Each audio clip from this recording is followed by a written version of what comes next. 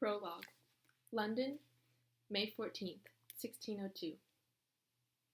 The streets of Southwark were dark and deserted. The air smelled of waterweeds, sewage, and dead fish. He instinctively held her hand more tightly.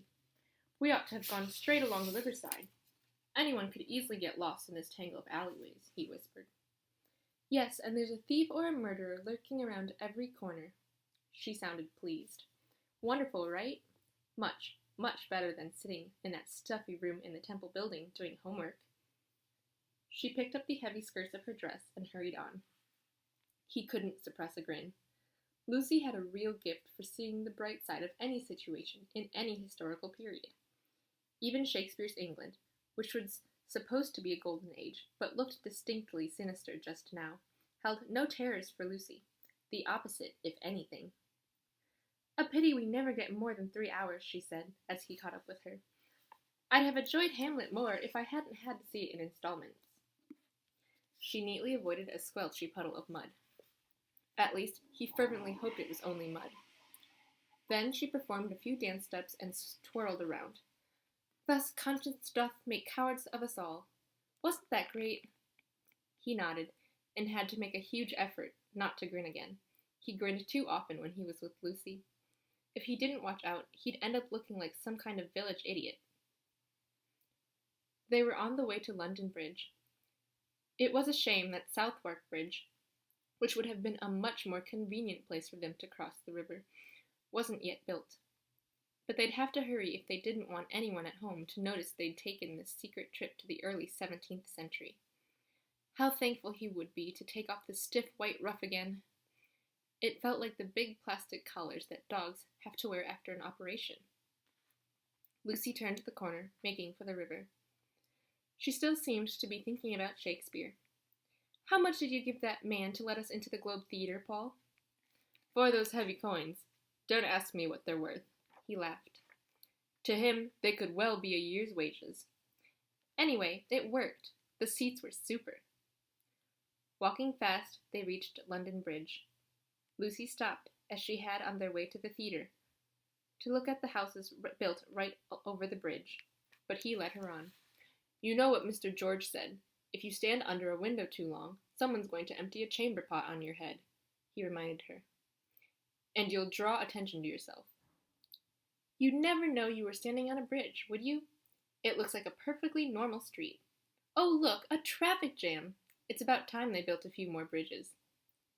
Unlike the side streets, the bridge was crowded with people, but the carts, carriages, and litters trying to get across to the opposite bank of the Thames could hardly inch their way forward.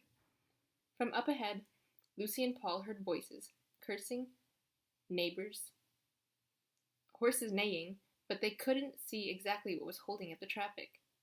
A man in a black hat leaned out of the window of a coach right beside them. His starched, white, lace ruff came up to his ears. "Isn't there some other way across the stinking river?" he called to his coachman in French. The coachman shook his head. "Even if there was, we can't turn back. We're stuck. I'll walk on ahead and find out what's happening. I'm sure it will start moving again soon, monsieur." Grunting something, the man put his head, complete with hat and ruff, back inside the coach, while the coachman climbed down and made his way through the crowd. "Did you hear that, Paul? They're Frenchmen!" whispered Lucy, delighted. "Tourists!" "Yes, terrific, but we must go on. We don't have much time left." He vaguely remembered reading that, at some point, this bridge had been demolished and rebuilt later, 15 yards farther along the river. Not a great place for time travel then. They followed the French coachman, but after a while, the people and vehicles were crammed so close together that there was no way of getting through. "I heard a cart carrying casks of oil caught fire," said the woman just ahead of them, to no one in particular. "If they don't watch out, the whole bridge will go up in flames." "Though not today, as far as I know," murmured Paul, taking Lucy's arm. "Come on, let's retrace our footsteps and wait to travel back on that side of the river." "Do you remember the password? Just in case we don't make it in time?" Something about gutting caves, wasn't it?" "Gutta cavat lapidem, you idiot. Dripping water wears away stone." Laughing, she looked up at him, her blue eyes bright with pleasure. And suddenly he remembered what his brother Falk had said when he asked about the perfect moment for doing what he wanted to do. "I wouldn't make long speeches if I were you. I'd just do it," Falk advised him. "The girl can only slap your face, and then you'll know." Of course, Falk had wondered aloud exactly who the girl in question was. But Paul didn't want any of those discussions beginning. "You do know, of course, that any links between the de Villiers and Montrose families are purely a business relationship?" And ending, "What's more, all the Montrose girls are silly cows, and later on they get to be dragons like Lady Arista." Silly cows indeed. That might apply to the other Montrose girls, but definitely not Lucy. Lucy, whom he loved more every day, to whom he'd confided things he had never told another living soul. Lucy, someone you could literally... He took a deep breath. "Why have you stopped?" asked Lucy, but he was already leaning down to press his lips to hers.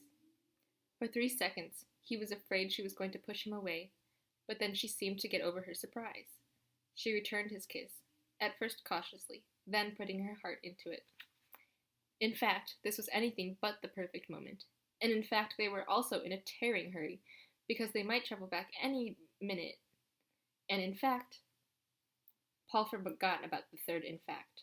Nothing counted but Lucy. But then he caught sight of a figure in a dark hood and took a step back in alarm.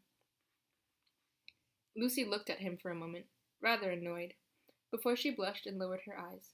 "Sorry," she muttered, embarrassed. "Larry Coleman feels the same. He said I kissed like someone pushing a handful of unripe gooseberries in your face." "Gooseberries?" He shook his head. "And who on earth is Larry Coleman?"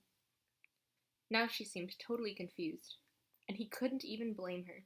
He had to straighten out the turmoil in his head somehow or other. He drew Lucy into the light of the torches, took her by the shoulders, and looked deep into her eyes. "Okay, Lucy. First, you kiss kind of like strawberries taste. Second, if I ever catch up with this Larry Coleman, I'll punch his nose. Third, don't forget where we just left off.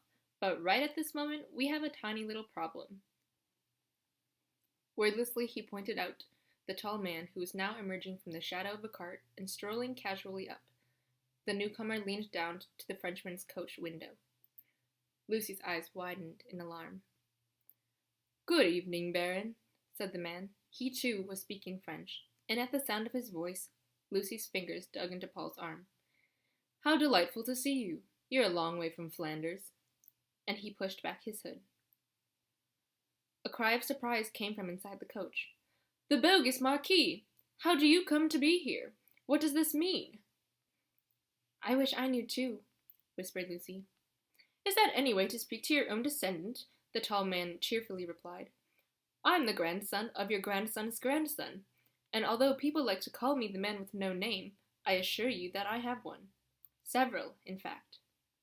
May I join you in your coach? It's not very comfortable standing here, and this bridge is going to be jammed for a good while yet." And without waiting for an answer or looking around again, he opened the door and climbed into the coach. Lucy had drawn Paul 2 steps aside out of the circle of light cast by the torches. "It really is him, only much younger. What are we going to do now?" "Nothing," Paul whispered back. "We can't go up to him and say hello. We're not supposed to be here at all." "But how come he's here?" "Just a stupid coincidence. He mustn't see us whatever happens.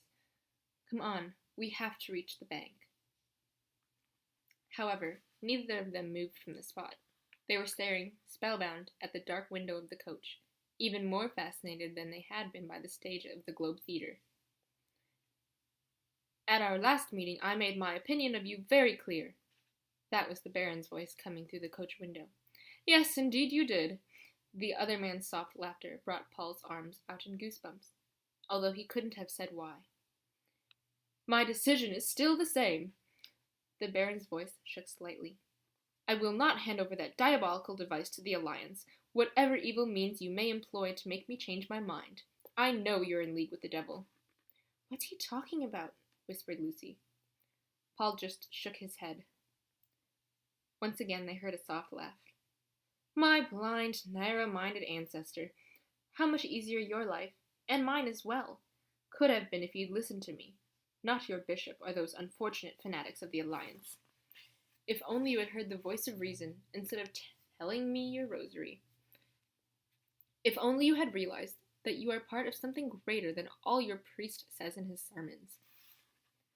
The Baron's answer seemed to consist of the Lord's Prayer. Lucy and Paul heard him gabbling it under his breath. Amen, said his visitor with a sigh. So that's your last word? You are the devil incarnate, said the Baron. Get out of my coach and never let me set eyes on you again. Just as you wish. There's only one more little thing I should mention. I didn't tell you before, so as not to agitate you unnecessarily. But on your tombstone, which I have seen with my own eyes, the date of your death is given as May 14th, 1602.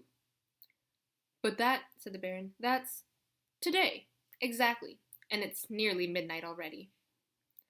All that could be heard from the Baron was a gasp. What's he doing? Whispered Lucy. Breaking his own rules. Paul's goosebumps had spread right up to the back of his neck. He's talking about... He interrupted himself, because a familiar queasy sensation was spreading through him. My coachman will be back at any moment, said the Baron, and now his voice was distinctly alarmed. Yes, I'm sure he will, replied his visitor, sounding almost bored. That's why I'm going to cut this short. Lucy had moved her hand down to the region of her stomach. Paul! I know, I can feel it myself. Bloody hell. We must run if we don't want to fall into the middle of the river. He seized her arm and pulled on her, taking care not to turn his face toward the coach window. You're really supposed to have died in your native land from the effects of a severe attack of influenza, they heard the other man saying as they slunk past the coach. But since my earlier visits to you ultimately led to your presence here in London today, and it so happens that you are enjoying the best of health, the equilibrium of a rather sensitive state of affairs is now unbalanced.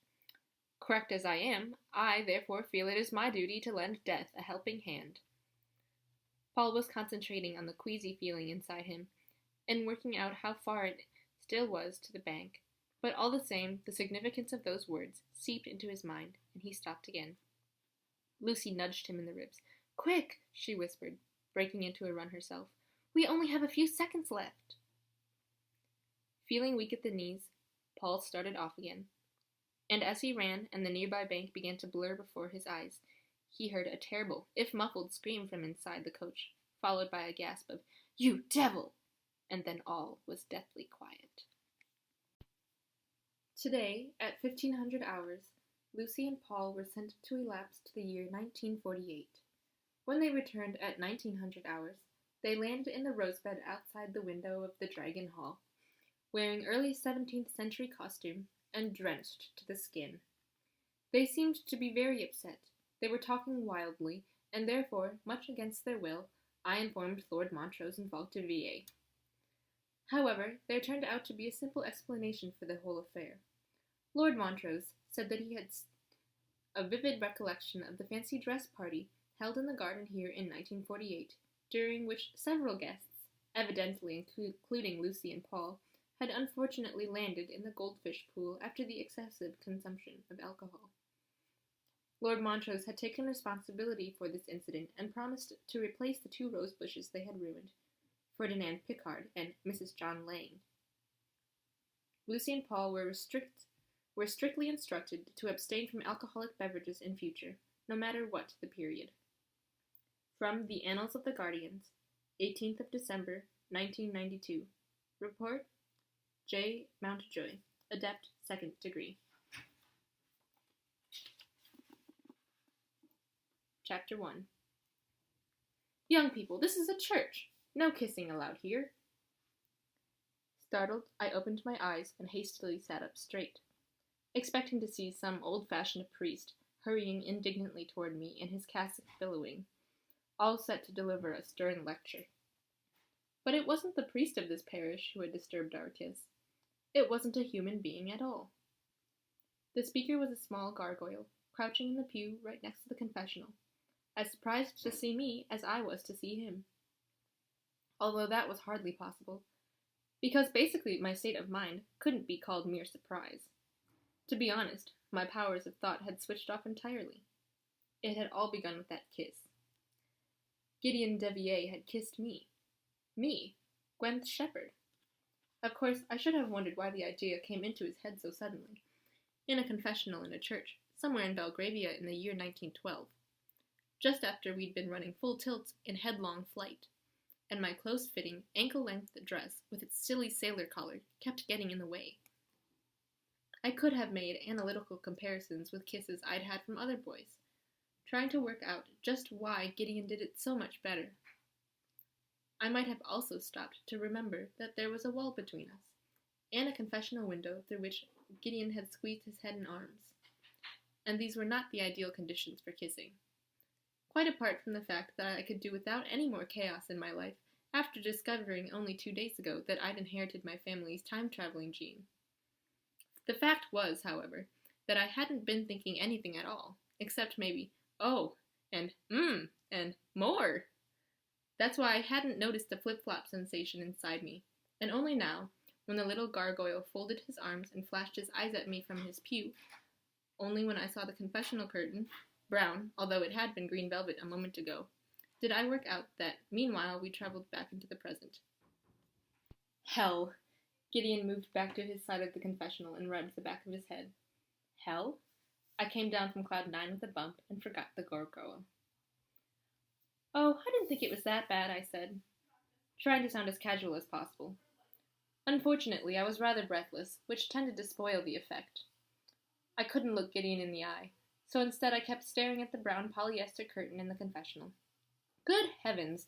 I'd traveled nearly 100 years through time without noticing because that kiss had so totally and absolutely, well, surprised me.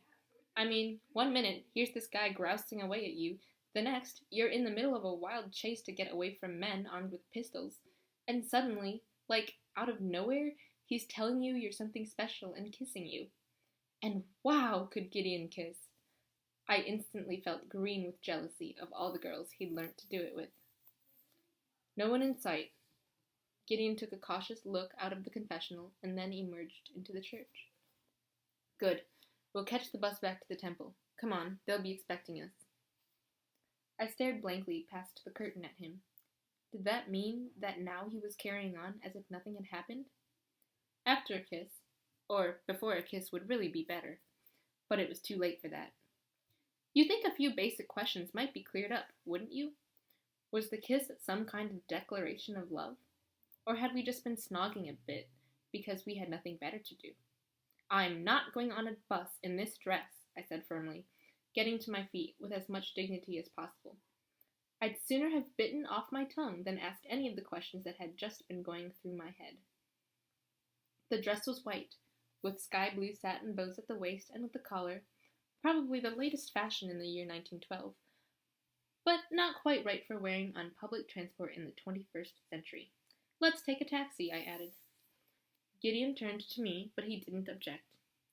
In that early 20th century coat, and with those neat trouser creases, he seemed to feel he wasn't necessarily dressed for a bus ride either, although he did look really good in the costume of the time, particularly now that his hair wasn't combed right back behind his ears like 2 hours ago. Locks of it were falling untidily over his forehead. I stepped out into the nave of the church to join him and shivered. It was icy cold in here. Was that because I'd had almost no sleep over the last 3 days, or because of what had just happened? I guessed my body had manufactured more adrenaline in those 3 days than in all my 16 years of life before. So much had happened, and I'd had so little time to think about it. My head felt like it was bursting with new information and emotions. If I'd been a character in a strip cartoon, I'd have had a thought bubble with a huge question mark in it hovering over me, and maybe a couple of death heads as well. I gave myself a little shake. So if Gideon was carrying on as nothing had happened, well, thanks a lot. I could do the same. Okay, let's get out of here, I said brightly. I'm cold. I tried to push past him, but he took hold of my arm and stopped me. Listen, about all that just now. He stopped, probably hoping I was going to interrupt him, which of course I wasn't. I was only too keen to hear what he had to say. I also found breathing difficult when he was standing so close to me. That kiss, I didn't mean... Once again, it was only half a sentence, but I immediately finished it in my mind. I didn't mean it that way. Well, obviously, but then he shouldn't have done it, should he? It was like setting fire to a curtain and then wondering why the whole house burned down. Okay, silly comparison. I wasn't going to make it any easier for him. I looked at him coolly and expectantly. That is, I tried to look at him coolly and expectantly, but I probably really had an expression on my face saying, "Oh, I'm cute little Bambi, please don't shoot me." There was nothing I could do about that. All I needed was for my lower lip to start trembling. I didn't mean it that way. Go on, say it. But Gideon didn't say anything. He took a hairpin out of my untidy hair. By now my complicated arrangement of strands must have looked as if a couple of birds had been nesting in it. Took one strand and wound it around his finger. With his other hand he began stroking my face, and then he bent down and kissed me again, this time very cautiously. I closed my eyes, and the same thing happened as before. My brain suffered that delicious break in transmission. Well, all it was transmitting was, "Oh, and more." But that lasted only about 10 seconds, because then a voice right up beside us said, irritated, "Not starting that stuff up again, are you?" Startled, I pushed Gideon slightly away and stared right into the face of the little gargoyle, who was now hanging upside down from the gallery under which we were standing. To be precise, he was the ghost of a gargoyle. Gideon had let go of my hair and had a neutral expression on his face. Oh, God! What must he think of me now? I could read nothing in his green eyes. Or, at the most, I saw slight surprise there. And annoyance? I thought I heard something, I murmured. Okay, he said, slowly, but in a perfectly friendly tone. You heard me, said the gargoyle. You heard me, you did. He was about the size of a cat, and he had cat-like face, except that as well as his big, pointed lynx-like ears, he had 2 round horns, little wings on his back, and a long, scaly lizard tail ending in a triangular point. He was lashing the tail back and forth in excitement. You can see me, too! I didn't reply. We'd better go, said Gideon. You can see me and hear me, cried the little gargoyle, delighted. He dropped from the gallery to one of the pews and hopped up and down on it. He had a husky voice, like a child with a cold. I spotted that right away. Come to think of it, I had seen him before, in that church back in 1912. If I put a foot wrong now, I'd never be rid of him. I deliberately let my eyes wander over the pews with total indifference as I walked to the church door. Gideon held it open for me. Thanks, very kind of you, said the gargoyle, slipping through onto the church porch with us. Out on the pavement, I looked up at the sky. It was cloudy, so the sun wasn't in sight. But, at a guess, I thought it must be early evening. Wait for me, cried the gargoyle, plucking at the skirt of my dress. We have to talk. It's urgent. Hey, you're treading on my toes. Don't pretend you can't see me. I know you can. A little water shot out of his mouth and formed a tiny puddle around my buttoned boots. Oops, excuse me. Only happens when I get overexcited. I looked up at the church facade. I guessed it was Victorian architecture, with stained glass windows and 2 elaborate, pretty towers. Brickwork alternated with cream-colored plaster, making a pattern of stripes. But however high I looked, I couldn't see a single statue on the entire building, let alone another gargoyle. Odd that the ghost was haunting it all the same. Here I am, cried the gargoyle, clinging to a masonry right in front of my nose. He could climb like a lizard, of course. They all can. I stared at the brick next to his head for a second and turned away. The gargoyle wasn't so sure that I could really see him now. Oh, please, he said. It would be so nice to talk to someone else for once, not just the ghost of Sir Arthur Conan Doyle. Quite ingenious of him, but I wasn't falling for that one. I did feel sorry for him, but I knew what a nuisance those little pests could be. What's more, he disturbed me in mid-kiss, and all because of him, Gideon now probably thought I was a silly girl who didn't know her own mind. Please, please, please, begged the gargoyle. I went on ignoring him as hard as I could, as if I didn't have enough problems already. Gideon had gone to the edge of the pavement and was looking out for a taxi to hail. Of course a free one came along at once. Some people have all the luck, or call it something like natural authority. My grandmother, Lady Arista, for instance, she only had to stand at the roadside looking stern, and taxi drivers squealed to a halt right away. Coming, Gwyneth? You can't just walk away like that. The hoarse, childlike voice sounded tearful, heartrending. When we've only just found each other this minute. Very likely, if we'd been on our own, I'd have let him persuade me to talk to him. In spite of his pointed fangs and claw-like feet, he was kind of cute, and he probably didn't get much company. I'd bet the ghost of Sir Arthur Conan Doyle had more interesting things to do than talk to gargoyles. What was Sir Arthur's ghost up to in London, anyway?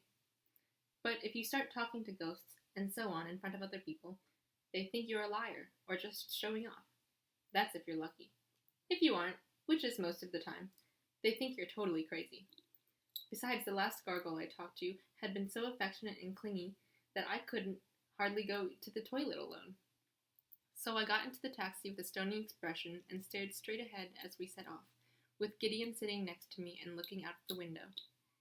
The taxi driver raised his eyebrows as he examined our costumes in the rear-view mirror, but much to his credit, he made no comment. It's nearly 6:30, said Gideon, obviously trying to strike up a normal conversation. No wonder I'm dying of starvation. Once he'd said it, I'd realized I felt the same. I'd hardly managed to get half of my breakfast down because of the edgy atmosphere around the family breakfast table, and as usual, school lunch had been inedible. I thought rather wistfully of the appetizing sandwiches and scones on Lady Tilney's tea table. We'd missed out on them as well. Lady Tilney! Only now did it strike me that Gideon and I had better discuss our adventures in the year 1912. After all, our visit to her had gone wildly off course, and I had no idea what the Guardians, who considered time travel no joking matter, were going to think of that. Gideon and I had traveled back to 1912 on a mission to read Lady Tilney into the chronograph. To be honest, I still didn't entirely understand the reasons for that, but the whole thing seemed to be enormously important. As far as I could make out, the safety of the world itself was at stake, at the very least. But before we could do anything about that, my cousin Lucy and Paul Devier came barging in. They were the villains of the piece. Or, anyway, that's how Gideon's family and Gideon himself saw it. Apparently, Lucy and Paul had stolen the other chronograph and hid it in the past with them. No one had heard of them for years, until they turned up at Lady Tilney's house and wrecked our little tea party. When exactly pistols were drawn was something I'd suppressed out of sheer fright. But at some point, Gideon had held a gun to Lucy's head, a pistol that, strictly speaking, he ought not to have brought with him at all. Like me when I took my mobile phone into the past, but at least you can't shoot anyone dead with the mobile. Then we ran for it and took shelter in the church. But all the time I'd been unable to shake off a feeling that the Lucy and Paul situation wasn't quite as black and white as the Devier family liked to paint it. What are we going to say about Lady Tilney? I asked. Gideon rubbed his forehead wearily. I'm not suggesting we should actually lie, but maybe, just this once, it would be a good idea to edit a few things out. You'd better leave the talking to me. There it was again, that familiar tone of command. Oh, sure, I said. I'll just nod and keep my mouth shut, the way a nice girl should. I instinctively, defiantly crossed my arms. Why couldn't Gideon act normal? First he kissed me, more than once at that, and then he was back talking like a lordly Grand Master of the Guardian's Lodge again. What was the idea? We concentrated on looking out of our respective windows. It was Gideon who finally broke the silence, which gave me a certain satisfaction. What's the matter? Cat got your tongue? The way he asked, he sounded almost embarrassed. What? It's what my mother always used to say when I was little, if I was looking straight ahead and saying nothing, like you right at this moment. You have a mother? Only when I'd said it did I realize what a silly question it was. Oh, for heaven's sakes. Gideon raised one eyebrow. What did you expect? He asked, amused. You thought I was an android put together by Uncle Fulk and Mr. George? Well, it's not such an outlandish idea. Do you have any photos of yourself as a baby? Trying to imagine a baby Gideon with a round, soft, plump-cheeked face and a bald head made me grin. Where are your mum and dad, then? Do they live in London, too? Gideon shook his head. My father's dead, and my mother lives in Antibes in the south of France.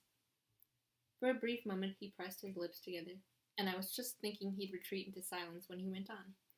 With my little brother and her new husband, Monsieur, do call me Papa, Berthelin. He owns a company making platinum and copper microparts for electronic devices, and obviously the cash is rolling in. At least, he called his showy yacht the Croesus. I was really surprised. So much personal information all at once. It wasn't a bit like Gideon. Oh, but it must be cool going there on holiday, right? Of course, he said with derision. They have a pool the size of 3 tennis courts, and the stupid yacht has gold-plated faucets. Sounds better than a cottage without any heating in Peebles, anyway. My family usually spent the summer up in Scotland. If I were you and I had a family in the south of France, I'd be off there like a shot every weekend, even if they didn't have any pool or any yacht. Gideon looked at me, shaking his head. Oh yes, and how would you manage that if you had to travel back to the past every few hours? Not so thrilling if you happen to be driving along the motorway at 70 miles an hour when it happens. Oh. Somehow this time travel business was still too new for me to have thought about all the consequences. There were only 12 carriers of the gene, scattered over several centuries, and I couldn't yet fully grasp that I was one of them. My cousin Charlotte was supposed to have been the time traveler, and she'd prepared herself for the part with gusto. But for reasons that no one could understand, my mother had faked the date of my birth, and now we were in a real mess. Just like Gideon, I had the choice between controlled time travel with the aid of the chronograph, or traveling back to the past unexpectedly at any time and from anywhere. And from my own recent experience, I knew that was not much fun. Of course you'd have to take the chronograph with you, so that you could always elapse to a safe year now and then, I said, thinking aloud. Gideon uttered a joyless snort. Yes, and that would make nice relaxed travel possible, and I could get to know all sorts of historic places at the same time. But apart from the fact that I'd never be allowed to go around the country with a chronograph in my backpack, what would you do without it while I was away? He was looking past me and out of the window. Thanks to Lucy and Paul, there's only that one chronograph, remember? His voice was heated again, as always when Lucy and Paul were mentioned. I shrugged my shoulders and looked out of my own window. The taxi was making for Piccadilly at a snail's pace. Rush hour in the city. Great. It would probably have been quicker for us to walk. You obviously don't realize that you won't have many chances to leave these islands in the future, Gwyneth. There was a touch of bitterness in Gideon's voice. Or even the city. Your family ought to have shown you the whole wide world, not just Scotland. It's too late now. You'll have to accept the fact that the only way you can see all the places you dream of is on Google Earth. The taxi driver reached for a well-worn paperback, leaned back in his seat, and began to read, unmoved. But you've been to Belgium and Paris, I said, to travel back to the past from there and get some of the what's-his-name's blood, and put it into the... Yeah, sure, he interrupted me, along with my uncle, 3 guardians, and a costume designer. What a fun trip! Apart from the fact that Belgium is such a wildly exotic country. Don't we all just dream of spending 3 days in Belgium sometime? Intimidated by his sudden bitterness, I asked quietly, where would you go, then? If you could choose. You mean if I wasn't cursed with this time travel gene?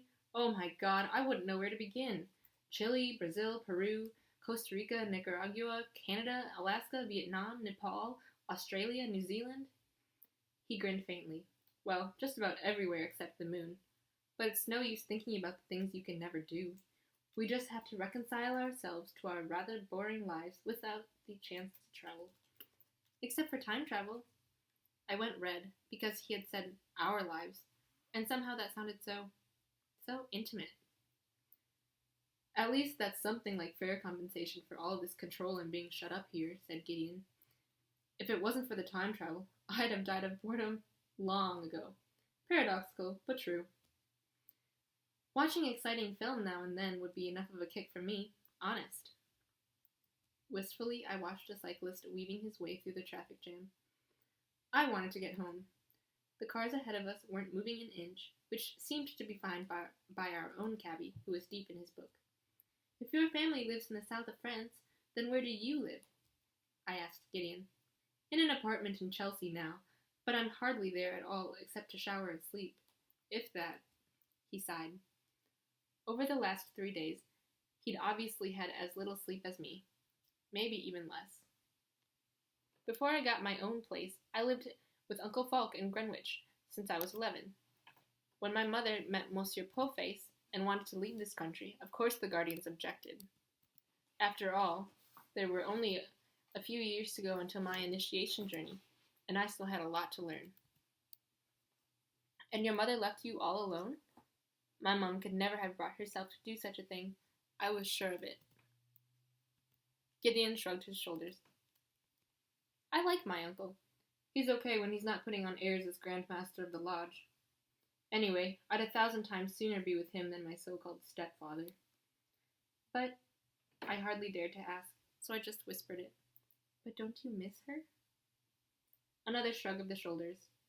Until I was 15, when I could still go away safely, I always spent the holidays in France with her. And my mother comes to London at least twice a year, officially to see me, but to spend Monsieur Berthelin's money is more like it. She has a weakness for clothes and shoes and antique jewelry, and 4-star macrobiotic restaurants. The woman sounded like a real cozy picture book mum. What about your brother? Raphael? He's a real little Frenchman now, calls Po-Face Papa, and is going to inherit the Platinum Parts Empire someday. Although right now it looks as if he won't even pass his final school exams, lazy kid. He'd rather hang out with girls than study. Gideon put an arm on the back of the seat behind me, and my breathing frequency instantly stepped up. Why are you looking so shocked? Not feeling sorry for me or anything, are you? A bit, I said honestly, thinking of an 11-year-old boy left behind on his own in England, with mystery mongers who made him take fencing lessons and learn to play the violin. And polo! Falk isn't even your real uncle, just a distant relation. There was an angry hoot behind us. The taxi driver looked up only briefly to move the car on a yard or so, without taking much of his attention away from his book. I just hoped he wasn't in the middle of a really exciting chapter. Gideon seemed to take no notice of him. Falk's always been like a father to me, he said. He looked sideways at me with a wry smile. Really, you don't have to look at me as if I were David Copperfield. What was that about? Why would I think he was David Copperfield? Gideon groaned. I mean the character out of the Dickens novel, not the magician. Don't you ever read a book? There he went again, the old supercilious Gideon. My head had been reeling with all these friendly confidences. Oddly enough, I was almost relieved to have my obnoxious traveling companion back. I looked as haughty as possible and moved slightly away from him. To be honest, I prefer modern literature. You do? Gideon's eyes were bright with amusement. Like what, for example? He wasn't to know that my cousin Charlotte had been regularly asking me the same question for years, and just as arrogantly. In fact, I read quite a lot of books, and I'm always ready to talk about them. But as Charlotte always dismissed with contempt whatever I was reading as undemanding or stupid girly stuff, the time came when I'd had enough, and once and for all, I spoiled her fun. Sometimes you have to turn people's own weapons against them. The trick of it is not to show any hesitation at all as you speak, and to weave in the name of at least one genuine, well-known, best-selling author, preferably if you've really read that author's book. Oh, and in addition, the more exotic and outlandish the names, the better. I raised my chin and looked Gideon right in the eye. Well, for instance, I like George Matusek, Wally Lamb, Peter Selvianiki, Lisa Tinakin, and, in fact, I think Finnish writers are great. They have their own special brand of humor. And then I read everything by Jack August Merriweather, although I was a little disappointed by his last book. I like Helen Marundi, of course, Tohiro Yashimoto, Lawrence Delaney, and then there's Grimhood, Tchaikovsky, Malland, Pitt. Gideon was looking totally taken aback. I rolled my eyes. Rudolph Pitt, of course, not Brad. The corners of his mouth were twitching slightly. Although I have to say I didn't really care much for Amethyst Snow, I quickly went on. Too many high-flown metaphors, don't you agree? All the time I was reading it, I kept thinking someone must have ghosted it for him. Amethyst Snow, repeated Gideon, and now he was definitely smiling. Yes, right, I thought it was terribly pompous too, although I considered the Amber Avalanche remarkably good. I couldn't help it. I had to smile back.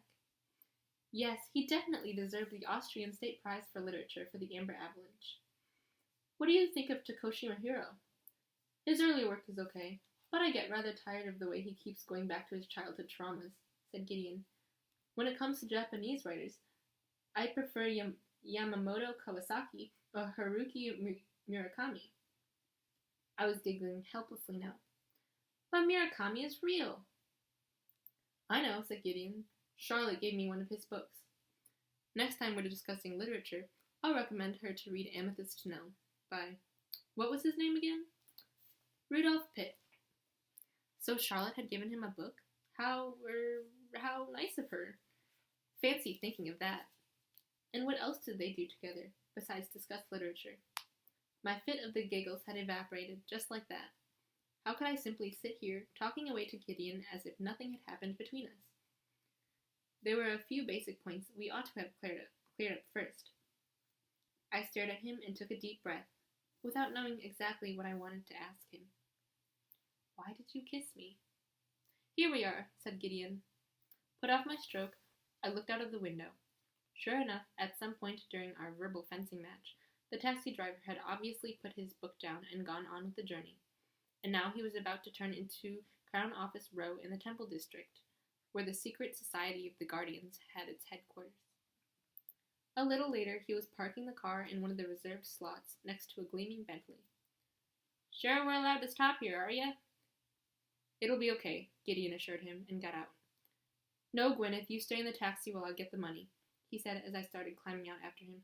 And don't forget, whatever they ask us, leave me to do the talking. I'll be right back. The meter's still running, said the taxi driver morosely.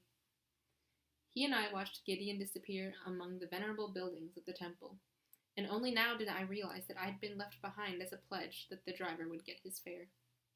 Are you from the theater? He asked. What? What was that shadow fluttering overhead? I only mean because of the funny costumes. No, the museum.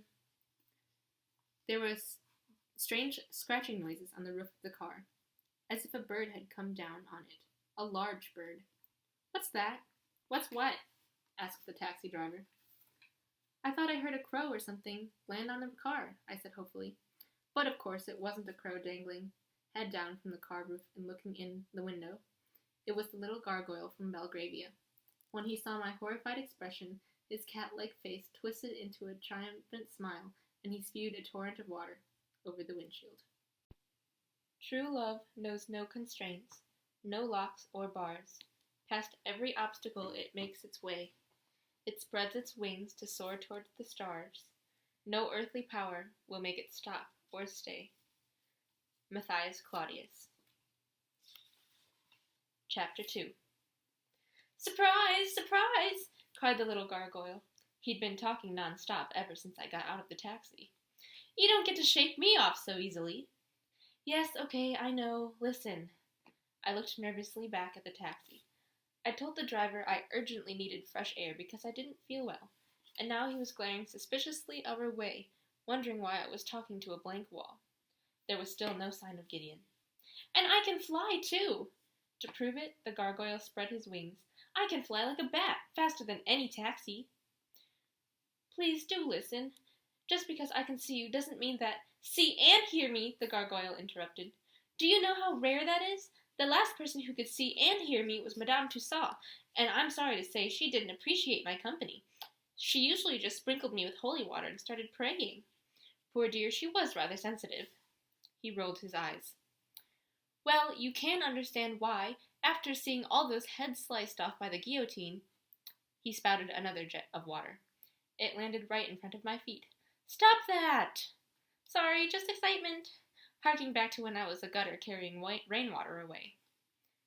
My chances of shaking him off again were slim, but at least it was worth another try. I'd adopt a friendly tone. So I bent down to him until our eyes were level. I'm sure you're a really nice guy, but you can't possibly stick around here with me. My life is complicated enough already, and to tell you the truth, the ghosts I already know are as much as I can take. So would you please go away again? I am not a ghost, said the gargoyle, offended. I'm a demon, or what's left of a demon. What's the difference? I asked desperately. I can't do with any more ghosts or demons right now, understand? You'll just have to go back to your church. What's the difference? Oh, really?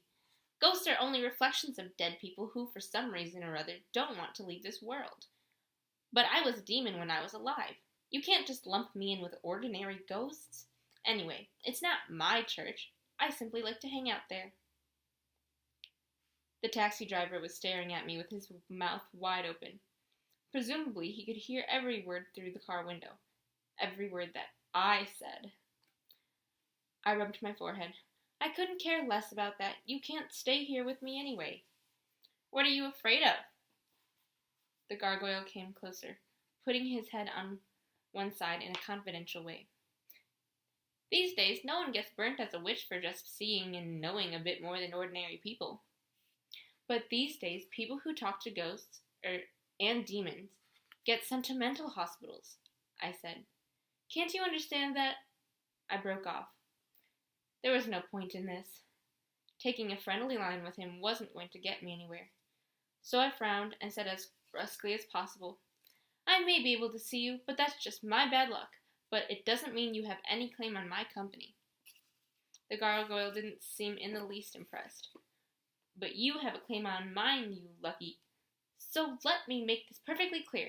You're a nuisance, so please go away, I hissed. Won't, and you'll be sorry later. Here comes your boyfriend, by the way. Kissy, kissy. And he pursed his lips and made loud kissing noises. Oh, shut up. I saw Gideon striding around the corner. And go away, I said with that last bit without moving my lips, like a ventriloquist. But of course, the gargoyle still wasn't impressed. No need to take that tone, young lady, he said, sounding satisfied. Don't forget that when you shout, the echo comes back the same. Gideon wasn't alone. I saw the stout figure of Mr. George puffing along after him. He had to run to keep up, but even from a distance I could see him beaming at me. I straightened up and smoothed down my dress. Gwyneth, thank God, said Mr. George as he mopped the sweat from his brow with a handkerchief.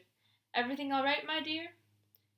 Fatso right there is out of breath, said the gargoyle. Fine, thanks, Mr. George. We just had a few, problems.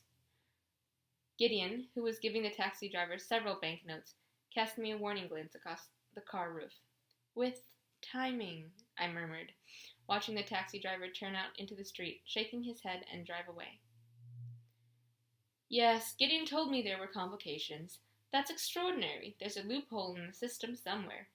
We'll have to analyze it thoroughly, and maybe do some rethinking. But what really matters is that nothing happened to you two. Mr. George offered me his arm, which looked a little odd because I was a few inches taller than him. Come along, my dear. There are things we have to do.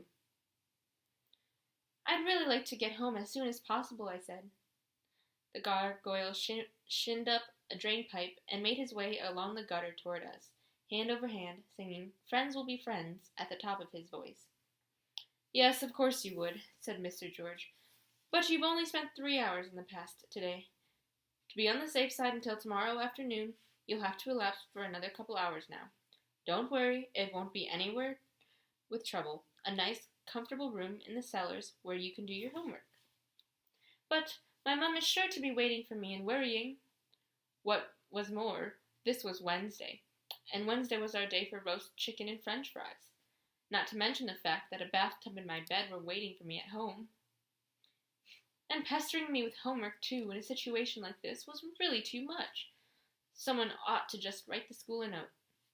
Since Gwyneth is away on important time travel missions these days, she must be excused homework in future. The gargoyle was still warbling away on the top of the roof, and I had to make a great effort not to put him right. Thanks to SingStar and karaoke afternoons at my friend Leslie's place, I knew the lyrics to all of Queen's greatest hits, and I knew for a fact that there were no gherkins in that song. 2 hours will be enough, said Gideon, once again taking such long strides that Mr. George and I could hardly keep up. Then she can go home and have a good sleep. I hated when he talked about me in the third person in front of me. Yes, and she'll be glad of that, I said, because she really is very tired. We'll call your mother and explain that you'll be brought home by 10 at the latest, said Mr. George. By 10? So long, roast chicken. It's been good to know you. I'd bet anything my greedy little brother would have guzzled up mine by then.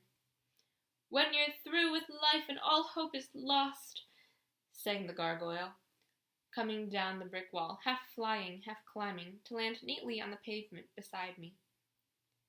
We'll say you still have lessons, said Mr. George, more to himself than to me. Maybe you'd better not mention your trip to the year 1912. She thought you'd been sent to a lapse in 1956. We'd reached the headquarters of the Guardians. Time travel had been controlled from here for centuries. The Devier family was apparently directly descended from Count Saint-Germain, one of the most famous time travelers. We Montroses were the female line, which, as the Devier men saw it, meant that we didn't really matter. It was Count Saint-Germain who had discovered how to control time travel by using the chronograph, and he had also given the crazy order for all 12 time travelers to be read into the wretched thing. By now, the only travelers missing were Lucy, Paul, Lady Tilney, and some other female, a court lady whose name I could never remember. We still had to fix it for those 4 to give a few drops of their blood. And the ultimate question was, what exactly was going to happen when all 12 time travelers really had been read into the chronograph, and the circle of 12 was closed? No one seemed to know for certain. As for the Guardians, they were like a lot of lemmings where the Count was concerned. Blind devotion was a mild description of their attitude. My own throat tightened up at the mere thought of Saint-Germain, because my only meeting with him in the past had been anything but pleasant. Mr. George was puffing and blowing as he went up the steps to the house ahead of me. His small, round form always had something comforting about it. At least, he was just about the only one of the whole bunch I trusted in an inch. Apart from Gideon. Although, no, you couldn't actually say I trusted Gideon. Outside, the lodge buildings looked just like the other buildings in the narrow streets around Temple Church, most of them lawyers' chambers or offices occupied by professors of law. But I knew that the place was much bigger and a great deal grander than it seemed from the street, and there was a huge amount of space in it, particularly below ground level. Gideon held me back just as we reached the door and hissed into my ear, "I said you were terribly scared, so look a bit upset if you want to get home early this evening." "I thought I was looking upset already," I murmured. "They're waiting for you in the Dragon Hall," panted Mr. George at the top of the steps. "You'd better go straight in, and I'll find Mrs. Jenkins and get her to bring you something to eat. You must be hungry by now. Anything special you'd like?" Before I could tell him, Gideon had taken my arm and was leading me on. "Lots of everything, please," I called back to Mr. George over my shoulder, before Gideon hauled me through a doorway and into a wide corridor. I was having difficulty not stumbling over the hem of my ankle-length skirt. The gargoyle skipped nimbly along beside us. "I don't think your boyfriend has very nice manners," he remarked. "This is more the way you drag a goat to market." "Slow down a bit, can't you?" I asked Gideon. "Look, the sooner we get this over with, the sooner you can go home." Was there a touch of concern in his voice, or did he simply want to get rid of me? "Yes, but maybe I'd like to be in on this whole meeting too. Did you ever think of that? I have a lot of questions, and I'm sick and tired of no one ever giving me any answers." Gideon slackened his pace slightly. "No one would give you answers today anyway. All they'll want to know is how Lucy and Paul came to be lying in wait for us there, and I'm afraid you're still our prime suspect." That hour cut me to the heart. I resented it. "But I'm the only one who doesn't know anything about all this." Gideon sighed. "I've already tried to explain. Now you may be totally ignorant and innocent, but no one knows what you may do in the future. Don't forget, you can travel to the past yourself, and that way you could tell them about our visit." He stopped short. "Well, you would be able to tell them." I rolled my eyes. "So would you. Anyway, why does it have to be one of us? Couldn't Margaret Tilney herself have left a message behind in the past? Or the Guardians? They could give one of the time travelers a letter to take from any time to any other time." "Eh?" asked the gargoyle. "Can you explain what you're talking about? I can't make head or tail of it." Of course, there are various possible explanations, said Gideon, definitely slowing his pace now. But I had a feeling today that Lucy and Paul somehow or other, let's say, impressed you.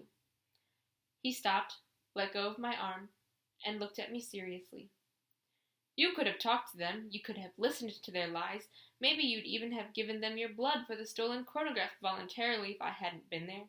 No, I wouldn't, I said, but I really would have liked to hear what they wanted to say to us. They didn't seem all that evil to me. Gideon nodded. You see, that's exactly what I mean, Gwyneth. Those two are out to destroy a secret that's been safely guarded for hundreds of years. They want something that isn't theirs, and for that they need our blood. I don't think they'd shrink away from anything to lay hands on it. He pushed a curly strand of brown hair back from his forehead, and I instinctively held my breath.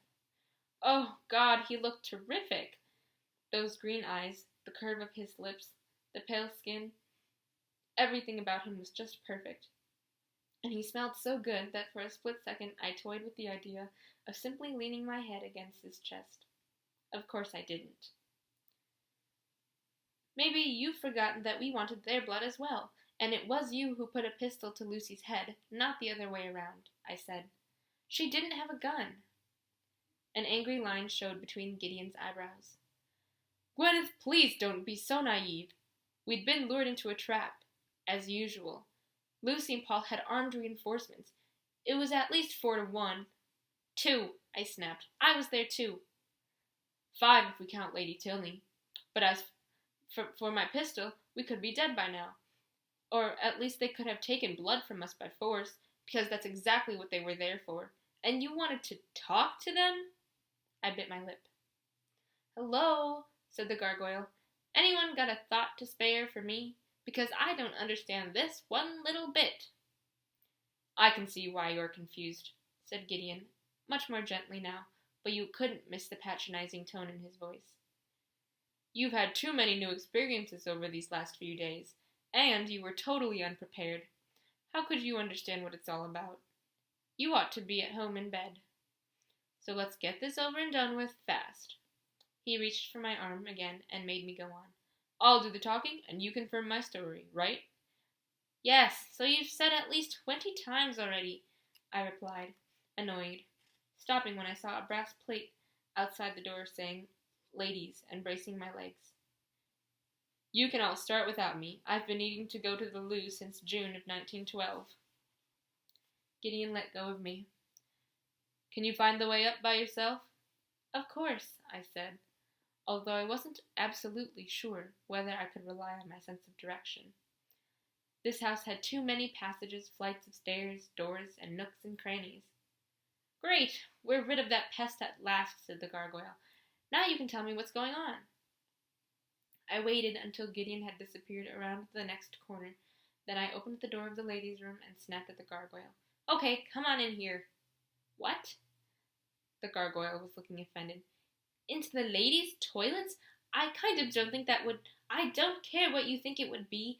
There aren't many places where a girl can talk to demons in peace, and I don't want to risk being overheard. So come on.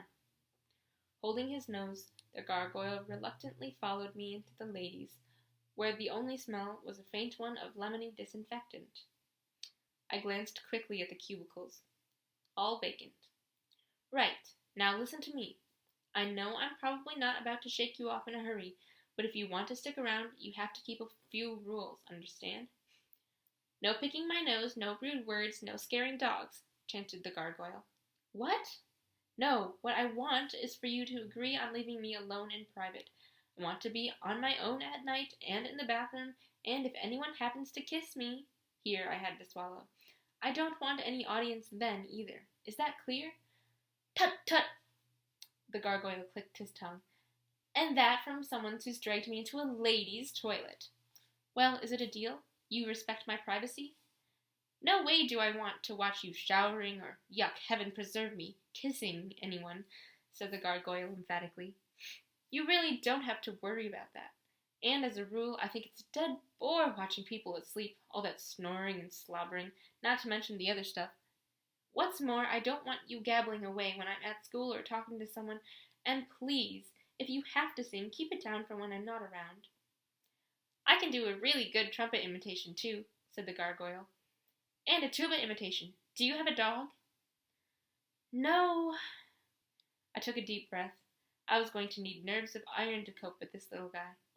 Couldn't you get one? Or a cat would be better than nothing, but they always look down their noses at you, and it's not so easy to wind a cat up. A good many birds can see me, too. Do you have a bird? My grandmother can't stand pets, I said. I was about to say she probably wouldn't have much time for invisible pets either, but I swallowed the words again. Okay, now let's start over again from the beginning. My name is Gwyneth Shepherd. Nice to meet you. Zemirius, said the gargoyle, beaming all over his face. Pleased to meet you, too. He climbed up on the wash basin and looked deep into my eyes. Really, very, very pleased. Will you buy me a cat? No, and now get out of here. I have to go to the loo. Ugh! Zemirius stumbled hastily through the door without opening it first, and I heard him strike up Friends Will Be Friends again out in the corridor. I spent much longer in the ladies' room than really necessary. I washed my hands thoroughly and splashed plenty of cold water on my face, hoping it would clear my head. But that didn't stop my confused ideas from going round and round like a carousel. My reflection in the mirror looked as if crows had been nesting in my hair, and I ran my fingers through it to smooth it out, meanwhile trying to encourage myself, the way my friend Leslie would have done if she'd been here. Only a couple more hours, and then you'll be through with it, Gwyneth. And hey, considering you're so tired and hungry, you don't look too bad. My reflection peered reproachfully at me out of large eyes rimmed by dark shadows. Okay, that was a lie, I admitted. You look terrible. But you've been known to look worse. For instance, when you had chicken pox. So chin up. You can do it. I found Zemirius dangling from a chandelier in the corridor like a bat. It's a bit creepy in here, he said. A one-armed Knight Templar just walked by. Friend of yours? No, I said. Thank God he isn't. Come on, we have to go this way. Will you explain time travel to me? I don't understand it myself. Will you buy me a cat? No. Come to think of it, I know where you can get cats for free. Hey, there's a person inside that suit of armor. I cast a surreptitious glance at it. Sure enough, I had the feeling that I saw a pair of eyes glittering behind the closed visor. It was the same suit of armor I'd tapped cheerfully on the shoulder yesterday, naturally thinking it was just there for decoration. Somehow yesterday seemed years ago. I met Mrs. Jenkins, the secretary, outside the door of the Dragon Hall. She was carrying a tray and was glad that I could hold the door open for her. Just tea and biscuits for now, dear, she said, with an apologetic smile. Mrs. Mallory went home long ago, and I'll have to look around the kitchen to see what I can make for you children. I nodded politely, but I was sure that with a little effort anyone could hear my stomach begging, "Oh, do just send out for Chinese." They were already waiting for us in the Dragon Hall. Gideon's Uncle Falk, who always reminded me of a wolf, with his amber eyes and mane of gray hair, Dr. White in his eternal black suit, and, to my surprise, my English and history teacher, Mr. Whitman, also known as Mr. Squirrel. I immediately felt twice as uncomfortable and tugged nervously at the pale blue bow on my dress. Only this morning Mr. Whitman had caught my friend Leslie and me skipping a class and read us a lecture, and he'd confiscated all of Leslie's research work. So far, we'd only had a strong suspicion that he belonged to the inner circle of the Guardians, but it was officially confirmed now. "Ah, there you are, Gwyneth," said Falk de Villiers, in a friendly tone, but without smiling. He looked as if he could do with a shave, but maybe he was one of those men who shave in the morning and already look as if they had a 3-day growth of beard by evening. Possibly it was just the dark shadow around his mouth, but he looked a lot tenser and more serious than yesterday, or even at midday, a nervous leader of the wolf pack. However, Mr. Whitman gave me a wink. Dr. White muttered something incomprehensible, in which all I could make out were the words women and punctuality. The little fair-haired ghost boy, Robert, was standing beside Dr. White as usual. He was the only one who seemed glad to see me, because he gave me a beaming smile. Robert was Dr. White's son, who had drowned at the age of 7 in a swimming pool, and now, as a ghost, he stuck close to his father all the time. Of course, no one except for me could see him, and because Dr. White was always there too, I still hadn't managed to have a proper conversation with Robert. Gideon was leaning against one of the lavishly decorated walls. His gaze moved only briefly over me and then stopped at the biscuits on Mrs. Jenkins' tray. With luck, his stomach was growling as loudly as mine. Zemirius had slipped into the room ahead of me and was looking around appreciatively. "Wow," he said, "this place is quite something." He walked all around at once, admiring the elaborate carvings on the walls. I never tired of looking at them myself. I especially liked the mermaid swimming above the sofa. Every one of her scales was carved in detail, and her fins shimmered in all imaginable shades of blue and turquoise. But the hall owed its name to the gigantic dragon winding its way along the high ceiling between the chandeliers, looking as lifelike as if it might unfold its wings and fly away at any moment. At the sight of Zemirius, the little ghost boy widened his eyes in astonishment and hid behind Dr. White's legs. I would have liked to say, "He won't hurt you, he only wants to play," hoping that was true. But talking to a ghost about a demon when you're in a room full of people who can't see either of them is just not to be recommended. "I'll just go and see whether I can find anything else to eat in the kitchen," said Mrs. Jenkins. "You ought to have gone home some time ago, Mrs. Jenkins," said Falk Debier. "You've been doing too much overtime recently." "Yes, off you go," Dr. White snapped at her abruptly. "No one here's going to starve to death." Oh, yes, they were. I was. And I felt sure that Gideon was thinking exactly the same. When our eyes met, he smiled. "Biscuits are not what I'd call a healthy, well-balanced supper for children," protested Mrs. Jenkins, but under her breath. Of course, Gideon and I weren't children anymore, but we could have done with a good meal all the same. A pity Mrs. Jenkins was the only one who shared my opinion, because unfortunately she didn't have much say in the matter. At the door she almost collided with Mr. George, still out of breath, and now also carrying 2 heavy, leather-bound folio volumes. Mrs. Jenkins," he said, "thank you so much for the tea. Do lock up the office and go home now." Mrs. Jenkins made a disapproving face, but she only replied politely, "See you tomorrow morning." Mr. George closed the door behind her, with a loud snort, and put the thick books on the table. "Well, here I am. Now we can start. With only 4 members of the inner circle present, we don't have the necessary quorum to make decisions, but we'll be at almost full strength tomorrow. As we expected, Sinclair and Hawkins are not available, and they've both transferred their voting rights to me. Today, we're just concerned with establishing a rough plan of action." "We'd better sit down." Falk pointed to the chairs standing around the table under the carved dragon, and we each took one of them. Gideon hung his Edwardian coat over the back of his chair, opposite the place where I was sitting, and rolled up his shirt sleeves. "I'll say it again. Gwyneth doesn't have to be at this meeting. She's tired and terrified. She should elapse, and then someone must take her home. And first someone should give her a pizza with extra cheese." "Don't worry, Gwyneth will only be asked to give us a brief account of her impressions," said Mr. George. "Then I'll take her down to the chronograph myself." "I can't say she seems to be particularly terrified," muttered black-clad Dr. White.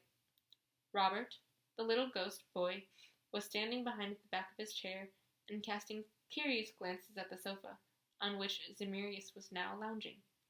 "What's that thingy?" Robert asked me. Of course I didn't answer. "I am not a thingy. I am a good friend of Gwyneth's," replied Zemirius for me, putting out his tongue. "You might even say her best friend. She's going to buy me a dog." I cast the sofa a stern glance. "The impossible has happened," Falk began. "When Gideon and Gwyneth visited Lady Tilney, they were expected.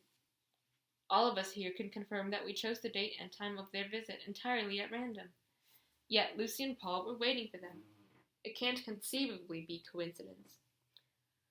"Which means someone must have told them about that visit," said Mr. George, who was leafing through one of the folio volumes. "The only question is who." Or when. More like it, said Dr. White, looking at me. And why? I said. Gideon frowned. Why is obvious. They need our blood to read it into the chronograph they stole. That's why they brought reinforcements. But there's not a word about your visit in the annals, said Mr. George. And yet the two of you were in contact with at least 3 of the guardians of the time, not to mention the guards posted at the doors. Can you remember their names? The first secretary met us himself. Gideon pushed a lock of hair back. Burgess, or some such name. He said the brothers Jonathan and Timothy Devier were expected to elapse there early in the evening, and that Lady Tilney had already elapsed early that morning. And then a man called Winsley took us to Belgravia in a cab. He was supposed to wait at the door for us there, but when we came out of the house, the cab had disappeared. We had to get away on foot, find a place to lie low, and wait to travel back. I felt myself blushing when I remembered the place where we'd been lying low. I quickly helped myself to a biscuit and let my hair fall over my face. The report that day was written by a guardian in the inner circle, a man called Frank Mine. It's only a few lines long, says a little about the weather, then he mentions a suffragettes' protest march in the city, and says Lady Tilney turned up punctually to a lapse, and that's it. No unusual incidents, he adds. There's no mention of the Devier twins, but they too were members of the inner circle at the time. Mr. George sighed and closed the folio volume. Very strange. It all points to a conspiracy in our own ranks. And the main question, said Mr. Whitman, remains how Lucy and Paul could know that you two would visit Lady Tilney's house at that time and on that day. Wow, said Zemirius from the sofa. All these names, enough to make your head spin. The answer to that is obvious, said Dr. White, his eyes resting on me again. We were all staring thoughtfully and gloomily into space, me included. I hadn't done anything, but obviously all the others were assuming that at some future date I'd feel that I had to tell Lucy and Paul when we were going to visit Lady Tilney for a reason so far unknown. It was all terribly confusing, and the longer I thought about it, the more illogical it seemed to me. Suddenly, I felt very much alone. What sort of freaks are you all? Said Zemirius, jumping up from the sofa to hang head down from one of the gigantic chandeliers. Time travel, I ask you. I've seen a lot of things in my time, but this is new even to me. There's one thing I don't understand, I said. Why were you expecting to find something about our visit in those annals, Mr. George? I mean, if there had been, then you'd have already seen it, and you would have known that we were going there that day and what would happen to us. Or is it like that film with Ashton Kutcher, The Butterfly Effect, and every time one of us comes back from the past, the whole future has changed? That's an interesting and very philosophical question, Gwyneth, said Mr. Whitman, as if we were in one of his classes. I don't know the film you're talking about, but it's true, according to the laws of logic, that the tiniest change in the past can have a great influence on the future. There's a short story by Ray Bradbury in which... Perhaps we can put off philosophical discussion to some other time, Falk interrupted him. At the moment, I'd like to hear the details of the ambush in Lady Tilney's house and how you managed to get away. I looked at Gideon. Right, it was up to him to give his pistol-free version of the story. I helped myself to another biscuit. We were lucky, said Gideon, his voice just as calm as before. I realized that there was something wrong at once. Lady Tilney didn't seem at all surprised to see us. The table was laid for afternoon tea, and when Paul and Lucy turned up and the butler stationed himself in the doorway, Gwyneth and I escaped into the next room and down the servants' stairs. The cab had disappeared, so we got away on foot. He didn't seem to find lying difficult. No giveaway red face, no batting of his eyelids, no artificial looking up, and not a trace of uncertainty in his voice. All the same, I still thought his version of the story lacked a certain something to make it credible. Strange, said Dr. White. If the ambush had been properly planned, they'd have been armed and would have made sure you two couldn't get away. My head's still spinning, said Zemirius, back on the sofa. I hate all these crazy verbs, using the subjunctive to get what's happened in the future and the past mixed up. I looked expectantly at Gideon. If he was going to stick to the pistol-free version, he'd have to come up with a bright idea now. I think we simply took them by surprise, said Gideon. Said Falk. The others didn't look entirely convinced either. No wonder Gideon had botched the job. If you were lying, you had to come up with confusing details that wouldn't interest anyone. We really did move fast, I said hastily. The servant stairs had obviously just been polished, and I nearly slipped. In fact, I more or less slid down the stairs instead of running down them. If I hadn't held onto the banister rail right now, I'd be lying in the year 1912 with a broken neck. Come to think of it, what happens if you die while you're away time traveling? Does your dead body travel back of its own accord? Well, anyway, we were lucky that the door at the bottom of the stairs was open, because a maid was just coming in with a shopping basket, a fat blonde. I thought Gideon was going to knock her over, and there were eggs in that basket, which would have made a terrible mess, but we managed to run past her and down the street as fast as we could go. I have a blister on my toe. Gideon was leaning back in his chair with his arms folded. I couldn't interpret the look on his face, but it didn't seem to be either appreciative or grateful. Next time I'm going to wear sneakers, I said into the silence. Then I took another biscuit. No one else wanted to eat them. I have a theory, said Mr. Whitman slowly, toying with a signet ring on his right hand. And the longer I think about it, the more certain I feel that I'm on the right track. I'm beginning to feel rather foolish, because I've said it so often already, but she ought not to be present at this discussion, said Gideon. I felt the pang in my heart turn to something worse. I wasn't just offended anymore. I was downright cross. He's right, said Dr. White. It's sheer stupidity to let her take part in our deliberations. But we also need to know what Gwyneth remembers, said Dr. George.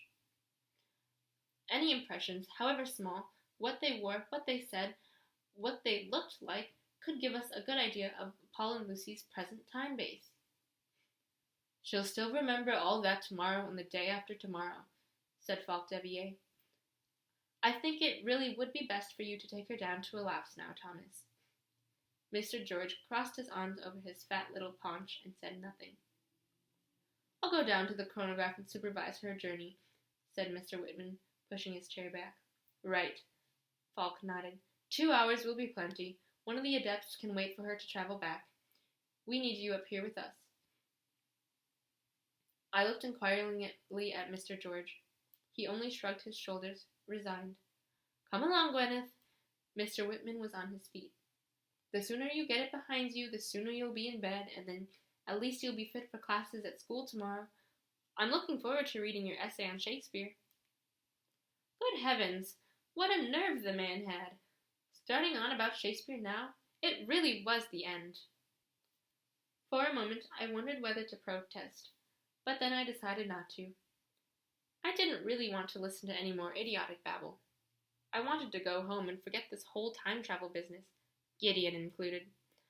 Let them go on mulling over mysteries in their stupid dragon hall until they dropped with sheer exhaustion. I wished that on Gideon most of all, plus a nightmare after he'd showered and gone to bed. Zemirius was right. They were freaks, the whole lot of them. The silly thing was that, all the same, I couldn't help glancing at Gideon and thinking something crazy along the lines of, if he'd only smile, just now, I'd forgive him everything. Of course he didn't. Instead, he just looked at me expressionlessly. It was impossible to tell what was going on inside his head.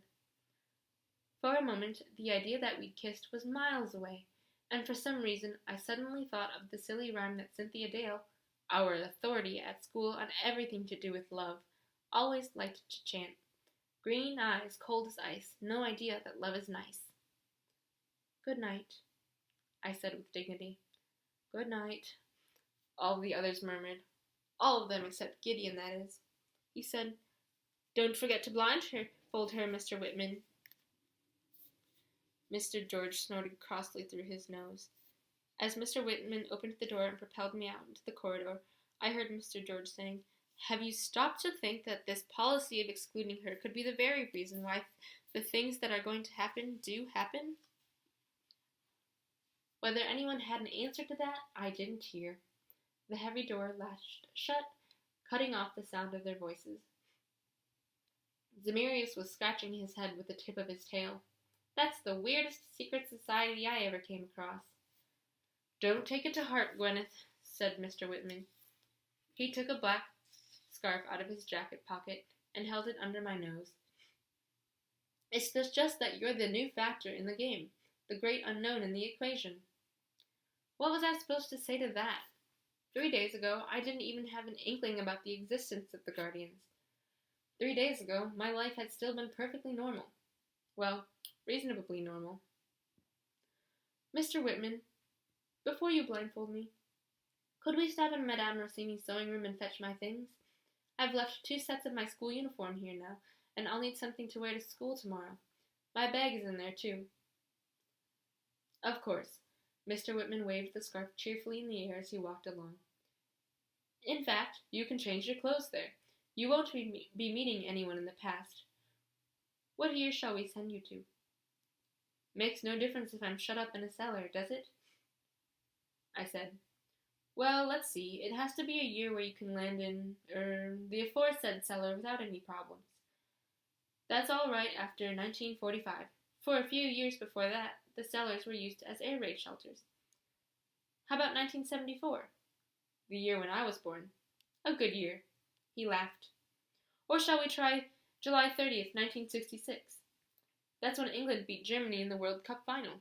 But I don't suppose you're very interested in football, are you?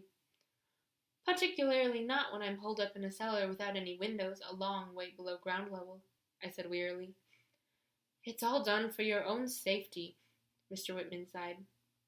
Hold on a moment, said Zemirius, who was flying along beside me. I can't quite keep up with all of this. Does it mean that you're going to get into a time machine now and disappear into the past? Yes, exactly, I told him. Then let's go for the year 1948, said Mr. Whitman happily, the year of the London Olympic Games. He was walking ahead, so he couldn't see me roll my eyes. Time travel, wow!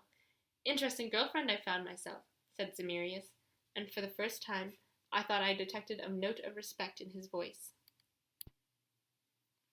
The room where the chronograph was kept was deep underground, and although I'd always been brought down here and led up again blindfolded, by now I had some idea where it was. If only because, in both 1912 and 1782, I'd been allowed to leave the room without a blindfold. When Mr.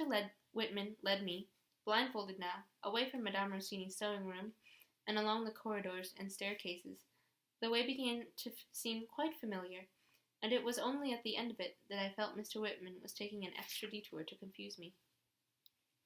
He really piles on the suspense, doesn't he? Said Zemirius. Why did they hide this time machine down in a deep, dark cellar? I heard Mr. Whitman talking to someone. Then a heavy door opened and latched again behind us, and Mr. Whitman took off my blindfold.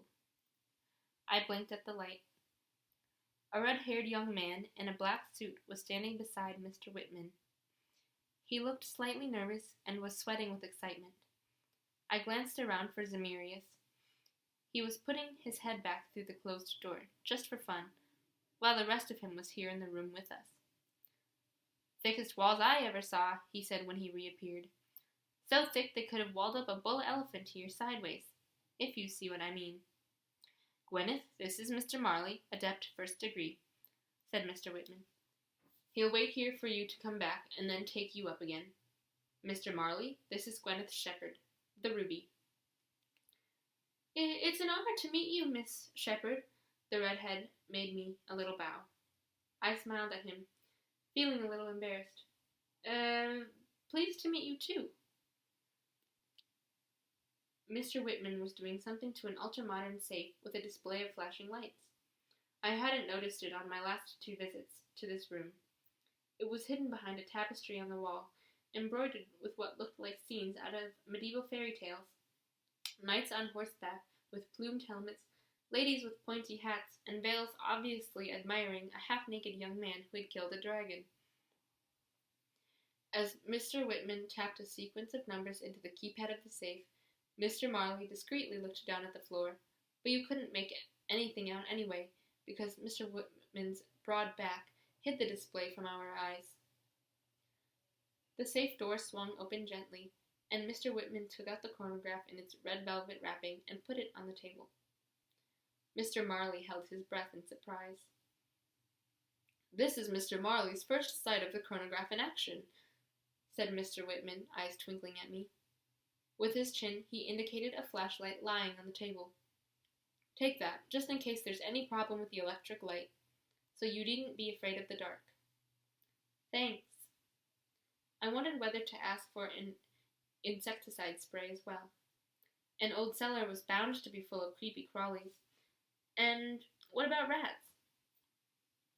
It wasn't fair sending me off all on my own. "Please, could I have a stout stick, too?" "A stick? Gwyneth, you're not going to meet anyone there, but there could be rats. Rats are more scared of people than vice versa, believe me." Mr. Whitman had taken the chronograph out of its velvet cloth. "Impressive, don't you think so, Mr. Marley?" "Yes, sir, very impressive, sir." Mr. Marley stared at the device in awe. "Sucking up," said Zemirius. "Redheads always suck up, don't you agree?"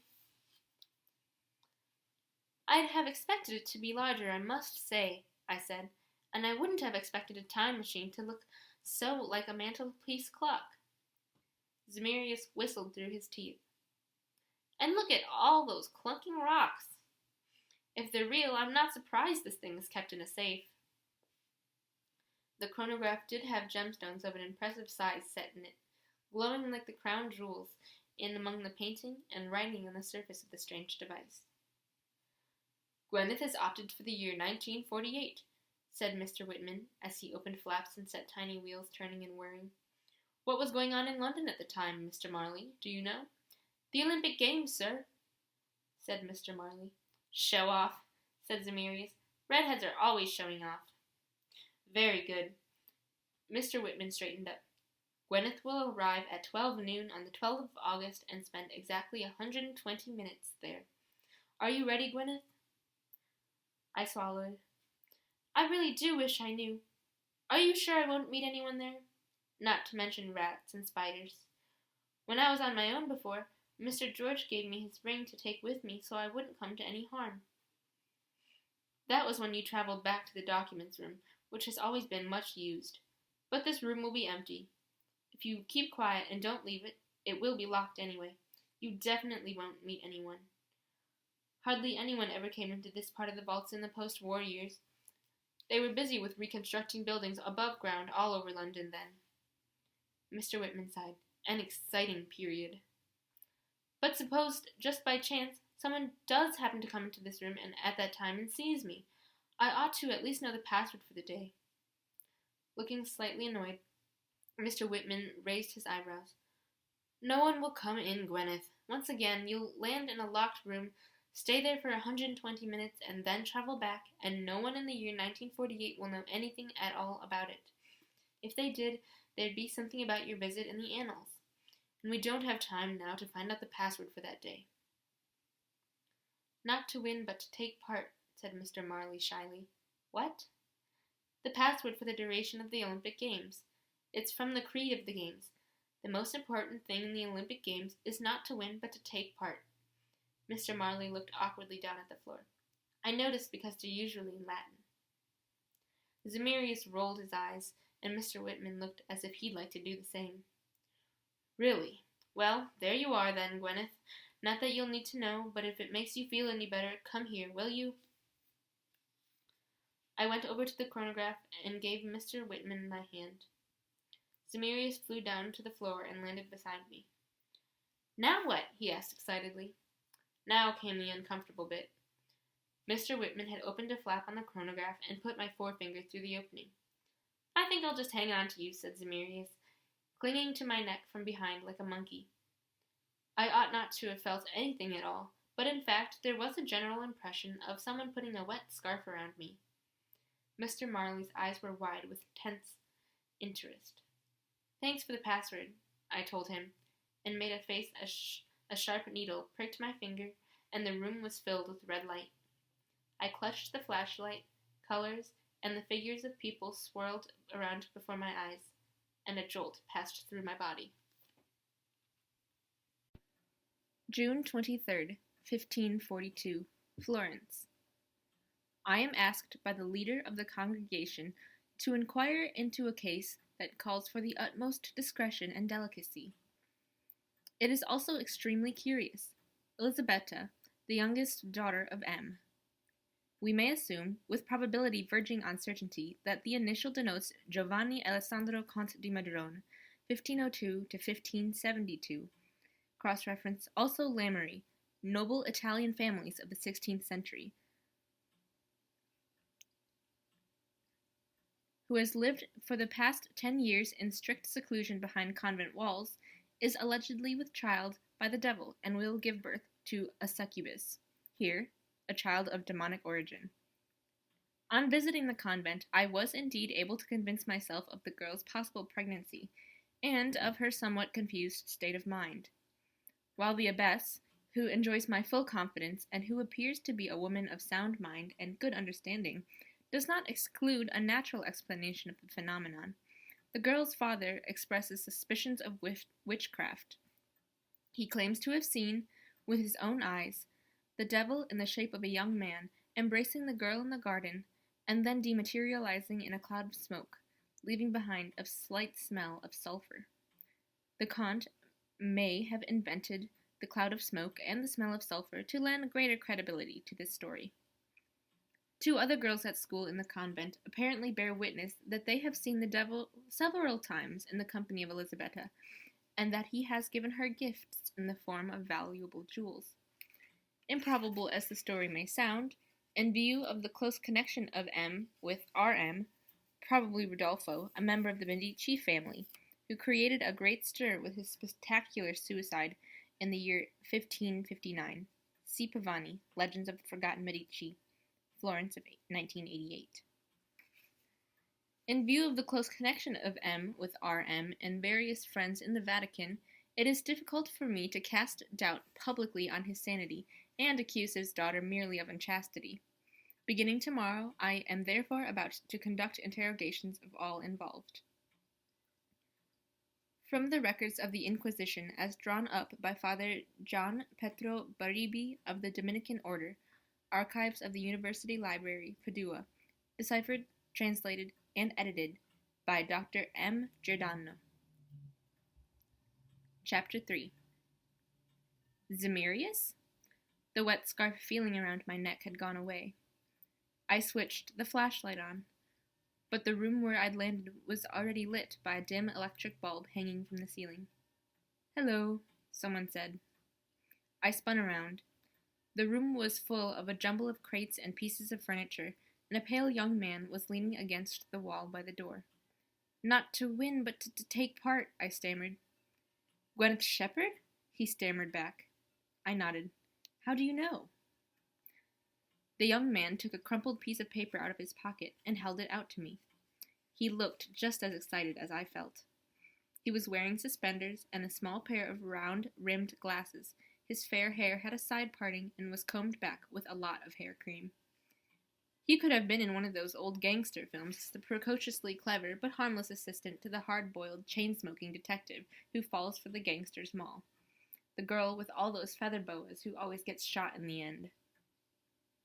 I calmed down slightly and looked around. There was no one else in the room, and no sign of Zemirius. He might be able to walk through walls, but he obviously couldn't travel in time. Hesitating briefly, I picked up the piece of paper. It was yellowed, a sheet out of a notebook torn hastily out of the perforations. The message scrawled on it, in surprisingly familiar handwriting, said, "For Lord Lucas Montrose. Important. August 12th, 1948, 12 noon, the Alchemical Laboratory. Please come alone, Gwyneth Shepherd." My heart began beating faster. Lord Lucas Montrose was my grandfather. He died when I was 10. I looked at the curving lines of the 2 capital L's. No doubt about it, unfortunately, the scrawling writing was exactly like mine. But how could it be? I looked up at the young man. "Where did you get this? And who are you?" "Did you write that?" "Maybe," I said, and my thoughts began frantically going around in circles. If I'd written it, how come I couldn't remember writing it? "Where did you get it?" I've had it for 5 years. Someone put it in my coat pocket along with a letter, on the day of the ceremony for admission to the 2nd degree. The letter said, "He who keeps secrets ought also to know the secret behind the secret. Show not only that you can keep quiet, but that you can also think." No signature. It was in different handwriting from the note. It was rather elegant, old-fashioned handwriting. I bit my lower lip. I don't understand. Nor do I. All these years I thought it was some kind of test, said the young man. Another exam, so to speak. I never talked to anyone about it. I was always waiting for someone to mention it to me or drop more hints. But nothing of that kind happened. And today I stole down here and waited. I wasn't really expecting anything at all, but then you materialized out of nowhere right in front of me, just like that, at 12 noon on the dot. Why did you write me that note? Why are we meeting down in this remote cellar? And what year do you come from? 2011, I said. Sorry, but I'm afraid I don't know the answers to those other questions myself. I cleared my throat. So who are you then? Oh, sorry. My name is Lucas Montrose. No lord. Adept 2nd degree. My mouth was suddenly dry. Lucas Montrose of 81 Burden Place. The young man nodded. That's where my parents live, yes. In that case, I stared at him and took a deep breath. In that case, you're my grandfather. Oh, not again, said the young man, sighing heavily. Then he pulled himself together, moved away from the wall, dusted down one of the chairs stacked on top of each other in a corner of the room, and offered it to me. Why don't we sit down? My legs feel like rubber. Mine too, I admitted, sinking onto the upholstered seat. Lucas took another chair and sat down opposite me. So you're my granddaughter. He grinned faintly. You know, that's a funny thing for me. I'm not even married. Strictly speaking, I'm not even engaged. How old are you then? Oh, sorry, I ought to know that. Born in 1924, that makes you 24 in 1948. Yes, he said. I'll be 24 in 3 months' time. And how old are you? 16. Just like Lucy. Lucy. I thought of what she'd called after me when we were on the run from Lady Tilney's house. I still couldn't believe that I was sitting in front of my own grandfather.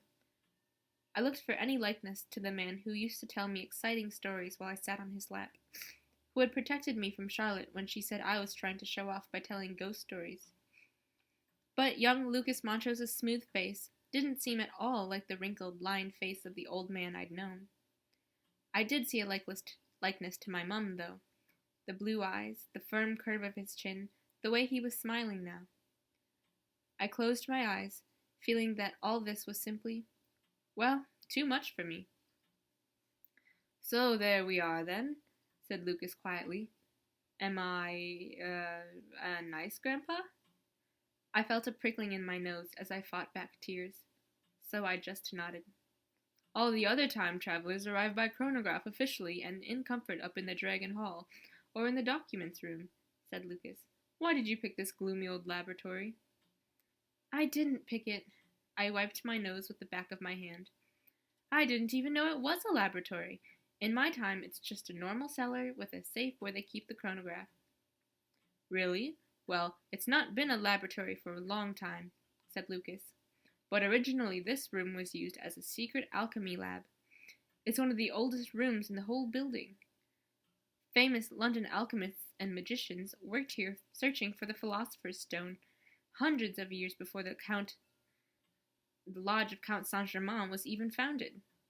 You can still see eerie drawings and mysterious formulas on the walls here and there, and it's said that the walls are so thick because bones and skulls are built into them. He stopped, biting his own lower lip. So you're my granddaughter. May I ask which of my children is your mother or father? My mom is called Grace, I said. She looks like you. Lucas nodded. Lucy told me about Grace. She says she was the nicest of my children. The others were boring. His mouth twisted. I can't imagine having boring children, or any children at all, come to that. Maybe they inherited it from your wife, not you, I murmured. Lucas sighed.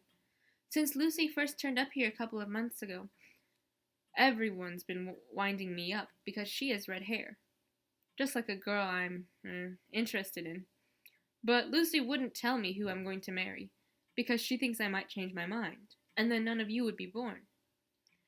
I expect the time travel gene that your future wife must be going to pass on matters more than her hair color, I said.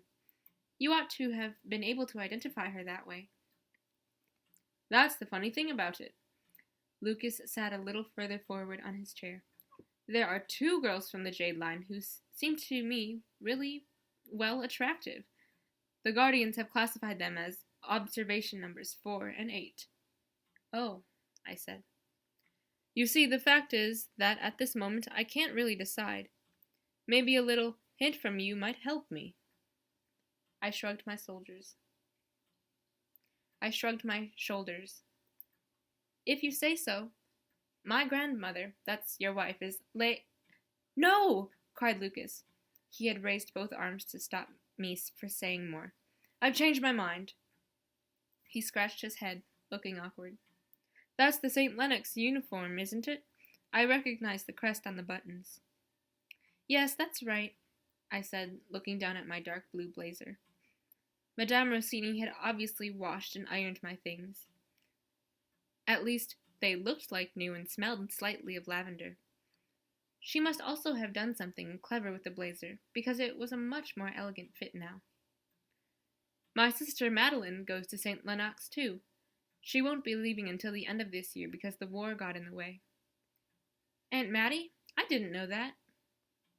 All the Montrose girls go to St. Lennox. Lucy, too. She had the same school uniform as you. Maddie's is dark green and white, and the skirt is checked. Lucas cleared his throat. In case you're interested. But we'd better concentrate on working out why we're meeting here. So, assuming you wrote that note, we'll be writing it, and you'll be leaving it for me on one of your future time travel trips, why do you think you did it? You mean, why will I be doing it? I sighed. It must make some kind of sense. You can probably tell me a lot. But then again, I don't know. Baffled, I looked at my young grandfather. Do you know Lucy and Paul well? Paul Devier has been coming here to Elapse since January.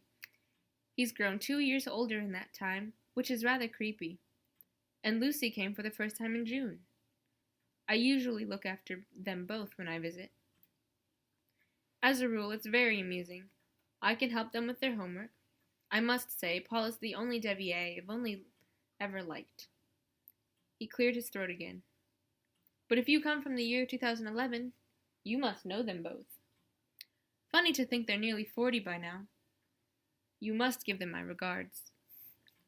I can't do that. Oh dear, this whole thing was so complicated, and I probably ought to be careful what I said, when I myself didn't really understand what was going on.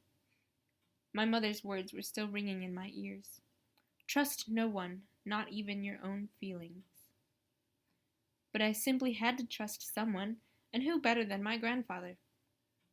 I decided to stake everything on a single card. I can't give Lucy and Paul your regards. They stole the chronograph and traveled back into the past with it. What? Lucas's eyes were wide behind his glasses. Why would they have done that? I can't believe it. They'd never. When is this supposed to have happened? 1994, I said, the same year I was born. In 1994, Paul will be 20 and Lucy 18, said Lucas, more to himself than to me. In 2 years' time, then, because now she's 16 and he's 18. He smiled apologetically. Well, of course, I don't mean now. I only mean there now when they come to this year to elapse. I haven't had much sleep the last couple of nights, so I get the feeling my brain is nothing but candy floss, I said. And I'm useless at arithmetic anyway. Lucy and Paul are. Oh, what you're telling me makes no sense. They'd never do anything so outrageous. But they did. I thought you might be able to tell me why. In my own time, everyone keeps telling me that they're wicked, or crazy, or both. Anyway, dangerous. When I met Lucy, she said I ought to ask you about the Green Rider. Okay, So, who or what's the Green Rider? Lucas stared at me, baffled. You met Lucy? But you just said she and Paul had disappeared the year you were born. Then something seemed to occur to him. If they took the chronograph with them, how can you travel in time at all? I met them in the year 1912 at Lady Tilney's house, and there's another chronograph that the Guardians use for us. Lady Tilney? But she died 4 years ago, and the second chronograph isn't capable of working. I sighed. It is now. Listen, Grandpa. That word made Lucas jump. This is all much more confusing for me than you, because until a few days ago, I hadn't the faintest idea about it. I can't explain anything to you. I've been sent here to a lapse, for heaven's sakes. I don't even know how to spell the stupid word. I heard it for the first time yesterday. This is only the third time the chronograph has sent me back to the past. I traveled back uncontrolled 3 times before that, which was not a lot of fun. But the fact is that everyone thought my cousin Charlotte was the gene carrier because she was born on the right day, and my mom lied about my birthday. So Charlotte had dancing lessons instead of me, and she knows all about the plague and King George, and she can fence and ride side saddle and play the piano, and goodness only knows what she learned during her introduction to the mysteries. The more I talked, the faster the words came tumbling out of me. Anyway, I don't know anything except what they've told me so far, and I can't say that was much, or very enlightening. And what's worse, I haven't even had time to make sense of the whole thing. Leslie, she's my best friend, Googled it all, but Mr. Whitman confiscated her folder, and I'd only copied half the stuff she found out. Anyway, everyone seems to have expected me to be somehow special, and now they're disappointed. Ruby read, with G major, The magic of the raven brings the circle of 12 home into safe haven, murmured Lucas. Yes, well, there you are, magic of the raven, blah, blah, blah, but I'm the wrong person. Count Saint-Germain throttled me, even though he was standing several yards away, and I could hear his voice in my head, and then there were those men with pistols and swords in Hyde Park, and I had to run a sword into one of them, because otherwise he'd have killed Gideon, who's such a... I took a deep breath, only to go headlong on the next minute. Gideon is a pain in the neck. He acts as if I were a millstone around his neck, and this morning he kissed Charlotte, well, only on the cheek, but maybe it meant something. I ought never to have kissed him without asking about that first, after all. I've only known him a day or so, but suddenly he was so nice, and then, oh, it all happened so fast, and everyone thinks I told Lucy and Paul when we were visiting Lady Tilney because we need her blood. And we need some of Lucy and Paul's blood, too. But they need Gideon's blood and mine because that's still missing from their chronograph. And no one tells me what's going to happen when everybody's blood has been read into the chronograph. And sometimes I think they don't know for certain themselves. And Lucy said I ought to ask you about the Green Rider. Lucas had half closed his eyes behind his glasses and was obviously trying desperately to make sense of my torrent of words. I have no idea what this Green Rider could mean, he said. I'm sorry, but it's the first time I ever heard of him. Maybe it's the title of a film? Why don't you ask? I know, you could simply ask me in the year 2011. I looked at him, horrified. Oh dear, I see, said Lucas. You can't, because I'll be dead by then, or blind and deaf and old, drowsing away in some old senior citizen's home. No, please, I really don't want to know. This time I couldn't hold back my tears. I sobbed for at least half a minute because, strange as it sounds, I suddenly missed my grandfather dreadfully. I loved you very much, I said at last. Lucas gave me a handkerchief and looked at me sympathetically. Are you sure? I don't even like children. Little pests, if you ask me. But maybe you were a particularly nice child. In fact, I'm sure you were. Yes, I was, but you were nice to all us kids.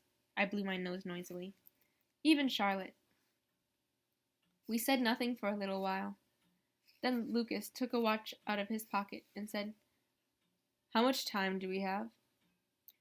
They sent me here for exactly 2 hours. Not very long, then. We've wasted far too much time already. He got up. I'll get pens and paper, and we'll try to find some kind of system in all this chaos. You'd better stay here. Don't move from this spot. I just nodded. When Lucas had left, I stared into nothing, with my face buried in my hands. He was right. It was important to keep a clear head now. Who knew when I'd meet my grandfather again? Which things that hadn't happened yet ought I to tell him about? Which should I hush up? And looking at it the other way around, I was desperately anxious for any information he could give me that might come in useful. Basically, he was my only ally, but living in the wrong time, and how could he cast light from here on any of the dark riddles facing me? Lucas stayed away for some time, and as the minutes passed, I began to doubt my own feelings. Maybe he'd been lying, and any moment now he'd be back with Lucy and Paul and a big knife to get blood out of me. Finally, feeling worried, I stood up and looked around for something I could use as a weapon. There was a board with a rusty nail in it lying in a corner, but when I picked it up, it crumbled apart in my fingers. At that very moment, the door opened again, and my young grandfather came back with a notepad under his arm and a banana in one hand. I breathed a sigh of relief. Here, to stave off hunger pangs. Lucas tossed me the banana, took a third chair off the pile, and placed it between us, and put the notepad on it. Sorry I was so long. That idiot Kenneth Devier was upstairs getting in my way. I can't stand the Devier family, always sticking their long noses into everything, wanting to be in control and making the decisions and always thinking they know best. How right you are, I murmured. Lucas shook his wrist to loosen it up. Then here goes, granddaughter. You're the ruby, the 12th in the circle. The diamond from the Devier family was born 2 years before you, so he'd be around 19 in your time. What's his name again? Gideon, I said, and just saying it out loud made me feel warm. Gideon Devier. Lucas's pen was hurrying over the paper. And he's a pain in the neck, like all of them, but you still kissed him, if I caught the drift of what you were saying just now. Aren't you rather young for that kind of thing? Goodness me, no, I said. Far from it. I'm a late developer. All the girls in our class are on the pill but me. Well, all except Ashani, Maggie, and Cassie Clark. But Ashani's parents were conservative Indians and would murder Ashani if she so much as looked at a boy. Maggie fancied girls. And as for Cassie, one day I was sure those spots would go away of their own accord, and then she'd be nicer to other people and stop snapping, "What do you think you're gawping at in that silly way?" when anyone even glanced in her direction. Oh, and of course Charlotte won't have anything to do with sex either. That's why Gordon Gelderman calls her the Ice Queen. But now I'm not so sure if that's really right for her. I ground my teeth because I was thinking how Charlotte had looked at Gideon, and vice versa. If you stopped to think how quickly Gideon had thought up the idea of kissing me, on only the second day after we met, I couldn't imagine what had been going on between him and Charlotte over all the years they'd known each other. What kind of pill? Asked Lucas. How do you mean? Oh my God, in the year 1948 they probably had nothing but cowgut condoms, if that. I really didn't want to know. Honestly, I'd rather not talk to you about sex, Grandpa. Lucas looked at me, shaking his head. And I'd rather not hear that word in your mouth. I don't mean Grandpa. Okay. I peeled the banana as Lucas went on making notes. What do you say instead? Instead of what? Instead of sex. We don't talk about it, said Lucas, concentrating on his notepad. Or anyway, not to girls of 16. So let's go on. The chronograph was stolen by Lucy and Paul before the blood of the last two time travelers could be read into it. Then the second chronograph came into use, but of course the blood of all the other time travelers is missing from that one. Not anymore. Gideon has found nearly all of them, and they gave him some of his blood. There's only Lady Tilney to go, and the opal, Elise something or other. Elaine Burley, said Lucas, a lady-in-waiting at the court of Queen Elizabeth. She died in childbirth, aged 18. Right, and Lucy and Paul's blood too, of course. So we're after their blood and they're after ours. Or that's how I understand it anyway. And now there are 2 chronographs which might complete the circle? This is really incredible. What will happen when the circle is complete? Then the secret will be revealed, said Lucas solemnly. Oh no, not you too. I shook my head angrily. Isn't there any more concrete information available, just for once? Well, the prophecies speak of the rise of the eagle, the victory of mankind over disease and death, and the dawn of a new age. Oh, I said, no wiser than before. So it's a good thing, is it? A very good thing. Something of benefit to the entire human race. That's why Count Saint-Germain founded the Society of the Guardians. That's why the most brilliant and powerful men in the world joined our ranks. We all want to keep the secret so that it can be revealed at the right time and save the world. Okay. A clear statement for once. Or at least the clearest anyone had yet given me since I got mixed up in all this mysterious secret stuff. But why don't Lucy and Paul want the circle to be closed? Lucas sighed. I've no idea. When did you say you met them? In the year 1912, I said. June the 22nd, I think, or the 24th. I didn't notice exactly. The more I tried to remember, the less certain I was. Or maybe the 12th? It was an even number, I do remember that. The 18th? Anyway, sometime in the afternoon, Lady Tilney had laid the table for tea. Then it dawned on me what I'd just said, and I clapped my hand over my mouth. Oh no! What's the matter? Now I've gone and told you, and you'll tell Lucy and Paul, and that's why they can lie in wait for us there. So really you are the one who gives us away, not me. Mind you, I suppose it all comes to the same thing in the end. What? No! Lucas shook his head energetically. I won't do that. I won't tell them anything at all about you. That would be crazy. If I tell them tomorrow that they're going to steal the chronograph someday and disappear into the past with it, they'll fall down dead of shock on the spot. You have to think very, very carefully what you're going to tell anyone about the future, understand?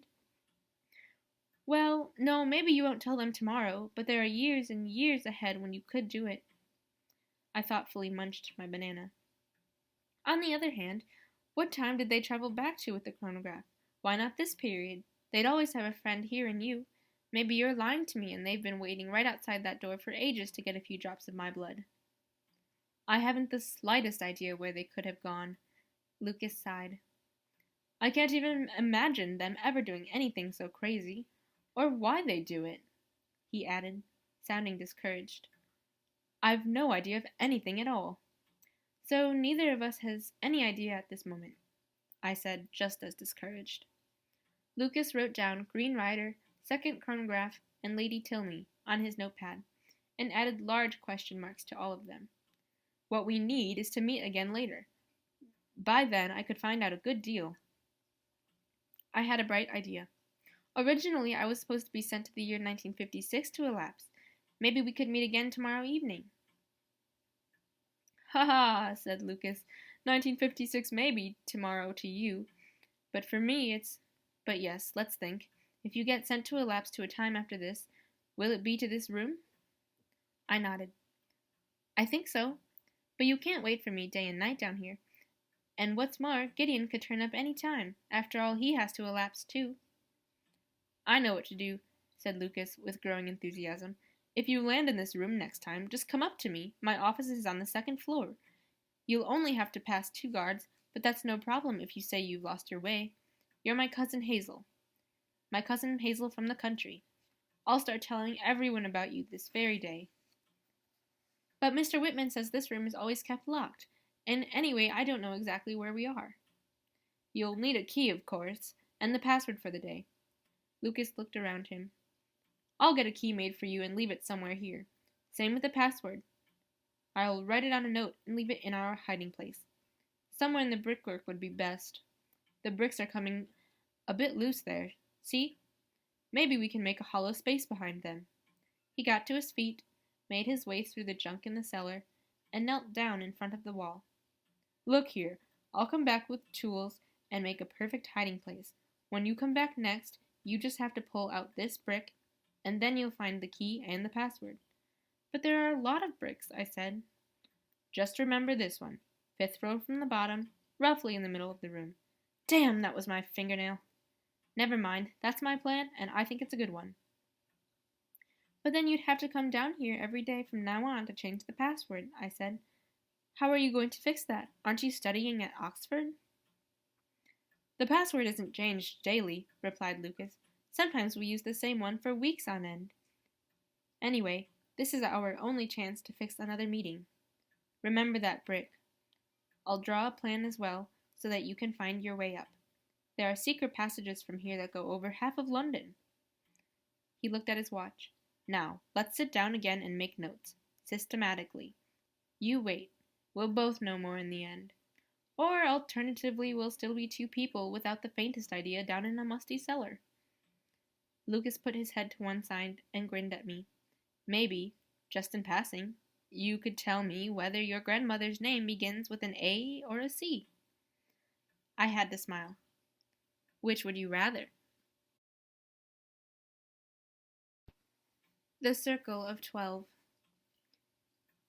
Lancelot de Villers, 1560 to 1607. Gemstone, amber. Alchemical quality, calcinado.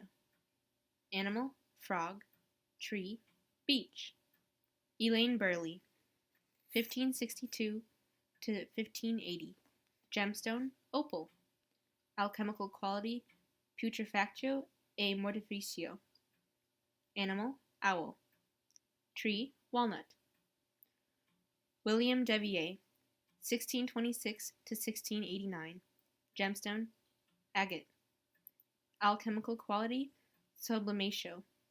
Animal, bear. Tree, pine. Cecilia Woodville, 1628 to 1684. Gemstone, aquamarine. Alchemical quality, solucio. Animal, horse. Tree, maple. Robert Leopold, Count Saint-Germain, 1703 to 1784. Gemstone, emerald. Alchemical quality, distillatio. Animal, eagle. Tree, oak. Jean de Pontcarré, Madame d'Urfé, 1705 to 1775. Gemstone, citron. Alchemical quality, coagulatio. Animal, snake. Tree, ginkgo. Jonathan and Timothy Devier, 1875 to 1944 and 1930. Gemstone, carnelian. Alchemical quality, extratio. Animal, falcon. Tree, apple. Margaret Tilney, 1877 to 1944. Gemstone, jade. Alchemical quality, digestio. Animal, fox. Tree, linden. Paul Devier, 1974. Gemstone, black tourmaline. Alchemical quality, ceratio. Animal, wolf. Tree, mountain ash. Lucy Montrose, 1976. Gemstone, sapphire. Alchemical quality, fermentatio. Animal, lynx. Tree, willow. Gideon Devier, 1992. Gemstone, diamond. Alchemical quality, multiplicatio. Animal, lion. Tree, yew. Gwyneth Shepherd, 1994. Gemstone, ruby. Alchemical quality, projectio. Animal, raven. Tree, birch. Chapter 4. Gwenny, wake up! With difficulty, I struggled up from the depths of my dream. In the dream, I've been an ancient, hunchbacked old woman sitting opposite Gideon, who was looking terrific, and claiming that my name was Gwyneth Shepherd and I came from the year 2080. Now I looked into the familiar, snub-nosed face of my little sister, Caroline. At last, she said. I thought I'd never get you to wake up. I was asleep when you came in yesterday evening, though I tried so hard to stay awake. Have you brought one of those gorgeous dresses back again? Not this time. I sat up. I was able to change when I got there. Is it always going to be like this? You not coming home until I'm asleep? Mom has been so odd since this happened to you, And Nick and I miss you. Suppers don't seem right when you're not there. They didn't seem right before, I assured her, dropping back on the pillow. A limousine had brought me back yesterday evening. I didn't know the chauffeur, but red-headed Mr. Marley had come all the way to the front door of our house with me. I hadn't seen Gideon again, and just as well, it was quite enough to dream of him all night. My grandmother's butler, Mr. Bernard, had let me in, polite and otherwise totally impassive as ever. My mum had come downstairs to welcome me home, hugging me as tightly as if I'd just come back from an expedition to the South Pole. I was glad to see her too, although I was still rather cross with her. It was so odd finding out that your own mother had been lying to you, and she still wouldn't tell me why. Apart from a few cryptic remarks, trust no one, dangerous, secret, blah blah blah, she hadn't told me anything to explain her behavior. So, what with that and the fact that I was just about dying of exhaustion, I'd simply eaten a small piece of roasted chicken and then fallen into bed without telling Mum about the day's events. And what exactly was she going to do with the information? She worried far too much anyway. I thought she looked almost as exhausted as me. Caroline shook my arm again. Hey, don't go back to sleep. Okay. I swung my feet over the edge of the bed and realized that in spite of my long phone call to Leslie before I went to sleep, I did feel fairly well rested. But where was Zemirius?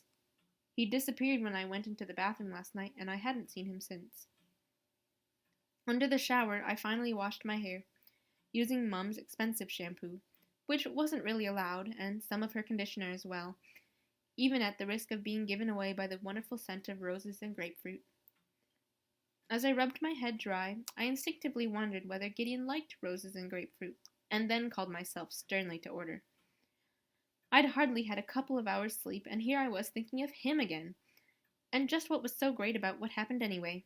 We'd done a bit of necking in the confessional, but right after that he'd gone back to being his insufferable old self, and my fall from Cloud 9 was not something I wanted to remember, whether or not I'd had enough sleep. As I told Leslie when she wouldn't drop the subject last night. I blow-dried my hair, got dressed, and went down all the flights of stairs to the dining room. Caroline, Nick, Mum, and I lived on the third floor of our house. Unlike the rest of the place, which had been in my family's hands since the beginning of time, or even longer, it was at least reasonably comfortable. The rest of the house was stuffed with antique furniture and pictures of assorted ancestors, a few of whom were exactly a sight for sore eyes. And we had a ballroom where I had helped Nick learn how to ride a bike. In secret, of course. But these days, traffic in central London was terribly dangerous, as everyone knew. As so often, I wished Mum and the three of us could eat up on the third floor, where we had our own rooms, but my grandmother, Lady Arista, insisted on all of us meeting at mealtimes in the gloomy dining room. Its paneling was the color of milk chocolate. At least, that was the only nice comparison I'd ever thought of. The others were less appetizing. Today the atmosphere was distinctly better than the day before, as I noticed the moment I came into the room. Well, that was something anyway.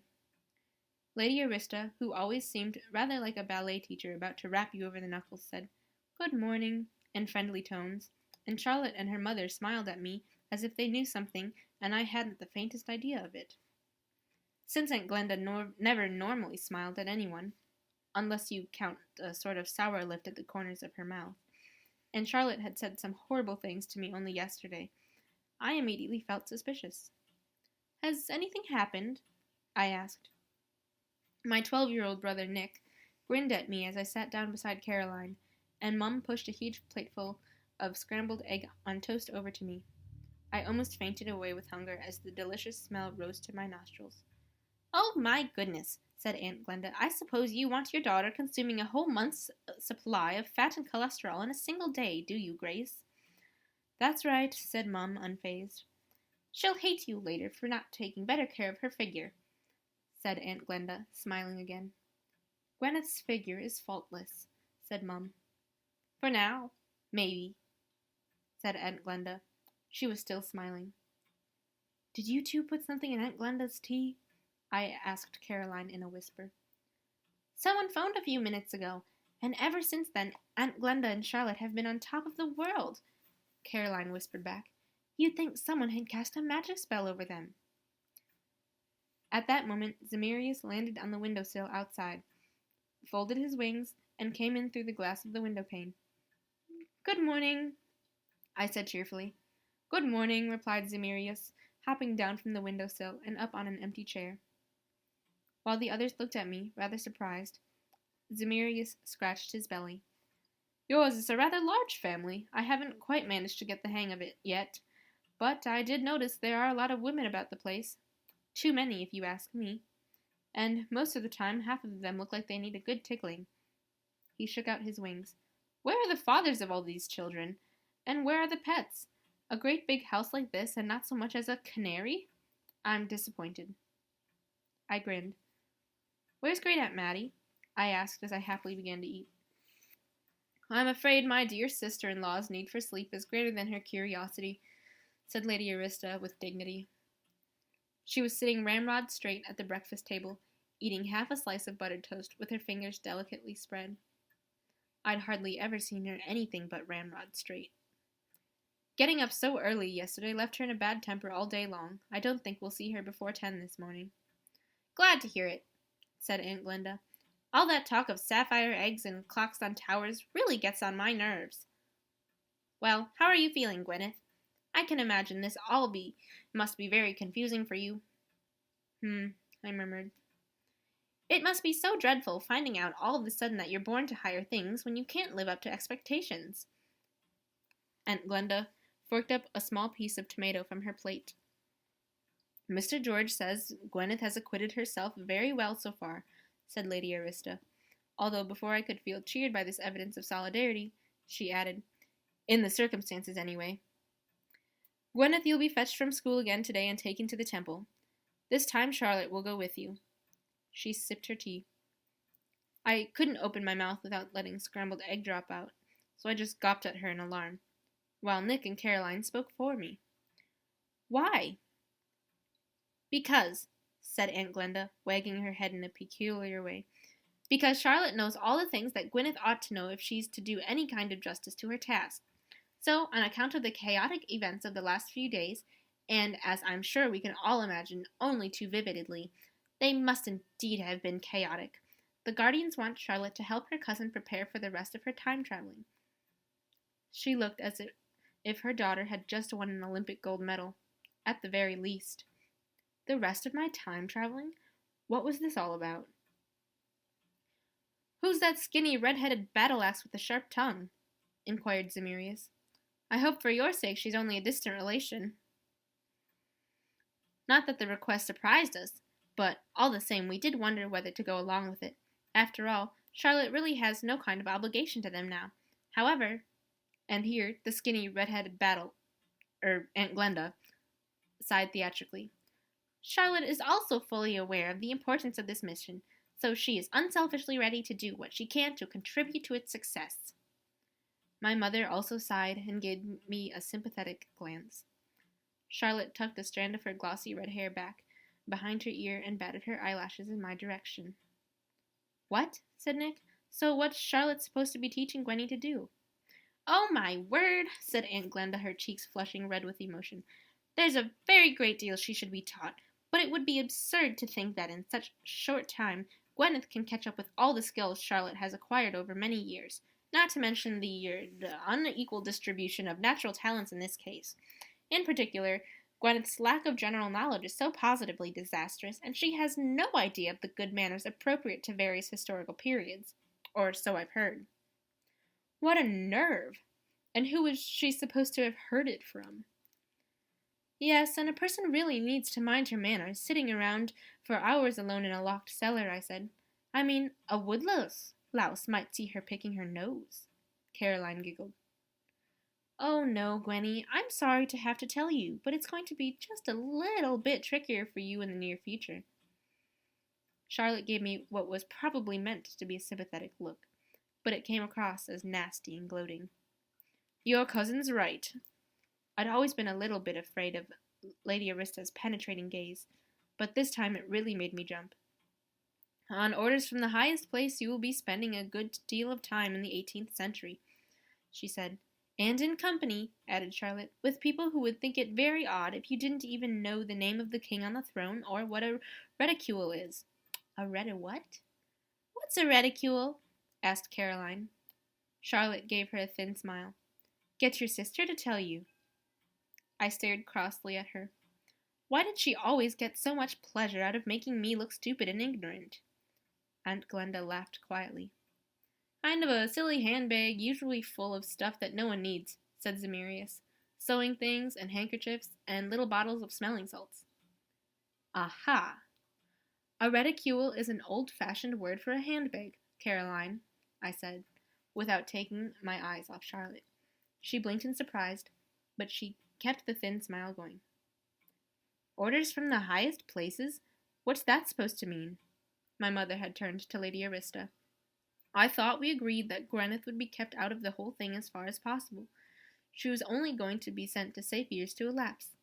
How can they change their minds now and decide to expose her to such danger? It's none of your business, Grace, said my grandmother coolly. You've done enough damage as it is. My mother bit her lower lip.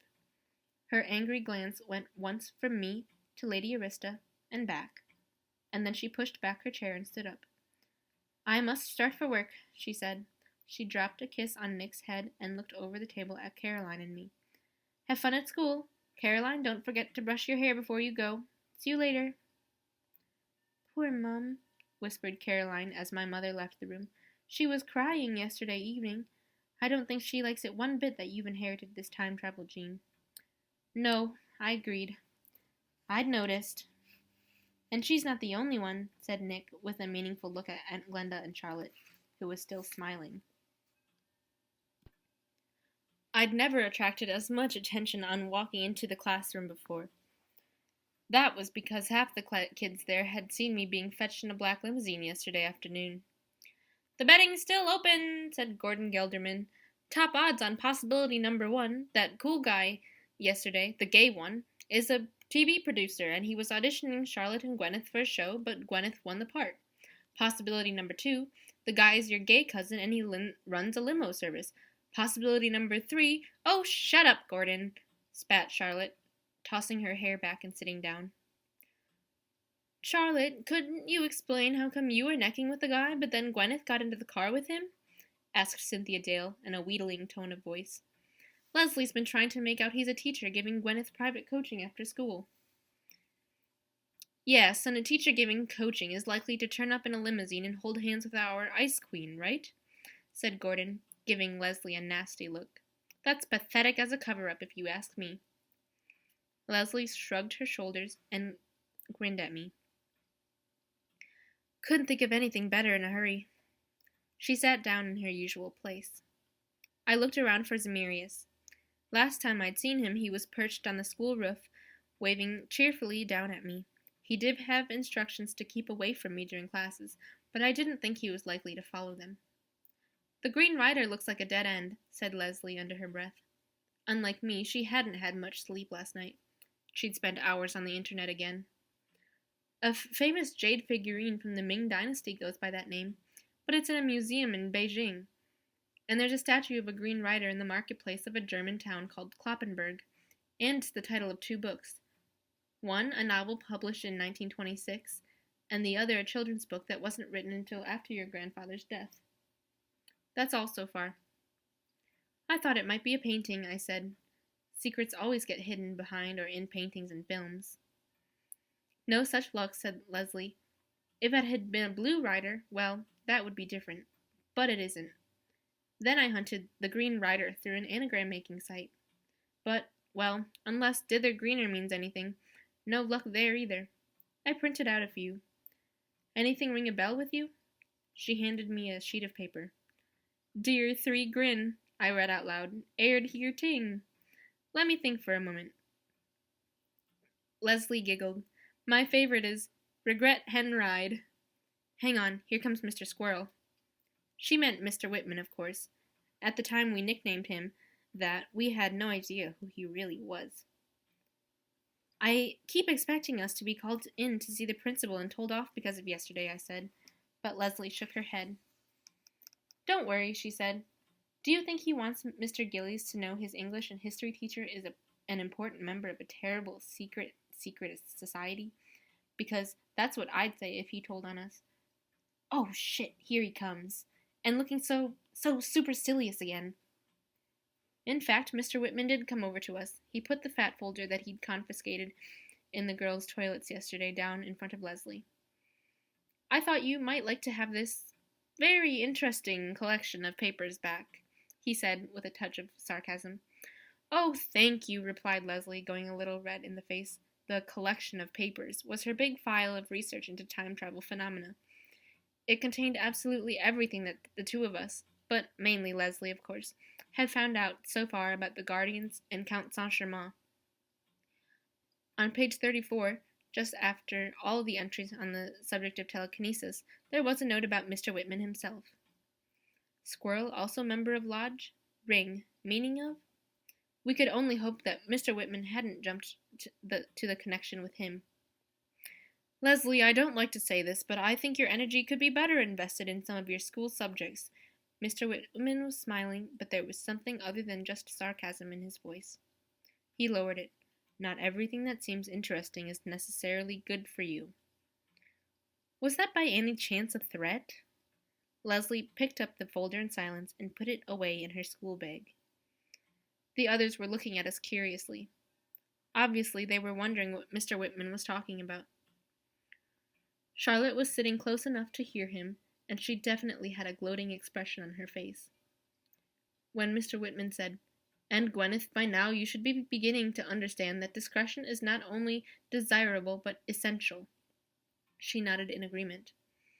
"It is a pity that you are turning out to be so unworthy." How unfair! I decided to follow Leslie's example, and Mr. Whitman and I stared at each other for a few seconds in silence. Then his smile grew wider, and he suddenly patted my cheek. "Chin up! I'm sure there's still a lot you'll be able to learn," he said as he moved on. "Now then, Gordon, is your essay copied from the internet again, lock, stock, and barrel?" "You're always telling us to use all the sources we can," Gordon defended himself. His voice covered 2 octaves, from bass to squeaky treble in the process. "What was Whitman saying to you two?" Cynthia Dale leaned back and looked at us. "What was that folder? And why did he stroke you, Gwyneth?" "No need to be jealous, Cyn," said Leslie. "He doesn't like us a bit better than he likes you." "I'm not jealous," said Cynthia. "I mean, hello, why does everyone think I'm in love with the man?" "Maybe because you're the president of the William Whitman fan club," I suggested. "Or because you've been seen writing Cynthia Whitman 20 times on a piece of paper saying you wanted to find out what it felt like," said Leslie. "Or because—" "Okay, stop that," Cynthia hissed. "Anyway, it was only once, and it was ages ago." "It was the day before yesterday," said Leslie. "I'm more mature and adult now." Cynthia sighed and looked around the class. "It's all because of the boys, stupid overgrown babies. If we only had reasonably sensible boys in this class, no one would need to fancy one of the teachers. By the way, tell us about that cool guy who picked you up in the limousine yesterday, will you, Gwenny? Is there something going on between you?" Charlotte let out a snort of amusement, which instantly attracted Cynthia's attention. "Oh, don't keep us on tenterhooks, Charlotte. Do you have something going on with him, or does Gwenny?" By now, Mr. Whitman was behind his desk, telling us to put our minds to Shakespeare and his sonnets. For once, I was truly grateful to him. Better Shakespeare than Gideon. The chatter died down around us, giving way to sighs and the rustling of paper. But I did hear Charlotte saying, "Well, certainly not Gwenny." Leslie looked at me sympathetically. "She has no idea," she whispered to me. "Really, you can only feel sorry for her." "Yes, right," I whispered back. But in fact, I was sorry for no one but myself. I could see that a whole afternoon in Charlotte's company was going to be a whole load of fun. This time the limousine wasn't waiting at the school gates, but parked discreetly a little way down the street. Red-haired Mr. Marley was pacing nervously up and down beside it. He got even more nervous when he saw us coming. "Oh, it's you," said Charlotte. very obviously displeased, and Mr. Marley blushed. Charlotte took a look through the open door at the interior of the limousine. It was empty except for the driver and Zemirius. Charlotte looked disappointed. That gave me a real boost. "Did you miss me?" Zemirius sprawled contentedly in his seat as the car purred away. Mr. Marley was sitting in the front, and Charlotte, beside me, was staring out of the window in silence. "Glad to hear it," said Zemirius without waiting for an answer. "But I'm sure you realize I have other duties, too. I can't be looking after you the whole time." I rolled my eyes, and Zemirius giggled. In fact, I really had missed him. Classes had dragged on slowly, and by the time Mrs. Counter was going on forever about the mineral resources of the Baltic states, if not sooner, I'd been longing for Zemirius and his comments. Also, I'd have liked to introduce him to Leslie, so far as that was possible. Leslie loved listening to my descriptions, even though my attempts to draw the gargoyle demon for her hadn't turned out very flattering. "What are those clothes pegs for?" she had asked, pointing to the horns on his head. "At last," she said enthusiastically, "an invisible friend who might come in useful. Think about it. Unlike James, who just stands about in his niche doing nothing but complaining of your bad manners, this gargoyle can go around spying for you, and he can tell you what goes on behind closed doors." They hadn't occurred to me before, but it was true. Over that business this morning with the ready thingy, the old word for a handbag, Zemirius had definitely made himself useful. You could have an ace up your sleeve with the Zemirius, was Leslie's opinion, not just a useless ghost always taking offense like James. I'm afraid she was right there. James was... Yes, what exactly was he? If he had rattled chains or made chandeliers swing, he could officially been described as our school ghost. But the Honorable James Augustus Peregrine Pimpool Botham was a handsome young man, aged about 20, who wore a powdered white wig and a flowered coat, and he had been dead for 229 years. The school had once been his parents' house, and, like most ghosts, he couldn't understand that he had died. As he saw it, the centuries of his life as a ghost were just a strange dream, and he was still expecting to wake up. Leslie suspected he had simply slept through the part of dying where you see a bright light at the end of a tunnel and go toward it. "James isn't totally useless," I had objected. After all, only yesterday I decided that as a child of the 18th century, he could be genuinely useful to me. For instance, as a fencing teacher. For a few hours I'd reveled in the fantasy of being as good with a sword as Gideon, thanks to James. Unfortunately, I'd made a big mistake there. Our first, and probably last, fencing lesson just now in the empty classroom at lunchtime had left Leslie rolling about the floor in fits of laughter. Of course, she couldn't see James's movements, which looked to me very professional, or hear his instructions. "Parry, Miss Gwyneth, just parry, tierce, prime, quint." She'd only seen me waving Mrs. Counter's pointer desperately about in the air, fending off an invisible sword that could be sliced through like thin air. Useless. And ridiculous.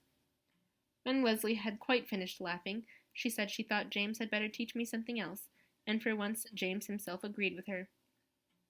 Fencing and all other kinds of fighting were a man's business, he said.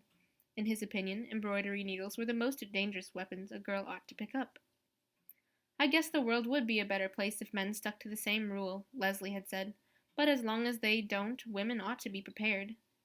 And James had almost fainted away when she produced a knife with a 7-inch blade from her school bag. "So you can defend yourself better if another one of those unpleasant low-life characters in the past is out to get you. That looks like a Japanese kitchen knife, yes. Slices through vegetables and raw fish like butter." I'd felt a shiver running down my spine. "Only for emergencies," Leslie had added, "to help you feel a little safer. It was the best weapon I could get in a hurry without a license." The knife was now in my school bag, in Leslie's mom's old spectacle case, converted into a sheath, along with a roll of tape that, if Leslie was to be believed, would also come in useful. The driver swung around a bend, and Zemirius, who hadn't been holding on tightly, went slithering over to this smooth leather upholstery to collide with Charlotte. He hastily scrabbled up again. "Rigid as a church column," he remarked. shaking his wings. He inspected her sideways. Are we going to be lumbered with her all day now? Yes, unfortunately. Yes, unfortunately what? Asked Charlotte. Unfortunately, I skipped lunch again, I said.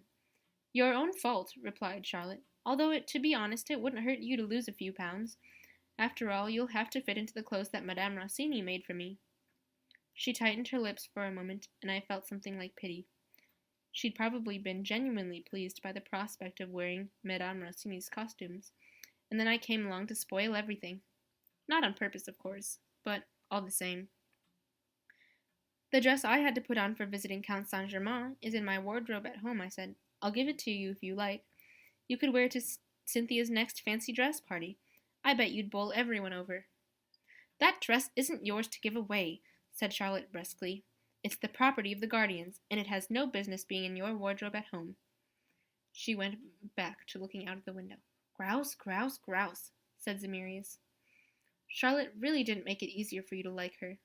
She never had. All the same, I hated this frosty atmosphere. I tried again. Charlotte, we're nearly there, she interrupted me. I can't wait to see if we'll meet any of the inner circle.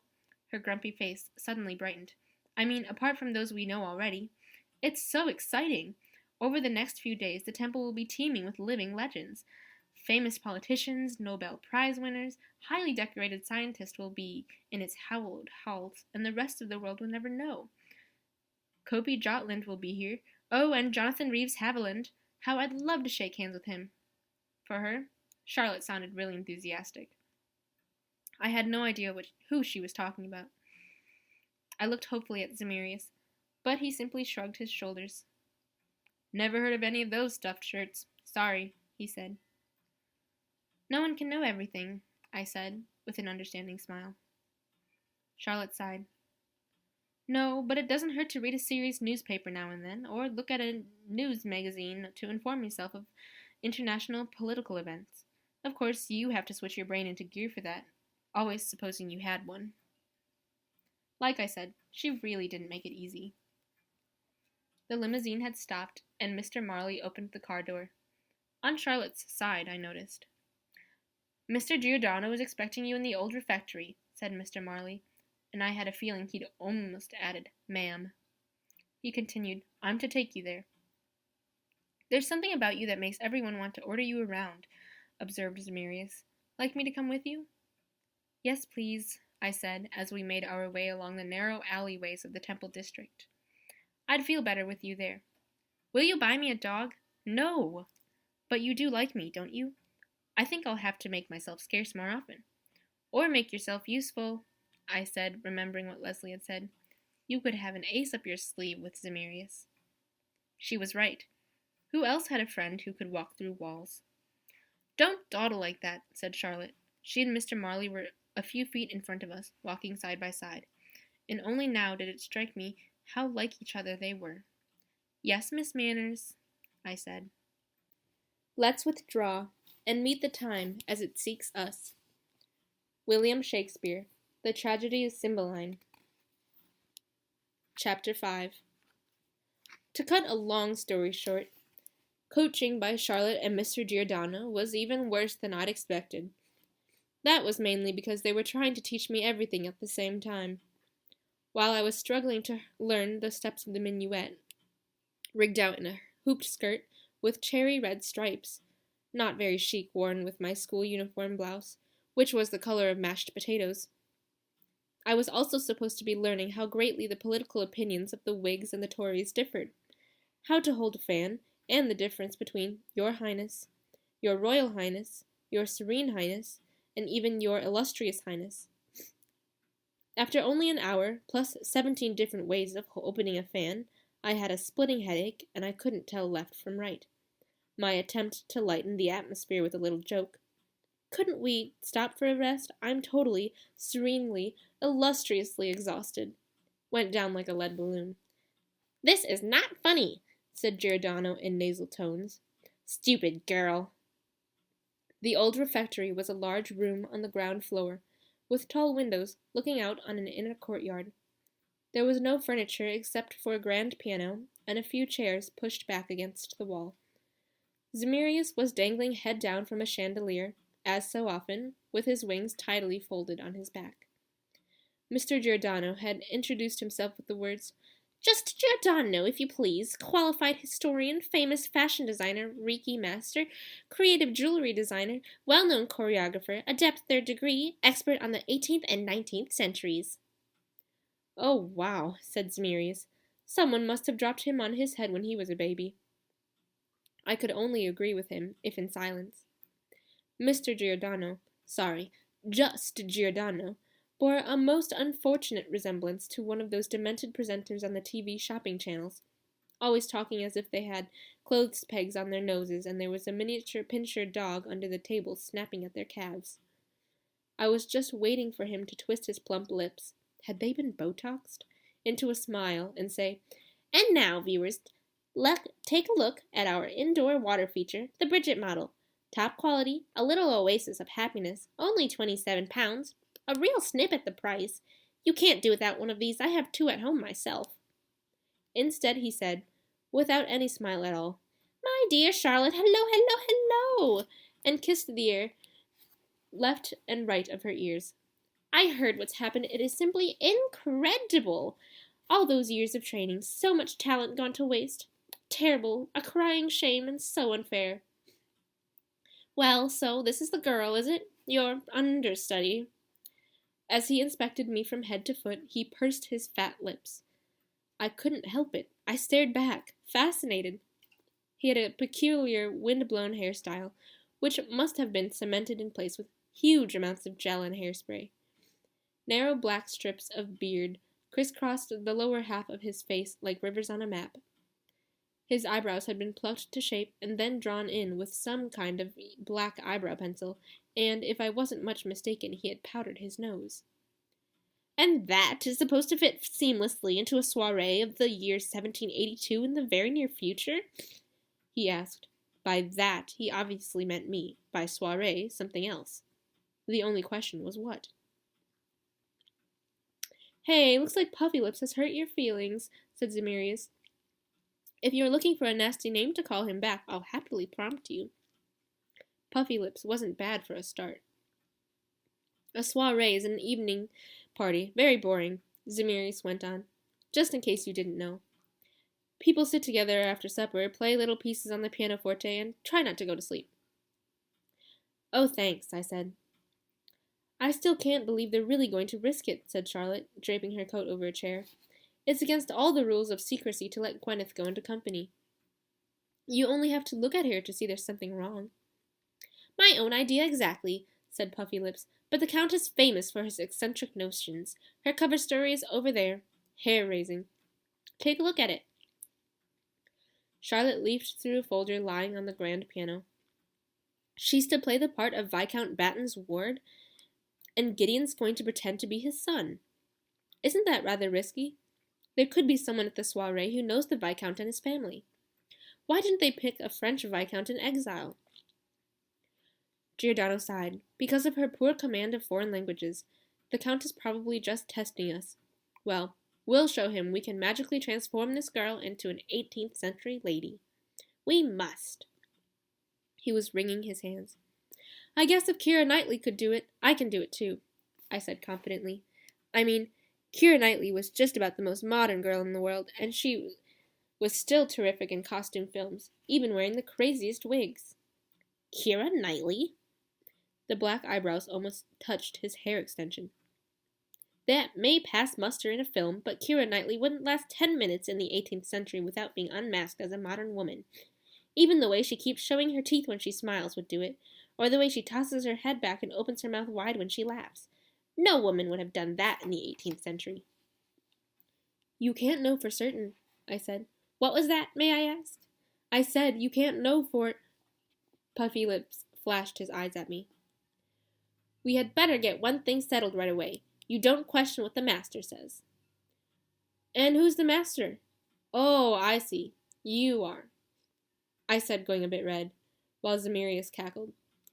"Okay, no showing my teeth when I laugh. I get that bit." I didn't expect any problem there. It wasn't likely I'd find anything to laugh about at this soiree thing.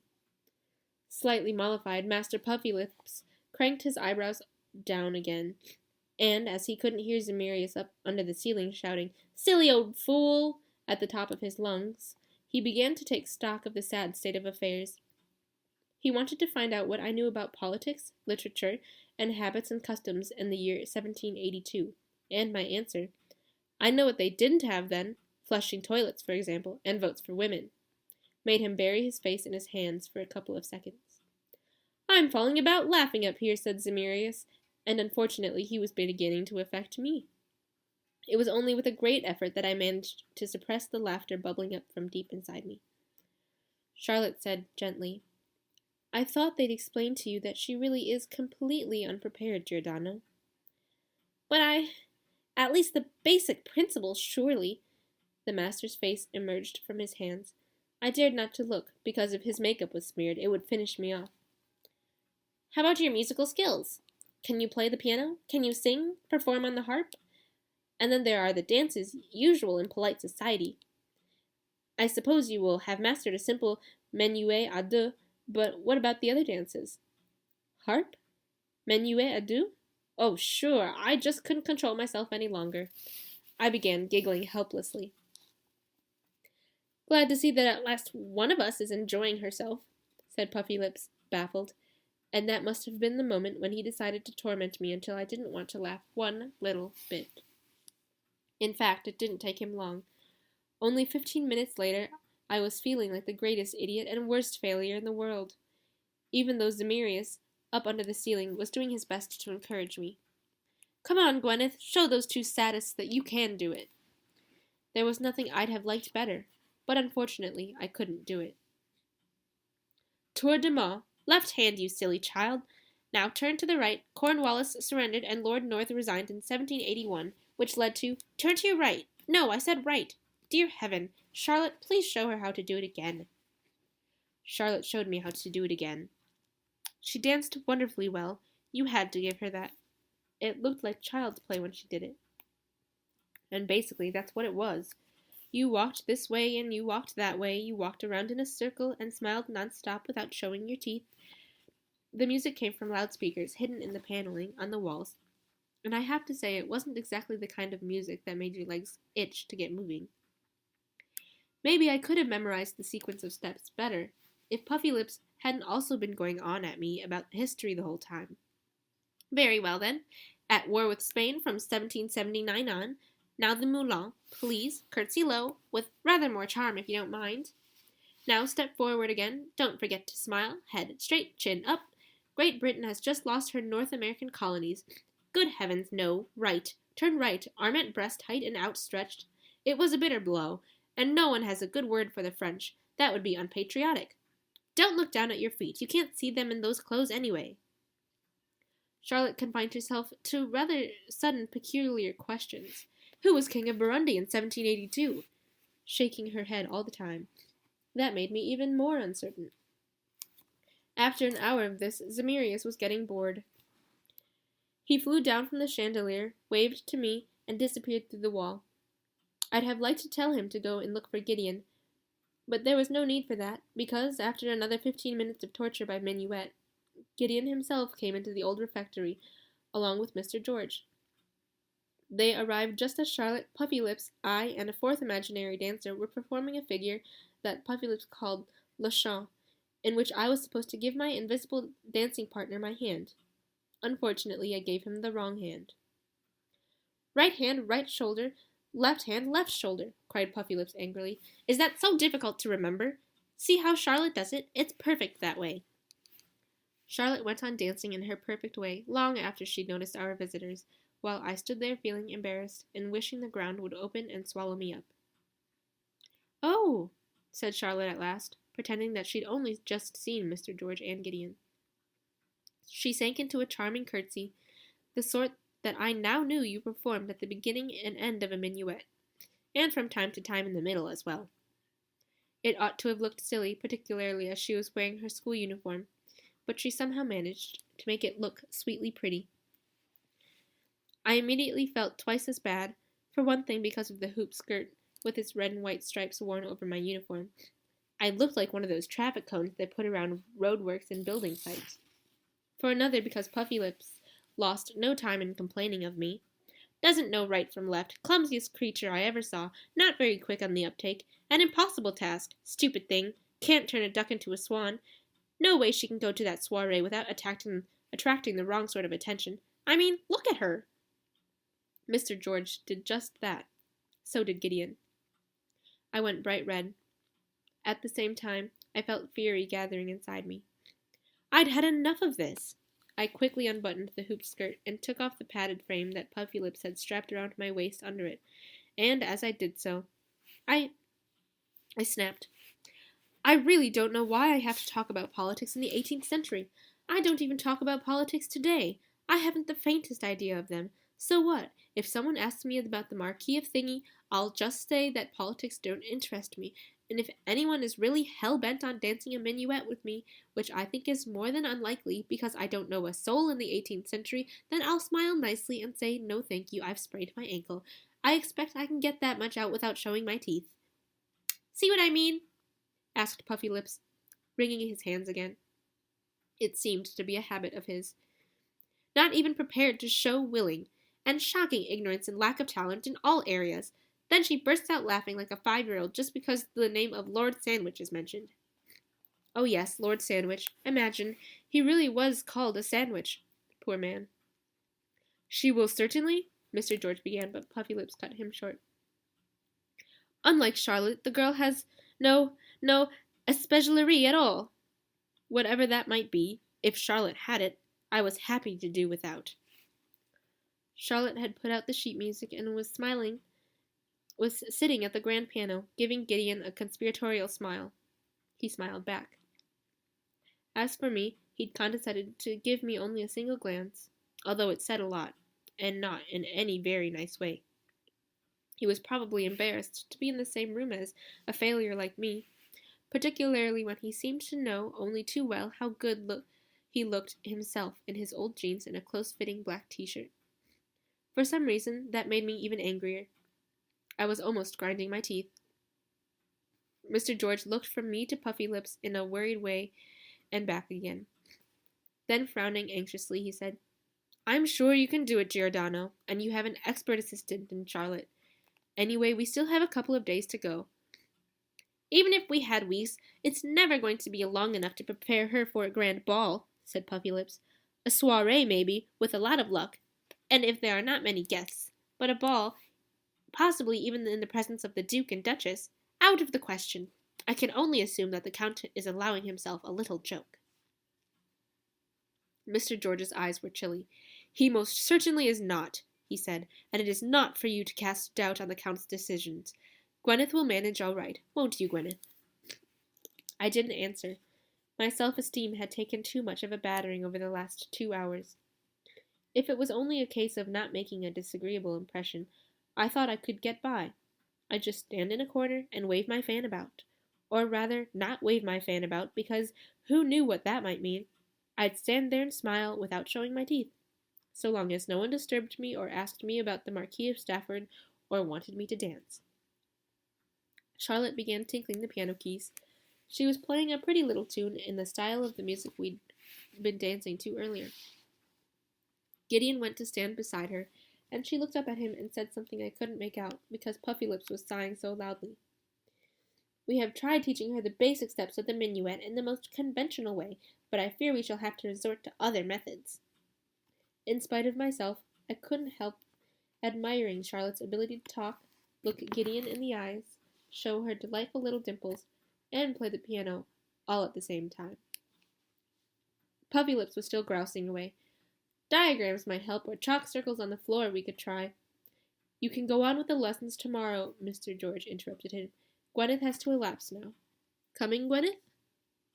I nodded, relieved, and picked up my coat and my school bag. Let off the hook at last, my sense of frustration instantly gave way to certain excitement. All being well, today I'd sent off to lapse to a date after my meeting with Grandpa, and then I ought to find the key and the password in the secret hiding place. Let me carry that. Mr. George took the school bag from me and gave me an encouraging smile. Only 4 hours, and then you can go home. You don't look nearly as tired today as yesterday. We'll find you a nice quiet year. How about 1953? Gideon says it's very comfortable in the old in the chronograph room. He tells me there's even a sofa there. 1953 is perfect, I said, not trying to sound quite so enthusiastic. 5 years after my last meeting with Lucas. I could expect him to have found something out in all that time. Oh, and Charlotte, Mrs. Jenkins has ordered a car for you. You can take the rest of today off. Charlotte stopped playing the piano. Thank you, Mr. George, she said politely. Then she put her head on one side and smiled at Gideon. Do you get the rest of the day off now, too? Hello? Was she about to ask if he'd like to go to the cinema with her? I held my breath. But Gideon shook his head. No, I'm going to elapse with Gwyneth. Charlotte and I must look equally surprised. You are not, said Mr. George. You've already fulfilled your quota for today. And you look exhausted, said Charlotte, which isn't surprising. You ought to use the time to catch up on some sleep. For once I entirely agreed with Charlotte. If Gideon came with me, I wouldn't be able to collect the key or go in search of my grandfather. On her own, Gwyneth would be spending 4 totally pointless hours in the cellar, said Gideon. If I go with her, she can learn something while she's there, he added, with a slight smile. For instance, the difference between right and left. I'm sure she can get the hang of the minuet. Oh, for God's sakes, not more dancing lessons. I have homework to do, I said, as in as an unfriendly a tone as possible, and my Shakespeare essay is due tomorrow. I can help you with that too, said Gideon, looking at me. It was difficult to interpret his expression. To anyone who didn't know him, it might seem innocent, but I knew better. Charlotte was still smiling, but without the pretty little dimples now. Mr. George shrugged his shoulders. Well, if you say so, then Gwyneth won't be on her own, and there'll be nothing to be afraid of. I like being on my own, I said despairingly, especially when I've been with people all day, like now, with totally stupid people. Oh, yes, asked Charlotte sarcastically, but then you're never really alone, because you have all of your invisible friends, don't you? Exactly, I said. Gideon, you'd only be in the way. Go to the cinema with Charlotte, or found a book club or something, why don't you? Well, that's what I thought. But did I really mean it? On one hand, there was nothing I wanted more than to talk to my grandfather and ask what he'd found out about the Green Rider. On the other hand, vague memories of all that oh, and more stuff from yesterday were surfacing in my mind. Oh, hell, I must pull myself together and think of all the things I'd found to hate about Gideon. But he didn't give me time for that. He was already holding the door open for me and Mr. George. Come on, Gwyneth, off we go to 1953. I was fairly sure that Charlotte's eyes would have been burning holes in my back if they could. On the way down to the old alchemical laboratory, Mr. George blindfolded me again, not without apologizing first, and then, sighing, took my hand. Gideon had to carry my school bag.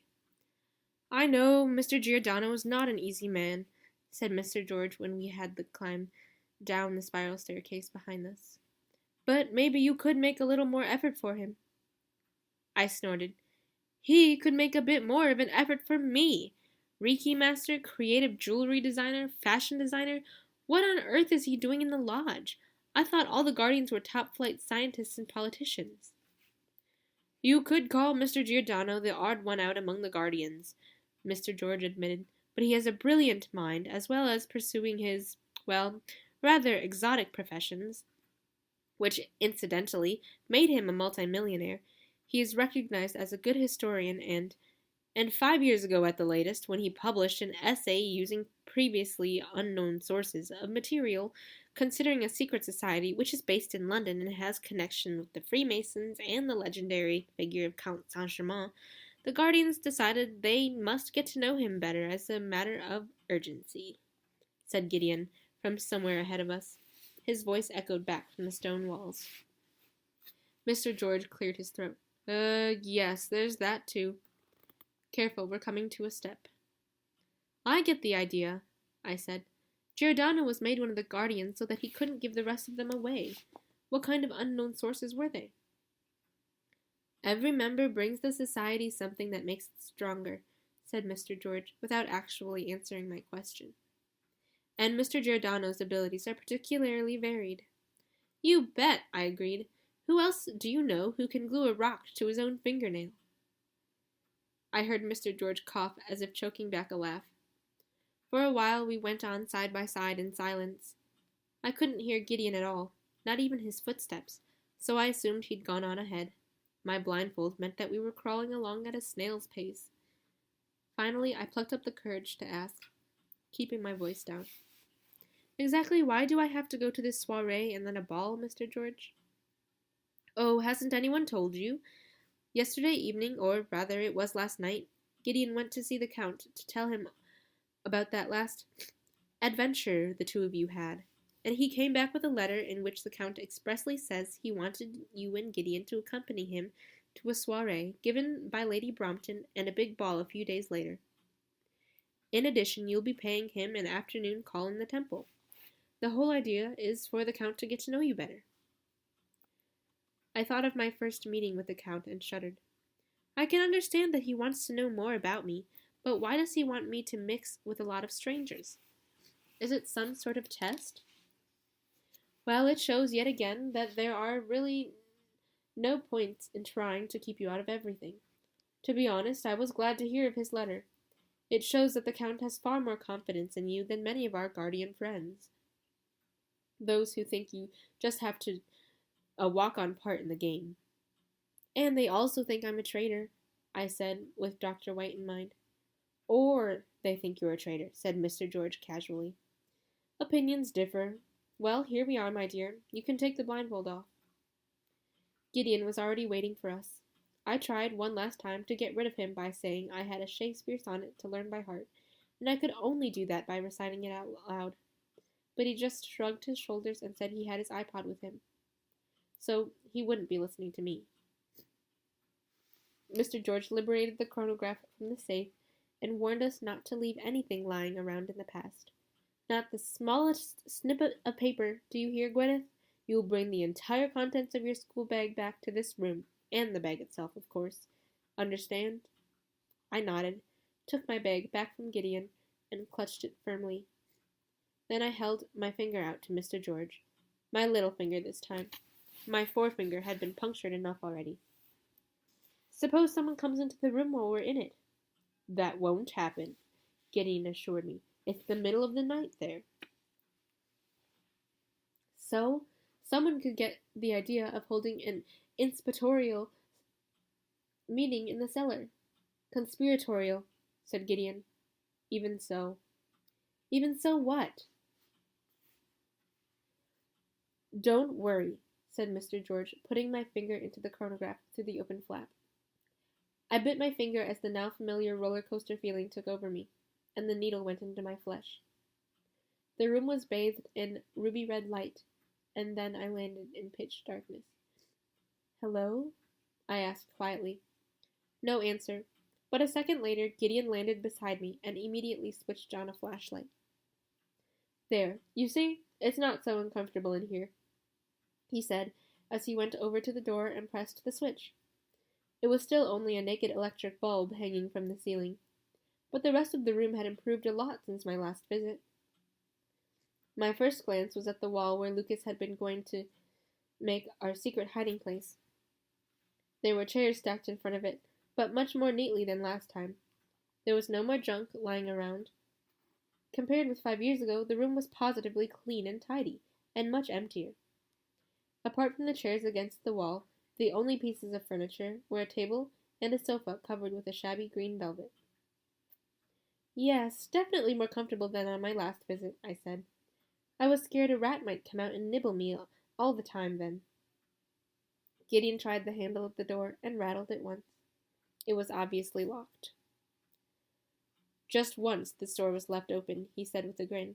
That was a really good evening. From there's a secret passage down to the underneath the Royal Courts of Justice. It goes on even deeper, into catacombs with bones and skulls. And not far from here, there's a wine cellar. At least, there is in 1953. We need a key. I looked surreptitiously at the wall again. Somewhere behind a loose brick, there was a key. I sighed. What a shame that it was no use to me now. But it was also kind of a good feeling to know something when, for once, Gideon had no idea of it. Did you drink any of the wine? What do you think? Gideon took one of the chairs from the stack by the wall and put it down at the table. Here you are, all yours. Have fun with the homework. Oh, thanks. I sat down, took my things out of my bag, and pretended to be immersed in a book. Meanwhile, Gideon stretched out on the sofa, took an iPod out of his jeans pocket, and put the earphones in his ears. After a couple minutes, I risked glancing at him and saw that his eyes were closed. Had he gone to sleep? No wonder, really, when you stop to think that he'd been in time traveling again last night. I lost myself for a while in looking at his long, straight nose, pale skin, soft lips, and those curved, thick lashes. Relaxed like that, he seemed much younger than usual, and suddenly I could imagine what he must have looked like as a little boy. Very cute, anyway. His chest was rising and falling regularly, and I wondered if I might venture to. No, too dangerous. And I mustn't look at that wall anymore, not if I wanted to keep the secret I shared with Lucas. Since there was nothing else to do, and I could hardly spend 4 whole hours watching Gideon sleep, although the idea did have its good points, I finally devoted myself to my homework. First, the mineral resources of the Caucasus, and then irregular French verbs. The essay on Shakespeare's life and work only needed some kind of conclusion. I made a determined effort and summed it up in a single sentence. Shakespeare spent the last 5 years of his life in Stratford-upon-Avon, where he died in 1616. There, done it. Now all I had to do was learn a sonnet by heart. As they were all the same length, I picked one at random. Mine eye and heart are at a mortal war. How to divide the conquest of thy sight, I murmured. Do you mean me? Asked Gideon, sitting up and taking the earphones out. Unfortunately, I couldn't stop myself going red. It's Shakespeare, I said. Gideon smiled. Mine eye, mine heart, thy picture's sight would bar. My heart, mine eye, the freedom of that right. Or something like that. No, exactly like that, I said, slamming the book shut. You don't know it by heart yet, said Gideon. I'd have forgotten it again by tomorrow anyway. I'd better learn it first thing in the morning just before school. Then I have a fair chance of remembering it in Mr. Whitman's English class. Good, now we can practice the minuet. Gideon stood up. There's plenty of room for us here, anyway. Oh no, please let's not. But Gideon was already bowing to me. May I have the pleasure of this dance, Miss Shepherd? There's nothing I'd like better, sir, I assured him, fanning myself with the book of Shakespeare sonnets. But I am sorry to say that I've sprained my ankle. Perhaps you'd like to ask my cousin Sophia there, the lady in green. I pointed to the sofa. She'd be happy to show you how well she can dance. But I want to dance with you. I found out how your cousin dances long ago. I meant my cousin Sophia, not my cousin Charlotte, I said. I can assure you, you'll have more fun with Sophia than with Charlotte. Sophia may not be quite as pretty, but she's softer, she has much more charm, and she has a kinder disposition. Gideon laughed. As I said, I'm exclusively interested in dancing with you. Do let me have the honor. Surely a gentleman like you will show consideration for my sprained ankle. No, sorry. Gideon took the iPod out of his jeans pocket. Wait a moment, the music's still too far away from you. He put the earphones in my ears and pulled me to my feet. Oh good, Lincoln Park, I said, while my pulse shot right up because Gideon was suddenly so close to me. What? Sorry, just a moment and I'll have the right track. His fingers moved over the display. Right, Mozart. That will do. He handed me the iPod. No, put it in your skirt pocket. You need both hands free. But you can't hear the music at all, I said, as violins scraped away in my ears. I can hear enough. You don't have to shout like that. Okay, let's imagine this is a set for 8 dancers. There's another gentleman beside me on the left, 2 more on my right. Opposite us the same lineup, but with ladies. Curtsy, please. I made him a curtsy and hesitantly put my hand in his. But I'm stopping the moment you say stupid girl to me. Which I would never do, said Gideon, leading me straight past the sofa. And we make polite conversation while dancing. That's important. May I ask how you developed your dislike of dancing? Most young ladies love it. Shh. I must concentrate. So far, it was going really well. I was surprised at myself. The tour de main worked perfectly. Once to the left, once to the right. Can we do that bit again? Raise your chin. That's it. And look at me. You must never take your eyes off me. Never mind how good-looking my neighbor may be. I had to grin. What was all this, fishing for compliments? Well, I wasn't going to play ball. Although I had to admit that Gideon danced really well. It wasn't a bit like dancing with puffy lips. The steps seemed to go smoothly all by themselves. I might actually end up getting some fun out of this minuet business. Gideon noticed too. There, you see? You can do it, after all. Right hand, right shoulder, left hand, left shoulder. Very good. He was right. I could do it. It really was child's play. I triumphantly twirled around with one of the invisible gentlemen, and then put my hand back in Gideon's. There! So now who says I'm as graceful as a windmill? Never mind what Giordano says. That would be an outrageous comparison, agreed Gideon. You outclass any windmill as a dancer. I chuckled. Then I jumped. Oops, we're back to Lincoln Park. Never mind. While paper cut pounded in my ears, Gideon led me unerringly through the last figure and finally bowed. I was almost sorry it was over. I made a deep curtsy and took the earphones off. Here, it was very nice of you to teach me how to do that. Pure self-interest, said Gideon. After all, otherwise I'm the one who'd look like a fool dancing with you. Forgotten that? No. My good mood instantly passed off. Before I could prevent myself, I let my eyes wander to the wall with the chairs in front of it. Hey, we haven't finished yet, said Gideon. That was very good, yes, but not perfect yet. What's the idea of giving me such a dark look all of a sudden? Why do you think Count Saint-Germain is so keen for me to go to a soiree and a ball? After all, he could just tell me to be here in the temple, and then I wouldn't risk making an idiot of myself in front of strangers. No one would have to wonder about me, and maybe leave an account of my odd behavior for posterity. Gideon looked down at me for a little while before answering. The Count likes to keep his cards close to his chest, but there's a brilliant plan behind every single one of his ideas. He has a definite suspicion about those men who attacked us in Hyde Park, and I think he wants us to lure whoever was behind out into the open by taking us both to large society events. Oh, I said, you mean we're going to have men with swords after us again? Not while we're in company, said Gideon. He perched on the arm of the sofa and crossed his arms over his chest. All the same, I do think it's too dangerous. For you, anyway. I leaned against the table.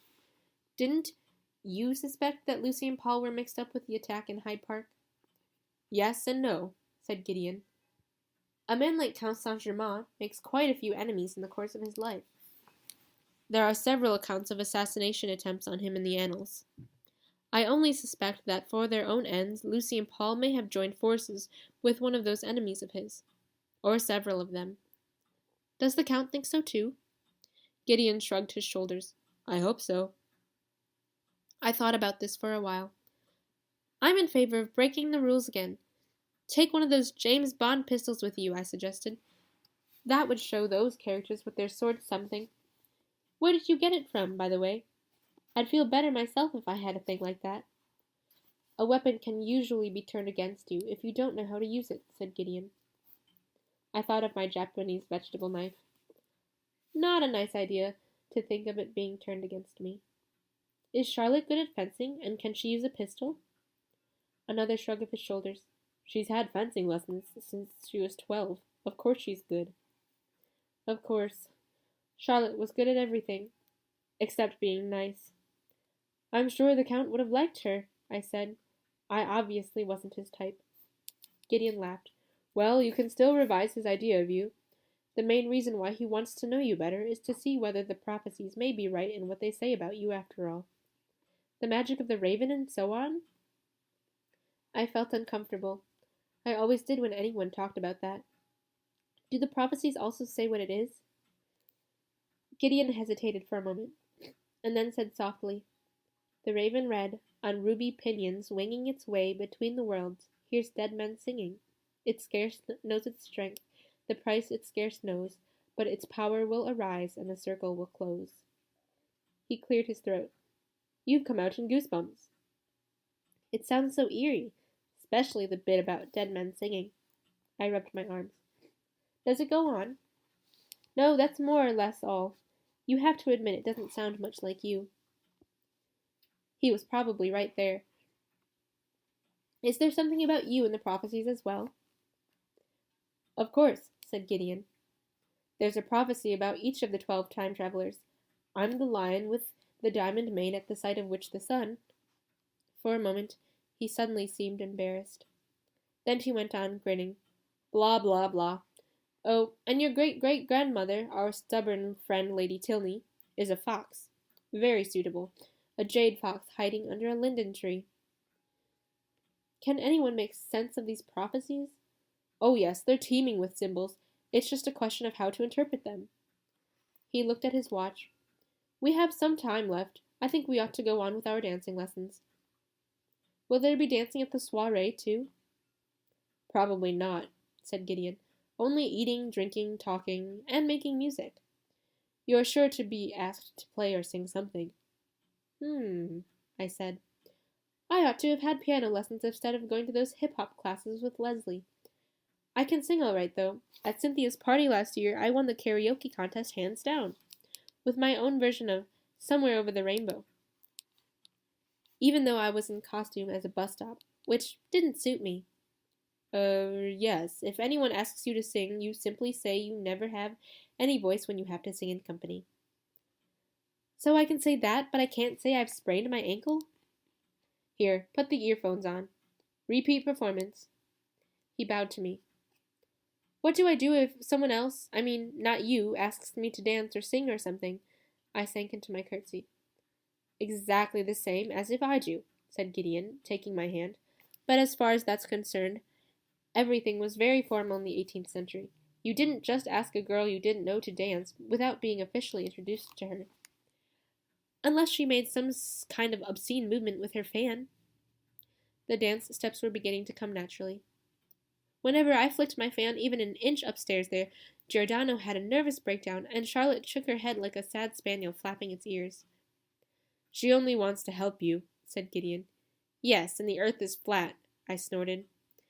Although I'm sure snorting wasn't allowed when you were dancing a minuet.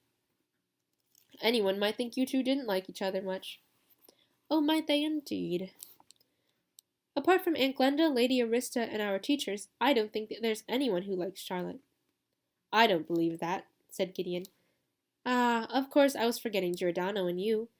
Oops, now I've gone and rolled my eyes. I bet that's forbidden in the 18th century. Could you possibly be a little jealous of Charlotte?" I had to laugh. "Take my word for it, if you knew her as well as I do, you wouldn't ask such a silly question." "Oh, I know her quite well," said Gideon quietly, taking my hand again. "Yes, but only her chocolate-coated side," I wanted to say. But then I realized what that remark of his meant, and all at once, I really was terribly jealous of Charlotte. "How well do you know each other, then?" "Exactly." I removed my hand from Gideon's, and gave it to his non-existent neighbor in the set instead. "I'd say we as well as people know each other when they've spent a lot of time together." As he passed, he gave me a mocking smile.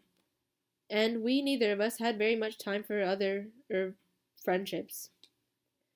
"I see. You have to take what you can get." I couldn't bear it a second longer. "And what's Charlotte like at kissing?" Gideon took my hand, which was at least 6 inches too high in the air. "You're making great progress in the art of conversation, but all the same, a gentleman doesn't talk about such things." "I'd let that pass as an excuse if you were a gentleman." "If I've ever given you the reason to think I don't behave like a gentleman, then—" "Oh, shut up! Whatever's going on with you and Charlotte, I'm not interested one little bit. But it's a bit much, you thinking it would be funny to go snogging with me at the same time. Snogging? What a crude expression. I'd be grateful if you'd tell me why you're in such a bad temper. And think of your elbows at the same time. They ought to be pointing down in this figure. It's not funny, I spat. I'd never have let you kiss me if I'd known that you and Charlotte were...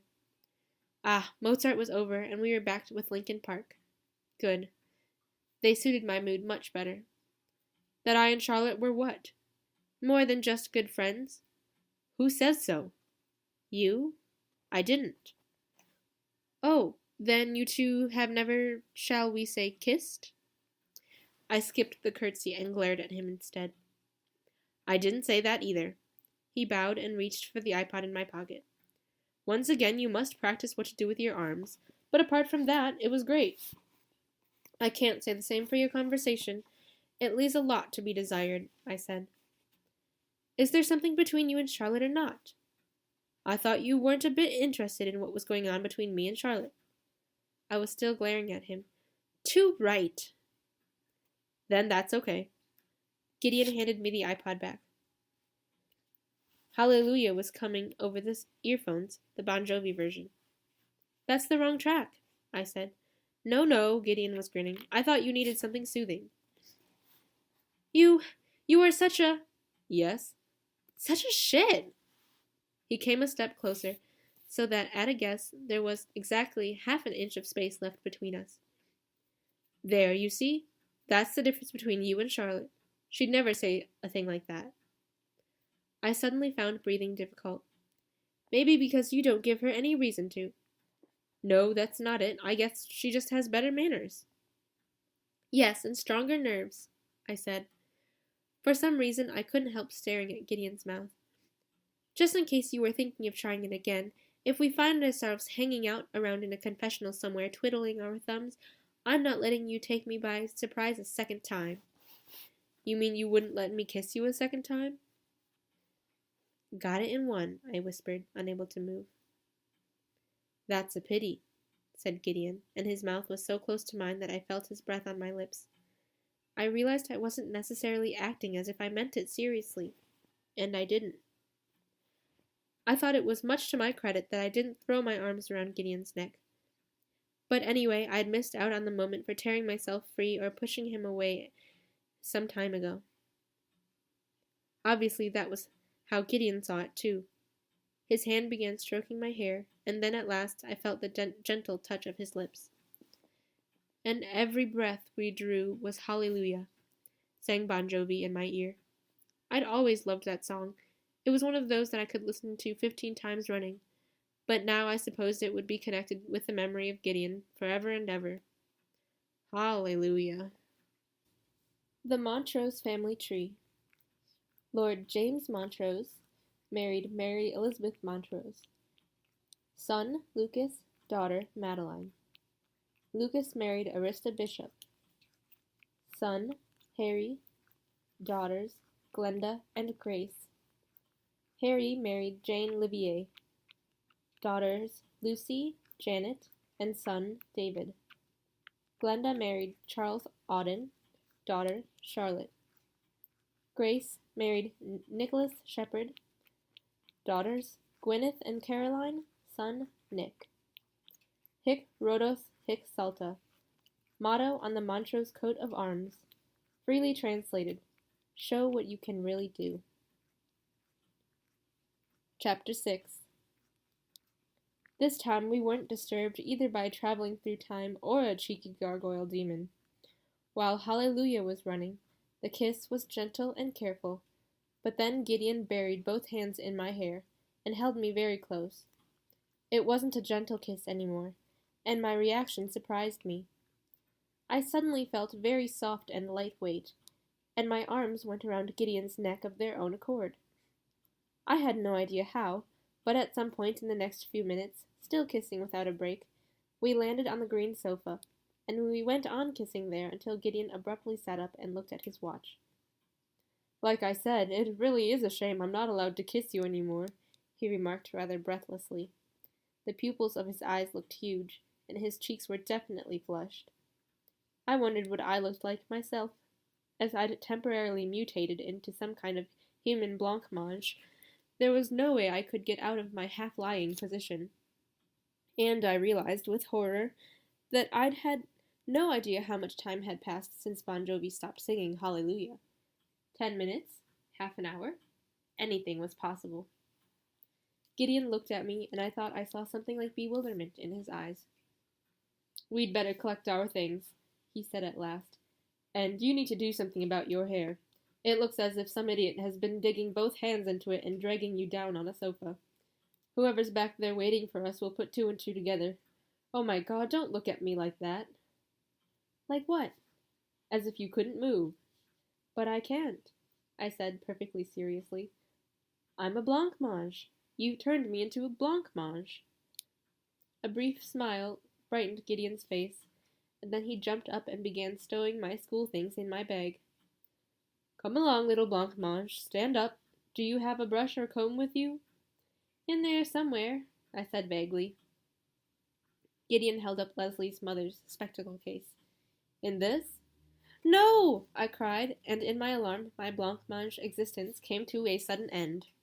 I jumped up, snatched the case containing the Japanese vegetable knife from Gideon's hand, and flung it back in my bag. If Gideon was surprised, he didn't show it. He put the chair back by the wall and looked at his watch again while I took out my hairbrush. "How much time do we have left?" 2 minutes, said Gideon, picking up the iPod from the floor. How it had ended up there I had no idea, or when. I hastily brushed my hair. Gideon was watching me with a serious expression on his face. "Gwyneth?" I lowered the hairbrush and returned his gaze as calmly as I could. Oh my God, he looked so incredibly good, and a part of me was trying to turn back into blancmange again. "Do you?" I waited. "What?" "Oh, nothing." The familiar dizzy feeling was spreading through me. "I think we're off," I said. "Hold tight to your bag. Whatever happens, you mustn't let go of it. And come this way a bit, or you'll land on the table." Even as I was moving toward him, everything blurred in front of my eyes. Only fractions of a second later, I made a soft landing on my feet, right in front of the wide-eyed Mr. Marley. The gargoyle was looking over his shoulder, grinning. "At last," said Zemirius. "I've had to listen to Ginger here talking to himself for the last 15 minutes. "Are you all right, Miss Shepherd?" asked Mr. Marley, taking a step back. "She's fine," said Gideon, who had landed behind me and was now looking me up and down. When I smiled at him, he quickly moved aside. Mr. Marley cleared his throat. "I'm to tell you you're expected in the Dragon Hall, sir. The number 7 has arrived and wants to see you. If you'll allow me, I'll take Miss Shepherd to her car." "Miss Shepherd doesn't have a car," said Zemirius. "She doesn't even have a driving license, dimwit." "No need, I'll take her upstairs with me." Gideon picked up the black blindfold. "Do I really have to wear that thing?" "Yes, you do." Gideon tied the scarf together behind my head.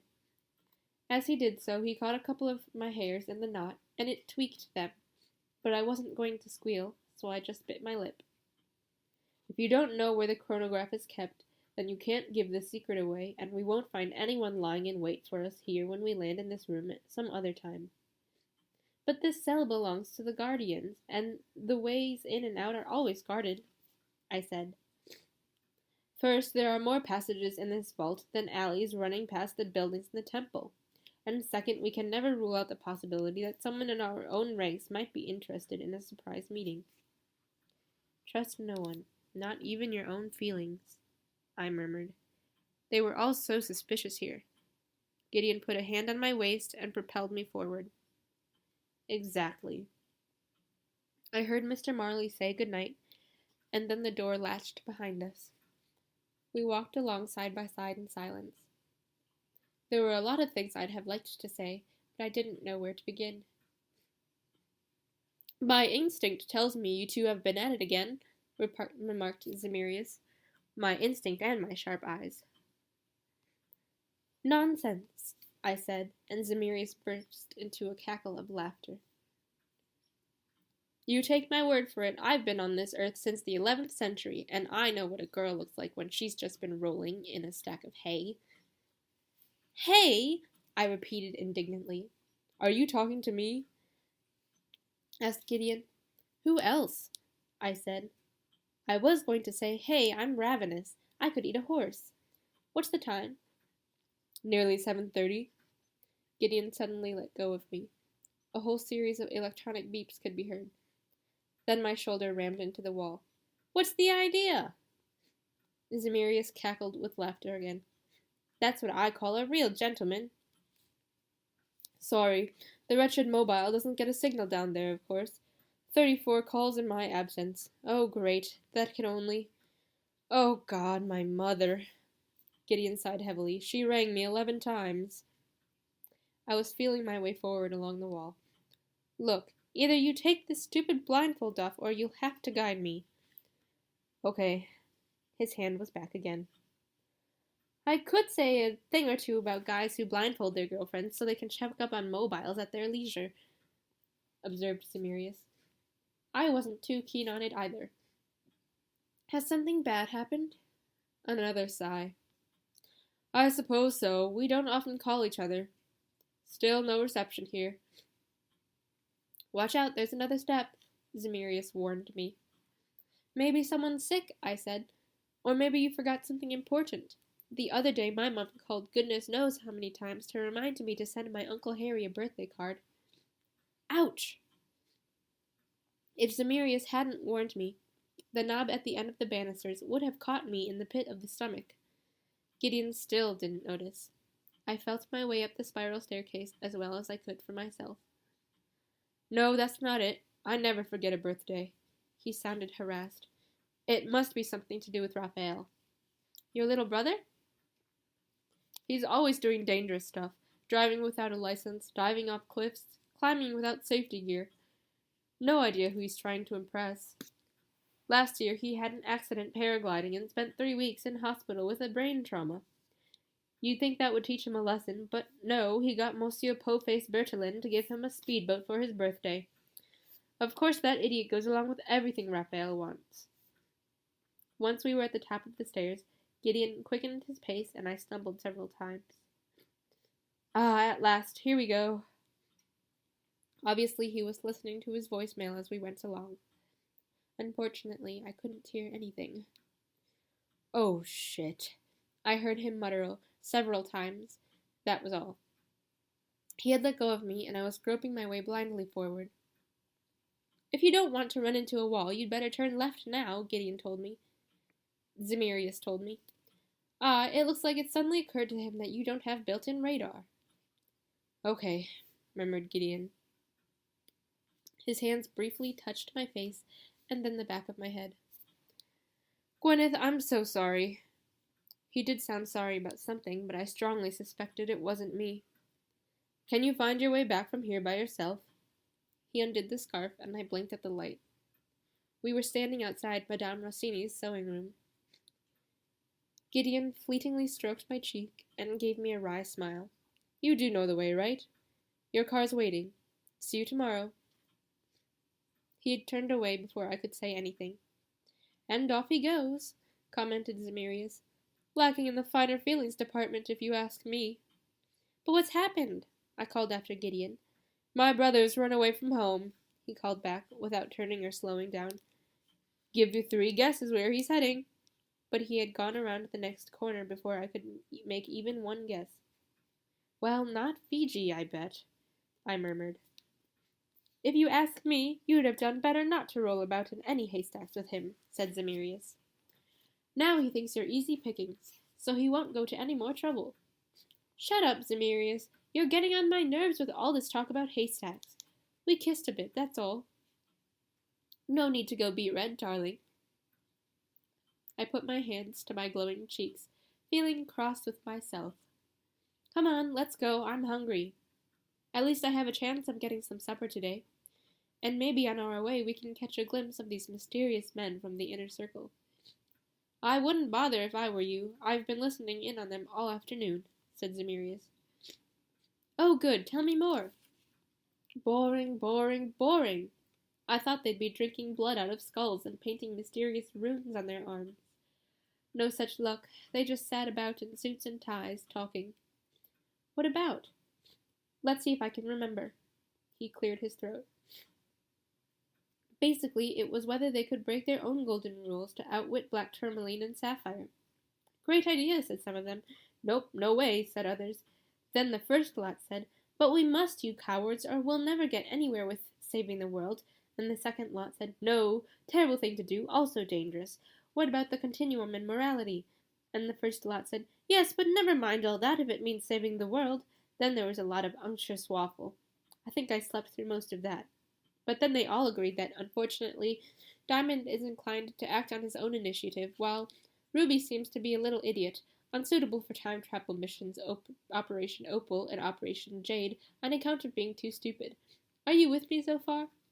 I stood up for you, but they weren't listening to me, said Zemirius. They were all saying information that had to be kept from you as far as possible. They thought your ignorance and naivety, the result of an inadequate education, already made you a security risk, and you were also indiscretion personified. Oh, and they're going to keep an eye on your friend Leslie, too. Oh, shit. The good news is that they blame your inadequacies on your mother. Women are always to blame for everything. Our friends, the mystery mongers, all agreed there. And then they started talking about evidence, dressmakers' bills, letters, sound human understanding, and after a good deal of talk, they agreed that Paul and Lucy had gone back to 1912 with the chronograph, and that's where they're living now. Though, in this case, now isn't quite the right word for it. Zemirius scratched his head. Never mind, that's where the two of them are, anyway. Our friends are sure of that, and at the next opportunity your wonderful strong hero is supposed to track them down, get some of their blood, and bring back the original chronograph while he's about it. Then off they started from the beginning again, blah, blah, blah, golden rules, unctuous waffle. Interesting, I said. You think so? Well, if you do, that's because of my witty and amusing way of summing up all of that boring twaddle. I opened the door into the next corridor, and I was about to answer Zemirius when I heard a voice. You're just still as arrogant as you used to be. That was my mum. And sure enough, when I turned the corner, there she was, standing in front of Falk Devier with both her fists clenched. And you are as pig-headed and as obstructive as ever, Falk was saying. You've done considerable damage to the cause with your attempts, for whatever reason you made them, to cover up the facts about Gwyneth's birth. The cause, your precious cause, was always more important to all of you than any human beings who got caught up in it, snapped my mother. I closed the door as quietly as possible behind me and slowly walked toward them. Zemirius was working his way along the top of the wall, hand over hand. Wow, she looks furious. He was right. My mum's eyes were glittering, her cheeks were flushed, and her voice was unusually high. We agreed that Gwyneth would be kept out of it, wouldn't be put in any danger, and now you want her served up to the Count on a platter, although she's completely helpless. That's your own fault, said Falk Devier coldly. Mum bit her lip. As Grand Master of this lodge, you're responsible. If you'd shown your cards openly from the first, then Gwyneth wouldn't be unprepared now. For your information, you may be able to deceive Mr. George with your story of wanting to make sure your daughter had a carefree childhood. But you don't fool me. I am still extremely interested to know what that midwife will have to tell us. You haven't found her yet? My mother's voice wasn't quite so shrill.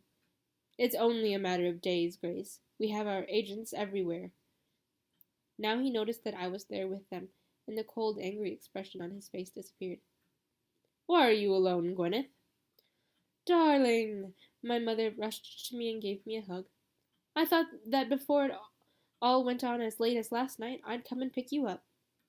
And take the opportunity of tearing me off a strip, added Falk with a slight smile.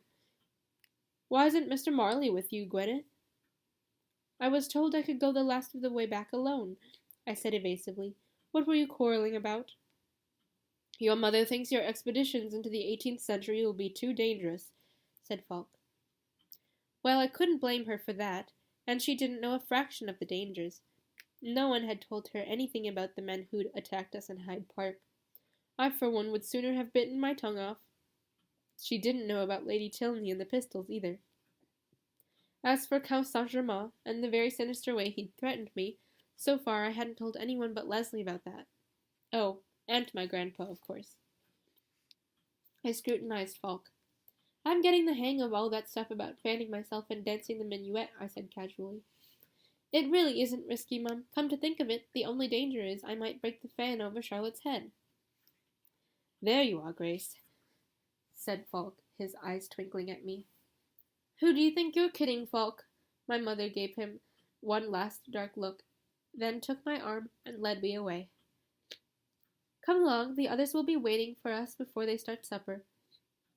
See you tomorrow, Gwyneth, Falk called after us. And, see you sometime, Grace. See you, I muttered. Mum muttered something, too, but I couldn't make out what it was. If you ask me, haystacks again, said Zemirius. They don't fool me with their quarrels. I know people who fancy rolling in the hay when I see them. I sighed. Mum sighed as well, and held me closer to her, as we went the last of the way to the front door. I stiffened slightly, but then I put my head on her shoulder. You don't have to quarrel with Falk over me. You're worrying too much, Mum. Easy for you to say so. It's not a nice feeling, thinking you've done everything wrong. I can tell you're angry with me. She sighed again. And you're right, really. But I love you all the same, I said. Mum was fighting back tears. And I love you more than you can imagine, she murmured. We had reached the street outside the house, and she was looking around as if she was afraid of someone lying in wait for us in the dark. I'd give anything for us to be a perfectly normal family, living in a perfectly normal, ordinary life. What exactly is normal? I said. Not us, anyway. It's all a question of attitude. So, how was your day? I asked with a touch of irony. Oh, the usual, Mum grinned faintly. First a little argument with my mother, then a bigger argument with my sister, a bit of an argument with my boss at work, and finally another argument with my former boyfriend, who just happens to be Grand Master of that amazingly secret lodge. Told you so, said Zemirius cheerfully. Rolling in the hay. There, you see, Mum? Perfectly normal. Mum smiled all the same. And how was your day, darling? Oh, nothing special worth mentioning. Some trouble with Mr. Squirrel at school. Next, some dancing and etiquette lessons with an obscure secret society that goes in for time travel.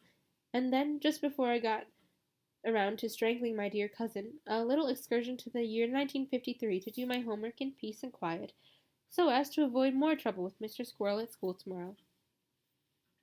Doesn't sound too bad. Mum's heels were clicking on the sidewalk. She looked around again. I really don't think there's anyone following us, I reassured her. They're all too busy. The place is swarming with amazingly secret people. The inner circle is meeting. That doesn't happen often. They last all met when Lucy and Paul stole the chronograph. Usually they're distributed all over the world.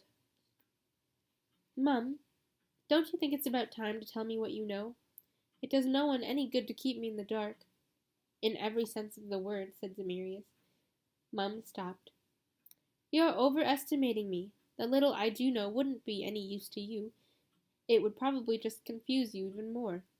Or worse, it might actually put you in danger. I shook my head. I wasn't giving up that easily. Who or what is the Green Rider? And why don't Lucy and Paul want the circle to close? Or do they want it to close, but only because they want to make use of the secret themselves? Mum rubbed her forehead. Today's the first I've heard of any Green Rider. And as for Lucy and Paul, I'm sure their motives weren't selfish. You've met Count Saint-Germain. He has ways and means of... She stopped. Oh, darling, believe me, nothing I could say would be of any use to you. Please, Mum, it's bad enough with those men acting so mysterious and not trusting me, but you're my mother. Yes, she said, and there were tears in her eyes again. Yes, I am. But obviously that argument wasn't going to get me anywhere. Come along. The taxi's been waiting half an hour. It's probably going to cost me half this month's salary. I sighed and followed her down the street. We could go by tube. No, you need something hot inside of you as soon as possible. And Nick and Caroline miss you terribly. They'd hate to have supper without you yet again. Surprisingly, it was a peaceful, comfortable evening, because my grandmother and Aunt Glenda and Charlotte had gone to the opera. Tosca, said Great Aunt Mattie, sounding pleased, and she shook her blonde curls. Let's hope they can come home feeling edified. She gave me a mischievous wink. Good thing Violet had the tickets available. I looked inquiringly around at everyone. It turned out that Great Aunt Mattie's friend, a nice old lady by the beautiful name of Mrs. Violet Purpleplum, who always knitted us scarves and socks for Christmas, had been going to this opera with her son and her future daughter-in-law. But now it turned out that the future daughter-in-law was going to be someone else's future daughter-in-law instead. We all immediately relaxed. As usual, one Lady Arista and Aunt Glenda were out of the house. It was a bit like being in elementary school when the teacher leaves the classroom. Even in the middle of supper, I had to jump up and show my brother and sister, Great Aunt Mattie, Mum, and Mr. Bernard how Puffy Lips and Charlotte had taught me to dance the minuet and flutter a fan, and Zemirius prompted me if I forgot anything. Looking back, I thought it was more comic than tragic myself, and I could see why the others were so amused. After a while, they were all dancing, except for Mr. Bernard, and even he was tapping the toe of his shoe in time to our rhythm, talking through their noses like Mr. Giordano, and telling each other, "Stupid thing, see how Charlotte does it," and "Right, no, right is where your thumb is on the left." "I can see your teeth, that's unpatriotic." Nick demonstrated 23 ways of communicating without words, by fanning himself with a napkin. "This one means, 'Oops, your fly is open, sir,' and if you lower the fan a little and look at someone over the top of it, it means, 'Wow, I'd like to marry you,' but if you do it with the other way around, it means, 'Ha ha, we are now at war with Spain.'" Nick showed a lot of acting talent, you had to give him that. Finally, Caroline kicked her legs so high while she was dancing, it was more of a can-can than a minuet, that one of her shoes flew off and landed in what was left of the Bavarian cream we'd had for pudding. That sobered us up a little, until Mr. Bernard fished the shoe out of the dish, put it on Caroline's plate, and said with a perfectly straight face, "I'm glad there's plenty of that pudding left. Miss Charlotte and the ladies are sure to want a little something to eat when they get home from the opera." My great aunt beamed at him. "You are always so thoughtful, dear Mr. Bernard." "It is my duty to look after you all," said Mr. Bernard. "I promised your brother I would before his death."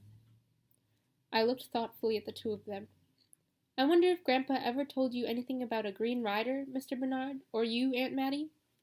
Aunt Mattie shook her head. "Green rider? What's that supposed to mean?" "I've no idea," I said. "I know I have to find him, that's all." "If I want to look for something, I usually go to your grandfather's library," said Mr. Bernard, and his owlish brown eyes looked very bright behind his glasses. "I have always found what I wanted there. If you need help, I know my way around the library very well, because I'm the one who dusts the books." "That's a good idea, Mr. Bernard," said Aunt Mattie. "Always at your service, ma'am." Mr. Bernard put more wood on the fire before wishing us good night. Zemirius followed him. "I want to see if he takes his glasses off when he goes to sleep," he said, "and I'll tell you if he steals out of the house at night to play bass in a heavy metal band." My brother and sister were really supposed to go to bed early during the week, but today my mother let them stay up. After laughing till we were worn out, we settled down in front of the fire. Caroline cuddled up in Mum's arms. Nick nestled against me, and Great Aunt Mattie sat in Lady Arista's wing chair, blew a blonde curl away from her face, and looked at us contentedly. "Will you tell us about the good old days, Aunt Mattie?" asked Caroline. "When you were a little girl, and you had to visit your horrible cousin Hazel in the country." "Oh, you've heard that so often already," said Aunt Mattie, putting her pink felt slippers on the footstool. But she didn't take much persuading. All her stories about her horrible cousin Hazel began. Hazel was about the most conceited girl you can imagine. And then we would say in chorus, just like Charlotte. And Aunt Mattie would shake her head and say, no, Hazel was much, much worse. She picked up cats by their tails and swung them around her head. As I rested my chin on Nick's hair and listened to the story, in which Aunt Mattie, aged 10, avenged all the tortured cats in Gloucestershire by tipping Cousin Hazel into a pool of liquid manure, my thoughts went to Gideon. Where was he now? What was he doing? Who was with him? And was he maybe thinking of me too? With that odd, warm feeling somewhere deep inside? Probably not.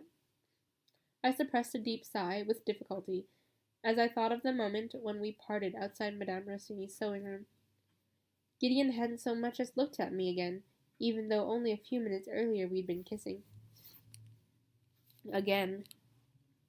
Although I'd sworn over the phone to Leslie last night that it would never happen again. Not until we finally decided just what's going on between us. Leslie had only laughed.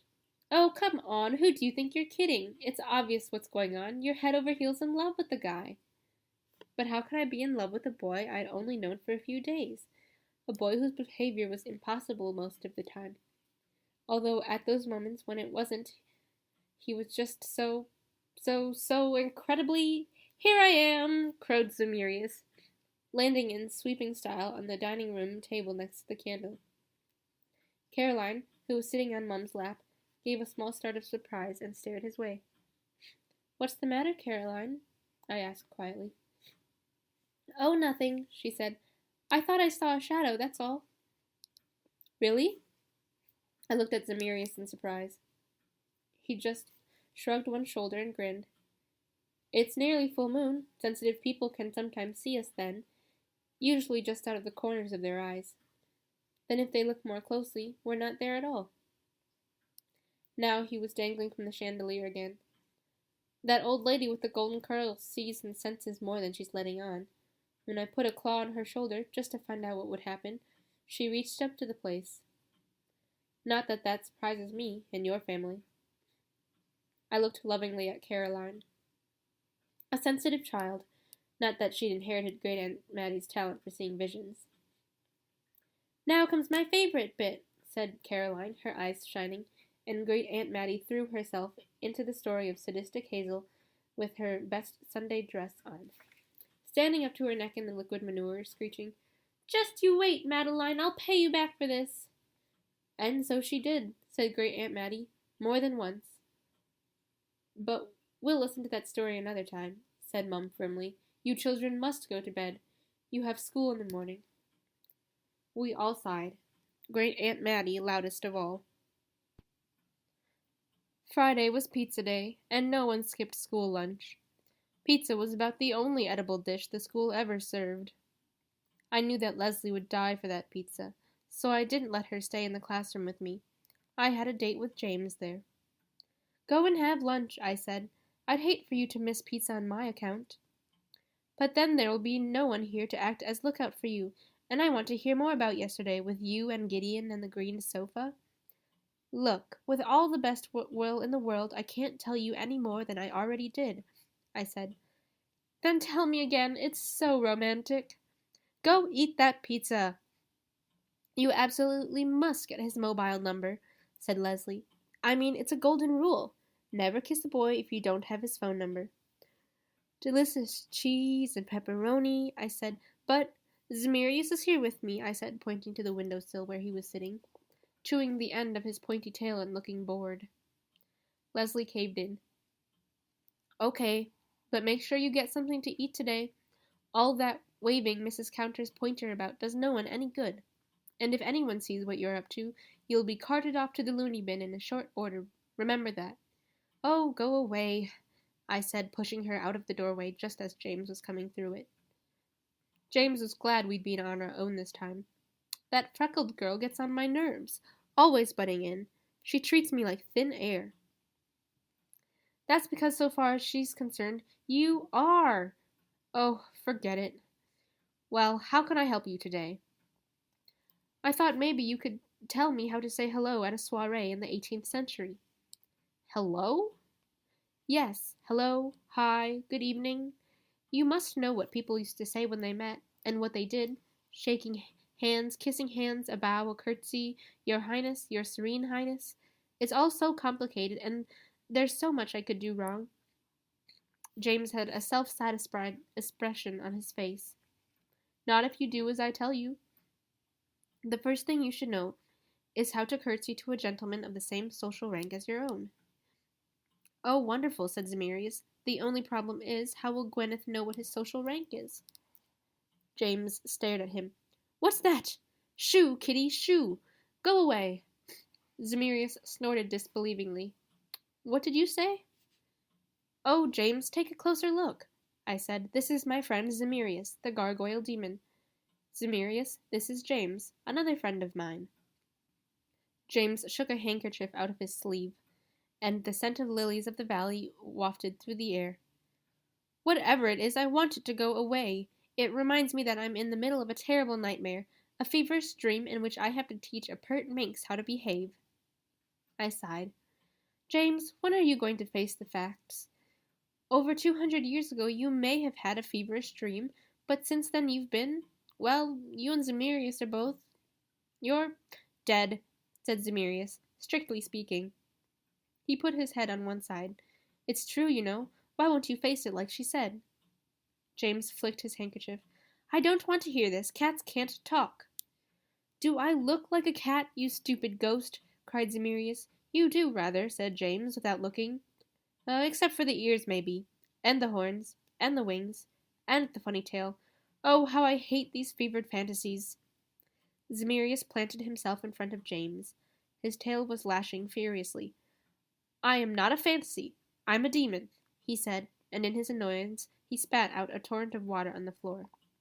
A powerful demon, conjured up by magicians and architects in the 11th century, as you reckon time, to protect the tower of a church that isn't standing any more these days. Where my sandstone body was destroyed hundreds of years ago, this was all that was left of me, a shadow of my former self, so to speak, condemned to wander this earth until the world falls apart, which could take a few another million years, I should think. Tra-la-la, I'm not listening, said James. You're pathetic, said Zemirius. Unlike you, I have no choice. I'm bound to this earth by a magician's curse. But you could give up your pitiful ghostly existence and go wherever human beings do go when they're dead. I'm not dead, you stupid kitty cat, cried James. I'm only sick in bed with horrible feverish hallucinations, and if we don't change the subject this minute, I'm leaving. Okay, I said, trying to use the board eraser to mop up the puddles Zemirius had made. Let's go on. Curtsying to a gentleman of the same social rank. Zemirius shook his head and flew away over our heads to the door. I'll stand guard for you. Think how embarrassing it'd be if anyone found you here curtsying. The lunch break wasn't long enough to learn all the tricks James wanted to teach me, but in the end I could curtsy in 3 different ways and hold out my hand to be kissed. A good thing that custom has died out, if you ask me. When the other students came back, James bowed to me and left, while I whispered a quick word of thanks. So? Asked Leslie.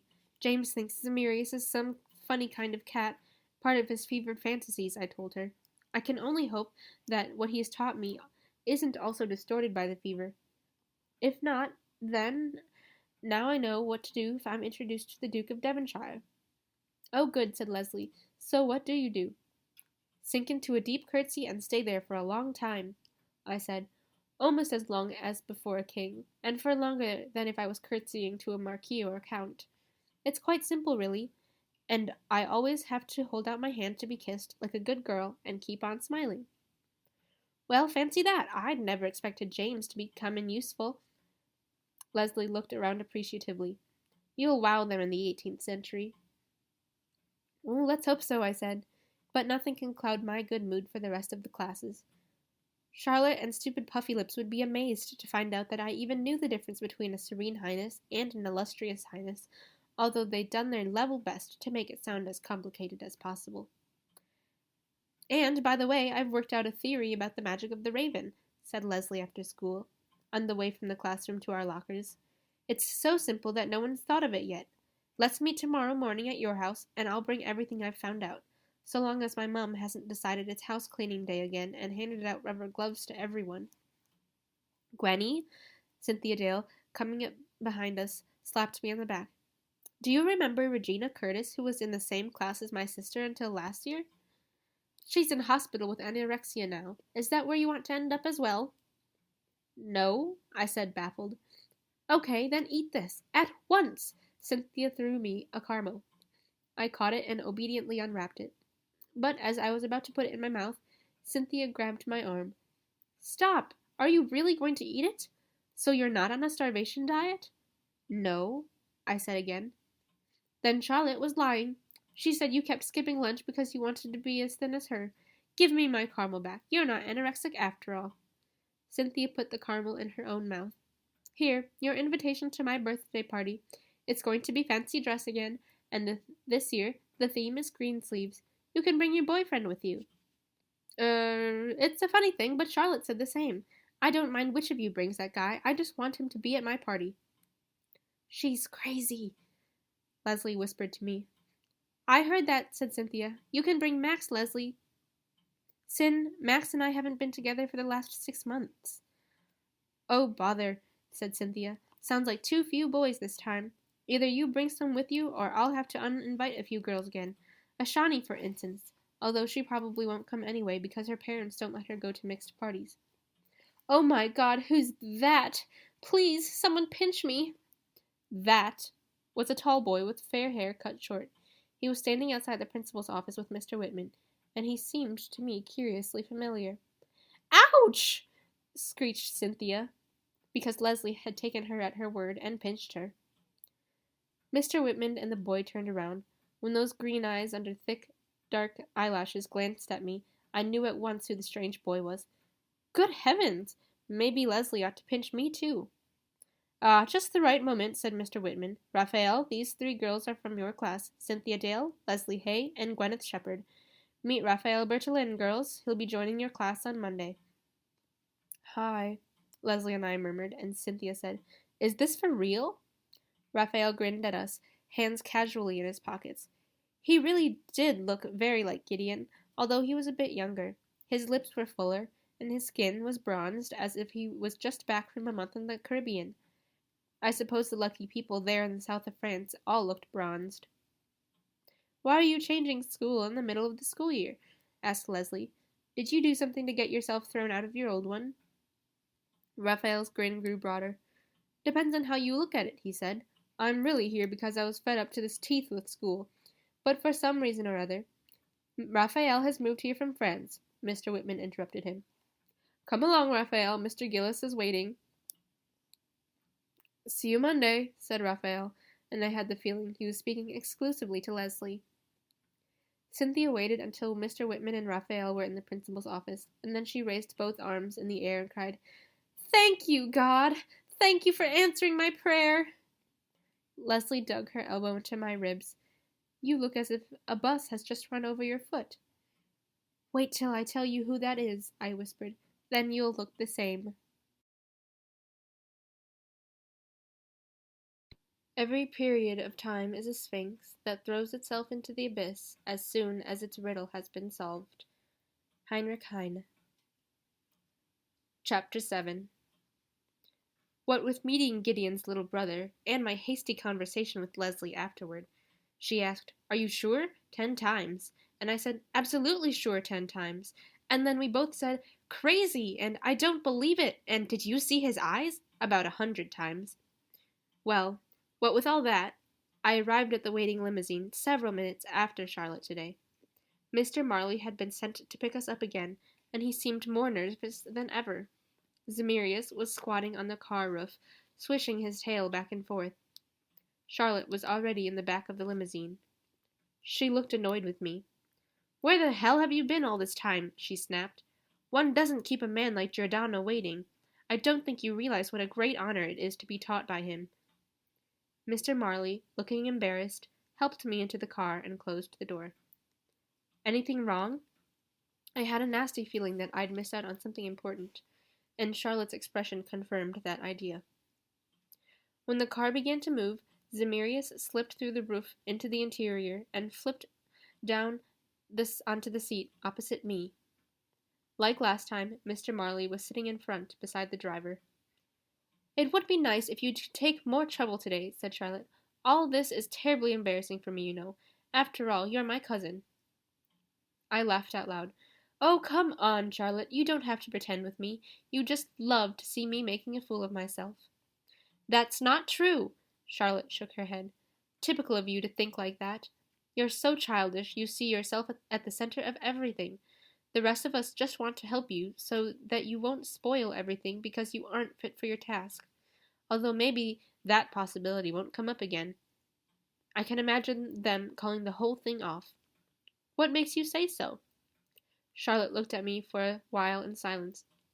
Then she said, almost gleefully, "You'll find out soon enough, I expect." "Has something happened?" I asked, but I was asking Zemirius, not Charlotte. I wasn't stupid. "Did Mr. Marley say something before I got here?" "Only cryptic stuff," said Zemirius, as Charlotte compressed her lips and looked out of the window. "There was obviously some kind of incident this morning when, what's-his-name, your boyfriend, Sparkly Jewel thingy." He scratched his eyes with the tip of his tail. "Don't make me worm it all out of you." Charlotte, who understandably thought I was talking to her, said, "If you hadn't been late, then you'd know." "Diamond, that's it," said Zemirius. "Well, he went traveling in time, and someone— how can I put this? Seems like someone hit him over the head." My stomach contracted painfully. "What?" "Don't upset yourself," said Zemirius. "He'll live, or so I gathered from what Ginger there was stammering. Oh, good heavens, you're white as a sheet. Not going to throw up, are you? Pull yourself together." "I can't," I whispered. I really did feel terrible. "You can't what?" snapped Charlotte. "The first thing gene carriers learn is to put their own wishes last and do their best for the cause, while you are just the opposite." In my mind's eye, I saw Gideon lying on the ground covered with blood. I was finding it difficult to breathe. "Other people would do anything to be taught by Giordano, and you act as if we were setting out to torture you." "Oh, do shut up for once, Charlotte," I said. Charlotte turned back to the window. I began trembling. Zemirius put one claw comfortingly on my knee. "Listen, I'll find your boyfriend and report back, okay? But please don't cry, or I'll get upset and spew water all over the showy leather upholstery, and your cousin will think you wet yourself." With a jerk, he disappeared through the roof of the car and flew away. It was a dreadful hour and a half before he finally came back. An hour and a half in which I imagined the most terrible things, feeling more dead than alive. It made matters no better that meanwhile we had arrived at the temple where the implacable Giordano was waiting for me, but I was in no fit state to take in what he was saying about colonial policy in the 18th century, or to imitate Charlotte's dance steps either. Suppose Gideon had been attacked by swordsmen again, and this time he hadn't been able to defend himself. When I wasn't seeing him lying on the ground covered with blood, I imagined him, hooked up to thousands of tubes in intensive care, looking whiter than the sheets on his bed. Why wasn't there anyone here to tell me how he was? Then, at last, Zemirius came flying straight through the wall and into the old refectory. "Well?" I asked, ignoring Giordano and Charlotte. They were in the middle of teaching me how to clap when you were applauding something in the 18th century. Not the way I did it, of course. "You're playing pat-a-cake, baker's man, you stupid creature," Giordano was saying. "That's the way toddlers clap in the sandbox when they're pleased. Oh, what's she looking at now? I am going right out of my mind." "Not to worry about, Haystack, girl," said Zemirius, grinning cheerfully. "Something came down boing on your friend's head, put him out of action for an hour or so, but his skull must be hard as diamond itself. He didn't even get a concussion. And the wound on his forehead makes him look kind of— oh no, don't go all pale again. I told you he's all right." I took a deep breath. I felt dizzy with relief. "That's better," said Zemirius. "No need to hyperventilate. Lover boy still has all his nice white teeth, and he's cursing under his breath non-stop, which I guess is a good sign." Thank God, thank God, thank God." In fact, the person about to hyperventilate was Giordano. Go ahead, I thought. Why don't you? Suddenly his screeching didn't bother me any more. Far from it. It was very amusing to watch his complexion turn from dark pink to purple in between those crisscrossed lines of beard. Mr. George arrived just in time to prevent the furious puffy lips from slapping my face. It was even worse today, if that's possible. Giordano sank down on a delicate little chair and mopped the sweat from his face with a handkerchief, as purple as his present skin color. She just stared ahead with glazed eyes all the time. If I didn't know better, I'd have thought she was on drugs. Giordano, please, said Mr. George. We have none of us had a particularly good day today. How is he doing? Asked Charlotte quietly, with a sideways glance at me. As you might expect in the circumstances, replied Mr. George gravely. Once again, Charlotte cast me a brief, searching glance. I stared darkly back. Did it give her some kind of sick satisfaction to know something I didn't know, although she thought it would be of burning interest to me? Oh, nonsense, said Zemirius. He's doing just fine, trust me, darling. He just ate an enormous veal schnitzel with French fries and green vegetables.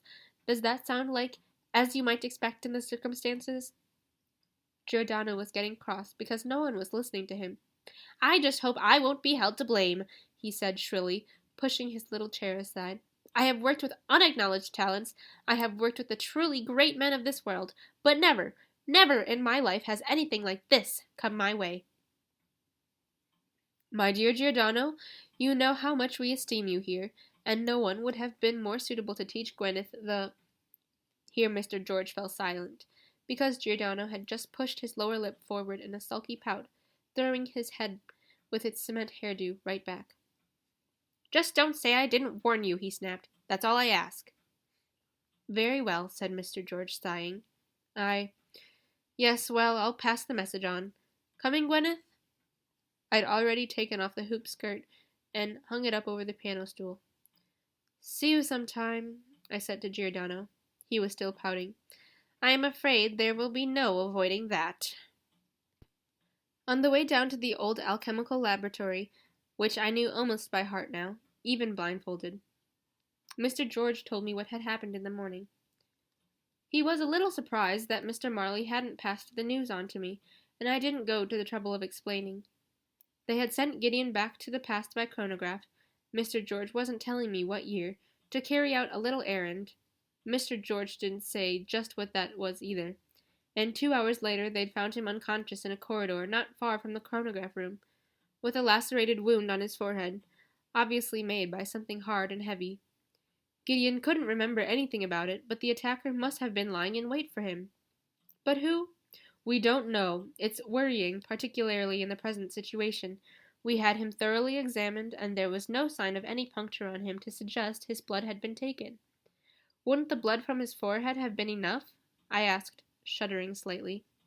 Possibly, agreed Mr. George, but if someone had, wanted to make sure, that's not how he'd have gone about getting Gideon's blood. There are countless explanations. No one knew Gideon was going to be there that evening, so it's unlikely that someone was lying in wait for him on purpose. It's much more likely to have been a chance meeting. In certain years, these cellars were swarming with subversive, low-life characters, smugglers, criminals, creatures of the underworld in every sense.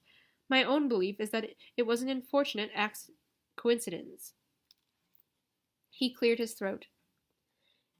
In any case, Gideon seems to have survived the adventure pretty well. At least, Dr. White found no serious injuries. So the two of you will be able to set off on Sunday at midday as planned, to attend that soiree. He laughed a little. Funny idea, a soiree in the middle of the day on Sunday. Ha, yes, ha, hilarious. Where's Gideon now? I asked impatiently. In hospital? No, he's resting. At least, I hope so. He only went to hospital for a scan, and as it found nothing, thank God, he discharged himself. The fact is, he had an unexpected visit from his brother yesterday evening. I know, I said. Mr. Whitman registered Raphael at my school today. I heard Mr. George sigh heavily. The boy ran away from home after getting into some kind of trouble along with his friends. Falk has this crazy idea of keeping Raphael in England. In these turbulent times, we all have better things to do, Gideon in particular, than bother about difficult boys, but Falk could never refuse Selina anything, and it seems this is Raphael's only chance of finishing high school with some kind of certificate, away from the friends who have had such a bad influence on him.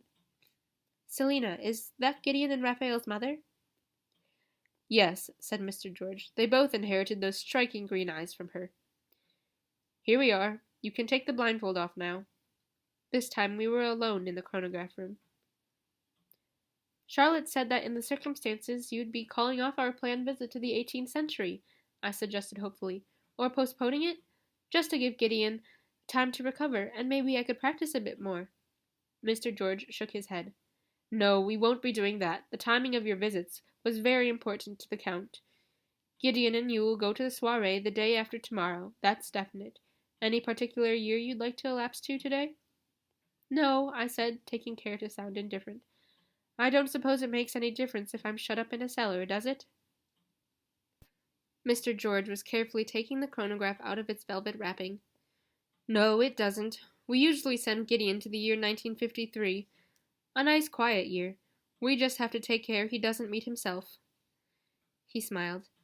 I imagine it would rather feel eerie to be shut up somewhere with your double. He patted his round little paunch and looked thoughtful. How about 1956? Another quiet year. Sounds perfect, I said. Mr. George handed me the flashlight and took his ring off. Just in case, but don't worry, there won't be anyone around in the small hours. Not at 2:30 a.m. 2:30 a.m.? I repeated, horrified. How was I going to find my grandfather in the middle of the night? No one was going to believe I'd lost my way down at the cellars at 2:30 a.m. There might not be anyone at all in the building. Then our plan would fall through. Oh, Mr. George, please don't send me into those eerie catacombs in the middle of the night all by myself. Gwyneth, it makes no difference when you're locked in a room deep underground. But I get scared at night. Please don't send me off all alone in the dark. I was so desperate that tears came into my eyes of their own accord. I didn't have to help them along. Very well, said Mr. George, his eyes looking at me indulgently. I was forgetting that you... Well, let's just pick another time of day. How about 3 in the afternoon? That's better, I said. Thank you, Mr. George. There's nothing to thank me for. Mr. George looked up from the chronograph for a moment and smiled at me. We really do ask a lot of you. I think in your place I'd feel rather uneasy alone in a cellar myself, particularly as you sometimes see things that other people don't. Yes, thanks for reminding me, I said. Zemirius wasn't with us. He'd probably have been very cross at being described as a thing. What about all those tombs full of bones and skulls just around the corner?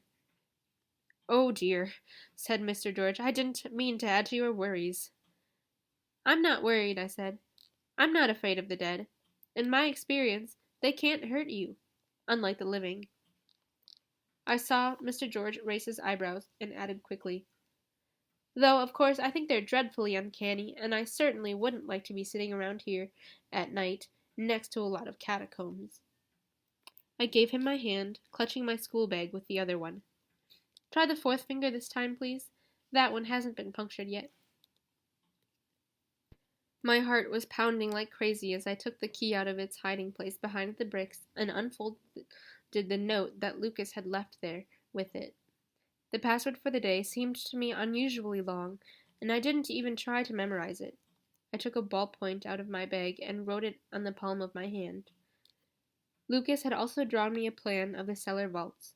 According to his diagram, I had to turn right once I was outside the door, and then turn left 3 times running until I came to the big staircase where the first guards would be stationed. The door opened easily when I turned the key in the lock. I thought for a moment and then decided not to lock it again, just in case I was in a hurry on the way back. There was a musty smell down here, and the walls clearly showed how old these vaults were. The ceiling was low and the passages very narrow. Every few yards another corridor branched off or a door was let into the wall. Without my flashlight and Lucas's plan, I'd probably have been lost, even though it felt oddly familiar down here. As I turned left in the last corridor before the staircase, I heard voices. I took a deep breath. Now I had to convince the guards that there was a really good reason for letting me through. Unlike the guards in the 18th century, this couple didn't look at all dangerous. They were sitting at the foot of the stairs playing cards. I marched firmly up to them.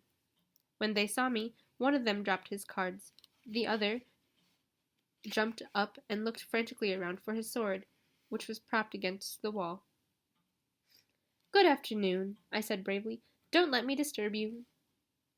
"What? Who? How?" stammered the first guard. The second guard had picked up his sword and was staring at me undecidedly. "Isn't a sword a rather exotic weapon for the 20th century?" I asked, baffled. "What are you going to do with it if someone comes this way with a hand grenade? Or a machine gun?" "People don't come this way at all much," said the guard with the sword. He grinned awkwardly. "It's more a kind of traditional weapon that—" He shook his head, as if calling himself to order, then pulled himself together and stood up very straight. "Password?" I glanced at the palm of my hand. "Nam quod in juventus non dicitur, in matura etet necitur." "That's right," said the guard, still sitting on the stairs. "But where do you come from, may I ask?" "The Royal Courts of Justice," I said. "There's this useful shortcut through to hear from them. I can show you sometime if you like. But now I have a very important appointment with Lucas Montrose." "Mr. Montrose? I don't know if he's in the building today," said the guard with the sword. The other one said, "We'll take you up, miss. You'll have to tell us your name first, for the record." I told them the first name to come into my mind. Maybe I was a little too quick about it. "Violet Purpleplum?" repeated the guard with the sword incredulously, while the other guard stared at my legs.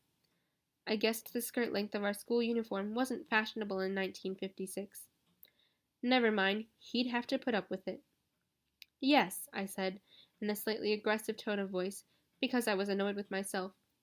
"No need to grin like that. Not everyone can be called Smith or Jones. Can we get on with this?" The two men had a brief argument over which one was going to escort me up.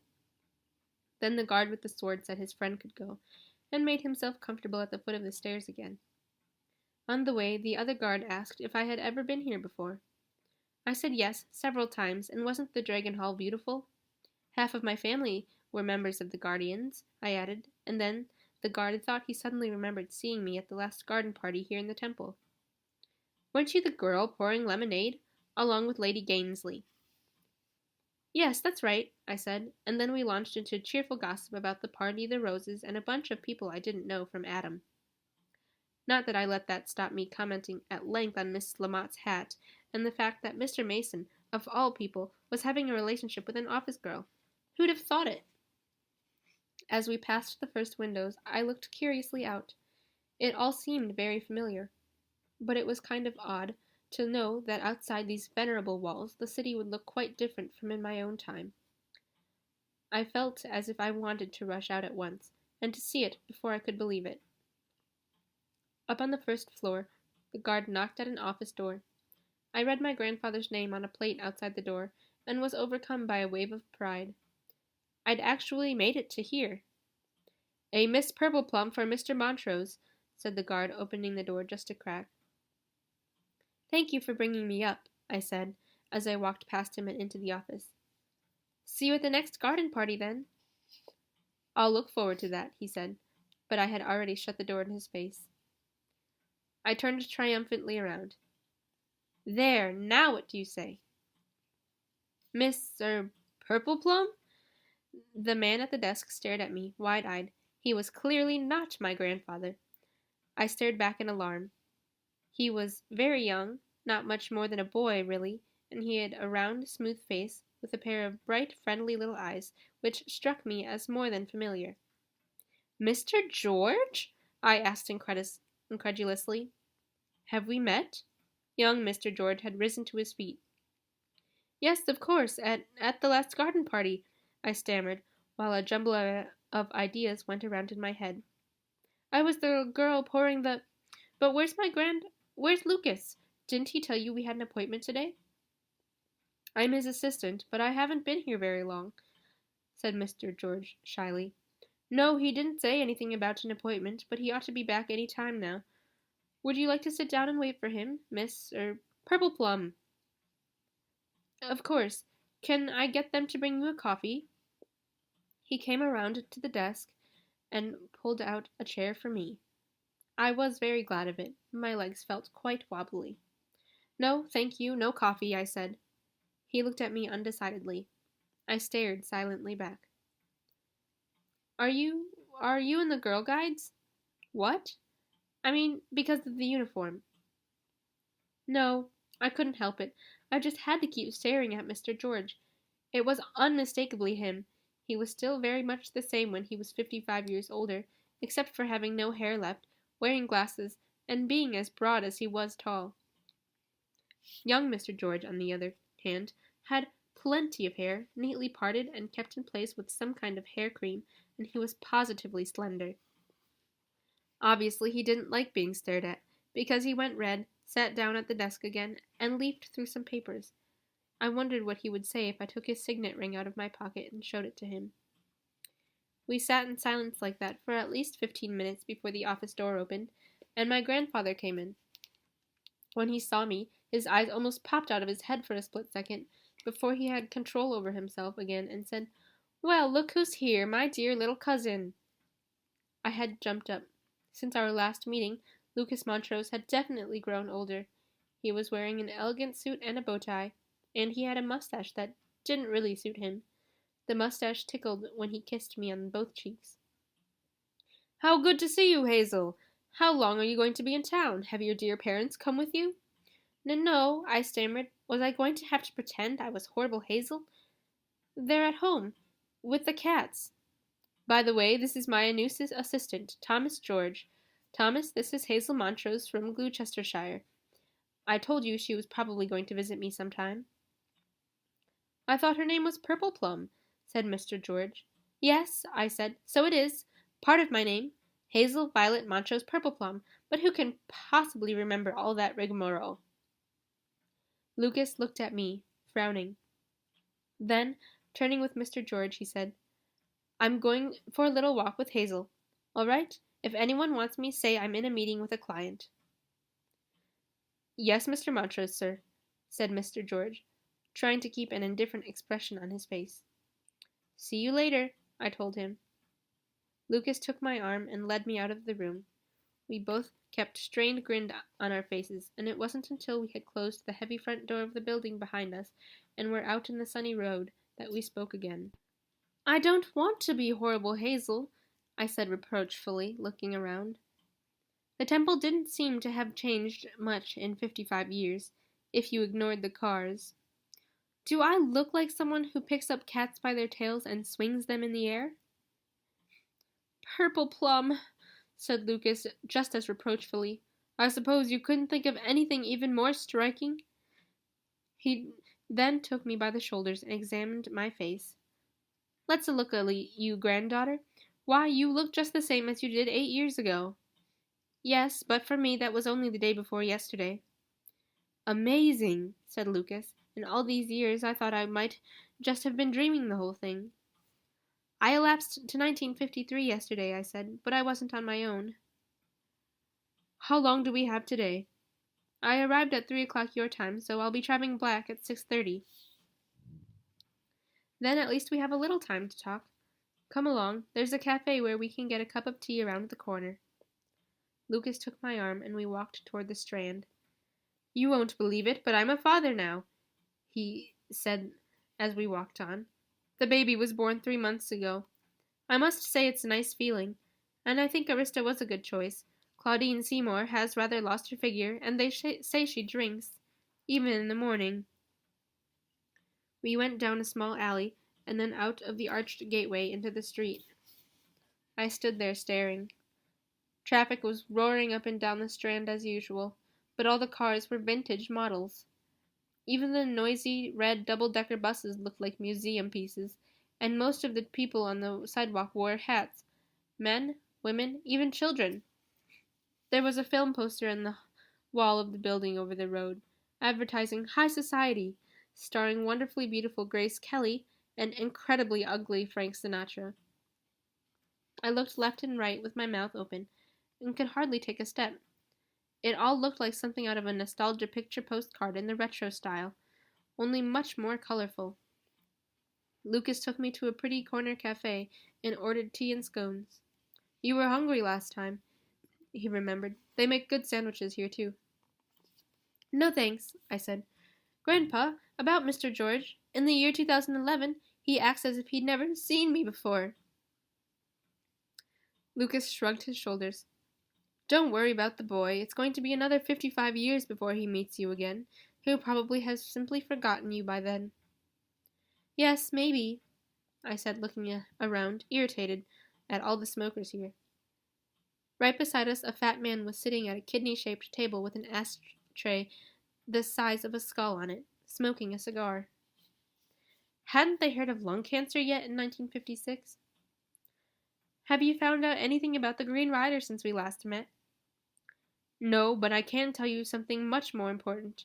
Now I know why Paul and Lucy will steal the chronograph.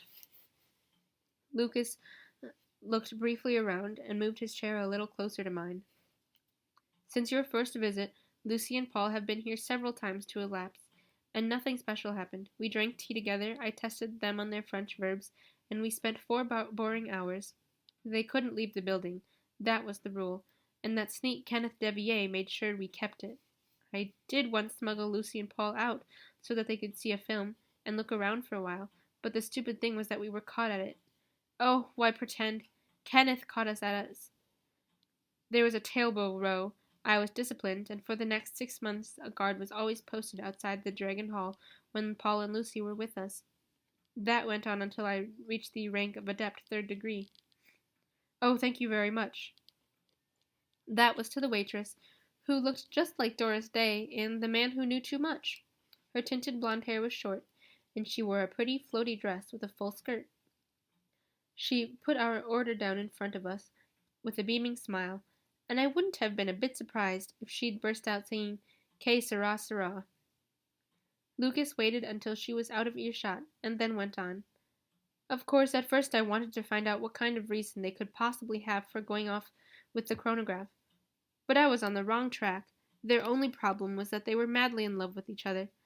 Obviously, no one looked kindly on that connection in their own time, so they kept it a secret. According to them, only a few people did know about it, apparently including me and your Mother Grace. Then they escaped into the past because they couldn't be together? Like Romeo and Juliet? Wow, how romantic. No, Lucas said. No, that wasn't the reason. He stirred his tea, while I looked greedily at the little basket of warm scones lying under a cloth napkin, smelling very tempting. I was the reason, Lucas went on. What? You? Well, not directly, but it was my fault. One day, you see, I got the crack-brained idea of sending Lucy and Paul a little farther back into the past. With a chronograph?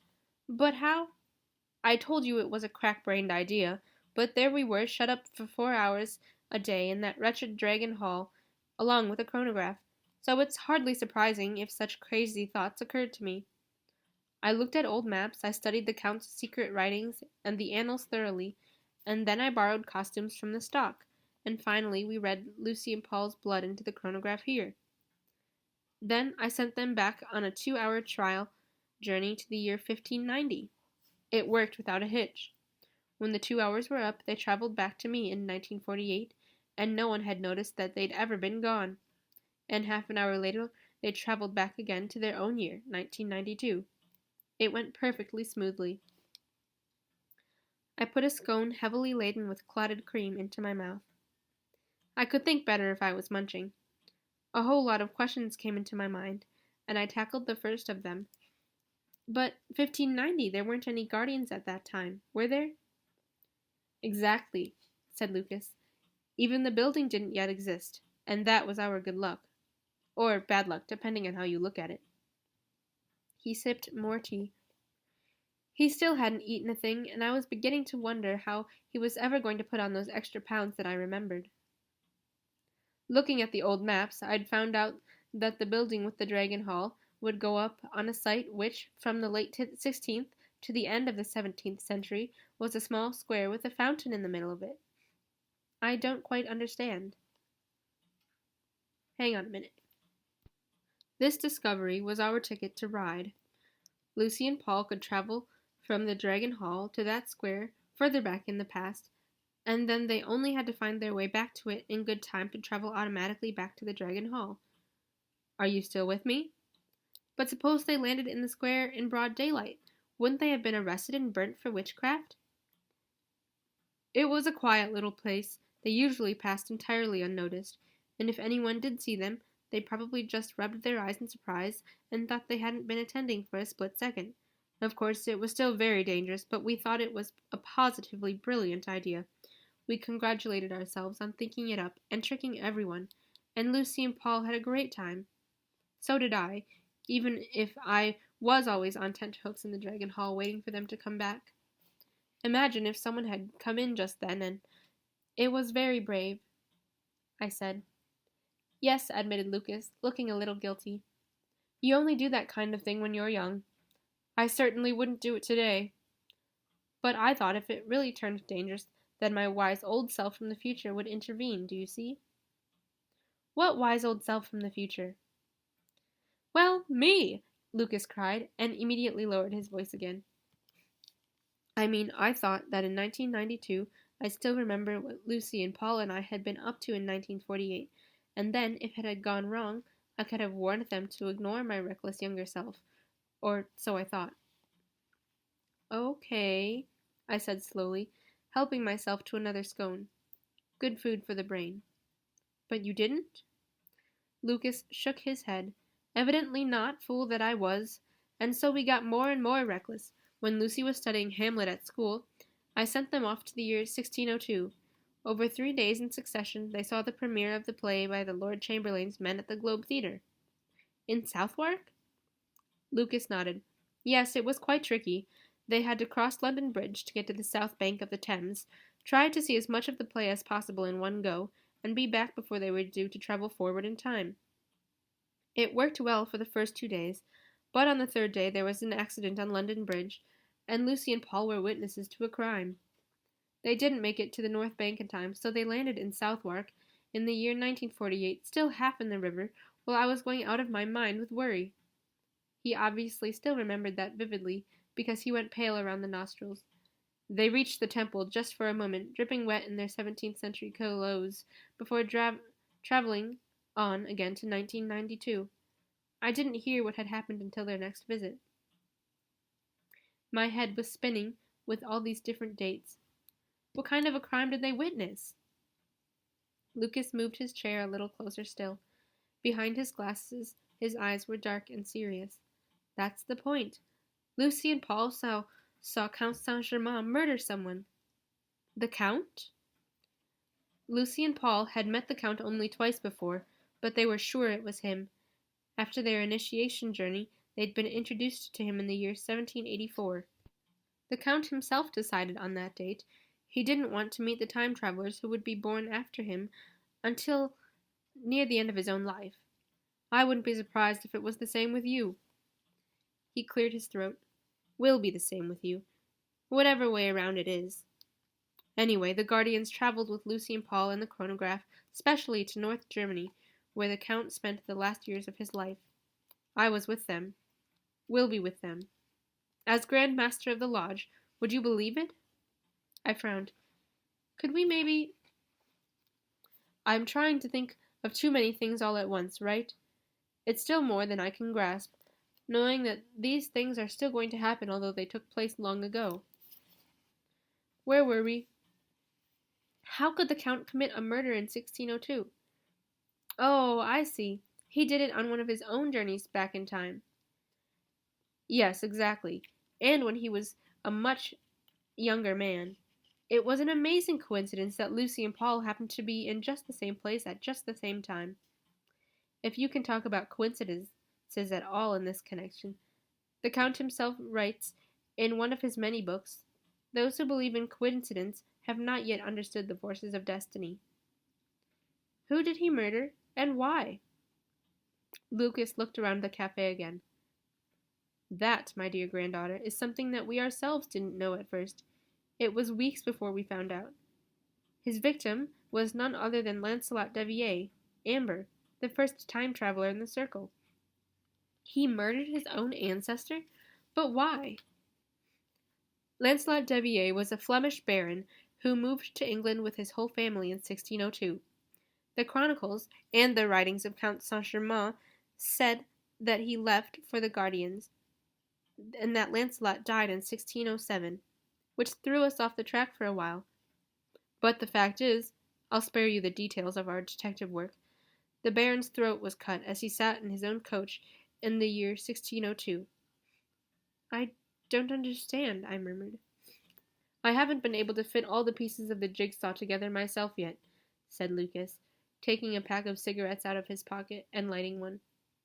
In addition, there's the fact that I never saw Lucy and Paul again after September 24th of 1949. I suspect that they went back to a time before my own, taking the chronograph with them, or they'd have visited me by now. Oh, damn. Don't look that way. What's the matter? And how long have you been smoking? Here comes Kenneth Devier with his battle axe of a sister. Lucas tried to get into cover behind the menu. Just say we don't want to be disturbed, I whispered. I can't, he's my boss. In the lodge and in everyday life. He owns those legal chambers. If we're in luck, they won't see us. We weren't in luck. A tall man in his mid-40s and a lady wearing a turquoise hat were making purposefully for our table. They sat down, unasked, on the 2 free chairs. Both of us playing hooky this afternoon, eh, Lucas? Said Kenneth Devier affably, slapping Lucas on the shoulder. Not that I wouldn't have turned 2 blind eyes after you brought the Parker case to such an excellent conclusion yesterday. My congratulations again. I heard that you had a visitor from the country. His amber eyes were subjecting me to close scrutiny. I tried to look back as naturally as possible. It was weird the way the Devier men, with their pronounced cheekbones and straight aristocratic noses, looked so like each other through the years. Kenneth was another impressive specimen, if not quite as good-looking as, say, Falk Devier in my own time. Hazel Montrose, my cousin, Lucas introduced me. Hazel, meet Mr. and Miss Devier. We're brother and sister, said Miss Devier, giggling. Oh, good, you have some cigarettes. I really must cage one. I'm afraid we're just leaving, said Lucas as he gallantly gave her a cigarette and lit it for her. I have to look through some files. But not today, my dear fellow, not today. His boss's eyes had a friendly twinkle in them. It's so boring with only Kenneth, said Miss Devier, puffing the smoke from her cigarette out through her nostrils. One can't talk to him about anything but politics. Kenneth, please order more tea for us all. Where do you come from, my dear? Gloucestershire, I said, coughing slightly. Lucas sighed, resigned. My uncle, Hazel's father, has a large farm there with a lot of animals. Oh, how I love the country life, said Miss Devier enthusiastically, and I do so love animals. Me too, I said, particularly cats. 700 hours. Novice Cantrell, reported missing during the nocturnal Ariadne test, reaches the way out 7 hours late, unsteady on his feet and smelling of alcohol, suggesting that, although he failed the test, he found the lost wine cellar. For once, I allow him in on yesterday's password. Otherwise, no unusual incidents. Report. J. Smith, novice, morning shift. 13-12 hours. We see a rat. I am in favor of running it through with my sword, but Leroy feeds it the rest of his sandwich and christens it Audrey. 15 hours. Miss Violet Purpleplum reaches the way out after taking a path unknown to us, a shortcut from the Royal Courts of Justice. She is word perfect in the password of the day. At her request, Leroy escorts her up to the offices. 15-24 hours. Audrey comes back. Otherwise, no unusual incidents. Report. P. Ward. Novice. Afternoon shift. 1800 to 00 hours. No unusual incidents. Report. N. Cantrell. Novice. Evening shift. 00 hours to 600 hours. No unusual incidents. Report. K. Aberith. M. Ward. Novices. From The Annals of the Guardians. Records of the Cerberus Watch. July 24th and 25th, 1956. Nam quod in juventus non dicitur, in matura etet necitur. Chapter 8. The guard at the foot of the stairs was fast asleep with his head against the banister. Poor Cantrell, whispered Lucas as we stole past the sleeping man. I'm afraid he'll never make the grade to adept if he goes on drinking like a fish. Still, all the better for us. Come on, quick! I was already breathless. We'd had to run the whole way back from the cafe. Kenneth Devier and his sister had kept us there forever, talking for what seemed like hours about country life in general, country life in Gloucestershire in particular. Here I'd managed to steer the conversation around to some anecdotes about my cousin Madeline and a sheep called Clarissa. About the Parker case, all I understood about that was that my grandfather had won it. About that cute little boy Charles, the heir to the throne. Hello? And all about the Grace Kelly films and the star's marriage to the Prince of Monaco. Now and then I coughed and tried to interest them in the health risks of smoking, but I got nowhere. When we were finally able to leave the cafe, it was so late that I didn't even have time to go to the toilet, although I had pints of tea in my bladder. Another 3 minutes, gasped Lucas, and there was so much else I wanted to say to you, if my wretched boss hasn't turned up. I didn't know you worked for the Devier family, I said. After all, you're the future Lord Montrose. You'll be a member of the upper house of Parliament. Yes, replied Lucas gloomily, but until I inherit from my father, I still have to earn a living for my family, and I was offered this job. Never mind that. Listen. Before Saint-Germain died, he censored everything he left to the Guardians. His secret writings, the letters, the chronicles, the entire lot. All the Guardians know is what Saint-Germain saw fit to tell them, and all the information that we do have obviously aims to get later generations putting all of their efforts into closing the circle. But the Guardians don't know the whole secret. Then you do? I cried. Shh! No, I don't know either. We turned the final corner, and I flung open the door of the old alchemical laboratory. My stuff was lying on the table just where I'd left it. But I'm convinced that Lucy and Paul do know the secret. The last time we met, they were on the point of finding the missing documents. He looked at his watch. Damn.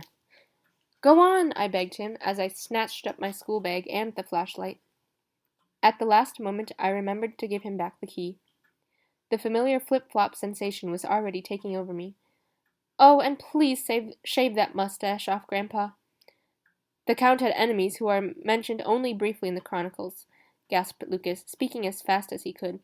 In particular, there was an old secret society with close ties to the church that had its knife into him. It was called the Florentine Alliance, and in 1745, the year when the lodge was founded here in London, the alliance got its hands on some documents that Count Saint-Germain had inherited. Don't you think the mustache suits me, then? The room was beginning to spin around. I love you, Grandpa, I called. Some documents showing, among other things, that reading the blood of all 12 time travelers into the chronograph isn't the whole story. The secret will be revealed only when, I heard Lucas say, before I was swept off my feet. A fraction of a second later, I was blinking at a bright light, and I was close up to a white shirt front. Half an inch to the left, and I'd have landed right on Mr. George's feet. I let out a small cry of alarm and took a few steps back. We must remember to give you a piece of chalk next time to mark the spot where you land, said Mr. George, shaking his head, and he took the flashlight from my hand. He hadn't been waiting for my return on his own. Falk Devier stood beside him. Dr. White sat on a chair at the table. The little ghost boy, Robert, was peering at me from behind his father's legs, and Gideon, with a large white plaster on his forehead, was leaning against the wall by the door. At the sight of him, I had to take a deep breath. He was in his usual attitude, arms crossed over his chest, but his face was almost as pale as his plaster, and the shadows under his eyes made the irises look unnaturally green. I felt an overpowering desire to run to him, fling my arms around him, and kiss his forehead better, the way I always used to with Nick when he hurt himself. Everything all right, Gwyneth? Asked Falk Devier. Yes, I said, without taking my eyes off Gideon. Oh, God, I'd missed him. Only now did I realize how much. Had that kiss on the green sofa been only a day ago? Not that you could describe it as one kiss. Gideon looked back at me impassively, almost indifferently, as if he was just seeing me for the first time. Not a trace of yesterday was left in his eyes. "I'll take Gwyneth upstairs so that she can go home," said Mr. George calmly, putting his hand on my back and propelling me gently past Falk to the door, and right past Gideon. Are you all right then?" I asked. Gideon didn't reply. He just looked at me, but there was something very wrong with the way he did it, as if I wasn't a person at all, only an object, something ordinary and unimportant, something like a chair. Maybe he did have a concussion after all, and now he didn't know who I was? I suddenly felt very cold. "Gideon ought to be in bed, but he has to elapse for a few hours if we don't want to risk an uncontrolled journey through time," Dr. White brusquely explained. "But it's ridiculous to let him go alone." "Only to spend 2 hours in a peaceful cellar in 1953, Jake," Falk interrupted him, "on a sofa. He'll survive." "How right you are," said Gideon, and his look became, if anything, even darker. Suddenly I felt terrible. Mr. George was opening the door. "Come along, Gwyneth." "Just a moment, Mr. George." Gideon was holding my arm. "There's one thing I'd like to know. What year did you send Gwyneth to?" "Just now, you mean? 1956. July 1956, said Mr. George. "Why?" "Well, because she smells of cigarette smoke," said Gideon, and his grip on my arm tightened until it hurt. I almost dropped my school bag. Automatically I sniffed the sleeve of my blazer. He was right. Hours in that smoky cafe had left obvious clues behind. How on earth was I going to explain that? All eyes in the room were on me now, and I realized that I needed to think up a good excuse in a hurry.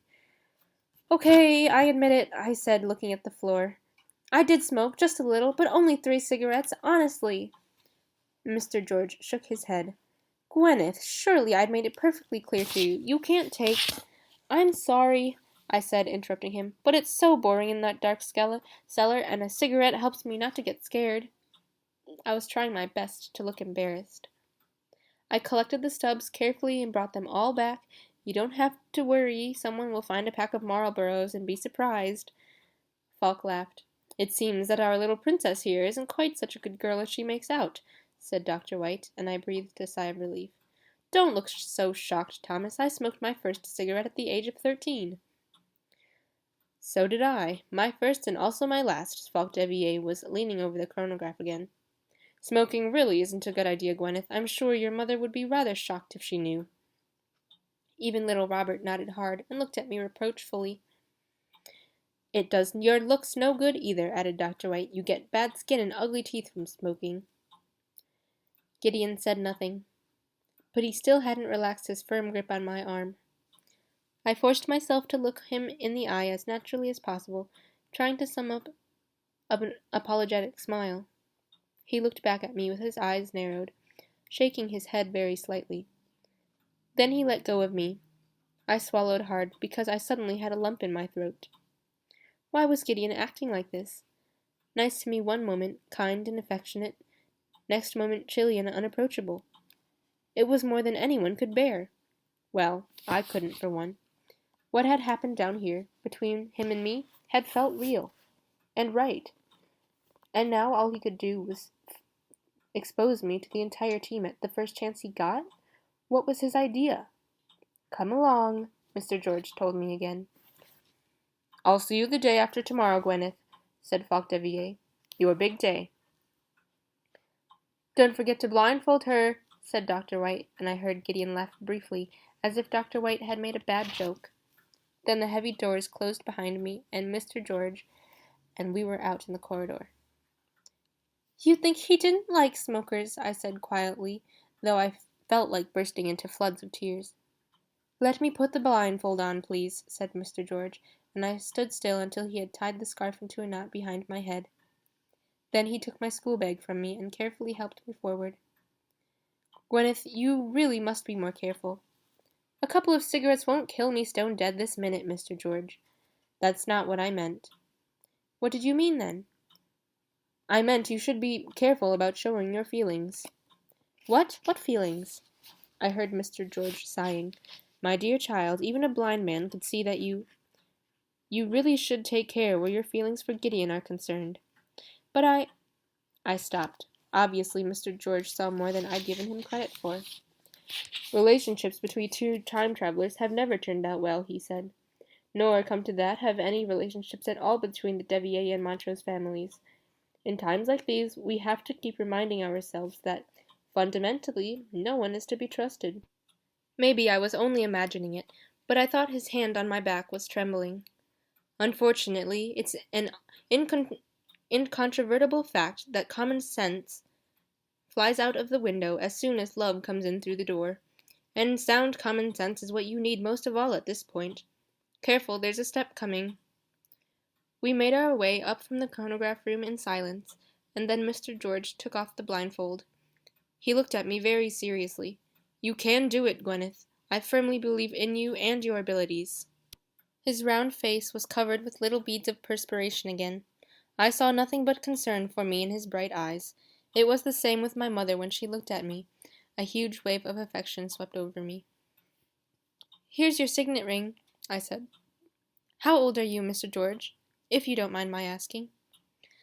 76, said Mr. George. It's no secret. I stared at him. Although I'd never thought of it before, I'd have guessed he was a good 10 years younger. Then in 1956 you were 21. That was the year when I began working as a legal clerk in the chambers here and became a member of the lodge. Do you know Violet Purpleplum, Mr. George? She's a friend of my great-aunt's. Mr. George raised one eyebrow. No, I don't think I do. Come along, I'll take you to your car. I'm sure your mother will be anxious to see you. Yes, I think so too. Mr. George? But Mr. George had already turned to move away. I had no option but to follow him. You'll be collected from home tomorrow, he said. Madame Rossini needs you for a fitting, and after that Giordano will try teaching you a few things. After that, you'll have to elapse. Sounds like a wonderful day, I said wearily. But that's not magic, I whispered, shocked. Leslie sighed. Not in the sense of hocus-pocus magic rituals, maybe, but it's a magic ability. The magic of the raven. More of an eccentricity, if you ask me, I said. Something that makes people laugh at me. And anyway, no one believes I can do it. Gwenny, it's not eccentric to have extrasensory perception. It's a gift. You can see ghosts and talk to them. And demons, Zemirius pointed out. In mythology, the raven stands for a link between human beings and the world of the gods. Ravens carry messages between the living and the dead. Leslie turned her file my way, so that I could read what she had found on the internet about ravens. You have to admit your abilities suit that very well. Your hair, too, said Zemirius, black as a raven's wings. I was biting my lower lip. But in the prophecies it sounds so, so important and powerful and all that, as if the magic of the raven was some kind of secret weapon. It could be that as well, said Leslie. You have to stop thinking it's only a kind of strange eccentricity allowing you to see ghosts. And demons, Zemirius repeated. I'd love to know exactly what those prophecies say, said Leslie. It would be so interesting to have the full text. Charlotte can certainly rattle them all off by heart, I said. I think she learned them when she was being taught the mysteries, and everyone talks about them in rhyme. The guardians, even my mum, and Gideon. I quickly turned away so that Leslie wouldn't see my eyes suddenly filling with tears, but it was too late. Oh, sweetie, don't start crying again. She handed me a tissue. You're making too much of it. No, I'm not. Remember how you cried for days on end over Max? I said, sniffing. Of course, said Leslie. It was only 6 months ago. Well, now I can imagine how you felt at the time, and I suddenly understand why you wished you were dead.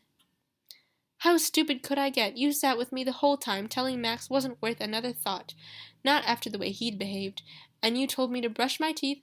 Yes, and we were listening to ABBA's The Winner Takes It All, played in an endless loop. I can play that song for you, offered Leslie, if it'd make you feel any better. It wouldn't, but you can hand me the Japanese vegetable knife. Then I can commit harakiri. I let myself drop on my bed and closed my eyes. Girls always have to be so dramatic, said Zemirius. The boy's in a bad temper, looks grouchy because someone hit him on the head, and you think it's the end of the world. It's because he doesn't love me, I said despairingly. You can't know that, said Leslie. With Max, unfortunately, I did know, because half an hour after he dumped me, he was seen snogging in the cinema with that Anna. You can't accuse Gideon of doing a thing like that. He's rather changeable, that's all. But why? You should have seen the way he looked at me, kind of repelled, as if I was a woodlouse. I can't bear it. A moment ago you said you were a chair. Leslie shook her head. Come on, pull yourself together. Mr. George is right. Love comes in at the window and common sense flies out. Look, we're on the point of making a tremendous breakthrough. Earlier that morning, when she had arrived and we were sitting comfortably on my bed together, Mr. Bernard had knocked on my bedroom door, something he never usually did, and put a tea tray down on my desk. A little refreshment for you young ladies, he had said. I'd looked at him in astonishment. I couldn't remember ever having seen him up on this floor of the house before. Since you were asking about it recently, I took the liberty of searching in the library, Mr. Bernard had gone on, studying us gravely with his owlish eyes above the rim of his glasses. And, as I expected, I found what I wanted. What is it? I'd asked. Mr. Bernard had lifted the napkin on the tray to reveal a book lying there. The Green Rider, he had said. If I remember correctly, this is what you were looking for. Leslie had jumped to her feet and picked up the book. Oh, but I've already looked at this in the public library, she said. It's nothing special. Mr. Bernard had smiled indulgently. The reason you say that, I think, is that the copy you found in the public library was never the property of Lord Montrose. However, this one may interest you. Then he left the room, with a little bow, and Leslie and I had fallen on the book at once. A little piece of paper on which someone had written masses of numbers in tiny handwriting had fluttered to the floor. Leslie's cheeks had turned red with excitement. Oh, my God, it's a code! She had exclaimed. How absolutely wonderful! I always wanted to find something like this. Now all we have to do is figure out what it means. Right, said Zemirius, who was dangling from my curtain rail. I've heard that before. I think it fits the category of famous last words. But it hadn't taken Leslie 5 minutes to crack the code and work out that the figures related to separate letters in the text. The first number is always the page, the second is the line, the third is the word, the fourth is the letter. Get it? 14, 22, 6, 3, that's page 14, line 22, word 6, and the third letter in that word. She shook her head. What a cheap trick! People use this code in every other kid's book as far as I remember. Never mind, that means the first letter is an F. Impressed, Zemirius had nodded. Listen to your friend. Don't forget, this is a matter of life and death, said Leslie. You think I want to lose my best friend just because she couldn't think straight after a bit of snogging? My own opinion exactly. That was Zemirius. This is important. You must stop crying and find out what Lucy and Paul discovered instead. Leslie went on forcefully. If you get sent to a lapse to 1956 again today, and you'll only have to ask Mr. George to fix that, you must insist on a private talk with your grandfather. What a crackpot idea to go out to a cafe. And this time you must write down all he tells you. Every last little detail, understand? She sighed.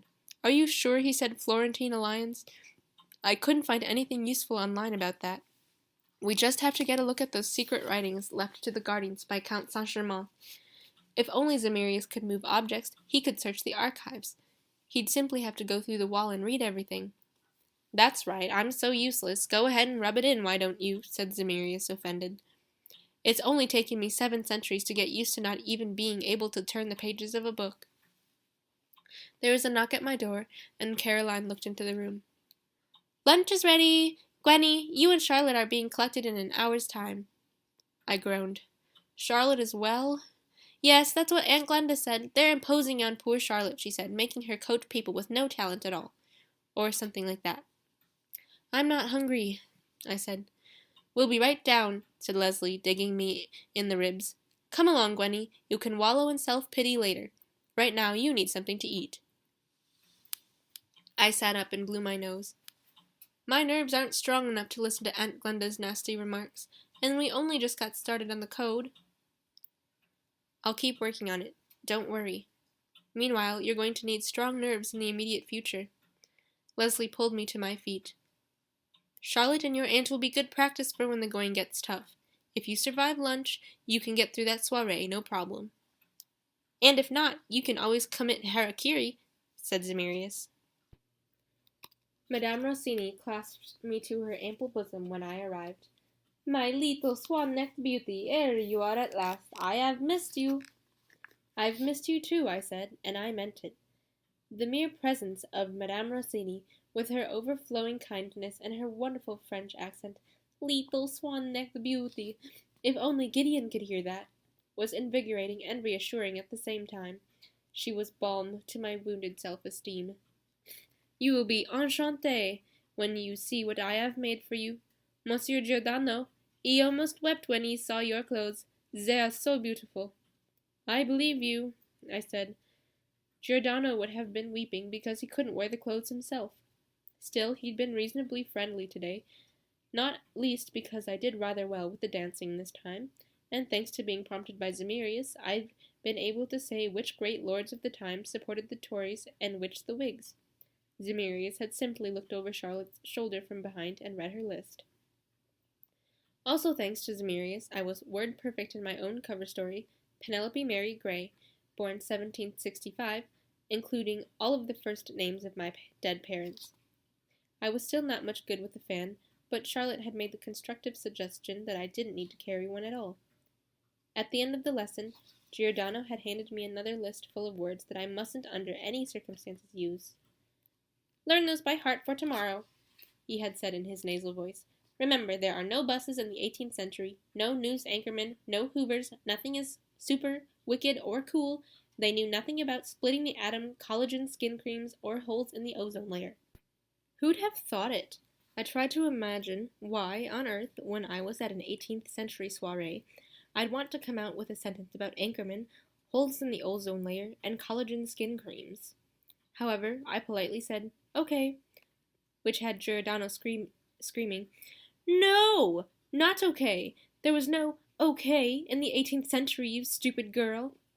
Madame Rossini laced the corset behind my back. Once again, I was surprised to find how comfortable it was. You automatically stood up straight wearing something like that. She strapped a padded wire framework around my hips.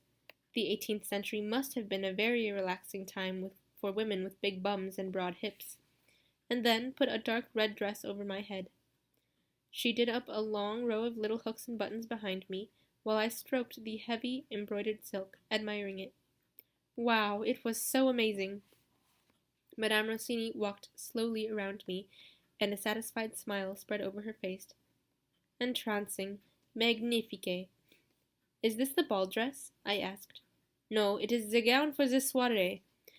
Madame Rossini pinned tiny, perfectly formed silk roses in places around the deep décolletage. As her mouth was full of pins, she spoke indistinctly through her teeth. There, you can wear your hair unpowdered, and the dark color will look fantastic with the red. Just as I thought. She winked at me mischievously. You will attract attention, my swan-necked beauty, n'est-ce pas? Although that is not the idea, but what can I do? She wrung her hands, but unlike Giordano when he was wringing his, dumpy little Madame Rossini looked cute. You are a little beauty, there is no denying it. Putting you in neutral colors would not help. There we are, little swan-neck, and now for the ball dress. The ball dress was pale blue, with cream embroidery and frills, and it fitted as perfectly as the red dress. It had, if possible, an even more spectacularly plunging neckline than the red dress, and the skirt swung around me for what looked like yards. Madame Rossini weighed up my hair, which was in a braid today, in both hands, looking worried. I am not sure how we should do there. A wig is not comfortable, not with all that hair of your own hidden underneath, but your hair is so dark with powder it will probably be a hideous grey. Quelle catastrophe! She frowned. Never mind. With powder you would be à la mode, but dear Evan, what a horrible mode! For the first time that day, I couldn't help smiling. Hideous! Horrible! Oh, how right she was. It wasn't just the fashionable hair powder. Gideon was hideous and horrible as well, so far as I was concerned, and from now on I was going to look at him that way. So there. Madame Rossini didn't seem to realize how good she was for my peace of mind. She was still getting indignant about the 18th century. Boys, girls, having to powder their hair to look like their grandmères. Horrible. Now try on these shoes. You must dance in them, remember, but we still have time to get them altered. Like the corset, the shoes, embroidered red for the red dress, pale blue with gold buckles for the ball dress, were surprisingly comfortable, although they looked as if they came out of a museum. These are the most beautiful shoes I've ever worn in my life, I said appreciatively. I should hope so, said Madame Rossini, beaming all over her face. There, my little angel, you are ready. Mind you have a good night's rest tonight. You will have an exciting day tomorrow. As I slipped back into my jeans and favorite dark blue pullover, she draped the dresses over her headless tailor's dummies. Then she looked at the clock on the wall and frowned in annoyance. Oh, that unreliable boy. He was supposed to be here 15 minutes ago. My pulse rate instantly shot up. Gideon? Madame Rossini nodded. He do not take this seriously. It does not matter how his breeches fit, but the fit of the breeches is very, very important. Idiots! Horrible! I tested my new mantra. Someone knocked on the door. Only a slight sound, but all my good intentions vanished into thin air. Suddenly, I couldn't wait to see Gideon again, and at the same time, I was scared to death of meeting him. I wouldn't survive those dark glances of his a second time. Ah, said Madame Rossini, here he is. Come in. My whole body stiffened, but it wasn't Gideon coming through the doorway, it was red-haired Mr. Marley. Nervous and awkward as usual, he stammered, I'm to take the Ruby, Miss Gwyneth, down to Elapse. Okay, I said, we'll be finished with this in a moment. Behind Mr. Marley, Zemirius was grinning at me. I'd sent him away before the fittings began. I just flew through a real live home secretary, he said cheerfully. It was cool. And where is the boy? Asked Madame Rossini crossly. He was coming for a fitting. Mr. Marley cleared his throat. I saw the dime Mr. Devilliers just now with the other rube with Miss Charlotte. He was with his brother. Tiens, I could not care less about that, said Madame Rossini, annoyed. I could, though, I thought. In my mind I was texting Leslie. Just one word. Harakiri. If he does not come here at once, I am complaining of him to the Grand Master, said Madame Rossini. Where is my telephone? I'm sorry, murmured Mr. Marley. Looking embarrassed, he was turning the black scarf this way and that in his hands. May I? Go ahead, I said, sighing, and I let him blindfold me. I'm afraid that young hopeful is telling the truth, said Zemirius. Your sparkly stone friend is flirting with your cousin for all he's worth. So's his pretty brother. What do boys see in redheads? I think they're all going off to the cinema. I didn't want to tell you myself in case you started crying again. I shook my head. Zemirius looked up at the ceiling. I could keep an eye on them for you. Would you like that? I nodded vigorously. All the way down to the cellar, Mr. Marley persistently kept silent, and I was deep in my own gloomy thoughts. Not until we'd arrived in the chronograph room and Mr. Marley took off the blindfold did I ask, Where are you going to send me today? We're waiting for number 9. Mr. Whitman, said Mr. Marley, looking at the floor instead of meeting my eyes. Of course, I don't have permission to set the chronograph myself. Please sit down. But as soon as I had sat down on a chair, the door opened again, and Mr. Whitman came in, with Gideon right behind him. My heart missed a beat. Hello, Gwyneth, said Mr. Whitman, with his most charming squirrel smile. Good to see you. He pushed back the tapestry that hid the safe. Right, so now we'll send you off to Elapse. I scarcely heard what he was saying. Gideon still looked very pale, but much better than yesterday evening. The thick white plaster was gone, and I could see the wound going up to his hairline.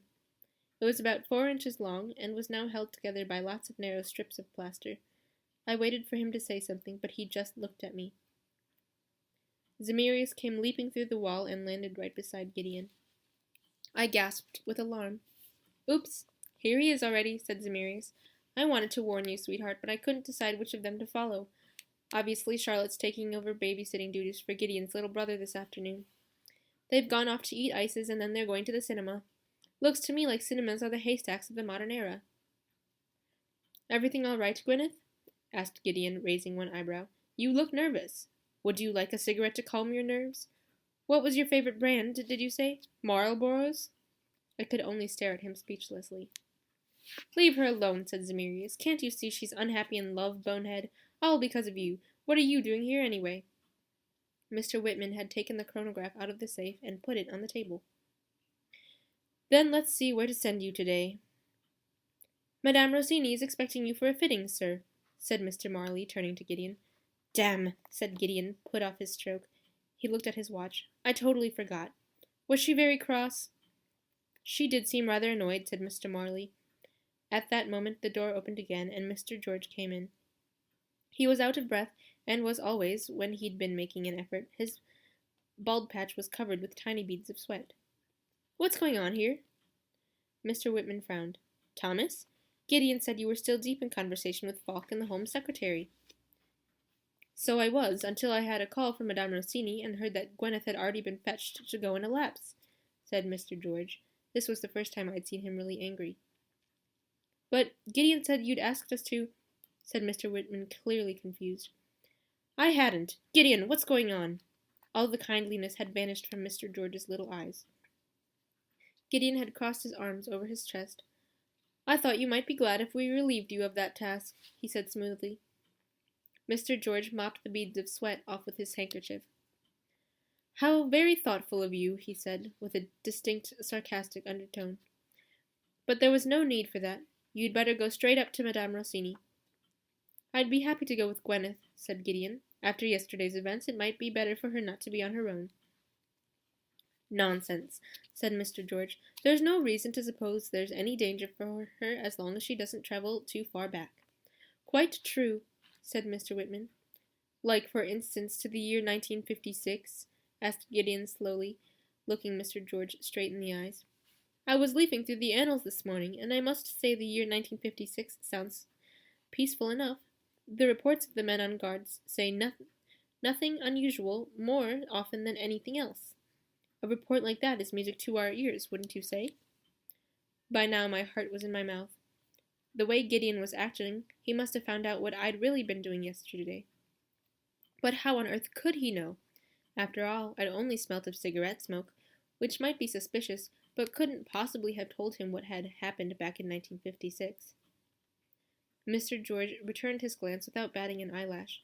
At the most, he looked slightly irritated. That wasn't a request, Gideon. Madame Rossini is waiting. Marley, you can go too. Yes, Mr. George, sir, muttered Mr. Marley. He almost saluted. When the door had latched shut behind Marley, Mr. George, eyes flashing, looked at Gideon. Mr. Whitman, too, was looking at him in surprise. What are you waiting for? Asked Mr. George coolly. Why didn't you let Gwyneth land in the afternoon, in broad daylight? Is that not against the rules? Asked Gideon. Uh-oh, said Zemirius. Gideon, it is not your... Mr. Whitman began. It makes no difference what time of day or night she landed, Mr. George interrupted him. She traveled to a locked room in the cellars. I was scared, I said quickly, and perhaps my voice was a little too shrill. I didn't want to be alone in that cellar in the middle of the night, right beside the catacombs. Gideon turned his gaze briefly to me, raising one eyebrow again. Ah, yes, you're such a timid, shrinking little thing. I'd quite forgotten. He laughed softly. 1956. That was the year when you became a member of the lodge, wasn't it, Mr. George? What a strange coincidence. Mr. George frowned. I don't see what you're getting at, Gideon, said Mr. Whitman, but I would suggest you go up to Madame Rossini now. Mr. George and I will look after Gwyneth. Gideon looked at me again. Let me make the following suggestion. I get the fitting over with, and then you can simply send me on to join Gwyneth. Never mind where or when. Then, even if it's night, she won't have to be scared of anything.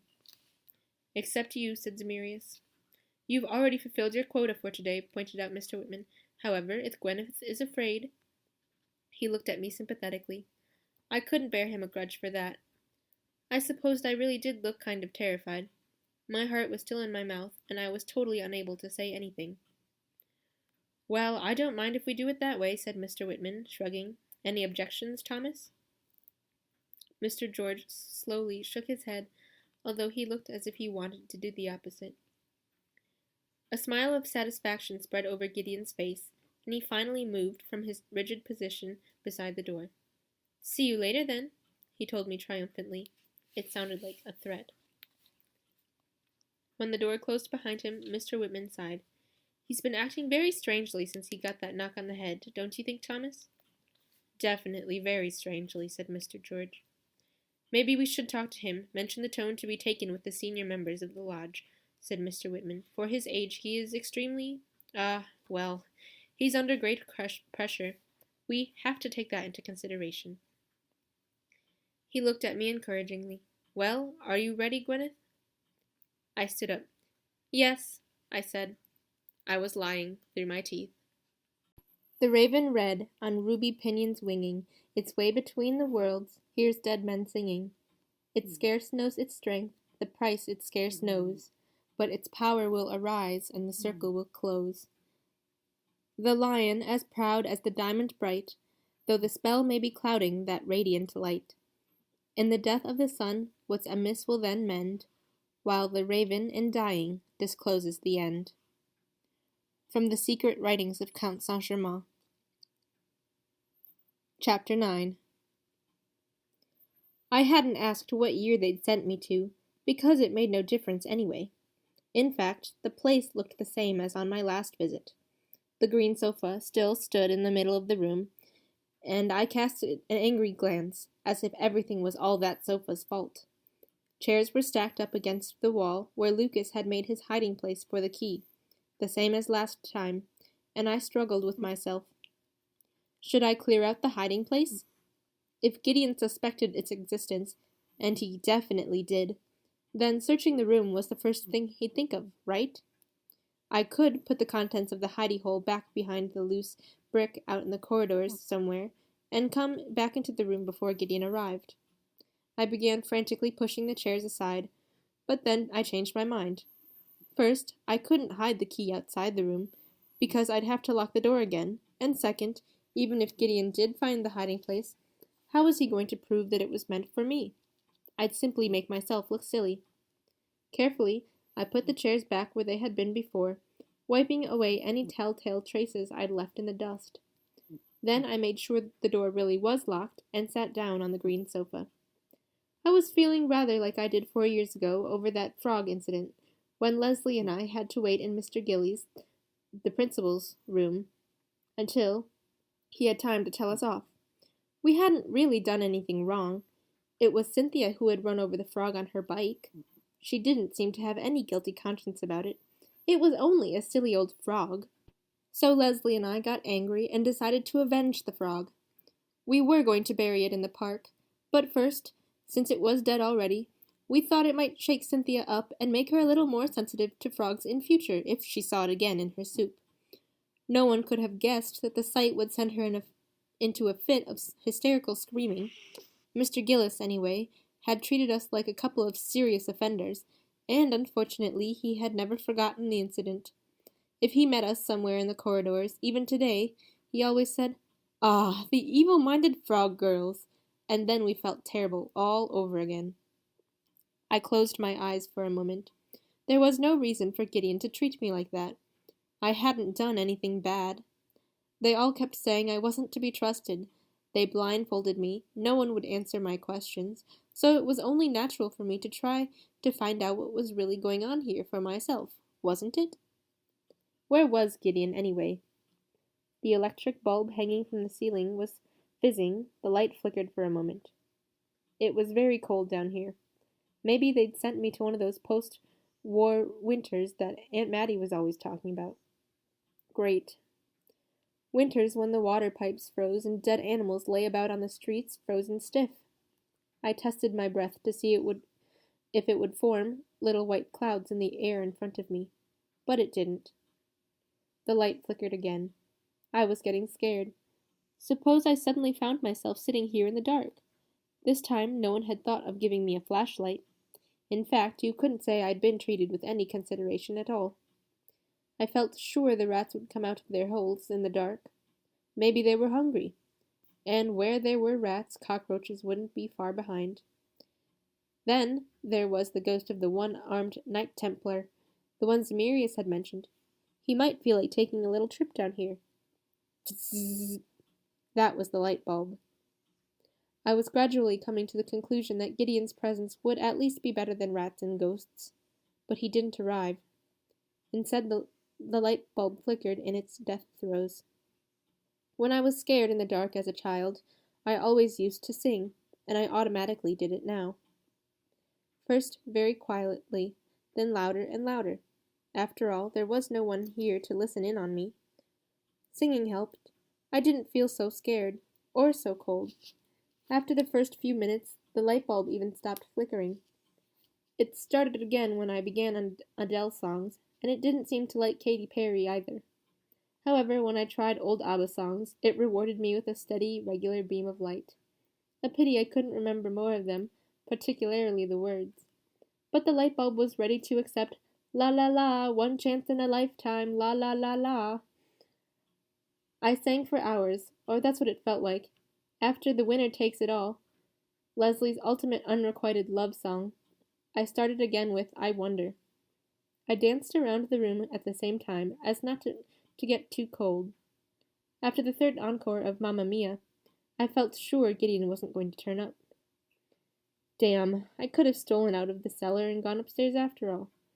I tried head over heels, and when I got to wasting my time, he was suddenly standing there beside the sofa. I closed my mouth and looked at him accusingly.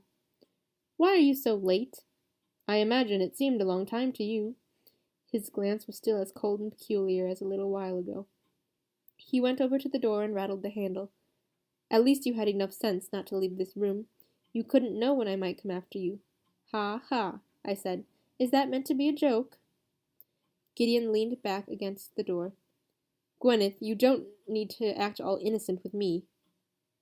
I could hardly bear that chilly expression. The green eyes that I usually liked so much had gone the color of pea soup, the nasty sort we had in the school dining room, of course. "Why are you being so horrible to me?" I asked. The light bulb flickered again. It was probably missing my ABBA songs. "You don't by any chance have a light bulb with you, do you?" "It was the cigarette smoke that gave you away." Gideon was playing with the flashlight he held in one hand. "So then I did a little research, and I put two and two together." I swallowed. "What's so terrible about smoking a cigarette?" "You didn't, and you can't tell lies half as well as you think. Where's the key?" "What key?" "The key that Mr. George gave you so that you could visit him and your grandfather in 1956. He took a step toward me. "If you're clever, you've hidden it somewhere here. If not, then it's still on you." He went right up to the sofa, picked up the cushions, and threw them on the floor, one by one. "Well, it's not here anyway." I stared at him, horrified. "Mr. George didn't give me any key. Really, he didn't. And as for the cigarette smoke, that's totally—" "It wasn't just cigarette smoke. You'd been somewhere near a cigar as well," he said calmly. He looked around the room, and his eyes lingered on the chairs stacked in front of the wall. I was beginning to feel very cold again, and even the light bulb seemed to be trembling worse than ever in sympathy. I began uncertainly. "Yes?" Now Gideon sounded positively friendly. "You smoked a cigar as well, didn't you? In addition to the 3 Marlboros? Is that what you were going to tell me?" I said nothing. Gideon bent down to shine the flashlight under the sofa. "Did Mr. George write the password on a piece of paper for you, or did you learn it by heart? And how did you get past the Cerberus watch on the way back? They never mentioned it in the records." "What on earth do you think you're talking about?" I said. I meant to sound outraged, but I'm afraid it came over more intimidated. "Violet Purpleplum. What a very remarkable name, don't you agree? Ever heard it before?" Gideon had straightened up again and was looking at me. No, green gauge jelly wasn't the right comparison for his eyes. They were a positively toxic green. Slowly, I shook my head. "That's funny," he commented. "And she's a friend of your family, too." When I happened to mention the name to Charlotte, by chance, she told me kind Mrs. Purpleplum always knitted scratchy scarves for you all. Oh, damn, Charlotte. Couldn't she ever keep her mouth shut? No, that's wrong, I said all the same. She knits the scratchy ones especially for Charlotte. The rest of us get nice soft scarves. Gideon leaned against the sofa and crossed his arms. He shone the beam of the flashlight at the ceiling, where the bulb was still flickering nervously. For the last time, where's the key, Gwyneth? Mr. George didn't give me any key, I swear it, I said, with a desperate attempt at damaged limitation. He doesn't have anything to do with it. Oh, no? I told you before, I don't think you're a good liar. He shone the flashlight over the chairs. If I were you, I'd have tucked the key away behind a cushion somewhere. Okay, so let him search the cushions. At least that would give him something to do until we traveled back. It couldn't be much longer now. On the other hand, Gideon swung the beam around to shine it right on my face. On the other hand, that might be a labor of Sisyphus. I stepped aside and said angrily, Stop it!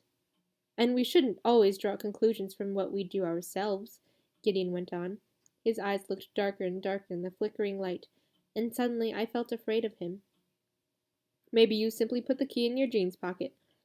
Give it here. He put out his hand. I don't have a key, damn it! Gideon came slowly over to me. Again, if I were you, I'd hand it over of my own accord. But, like I said, we shouldn't draw conclusions about other people from ourselves. At that moment, the light bulb finally fizzled out and expired.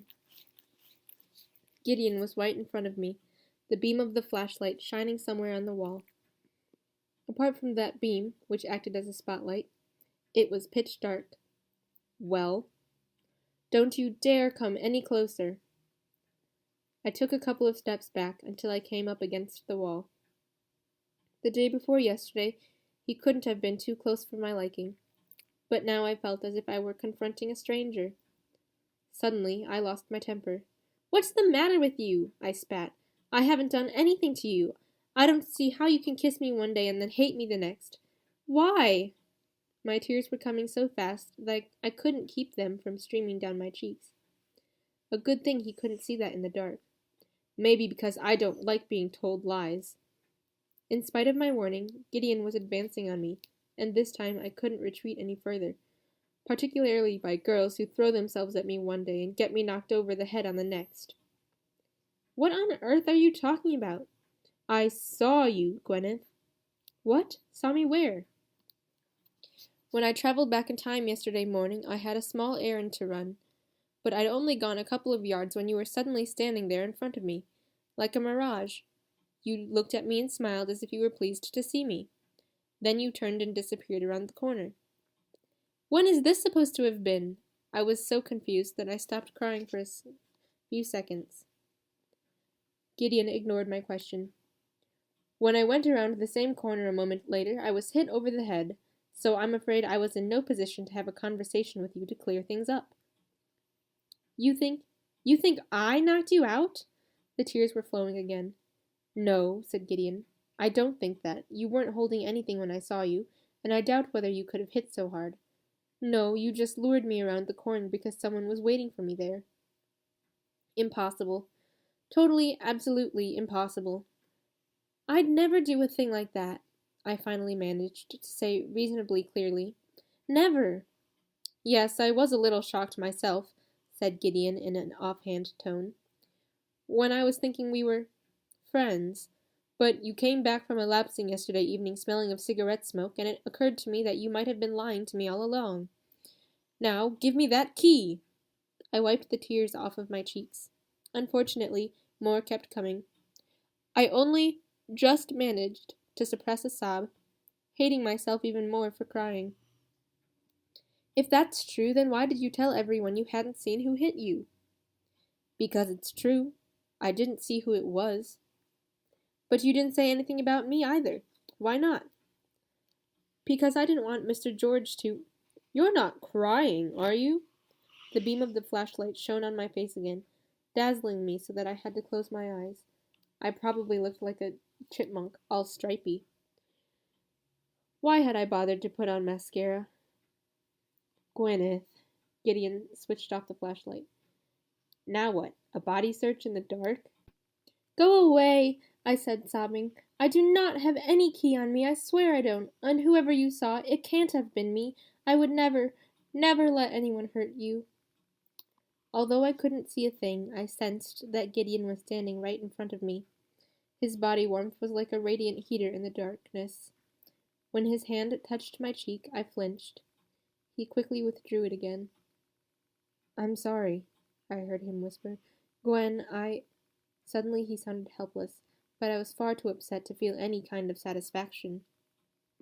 I don't know how much time passed as we simply stood there. I was still shedding floods of tears.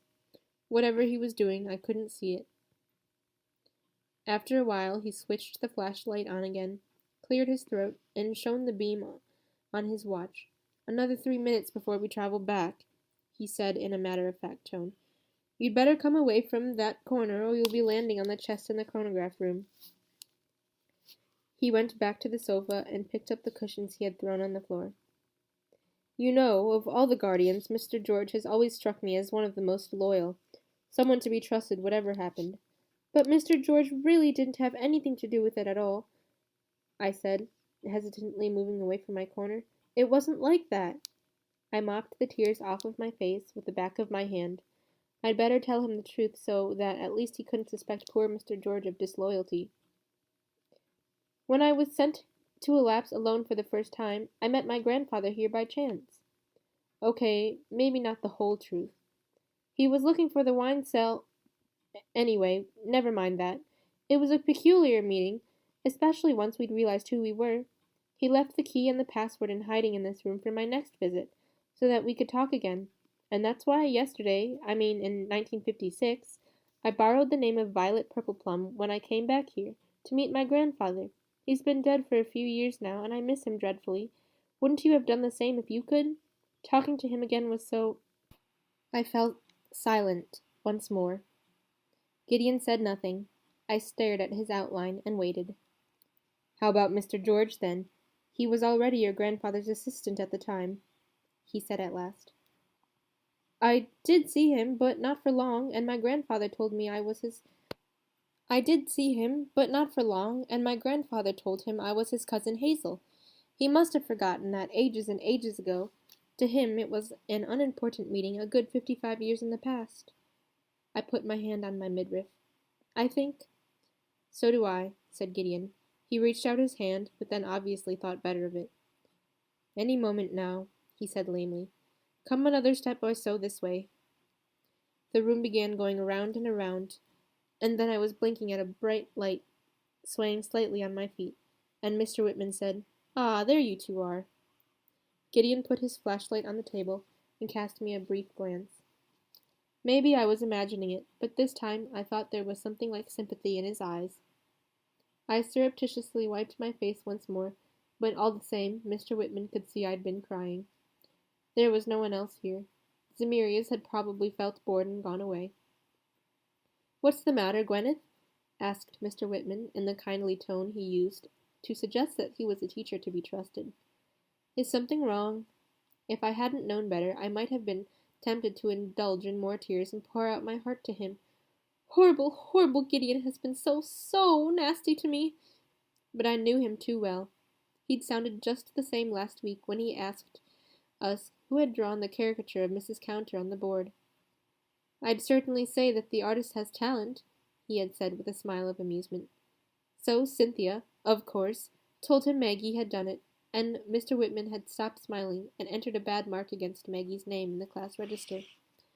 I meant it about talent, by the way, he had added. Your talent for getting yourself into trouble, Maggie, is truly remarkable. Well, he said now, with the same sympathetic and trustworthy smile, but I definitely wasn't falling for that one. A rat, I murmured. You said there weren't any, and then the light bulb gave out, and you hadn't given me a flashlight, and I was all alone in the dark with that horrible rat. I very nearly added, I'm going to tell my mom. But I managed to stop myself just in time. Mr. Whitman looked a little distressed. I'm sorry, he said. We'll remember that next time. Then he went back to his usual instructive teacher's tone. You'll be taken home now, and I recommend you go to bed early. Tomorrow is going to be a strenuous day for you." "I'll take her to the car," said Gideon, picking up the black scarf that they always used to blindfold me. "Where's Mr. George?" "In a meeting," said Mr. Whitman, frowning. "Gideon, you should consider your conversational tone. We let a good deal pass because we know you're not having an easy time at present, but you ought to show a little more respect for the members of the inner circle." Gideon's face gave nothing away, but he said politely, "You're right, Mr. Whitman. I'm sorry." Then he held his hand out to me. "Coming?" I almost took it, too. A pure reflex action, and it gave me a pang to think I couldn't do it without losing face. I was on the point of bursting into tears again. "Good night," I said to Mr. Whitman, staring at the floor as hard as I could. Gideon opened the door. "See you tomorrow," said Mr. Whitman, "and remember, both of you, plenty of sleep is the best preparation." The door closed behind us. "All alone in a dark cellar with a horrible rat, were you?" said Gideon, grinning at me. I could hardly make any sense of it. Nothing but cold looks from him for the last 2 days, and in fact for the last couple of hours, glances that almost made me freeze as stiff as a board, like those poor animals in the post-war winters. And now this? A joke, as if everything was the same as before? Maybe he was a sadist, and couldn't smile unless he'd been horrible to me first. "Aren't you going to blindfold me?" I wasn't in any mood for more of his silly jokes, and I wanted him to know it. Gideon shrugged.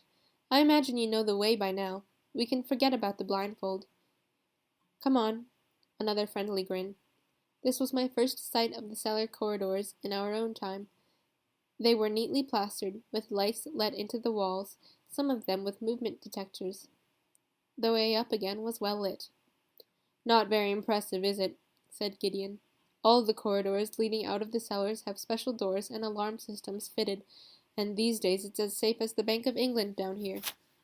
But none of these security devices were fitted until the 1970s.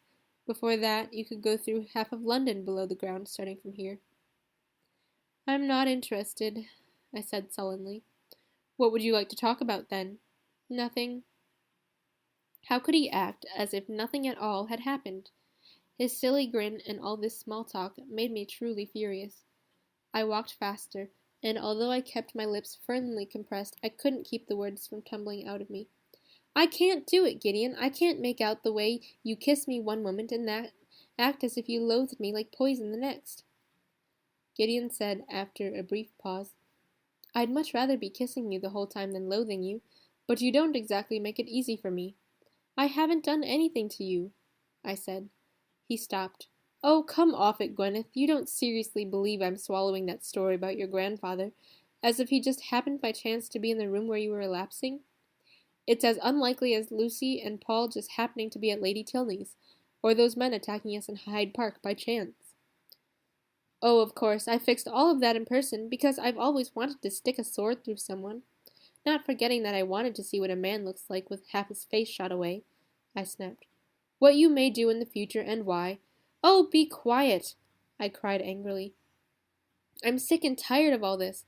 Ever since last Monday, I've felt like I was living in a nightmare that's never going to end. When I think I've woken up, I find I'm still dreaming. There are millions of questions that no one will answer going around in my head, and everyone expects me to do my best for something I don't understand one little bit." I was walking on again, almost running, but Gideon easily kept up with me. There was no one on the stairs to ask us for the password. Why bother if all the ways in and out were as secure as Fort Knox? I went up the stairs 2 steps at a time. No one asked me if I wanted to be involved in this at all. I have to be pestered by crazy dancing masters and have my dear cousin show me all the things she can do, but I'll never be able to learn. And you... Gideon shook his head. "Hey, can't you put yourself in my position for a change?" He was losing his own temper now. "It's the same for me. How would you act if you knew for certain that sooner or later I was going to make sure someone attacked you and hit you over the head with a heavy instrument? In the circumstances, I don't suppose you'd still think I was lovable and innocent, would you?" "I don't anyway," I said firmly. "You know something? By now I could well imagine bringing that heavy instrument down on your head myself." "Well, there we are," said Gideon, grinning again. I just snorted angrily. We were passing Madame Rossini's sewing room. Light fell out into the corridor from under the door. She was probably still at work on our costumes. Gideon cleared his throat. Like I said, I'm sorry. Can we talk to each other normally again? Normally! That was a joke. So, what are you planning to do this evening? He asked in his best, casually friendly tone. Oh, practice dancing the minuet, of course, and just before I go to sleep, I'll think up sentences that don't contain words like Hoover, jogging, and heart transplant, I replied caustically. How about you? Gideon looked at his watch. I'm going to meet Charlotte and my little brother, and then, well, we'll see what we do. After all, it's Saturday evening. Of course, they could do anything they liked. I'd had it up to here. Thank you for escorting me upstairs, I said, in as chilly a tone as I could muster. I can find my way to the car by myself. As it happens, I'm going the same way, said Gideon, and you can stop running. I'm supposed to avoid too much exertion on Dr. White's instructions. Even though I was so cross with him, my conscience did prick me, just for a moment. I took a surreptitious look at him. Well, if someone hits you on the head with something around the corner, don't go saying I lured you that way. Gideon smiled. No, you wouldn't do a thing like that, yet. I wouldn't do a thing like that ever, was the thought that shot through my head. However badly he'd treated me, I would never allow anyone to hurt him. The arched gateway ahead of us was lit briefly by the flash from a camera. Although it was dark, there were still a number of tourists out and about in the temple. The black limousine I already knew was standing in its usual parking spot. When he saw us coming, the driver got out and opened the door for me. Gideon waited until I was in the car and then bent down to me. Gwyneth? Yes. It was too dark for me to see his face properly. I wish you'd trust me more. That sounded so serious and honest that, for a moment, it deprived me of speech. Then I said, I wish I could. Only when Gideon had closed the door and the car was moving off did it occur to me that I'd have done better to say, I wish you'd do the same with me. Madame Rossini's eyes shone with enthusiasm. She took my hand and led me over to the full-length mirror on the wall so that I could see the result of her efforts. At first glance, I hardly knew myself. That was mostly because my hair, usually straight, had been curled into countless ringlets and pinned up into a towering pile on top of my head, like the way my cousin Janet had her hair done for her wedding. Single strands corkscrewed down to my bare shoulders. The dark red of the dress made my skin look even paler than usual, but not as if I were sick. I looked radiant. Madame Rossini had discreetly powdered my nose and forehead and rubbed a little rouge into my cheeks. Thanks to her skill with makeup, I had no shadows under my eyes, even though I'd been up so late last night. Like Snow White in that fairy tale, said Madame Rossini, dabbing her eyes with a scrap of fabric. Red as blood, white as snow, black as ebony. They will be cross with me if you look like the dog's breakfast. Show me your fingernails. Oui, très bien. Clean and short. Now, shake your head. No, shake it harder. This hairstyle must last all evening. Feels a bit like wearing a hat. You will get used to it, said Madame Rossini, as she fixed the pile of hair with yet more spray, as well as about 11 pounds of ordinary hairpins holding it in place. There were some just for show, decorated with the same little roses as the neckline of the dress. They were cute. There, ready, my little swan-necked beauty. Shall I take photos again this time? Oh, yes, please. I looked around for my bag with the mobile in it. Leslie would murder me if I didn't put this on record. I'd like to take some of you both, said Madame Rossini, after she'd snapped me from all sides about 10 times. You and that badly behaved boy, just to show how perfectly and also discreetly the costumes match. I have refused to argue about the need for colored stockings again. Enough is enough. The stockings I'm wearing aren't at all bad, I said. That is because they may look like stockings of the time, but elastane makes them far more comfortable, said Madame Rossini. In the old days, a garter like that would probably cut your thigh in half. Of course, I hope no one will look under your skirt, but if they do, they cannot complain, n'est-ce pas? She clapped her hands. Bien, now I will call them upstairs and say you are ready. While she was phoning, I stood in front of the mirror again. I was feeling excited. I'd tried to put Gideon firmly out of my mind since this morning, and I'd been fairly successful, but only at the price of thinking about Count Saint-Germain at the same time. My fears of meeting the Count again were now mixed with excitement as I looked forward to the soiree, a feeling that I couldn't really explain to myself. Mum had said Leslie could sleep over with us last night, so somehow it had turned into a nice evening. Analyzing what had happened in detail with Leslie and Zemirius had done me good. Maybe they were saying it only to cheer me up, but neither Leslie nor Zemirius thought that there was any reason for me to jump off a bridge into the Thames because of unrequited love. They both said that considering the circumstances, Gideon's reasons for behaving the way he had were justified, and Leslie said that in the interests of sexual equality, boys should be allowed their own bad moods, and she felt sure that deep down inside he was really a nice guy. You don't know him, I had shaken my head. You're only saying that because you know I want to hear it. Yes, and also because I want it to be true, she had said. If he turns out an absolute bastard in the end, I'll go and see him and beat him up in person. That's a promise. Zemirius had been late coming home, because I'd asked him to shadow Charlotte, Raphael, and Gideon first. Unlike him, Leslie and I didn't think it was at all boring to hear what Raphael was like. If you ask me, that lad is a little too good-looking, said Zemirius critically, and doesn't he just know it?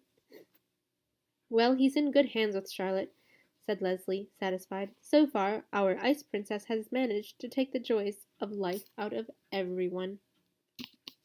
We'd perched on my big window seat while Zemirius sat on the table, curled his tail neatly around him, and began on his report. First, Charlotte and Raphael had gone out for an ice, then to the cinema, and finally they'd met up with Gideon in an Italian restaurant. Leslie and I had wanted to know every tiny detail, from the title of the film to the pizza toppings, plus every word they had said. According to Zemirius, Charlotte and Raphael had insisted on talking at cross purposes the whole time. While Raphael wanted to know the differences between French and English girls, and how far English girls would go, Charlotte had droned on forever about the winners of the Nobel Prize for Literature over the last 10 years, with the result that Raphael had been visibly bored and occupied himself with ostentatiously looking at other girls. And at the cinema, much to the surprise of Zemirius, Raphael didn't even try making a grab at Charlotte. Far from it. After about 10 minutes, he fell fast asleep and stayed asleep. Leslie said that was the best thing she'd heard in a long time, and I entirely agreed. Then, of course, we wanted to know whether Gideon, Charlotte, and Raphael had been talking about me in the Italian restaurant, and Zemirius, slightly reluctantly, had regaled us with the following conversation. I did a kind of simultaneous translation of it for Leslie. Charlotte: Giordano is terribly afraid Gwyneth will get everything wrong tomorrow that she can get wrong. Gideon: pass the olive oil, please. Charlotte: politics and history are a closed book to Gwyneth. She can't even remember names. They go in at one ear and straight out of the other. She can't help it. Her brain doesn't have the capacity. It's stuffed with all the names of boy bands and long cast lists of actors in soppy romantic films. Raphael: Gwyneth is your time-traveling cousin, right? I saw her at school yesterday. Isn't she the one with long dark hair and blue eyes? Charlotte: Yes, and that little birthmark on her temple, the one that looks like a little banana. Gideon: Like a little crescent moon. Raphael: What's that friend of hers called? The blonde with freckles? Lily? Charlotte: Leslie Hay. Rather brighter than Gwyneth, but she's a wonderful example of the way people get to look like their dogs. Hers is a shaggy golden retriever crossbreed called Birdie. Raphael: That's cute. Charlotte: You like dogs? Raphael: Especially golden retriever crossbreeds with freckles. Charlotte: I see. Well, you can try your luck. You won't find it particularly different. Leslie gets through even more boys than Gwyneth. Gideon: Really? How many boyfriends has Gwyneth had? Charlotte: Oh my God, this is kind of embarrassing. I don't want to speak ill of her. It's just that she's not very discriminating. particularly when she's had a drink. She's done rounds of almost all the boys in our class and the class above us. I guess I lost track at some point. I'd rather not repeat what they call her. Raphael. The school mattress? Gideon. Pass the salt, please. When Zemires had reached this point in his story, I jumped up at once to go down to Charlotte's room and strangle her, but Leslie wouldn't let me. She reminded me that revenge is a dish best eaten cold, and she wouldn't agree when I said my motive wasn't revenge, it was pure murderous bloodlust. She added that if Gideon and Raphael were even a quarter as bright as they were good-looking, they wouldn't believe a word Charlotte said anyway. I think Leslie really does look a bit like a golden retriever, Zemirius had said, and when I looked at him reproachfully, he was quick to add, I like dogs, you know I do. Such clever animals. And Leslie really was clever. She had solved the mystery of the Green Rider book, although the result of all of her efforts was rather disappointing. All she had come up with was another number code with 2 letters and funny little marks in it. 510304 dot 78N, 0000849.91W. It was merely midnight when we stealthily made our way right through the house and into the library. At least, Leslie and I stealthily made our way right through the house. Zemirius had flown on ahead. We must have spent an hour searching the shelves for more clues. The 51st book in the 3rd row, the 51st row, 30th book, page 4, line 7, word 8, but wherever we tried beginning to count, nothing made sense. In the end, we were just taking books out at random and shaking them, hoping for more notes to drop to the floor. But Leslie was confident all the same. She'd written the code down on a piece of paper, and she kept taking it out of her jeans pocket and looking at it. It must mean something, she murmured to herself, and I'm going to find out what. After that, we finally went to bed. My alarm clock had roused me from my dreamless sleep in the morning, and from then on, I'd thought of almost nothing but the soiree. Here comes Mr. George to collect you, said Madame Rossini, bringing me back to the present. She handed me a little bag, the reticule that would be, and I wondered whether to smuggle the vegetable knife into it at the last moment after all. I'd turned down Leslie's advice to tape it to my thigh. With my luck, I'd probably have hurt no one but myself, and how was I going to get the tape off my leg under the huge skirt in an emergency was a mystery to me anyway. When Mr. George came into the room, Madame Rossini was draping a large, lavishly embroidered shawl around my shoulders. She kissed me on both cheeks. Good luck, my little swan-necked beauty, she said. Mind you bring her back safe and sound to me, Mr. George. Mr. George gave a rather forced smile. He didn't seem quite as friendly as usual. I'm afraid that's out of my hands, Madame Rossini. Come along, Gwyneth. There are a few people who want to meet you. It was already early afternoon when we went another floor up to the Dragon Hall. Getting dressed and having my hair done had taken over 2 hours. Mr. George was unusually silent, and I concentrated on not tripping over the hem of my dress on the stairs. I remembered our last visit to the 18th century, and thought how difficult it was going to be to escape from any men armed with swords in all these bulky clothes. Mr. George, could you tell me about the Florentine alliance, please? I asked on a sudden impulse. Mr. George stopped. The Florentine alliance? Who mentioned that to you? No one really, I said, sighing, but now and then I catch people saying something about it. I was only asking because, well, I'm scared. It was those alliance guys who attacked us in Hyde Park, wasn't it? Mr. George looked at me gravely. Maybe, yes. In fact, probably. But there's nothing for you to be afraid of. I don't think the 2 of you need fear an attack today. Together with the Count and Rakosi, we've taken all imaginable precautions. I opened my mouth to say something, but Mr. George got in first. Oh, very well, or you won't give me any peace. We do indeed have to assume that in the year 1782 there's a traitor among the Guardians, maybe the same man who leaked information in previous years that led to the attempts on Count Saint-Germain's life in Paris, Dover, Amsterdam, and Germany. His hand passed over his bald patch. But that man is never mentioned by name in the annals. Although the Count successfully crushed the Florentine alliance, The traitor among the guardians was never unmasked. Your visits to the year 1782 are intended to put that right. Gideon thinks Lucy and Paul may have had something to do with it. There are indeed indications that such an idea isn't too wide of the mark. Mr. George pointed to the door of Dragon Hall. But there's no time for us to go into more detail now. Whatever happens, keep close to Gideon, and if you do happen to get separated, hide somewhere until you can wait safely until you travel back. I nodded. Suddenly my mouth felt dry. Mr. George opened the door and let me go first. I could hardly get past him in my hooped skirt. The room was full of people staring at me, and I felt so embarrassed that the blood shot into my face. Apart from Dr. White, Falk Devier, Mr. Whitman, Mr. Marley, Gideon, and the unspeakable Giordano, there were 5 other men in dark suits, with serious expressions, all standing under the huge dragon on the ceiling.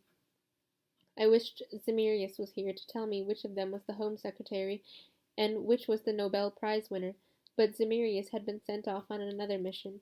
By Leslie, not me, but more about that later. Gentlemen, may I introduce Gwyneth Shepherd to you? Announced Falk Devier solemnly. It was probably a rhetorical question. She is our Ruby, the last time traveler in the Circle of 12. This evening, traveling under the name of Penelope Grey, ward of the 5th Viscount Batten, added Mr. George, and Giordano murmured, probably to go down in history after this evening as the lady without a fan. I glanced quickly at Gideon, whose dark red embroidered coat really did go very well with my dress. To my great relief, he wasn't wearing a wig, because all tensed up as I was, I probably would have burst into hysterical laughter at the sight of it. But there was nothing ridiculous about him. He looked simply perfect. His brown hair was tied back in a braid behind his head. One lock fell over his forehead as if by mistake, cleverly covering up his injury. As so often, I couldn't really interpret the expression on his face. I had to shake hands with the unknown gentlemen one by one. Each told me his name, which went in at one ear and straight out of the other. Charlotte was right about my brain capacity. And I murmured something like, "How do you do?" or "Good evening, sir," to each of them. All in all, they seemed a very serious bunch. Only one of them smiled. The others just looked as if they were about to have a leg amputated. The one who was smiling must have been the Home Secretary. Politicians do more smiling than other people. It's part of the job. Giordano looked me up and down, and I was expecting some kind of comment, but instead he just sighed very heavily. Falk Devier wasn't smiling either, although, at least he said, "That dress really suits you beautifully, Gwyneth. The real Penelope Grey would have been glad to look as good as that. Madame Rossini has done wonderful work." "That's true. I've seen a portrait of the real Penelope Grey. No wonder she never married and she spent her life out in the wilds of Derbyshire," Mr. Marley blurted out. Next moment he went bright red and stared at the floor in embarrassment. Mr. Whitman quoted Shakespeare. At least, I strongly suspected it was Shakespeare. Mr. Whitman was crazy about the man. Something like, "Oh, then, what graces in my love do dwell, that she can make a heaven into hell. No need to blush, Gwyneth," he added. I gave him a cross look. Silly Mr. Squirrel! If I'd gone red before, it was certainly nothing to do with him. Apart from which I didn't understand the quotation. You could take it equally well as a compliment or the opposite. Unexpectedly, Gideon came to my aid. "The conceited man overestimates his own deserts," he told Mr. Whitman in a friendly tone. "Aristotle." Mr. Whitman's smile turned a little tight-lipped. "Mr. Whitman only meant to say how terrific you look," Gideon told me, and the blood promptly shot into my cheeks again. Gideon acted as if he didn't notice. But when I glanced at him again a few seconds later, he was smiling to himself in a satisfied way. Mr. Whitman, on the other hand, looked as if he was having trouble repressing another quote from Shakespeare. Dr. White looked at his watch. Little Robert was hiding behind his legs, gazing at me wide-eyed. His father looked at his watch. "It's about time we started off. The priest has a christening at 4:00. "The priest?" "You're not going back to the past from the cellars here today," explained Mr. George. You leave from a church in North Audley Street instead. That will save you time on getting to Lord Brompton's house. And it will minimize the danger of an attack on the way back, said one of the strangers I'd met, earning himself a glance of annoyance from Falk Devier. The chronograph is ready, said Falk, pointing to a silver-handled chest standing on the table. There are 2 limousines waiting outside. Well, gentlemen? Good luck, said the man I thought was the Home Secretary. Giordano heaved another heavy sigh. Dr. White, carrying a doctor's bag, what for, held the door open. Mr. Marley and Mr. Whitman took one handle of the chronograph chest each and carried out it solemnly as if it were the lost ark. Gideon was beside me in a moment and gave me his arm. Come, young Penelope, let's introduce you to the cream of London society, he said. Ready? No, I wasn't ready in the least, and Penelope was a horrible name. But I had no choice. I tried to seem as relaxed as possible as I looked up at Gideon. Ready when you are. I vowed to be honorable and courteous, show compassion and decency, right wrongs, help the weak, and preserve the secrets contained in the Golden Rules, from this day to the day of my death. From the Oath of the Adepts, Chronicles of the Guardians, Volume 1, The Keepers of the Secret. Chapter 10. What I was most afraid of was seeing Count Saint-Germain again. The last time we met, I'd heard his voice in my mind, and his hand had squeezed my throat, although he'd been standing more than a dozen feet away from me. I don't know exactly what part you are playing, girl, or whether you are of any importance, but I will not have my rules broken. I could take it for granted that I'd broken some of his rules since then, although it had to be admitted that I didn't know what they were, which made me feel rather defiant. If no one could bother to explain any of these rules to me, or the reasons for them, they couldn't really be surprised if I didn't keep them.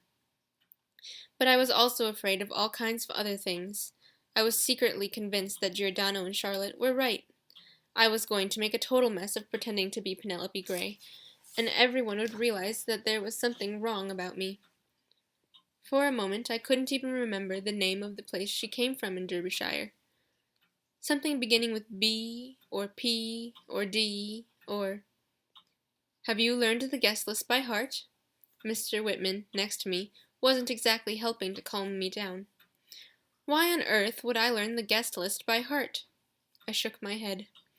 Mr. Whitman responded with a slight sigh. I don't know it by heart either, said Gideon. He was sitting opposite me in the limousine. It spoils the fun if you always know in advance who you'll be meeting. I'd have loved to know if he felt as edgy as I did. Were the palms of his hands sweating? Was his heart beating as fast as mine? Or had he traveled back to the 18th century so often that it was nothing special to him now? You're going to make your lip bleed, biting it like that, he said. I'm feeling kind of nervous. I can see that. Would it help if I held your hand? I shook my head vigorously. No, it would only make things worse, you idiot. Quite apart from the fact that I'm at a total loss to understand the way you're treating me now anyway, not to mention our relationship in general. What's more, Mr. Whitman is looking at us like some kind of know-it-all squirrel. I almost groaned aloud. Would I feel any better if I told him any of what I was thinking? I thought about doing just that for a moment, but I didn't. At last we arrived outside the church. When Gideon helped me out of the car, in a dress like mine, you needed a helping hand, if not 2 of them, for that maneuver. I noticed that this time he wasn't wearing a sword. How reckless of him! Passers-by looked at us curiously. In the porch, Mr. Whitman held the church door open for us. Hurry up, please, he said. We don't want to attract attention. No, sure, there was nothing likely to attract attention in 2 black limousines parking in North Audley Street in broad daylight, so that men in suits could carry the lost ark out of the trunk of one of the cars, over the sidewalk, and into the church. Although from a distance the chest carrying it could have been a small coffin. The thought gave me goosebumps. I hope at least you remembered the pistol, I whispered to Gideon. You have a funny idea of what goes on at a soiree, he said, in a normal tone of voice. arranging the scarf around my shoulders. "Did anyone check what's in your bag? We don't want your mobile ringing in the middle of a musical performance." I couldn't keep from laughing at that idea, just because then my ringtone was a croaking frog. "There won't be anyone there who could call me except you," I pointed out, "and I don't even know your number. Please, may I look inside your bag?" "It's called a reticule," I said, shrugging and handing him the little bag. "Smelling salts, handkerchief, perfume, powder." "Excellent," said Gideon. "All just as it should be. Come along." He gave me the reticule back, took my hand, and led me through the church porch. Mr. Whitman bolted the door again behind us. Gideon forgot to let go of my hand once we were inside the church, which was just as well, because otherwise I'd have panicked at the last moment and run away. In front of the altar and under the skeptical gaze of the priest, in all his vestments ready to conduct a church service, Falk Devier and Mr. Marley were taking the chronograph out of the lost art, its chest. Dr. White, striding around to measure the space, said, 11 steps to the left from the 4th column, and then you can't miss it. "I don't know whether I can guarantee that the church will be completely empty at 6:30, the priest said nervously. "The organist likes to stay a little longer, and there are some members of the congregation who stop to talk to me at the door on their way out, and I can't very well—" "Don't worry," said Falk Devier. The chronograph was now standing on the altar. The afternoon sunlight coming through the stained glass church windows made the jewels set in it look enormous. "We'll be here, helping you to get rid of your flock." He looked at us. "Are you two ready?" Gideon finally let go of my hand. "I'll go first," he said. The priest's jaw dropped when he saw Gideon simply disappear in a whirling eddy of bright, clear light. "Gwyneth?" As Falk took my hand and inserted my finger into the chronograph, he smiled encouragingly at me. "We'll meet again in exactly 4 hours' time." "Let's hope you're right," I murmured. And then the needle was going into my flesh. The room filled with red light, and I closed my eyes. When I opened them again, I staggered slightly, and someone was holding my shoulder to steady me. "It's all okay," Gideon whispered in my ear. You couldn't see much. Only a single candle lit up the chancel, while the rest of the church lay in eerie darkness. "Soyez les bienvenus," said a hoarse voice out of that darkness, and although I'd been expecting it, I jumped. A man's figure emerged from the shadow of a column, and in the candlelight I recognized the pale face of the Count's friend Rocosy.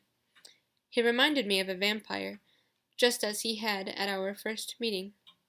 There was no brightness in his black eyes, and in the dim light they looked like uncanny black holes again. "Monsieur Rocosy," said Gideon in French, bowing politely, "I am glad to see you. You've already met my companion."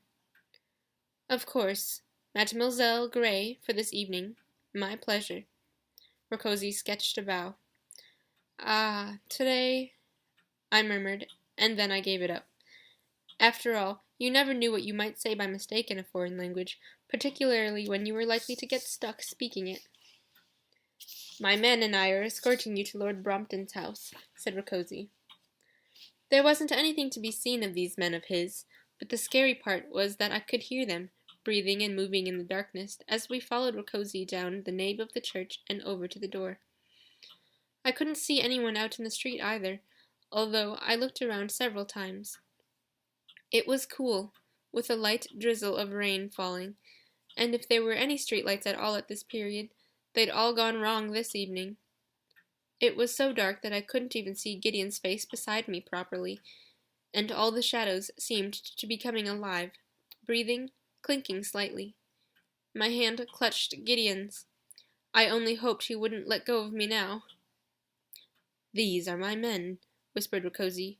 "Good, battle-hardened Curoks, every one. I'm sure we'll be escorting you on the way back as well." How reassuring. It wasn't far to Lord Brompton's house, and the closer we came, the more the dismal gloom lifted. When we reached the fine house in Wigmore Street, it was brightly lit and looked really inviting, almost cozy. Rocosy's men stayed behind in the shadows, while he took us into the house, where we found Lord Brompton himself, waiting in the big entrance hall. A grand staircase with curving banisters led up to the first floor. Lord Brompton was just as fat as I remembered him, and in the light of all the candles, his face shone greasily. The hall was empty except for his lordship and 4 footmen lined up neatly beside a door, waiting for further instructions. The party we were going to was nowhere to be seen, but I could hear the muted sound of babbling voices and a few bars of a tune played on a tinkling keyboard. As Rakosi bowed and withdrew, I realized why Lord Brompton was receiving us here before anyone else could talk to us. He said how glad he was to see us, and how much he had enjoyed our last meeting, but added that, it would be better not to mention that meeting in front of his wife. "Just in case of any misunderstanding," he said. He kept winking as if he had something in his eye, and he kissed my hand at least 3 times. "The Count tells me that you are from one of the most distinguished families in England, Miss Grey, and I do hope you will forgive my impertinence at our amusing conversation about the 21st century, and my ridiculous notion that you are an actress." He was still winking for all he was worth. "I'm sure that was partly our own fault," said Gideon smoothly. "The Count was doing his best to put you on the wrong track. And since we are now on our own, don't you think the Count is a remarkable old gentleman? My foster sister and I are used to his jokes, but those who know him less well must often find him rather strange." He took my shawl off my shoulders and handed it to one of the footmen. "Well, however that may be, we have heard that your salon contains an excellent pianoforte and has wonderful acoustics. We are delighted to receive Lady Brompton's kind invitation."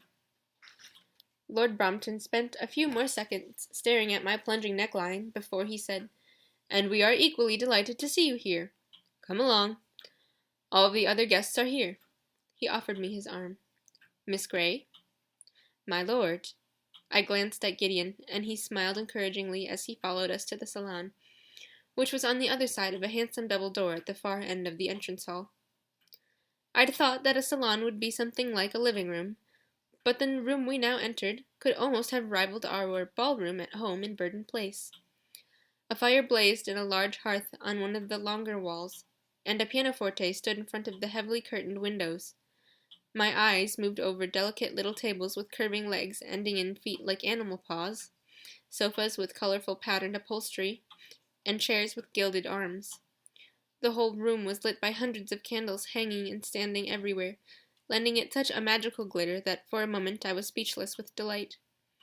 Unfortunately, the candles also lit up a great many strangers, and my admiration of the scene, remembering Giordano's stern warning, I kept my lips firmly closed, so as not to let my mouth drop open by mistake, was mingled with fear again. So this was supposed to be an intimate little evening party? If so, what would the ball be like? I didn't get around to taking a closer look, because Gideon was firmly leading me on into the crowd. Many pairs of eyes examined us curiously, and a moment later a small, plump woman who turned out to be Lady Brompton came hurrying toward us. She wore a light brown dress trimmed with velvet, and her hair was hidden under a voluminous wig, which, considering all the candles here, must be a high-risk fire hazard. Our host had a nice smile. She welcomed us warmly. I automatically sank into a low curtsy, while Gideon took this opportunity of leaving me alone, or rather, of letting Lord Brompton lead him farther into the throng.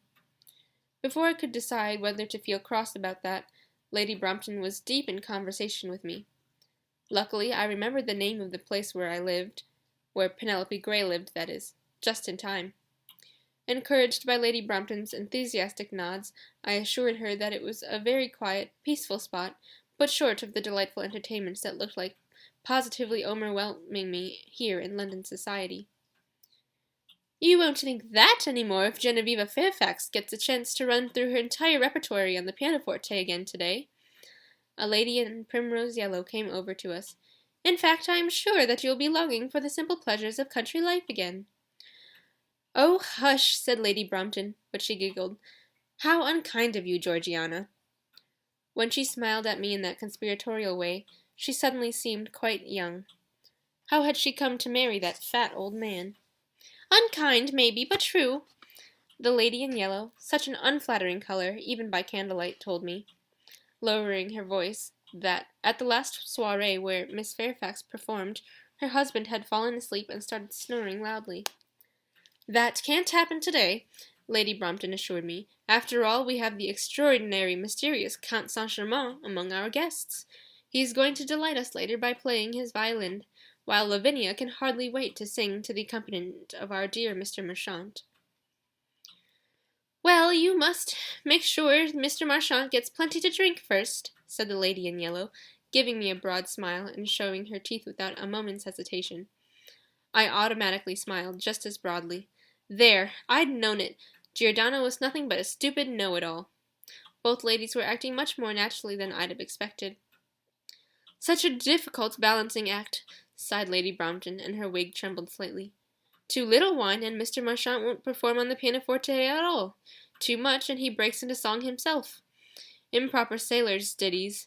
My dear, do you know Count Saint-Germain? She asked me. That brought me down to earth at once, and I instinctively looked around. I was introduced to him a few days ago, I said, gritting my teeth to keep them from chattering. My foster brother knows him.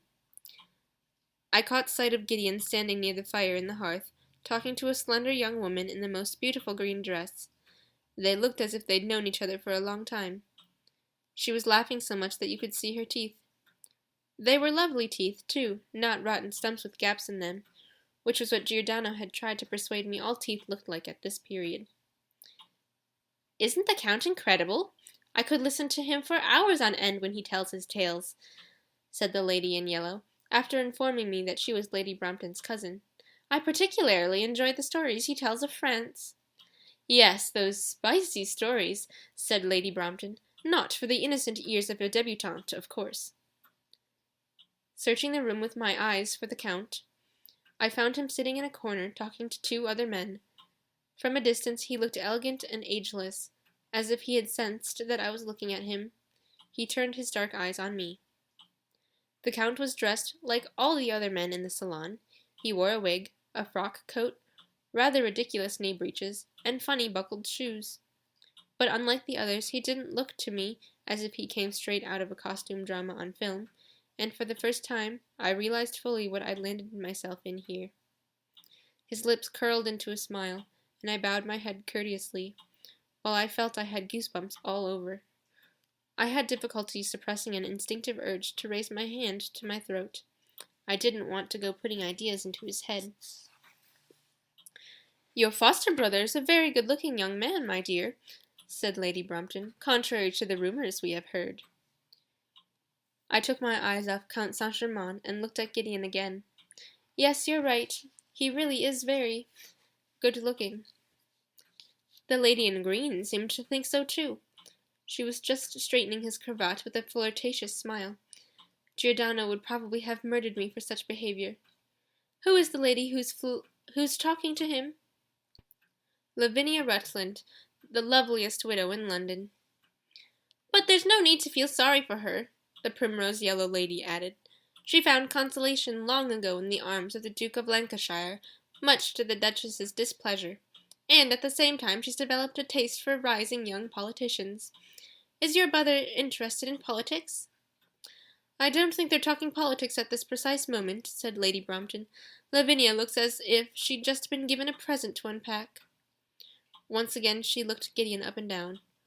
Well, rumors said he had a sickly constitution and a stout, clumsy figure. How delightful to find that rumor was wrong.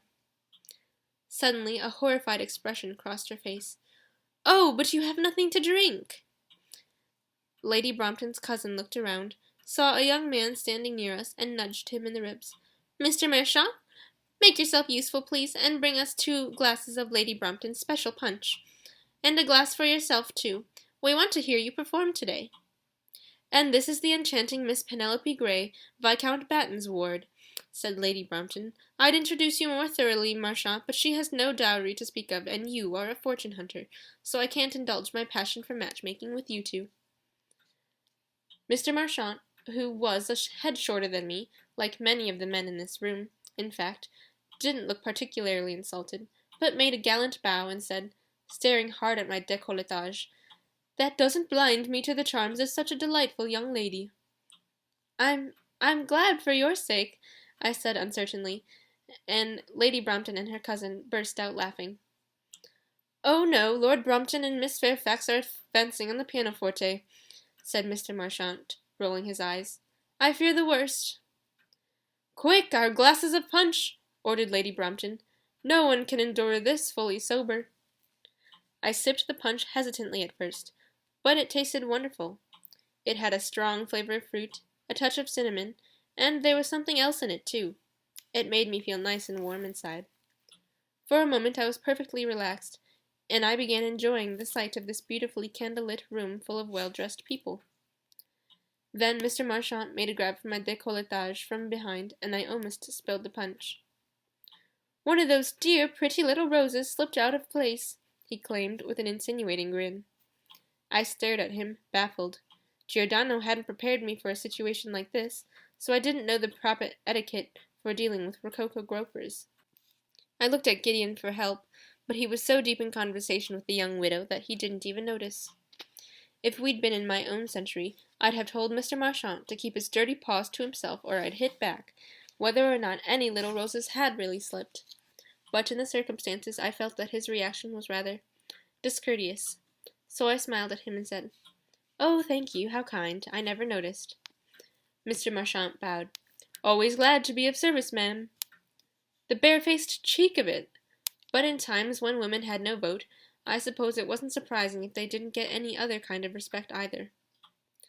The talking and laughing gradually died away as Miss Fairfax, a thin-nosed lady wearing a reed green dress, went over to the pianoforte, arranged her skirts, and placed her hands on the keys. In fact, she didn't play badly. It was her singing that was rather disturbing. It was incredibly, well, high-pitched. A tiny bit higher, and you'd have thought she was a dog whistle. "A refreshing punch, isn't it?" said Mr. Marchant, topping up my glass.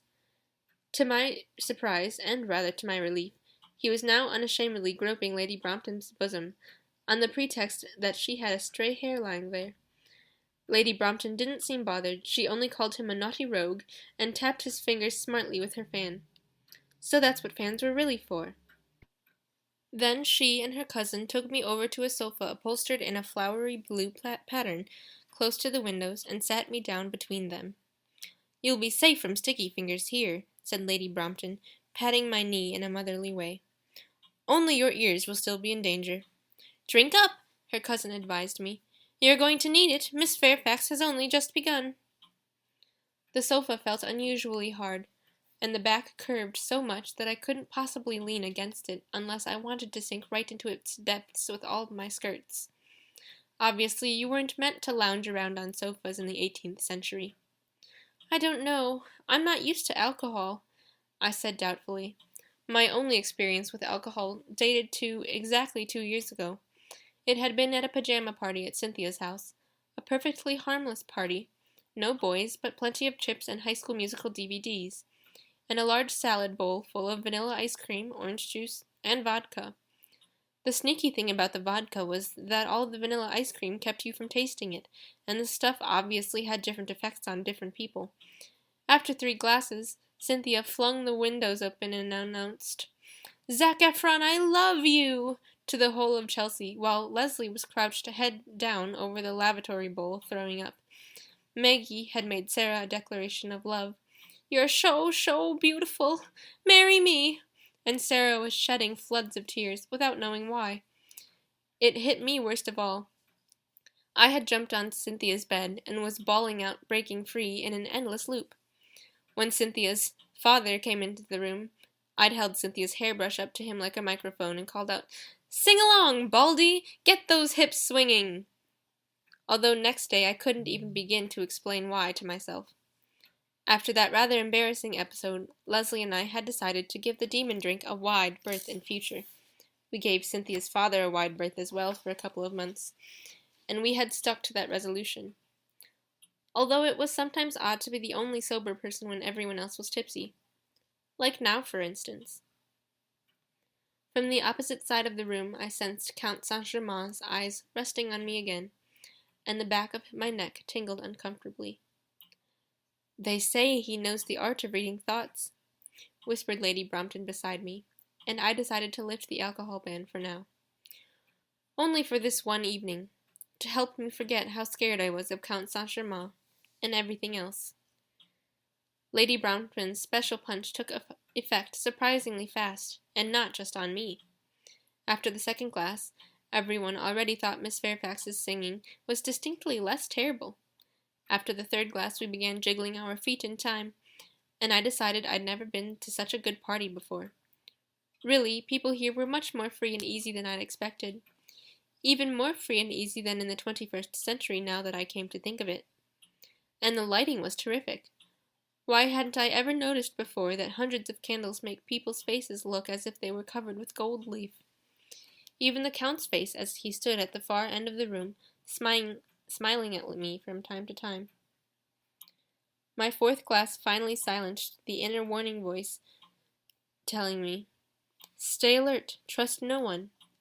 Only the fact that Gideon seemed to have eyes only for the woman in the green dress still bothered me. "Our ears have now had sufficient training," decided Lady Brompton at last. She rose to her feet, clapping, and went over to the pianoforte. "My dear, dear Miss Fairfax, once again, that was absolutely exquisite," she said, kissing Miss Fairfax on both cheeks and firmly guiding her into the nearest chair. "But now I will ask you all to give a warm welcome to Mr. Marchand and Lady Lavinia. No protests, either of you. We know that you've been rehearsing in secret." Beside me, Lady Brompton's cousin screeched like a teeny boy band fan when the bosom groper sat down at the keyboard and played an arpeggio with great verve. The lovely Lady Lavinia gave Gideon a radiant smile and came forward with her green skirts rustling. I could see now that she wasn't quite as young as I'd thought, but her singing was great. She sang like Anna Netrebko when we heard her at the Royal Opera House in Covent Garden 2 years ago. Well, maybe her singing wasn't quite as great as Anna Netrebko's, but it was a pleasure to listen to her all the same.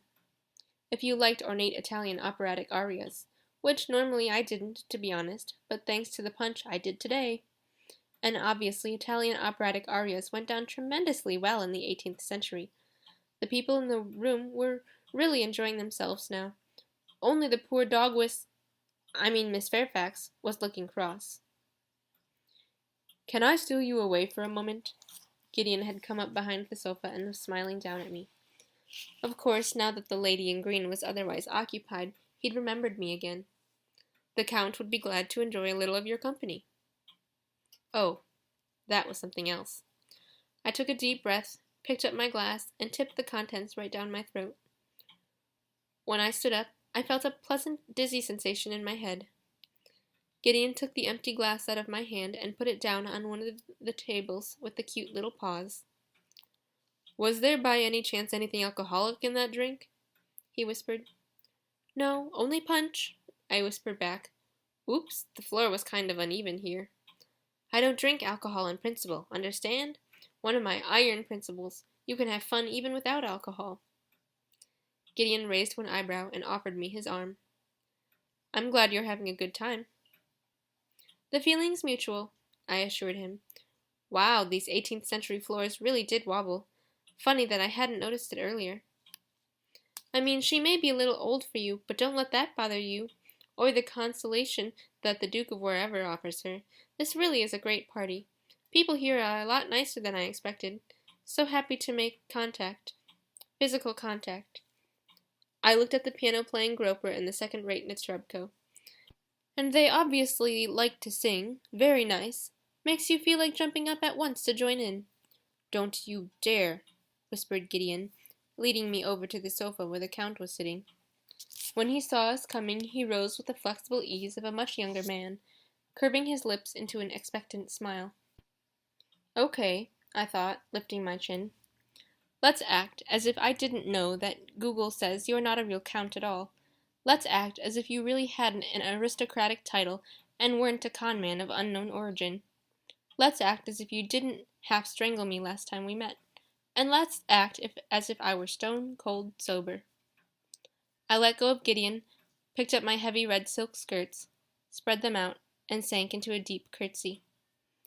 Only when the Count reached out his hand with its many rings, all set with jewels, did I come up from it.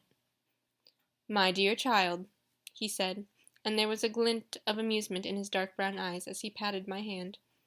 "I do admire your elegance. Others can't even speak their own names after 4 glasses of Lady Brompton's special punch." Oh, so he'd been counting. I lowered my eyes guiltily. In fact, it had been 5 glasses, but they'd been worth it. They really had. I couldn't be sorry I'd shaken off that oppressive, vague feeling of anxiety, and I didn't miss my inferiority complex either. I liked my tipsy self, even if I did feel rather unsteady on my legs. "Merci pour les compliments," I whispered. "Delightful," said the Count. "I'm sorry, I ought to have been watching more closely," said Gideon. The Count laughed softly. "My dear boy, you were otherwise occupied. And after all, today we are first and foremost intent on amusement, are we not? Particularly as Lord Alistair, to whom I was extremely anxious to introduce this charming young lady, is not here yet. However, I have been brought word that he is on his way." "Alone?" asked Gideon. The Count smiled. "That makes no difference." The downmarket on in the Trebko and the bosom groper ended the aria with a rousing final chord, and the Count let go of my hand so that he could clap. "Isn't she wonderful? A fine talent, really, and so beautiful, too." "Yes," I said quietly, clapping as well, and taking care not to play pat a cake. "It's quite something to make the chandeliers ring like that." The clapping upset my sensitive sense of balance, and I staggered slightly. Gideon caught me. "I can't make it out," he said, angrily, his lips close to my ear. "We haven't been here 2 hours, and you're totally drunk. What on earth were you thinking of?" "You said totally. I'm going to tell on you to Giordano," I giggled. In all the noise, no one else could hear us. "Anyway, it's too late. No point in locking the stable door after the horse is gone." Hiccup interrupted me. "Hic." "Sorry." I looked around me. "But everyone else is much more drunk than me, so leave out the moral indignation, okay? I have everything under control. You can let go of me again. I am standing here as steady as a rock among the breakers." "I'm warning you," whispered Gideon, but he did let go of me. For safety's sake, I braced my legs a little farther apart. Well, no one could see that, not underneath my huge skirt. The Count, amused, had been watching us. His expression gave way nothing but a certain grandfatherly pride. I glanced at him surreptitiously, and was rewarded by a smile that warmed my heart. Why had I been so scared of him? It was only with difficulty that I could remember what Lucas had told me, how this same man had cut his own ancestor's throat. Lady Brompton had quickly come up to the pianoforte again to thank Mr. Marchand and Lady Lavinia for their performance. Then, before Miss Fairfax could get to her feet again, she asked for a warm round of applause for today's guest of honor, the famous, much-traveled Count Saint-Germain, a man surrounded by mystery. "He has promised me to play something on his violin today," she said, and Lord Brompton came hurrying up with a violin case, as fast as his pot-belly allowed. The audience, spaced out on punch, roared their enthusiasm. This really was a super-cool party. The Count smiled as he took the violin out of its case and began tuning it. "I would never dream of disappointing you, Lady Brompton," he said in a soft voice, "but my old fingers are not as agile as they used to be when I played duets with the notorious Giacomo Casanova at the French court, and my gout troubles me a little these days." A collective whispering and sighing ran through the room. "So this evening I would like to hand the violin over to my young friend here," the Count went on. Gideon looked slightly shocked and shook his head. But when the Count raised his eyebrows and said, "Please," he bowed, and took the instrument and the bow, and went over to the pianoforte. The Count took my hand. "And we will sit on the sofa and enjoy the music, shall we? No need for you to tremble. Sit down, my child. You don't know it, but since yesterday afternoon we have been the best of friends, you and I. We had a really, really intimate conversation, and we were able to settle all our differences." "What?" "Yesterday afternoon?" I repeated. "From my point of view," said the Count. "From yours, that meeting is still in the future." He laughed. "I like to be complicated, you see." I stared at him, baffled. But at that moment Gideon began to play, and I entirely forgot what I had been going to ask the Count. Oh my God! Maybe it was the punch, but wow! That violin was really sexy. Even the way Gideon raised it and tucked it under his chin. He didn't have to do more than that to carry me away with him. His long lashes cast shadows on his cheeks, and a lock of hair fell over his face as he began passing the bow over the strings. The first notes filling the room almost took my breath away. They made such tender, melting music, and suddenly I was close to tears. Until now, violins had been way down on my list of favorite instruments, and I really liked them only for accompanying certain moments in films. But this was just incredibly wonderful. Well, all of it was. The bittersweet melody and the boy enticing it out of the instrument. All the people in the room listened with bated breath, and Gideon played on, immersed in the music as if there were no one else there. I didn't notice that I was crying until the Count touched my cheek and caught a tear gently with his finger. Then I jumped in alarm. He was smiling down at me, and I saw a warm glow in his dark brown eyes. "Nothing to be ashamed of," he said quietly. "If it were otherwise, I'd have been very disappointed." I was surprised to find myself smiling back at him. Really, how could I? This was the man who had strangled me. "What's that tune?" I asked. The Count shrugged his shoulders. "I don't know. I assume it has yet to be composed." A storm of applause broke out in the room when Gideon came to the end of the piece. He bowed, smiling, and successfully declined to play an encore, although he was less successful in eluding the embrace of the lovely Lady Lavinia. She clung to his arm, and he had no alternative but to bring her over to our sofa. "Wasn't that marvelous?" cried Lady Lavinia. "But when I saw those hands, I knew at once that they could work miracles." "I bet," I muttered. I would have liked to get up from the sofa, if only so that Lady Lavinia couldn't look down at me like that, but it was beyond me. The punch had had an unfortunate effect on my muscles. "It's a wonderful instrument, sir," said Gideon to the Count, giving him back the violin. "A Stradivarius, made for me by the master himself," replied the Count in a tone of reverie. "I would like you to have it, my boy. This evening is probably the right moment for me to pass it solemnly on to you." Gideon went a little red. With delight, I assumed. "Oh, I can't." He looked into the Count's dark eyes, but then lowered his own, and added, "You do me great honor, sir." "The honor is all mine," replied the Count gravely. "My word," I murmured to myself. The two of them seemed to have formed a mutual admiration society. "Are you as musical as your foster brother, Miss Grey?" asked Lady Lavinia. "No, probably not, but I bet I'm as musical as you," I thought. "I like to sing, that's all," I said. Gideon shot me a warning glance. "You like to sing?" cried Lady Lavinia, "as indeed so do I, and our dear Miss Fairfax." "I'm afraid I can't reach such high notes as Miss Fairfax," I said firmly. Well, I wasn't a bat, was I? And my lungs don't have the capacity of yours, but I do like singing all the same. "I think we've had enough music for this evening," said Gideon. Lady Lavinia looked hurt. "Of course we would be delighted if you would honor us again," Gideon was quick to add, giving me a dark look. I was so happily drunk for once, I couldn't have cared less. You played wonderfully," I said. "It made me cry, it really did." He grinned as if I'd told a joke and put the Stradivarius away in its case. Lord Brompton came up, out of breath, bringing us 2 glasses of punch, and assured Gideon that he was absolutely delighted by his guest's virtuoso performance.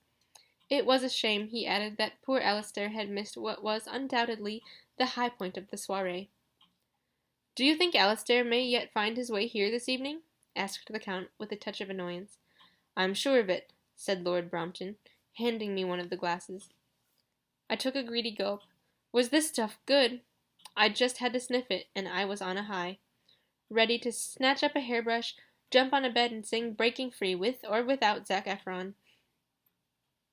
"My lord, you must really persuade Miss Grey to offer us something from her repertory," said Lady Lavinia. "She so likes to sing." There was an odd undertone in her voice that made me prick up my ears. In a way, she reminded me of Charlotte. She might not look like her, but there was another Charlotte somewhere deep inside that bright green dress. I felt sure of it. The kind of person who always wanted you to notice how absolutely wonderful and unique she herself was by comparison with you and your mediocre talents. Very well, I said, trying to get up from the sofa again. This time it worked. I could even keep on my feet. Then I'll sing. What? Said Gideon, shaking his head. On no account will she sing. I'm afraid that the punch— Miss Grey, it would be a great pleasure for us all if you would sing to us, said Lord Brompton, winking at me so hard that his 15 double chins wobbled like crazy. And if we owe it to the punch, so much the better. Come up to the front with me and let me announce you. Gideon firmly held my arm. This is not a good idea, he said. Lord Brompton, please, my foster sister has never before performed in public. There's a first time for everything, said Lord Brompton, guiding me on. We're all friends together here. Don't spoil sport for us. Exactly. Don't be such a spoil-sport, I said, shaking off Gideon's hair. Do you happen to have a hairbrush with you? I sing better holding a hairbrush. Gideon looked rather despairing. Definitely not, he said, following me and Lord Brompton over to the piano. I heard the Count laughing quietly behind us. Gwen, whispered Gideon, do please stop this nonsense. Penelope, I corrected him, draining the rest of my punch in one draught and handing him the empty glass. Do you think they'd like Over the Rainbow? Or, I added with a giggle, Hallelujah. Gideon groaned. You really can't do this. Come back with me now. No, Hallelujah is too modern, isn't it? Let's see. In my mind, I went over my entire playlist, while Lord Brompton announced me in pompous terms. Mr. Marchand, the groper, came over to join us at the pianoforte. Does the lady need a accompanist on the instrument? He asked. No, the lady needs something entirely different, said Gideon, sitting down on the piano stool himself. Please, Gwen. Pen, if you must, I said. I know what to sing. Don't cry for me, Argentina. I know all the words, and musicals are timeless. Don't you agree? But maybe they don't know about Argentina. You're not really going to make a fool of yourself in front of all these people, are you? It was a nice try at scaring me, but useless in the circumstances. Listen, I said in a confidential whisper. I couldn't care less about these people. First, they've been dead for 200 years, and second, they're all so good as dead drunk anyway, except for you, of course. Groaning, Gideon leaned his forehead on the palm of his hand, hitting a whole series of notes on the pianoforte keyboard in the process. Do you happen to know— Yes, Memory? I asked Mr. Marchand. From Cats? Oh, no, I'm sorry, said Mr. Marchand. Never mind, then I'll just sing it a cappella, I said confidently, turning to my audience. This song is called Memory, and it's about a cat who's unhappy in love, but basically it fits us humans as well, in the widest sense. Gideon had raised his head again and was looking at me incredulously. Please, he tried again. We just won't tell anyone about it, I said. Okay? This will be our secret. And now comes the great moment, cried Lord Brompton. The wonderful, unique, and beautiful Miss Grey will sing for us, her first performance in public. I ought to have felt alarmed, because all the talk died down, and all eyes were on me. But I didn't. That punch was just divine. I absolutely must get the recipe. What was it I'd said I was going to sing? Gideon struck a couple of notes on the keyboard, and I recognized the opening bars. Memory. Yes, that's right, that was it. I smiled gratefully at Gideon. How kind of him to prompt me and join in. I took a deep breath. The first note of this song was particularly important. If you got it wrong, you might just as well give up right away. The word midnight had to come out clear as glass, and yet ring all around the room. I was pleased, because I sounded just like Barbra Streisand singing it. Not a sound from the pavement. Has the moon lost her memory? She is smiling alone. Guess what? Gideon could obviously play the piano too. And not badly either. Oh God, if I hadn't been head over heels in love with him already, I'd have fallen in love with him now. He didn't even have to look at the keys. He was just looking at me. And he seemed slightly surprised, like someone who has just made an unexpected discovery. Maybe that moon was a she? All alone in the moonlight, I can dream of the old days, I sang, just for him. This salon had great acoustics. It was almost as if I were singing into a mic. Or else it was because no one was making a sound. Let the memory live again. This was so much more fun than playing SingStar. It was really, really great. And even if the whole thing was just a lovely dream, and Cynthia's father was about to march into the room and kick up an almighty row, this moment was worth it. No one would ever believe me. Time ain't nothing but time. It's a verse with no rhyme. Man, it all comes down to you. Bon Jovi. Next 100 Years. Chapter 11. The only stupid thing was that it's such a short song. I was tempted to make up another verse of my own, but that might have just spoiled the general good impression. So I didn't.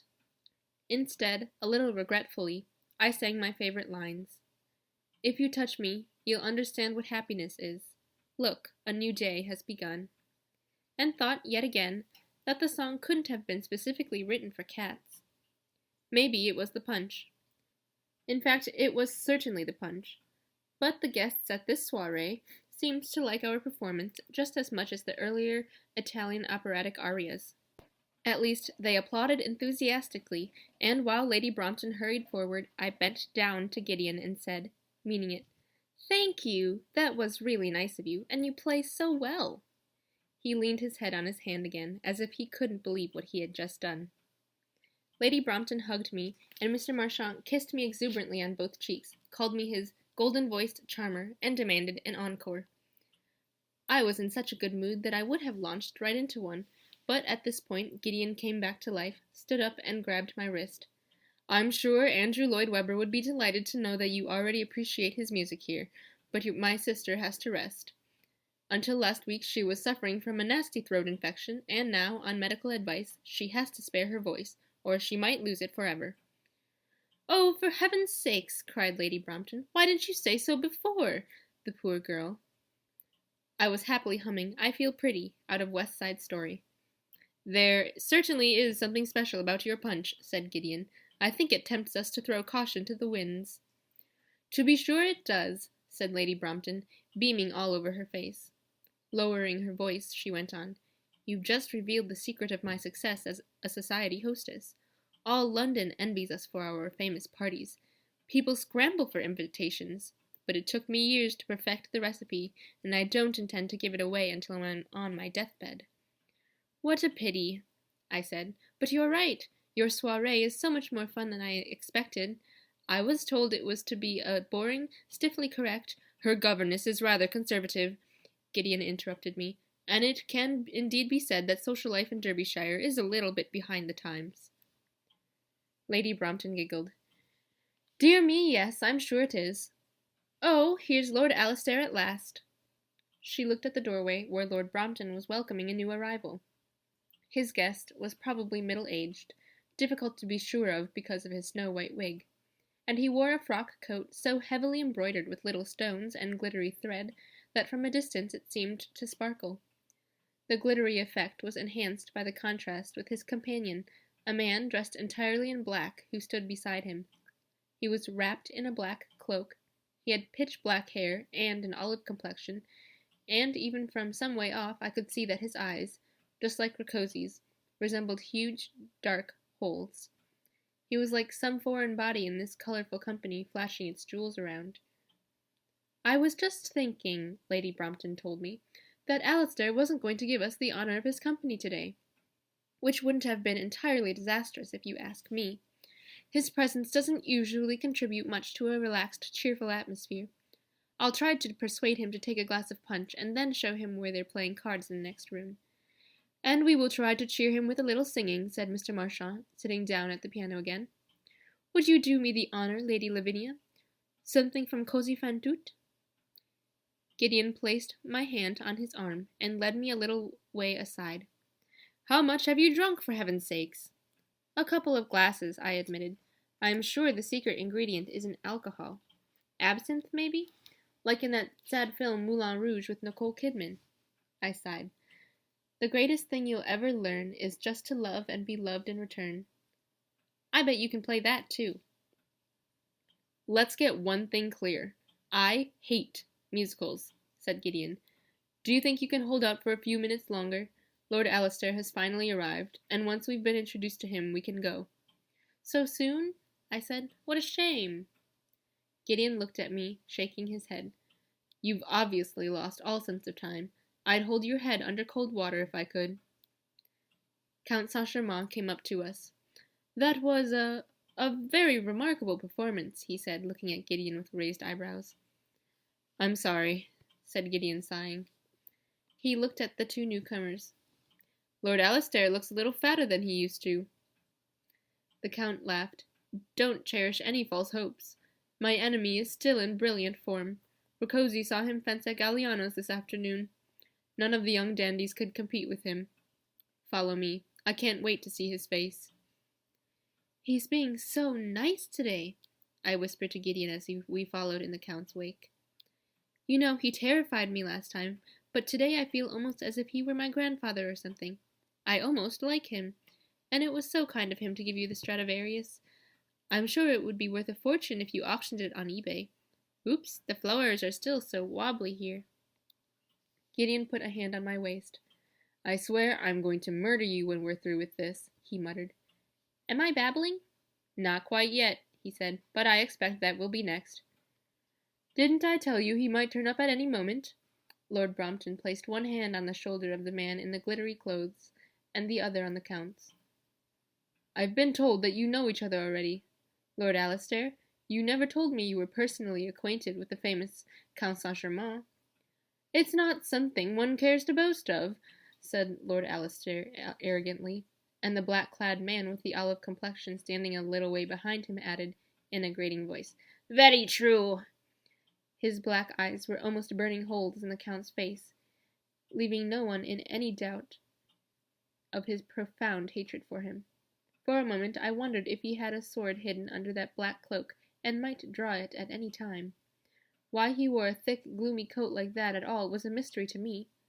First, it was hot enough in here, and second, it seemed odd and discourteous in these festive surroundings. Lord Brompton looked around him, beaming cheerfully, as if he hadn't caught on to the hostile atmosphere at all. The Count stepped forward. Lord Alistair, how delightful! Although our acquaintanceship lies some years in the past, I have never forgotten you. I was standing behind Count Saint-Germain, so I couldn't see his face, but it sounded as if he was smiling. His voice was friendly and cheerful. I, too, still remember our conversation about slavery and morality, and how surprising I thought it that you were so well able to keep the two apart. Just like your father, he said. The Count never forgets anything, said Lord Brompton effusively. His brain is phenomenal. During these last few days in his company, I've learned more than in all my life before. Did you know, for instance, that the Count is able to make artificial jewels? Yes, I was aware of that. Lord Alistair's expression became, if possible, even colder, and his companion was breathing heavily, like someone about to run amok. Science is not necessarily among Lord Alistair's hobbies, if I remember correctly, said the Count. Oh, how remiss of me. He stepped to one side, allowing Lord Alistair a full view of Gideon and me. I wished to introduce these two delightful young people to you. To be honest, that was my sole reason for being here today. A man of my age avoids society and goes to bed early. At the sight of Gideon, Lord Alistair's eyes widened incredulously. Lord Brompton squeezed his massive bulk between Gideon and me. Lord Alistair, may I introduce Viscount Batten's son, and the Viscount's ward, the enchanting Miss Grey. My curtsy fell a little short of the deference prescribed by etiquette. There were two reasons for that. A, I was afraid of losing my balance, and B, Lord Alistair seemed so arrogant that I quite forgot I was playing the part of Viscount Batten's penniless ward. I mean, I was the granddaughter of Lord Lucas Montrose, wasn't I? I was descended from a long line of famous ancestors, and what's more, your origins didn't make any difference in my own time, when everyone was equal, right? At any other time, Lord Alistair's glance would have frozen the blood in my veins, but the punch was so good antifreeze that I returned it as haughtily as I could. He didn't give me his attention for long, anyway.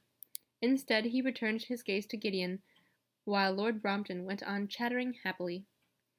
No one took the trouble to introduce Lord Alistair's black-clad companion, and no one seemed to notice when he stared at me over Lord Alistair's shoulder and growled, You, demon with the sapphire eyes, you will soon be on your way to hell. I beg your pardon? That was really going too far. In search of help, I looked at Gideon, whose rather tense smile was only for show. But he didn't say anything until Lord Brompton said he was going to fetch his wife, and a couple of glasses of punch. Please don't trouble, Lord Brompton, said Gideon. We have to leave soon anyway. My sister is still a little weak after her long illness, and not used to staying up late. He put his arm around my waist again, and took my forearm with his other hand. As you see, she is slightly unsteady on her legs. How right he was! The floor was swaying very unpleasantly beneath my feet. Gratefully, I leaned on Gideon. Oh, I'll be back in a moment, cried Lord Brompton. I'm sure my wife will be able to persuade you to stay. Count Saint-Germain watched him go with a smile. Such a good-hearted soul. Fond as he is of harmony, he could never bear it if we were to quarrel. Lord Alistair was still inspecting Gideon with undisguised hostility. If my memory serves me right, when we met before, this young man was travelling under the name of Marquis Weldon, and now he is the son of a viscount. I expect, Saint-Germain, that, like you, your young friend is inclined to indulge in empty boasting. How very regrettable. It's what one calls a diplomatic pseudonym, said the Count, still smiling. Nothing that you would understand. Be that as it may, I heard that you greatly enjoyed that little fencing match when you met 11 years ago. I enjoy any fencing match, said Lord Alistair. He acted as if he didn't hear his companion, who was whispering, Smite the enemies of God with the swords of the angels and archangels. Lord Alistair went on, unmoved. And I have learnt a few tricks since then, whereas your young friend seems to have aged only by a few days in those 11 years, and I was recently able to convince myself he has had no time to improve his technique. Convince yourself? Said Gideon with a derisive smile. For that you'd have to be there yourself, but you sent your men, and my technique was perfectly adequate to dealing with them. Yet more proof that if you want something done, it is better to do it yourself. Can you mean? Lord Alistair's eyes narrowed. Ah, you are speaking of the incident in Hyde Park last Monday. True, I ought to have given it my own attention. In any case, it was just an idea on the spur of the moment. But without the help of black magic, and a girl, you would hardly have survived. I'm glad to hear you speak so frankly, said the Count, for since your men's attempts on the lives of my young friends here, I have been rather, annoyed. I thought it was I on whom your aggression was turned. I am sure you understand that I will not tolerate such a thing. You'll do as you think you ought to, and I'll do as I must do, said Lord Alistair, and his companion growled, Death! Death to the demons! In such a weird way that I couldn't rule out the idea that he might have a laser sword hidden under that cloak. He was clearly a nutcase. I didn't think I ought to ignore his peculiar behavior any longer. We haven't been introduced, I know, and I admit to having my own problems with correct manners at this period, I said, looking him straight in the face. But if you ask me, all of this talk of demons and death is definitely out of order. Speak not to me, demon, said Darth Vader harshly. I am invisible to your sapphire eyes, and your ears cannot hear me. Chance would be a fine thing, I said, and suddenly I wanted to go home. Or at least back to that sofa, however uncomfortable it was. The whole room was swaying around me like a ship at sea. Gideon, the Count, and Lord Alistair seemed to have lost the thread of their own conversation for now. They forgot to go on flinging cryptic accusations at each other, and stared at me with baffled expressions on their faces. The swords of my descendants will pierce your flesh. The Florentine alliance will avenge what was done to my family, and will wipe that which is displeasing to God off the face of the earth, said Darth Vader, addressing no one in particular. Who are you talking to? Whispered Gideon. Him over there, I said, clutching Gideon a little more tightly and pointing to Darth Vader. Someone ought to tell him that his cloak isn't exactly the latest fashion, and that I am not a demon if he doesn't mind, and I don't want to be pierced by the swords of his descendants and wiped off the face of the earth. Ow! Gideon's hand had closed hard on my forearm. What does this farce mean, Count? Inquired Lord Alistair, adjusting a showy brooch on his cravat. The Count took no notice of him. Under their heavy lids, his eyes were resting on me. This is interesting, he said softly. She can obviously straight into your black soul, my dear Alistair. I'm afraid she's so drunk with wine that she's imagining things, said Gideon, hissing into my ear. Shut up, for goodness sake! My stomach contracted painfully with shock, because all at once I realized that the others couldn't see or hear Darth Vader, and the reason why they couldn't was that he was a ghost. If I hadn't been so drunk, this obvious idea would have occurred to me sooner. How stupid could you get? Neither his clothes nor his hairstyle was right for the 18th century, and by the time he launched into his emotional ramblings, if not earlier, I ought to have realized who I had before me. Or rather, what? Lord Alistair threw back his head and said, We both know, Count, whose soul belongs to the devil, and with God's help I will ensure that these creatures are never born at all. Pierced by the swords of the Holy Florentine Alliance, Darth Vader unctuously concluded. The Count laughed. You still don't understand the laws of time, Alistair. The mere fact that these two are here in front of you proves that your plan will not succeed. So maybe you shouldn't rely on God's help in this business too much, or on my continued forbearance. Suddenly there was an icy chill in his eyes and his voice, and I saw Lord Alistair flinch. For a split second all the arrogance was gone from his face, and his expression was one of naked fear. By changing the rules of the game you have forfeited your life, said the Count in exactly the same voice as he had used to frighten me out of my wits at our last meeting. Suddenly I was convinced all over again that he was capable of cutting an enemy's throat with his own hands. Your threat means nothing to me, whispered Lord Alistair, but his face gave him the lie. Pale as death, he put a hand to his Adam's apple. Oh, my dears, surely you are not really leaving us already? Mrs. Brompton came hurrying up, skirts rustling, looking happily around at us. Count Saint-Germain's features relaxed again, and there was nothing but goodwill in them. Ah, here is our charming hostess. I must say you do your reputation credit, my lady. It's been a long time since I passed such an entertaining evening. Lord Alistair rubbed his throat. The color was slowly coming back into his cheeks. Satanus! Satanus! Cried Darth Vader angrily. We will crush you! We will tear out your lying tongue with our own hands! My young friends here are as sorry as I am that we really have to leave now, the Count continued with a smile, but you will be seeing them soon again at Lord and Lady Pimpool Bottom's ball. A party is only as interesting as its guests, said Lady Brompton, so I would be very happy to welcome you here again soon, and your delightful young friends. It has been a great pleasure for us all. The pleasure was entirely ours, said Gideon, cautiously letting go of me, as if he wasn't sure whether I could stand on my own. Although the room was still swaying like a ship, and my thoughts seemed to be suffering a bad bout of seasickness, too, when we said goodbye, I managed to pull myself together and do credit to my training by Giordano and, above all, James. I wasn't even going to spare a glance for Lord Alistair and the ghost, who was still uttering savage threats.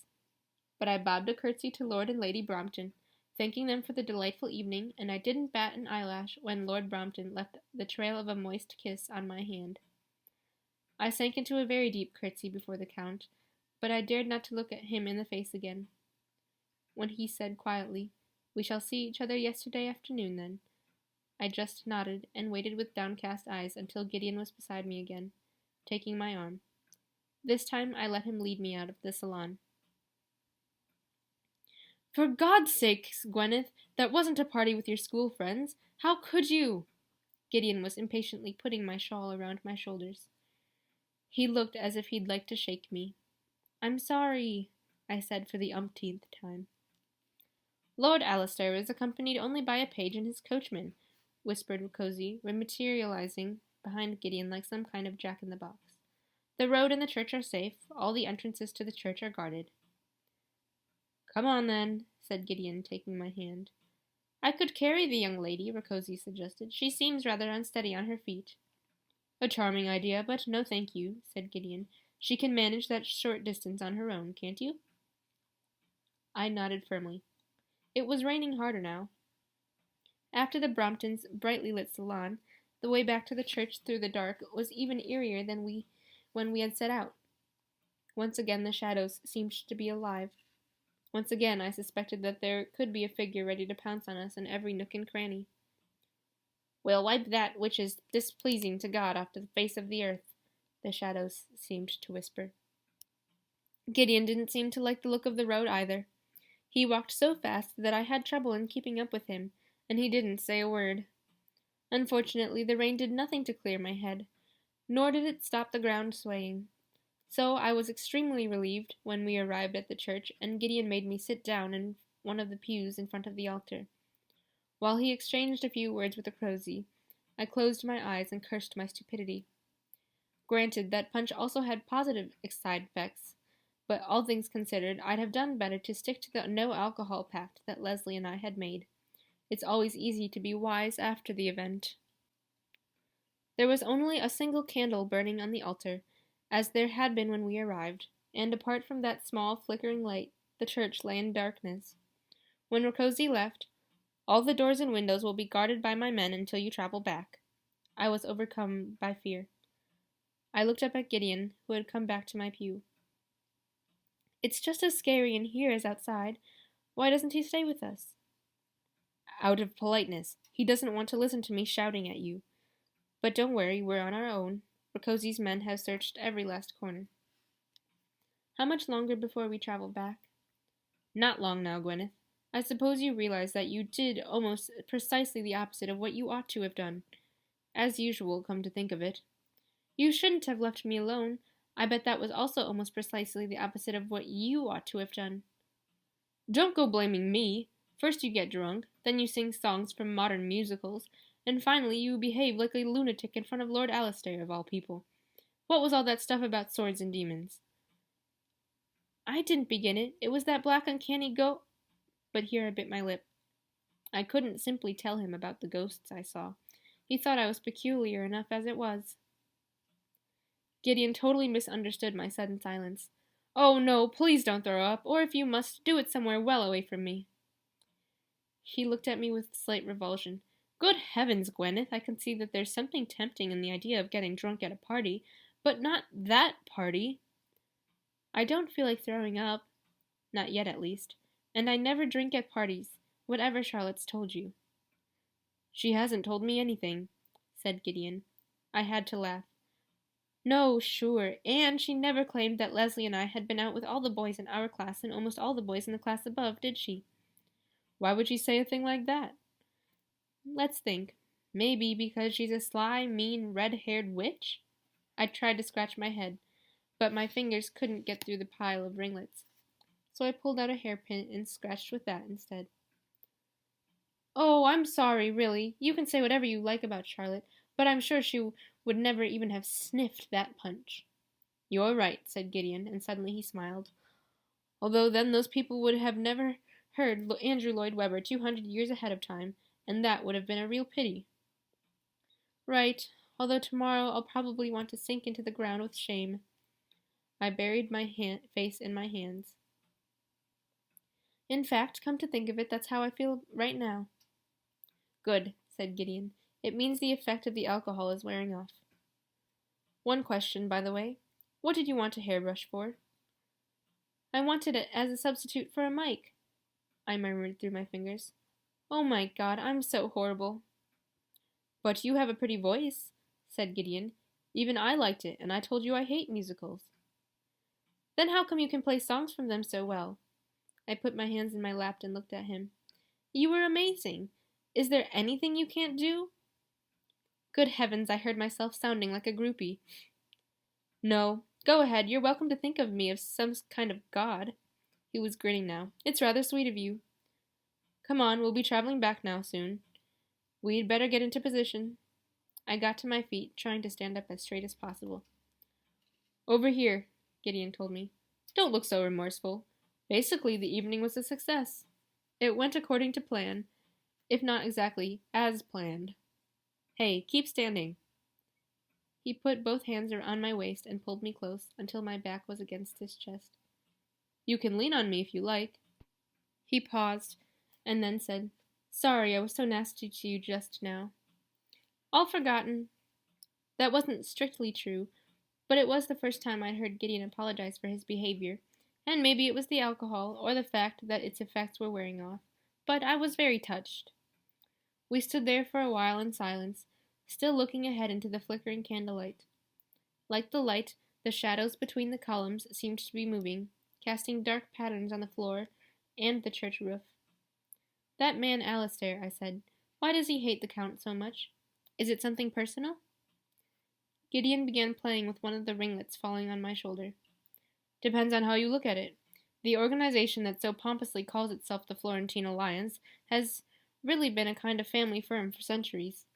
On his travels through time in the 16th century, the Count happened to chance to meet the Conte di Madrone's family in Florence. So, well, let's say they entirely mistook his abilities.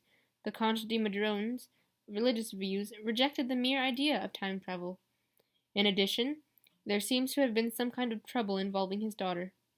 Anyway, the Count was sure he was confronting a demon, and he felt that God had given him a mission to rid the world of what he thought was spawned by hell."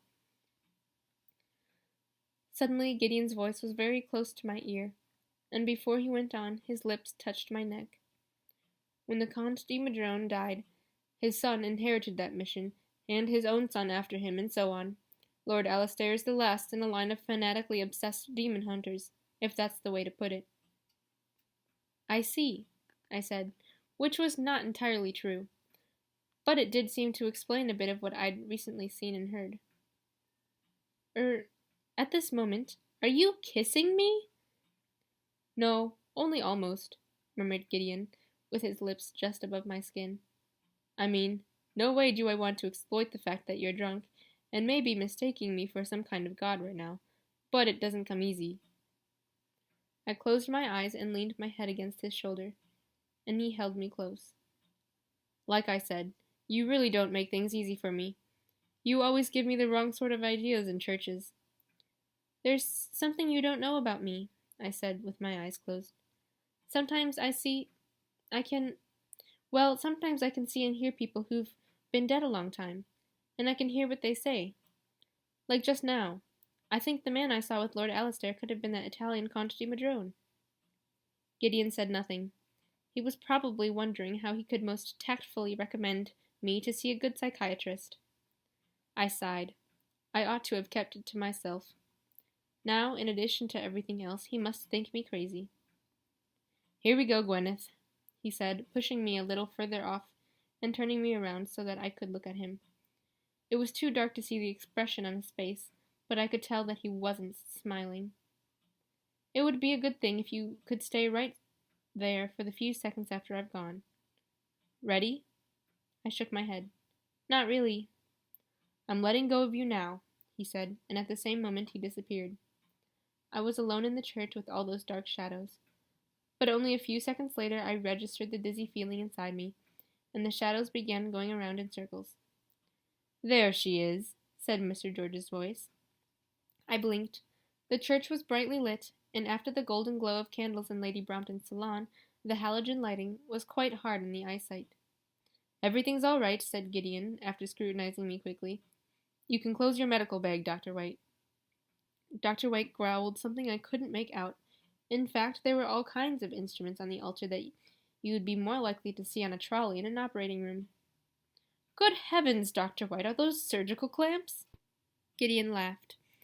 "Now we know what you think of an 18th century soiree." "I like to be ready for all eventualities," said Dr. White, putting the instruments back in his bag. "We're anxious to hear your report," said Falk Devier. "I want to get some of this stuff off first." Gideon was undoing his cravat. "Did it all work out?" asked Mr. George, glancing nervously at me. "Yes," said Gideon, throwing the cravat aside. "Everything went according to plan. Lord Alistair arrived a little later than expected, but in plenty of time to see us." He grinned at me. "And Gwyneth played her part to perfection. Viscount Batten's real ward couldn't have done it better." I couldn't help blushing. "It will be a pleasure for me to tell Giordano that," said Mr. George, with a note of pride in his voice. He offered me his arm. "Not that I expected anything else." "No, of course not," I murmured. I woke to hear Caroline whispering, "Gwenny, stop singing! It's so embarrassing! You have to go to school!" I abruptly sat up and stared at her. "Was I singing? What? You told me to stop singing. I told you to wake up. Then I wasn't singing? You were asleep," said Caroline, shaking her head. Hurry up, you're already late. And Mom says you're not on any account to use her shower gel. Under the shower, I tried to suppress my memories of yesterday as far as possible. But I wasn't very successful, so I wasted several minutes pressing my forehead to the door of the shower cubicle, muttering to myself, "It was all just a dream." My headache did nothing to make me feel better. When I finally came down to the dining room, luckily breakfast was all but over. Zemirius was hanging head down from the chandelier. "Sobered up again, have you, little tippler?"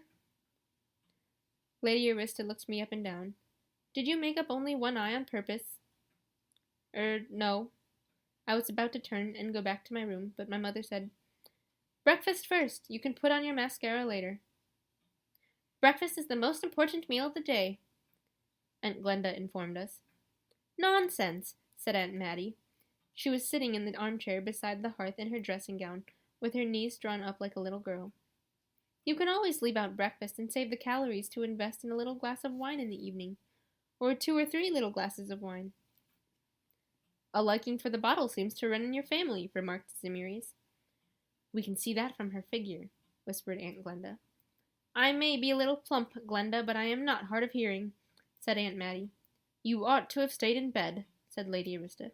"Breakfast is more relaxed for all concerned if you have your beauty sleep." "I'm afraid I didn't get the chance," said Aunt Mattie.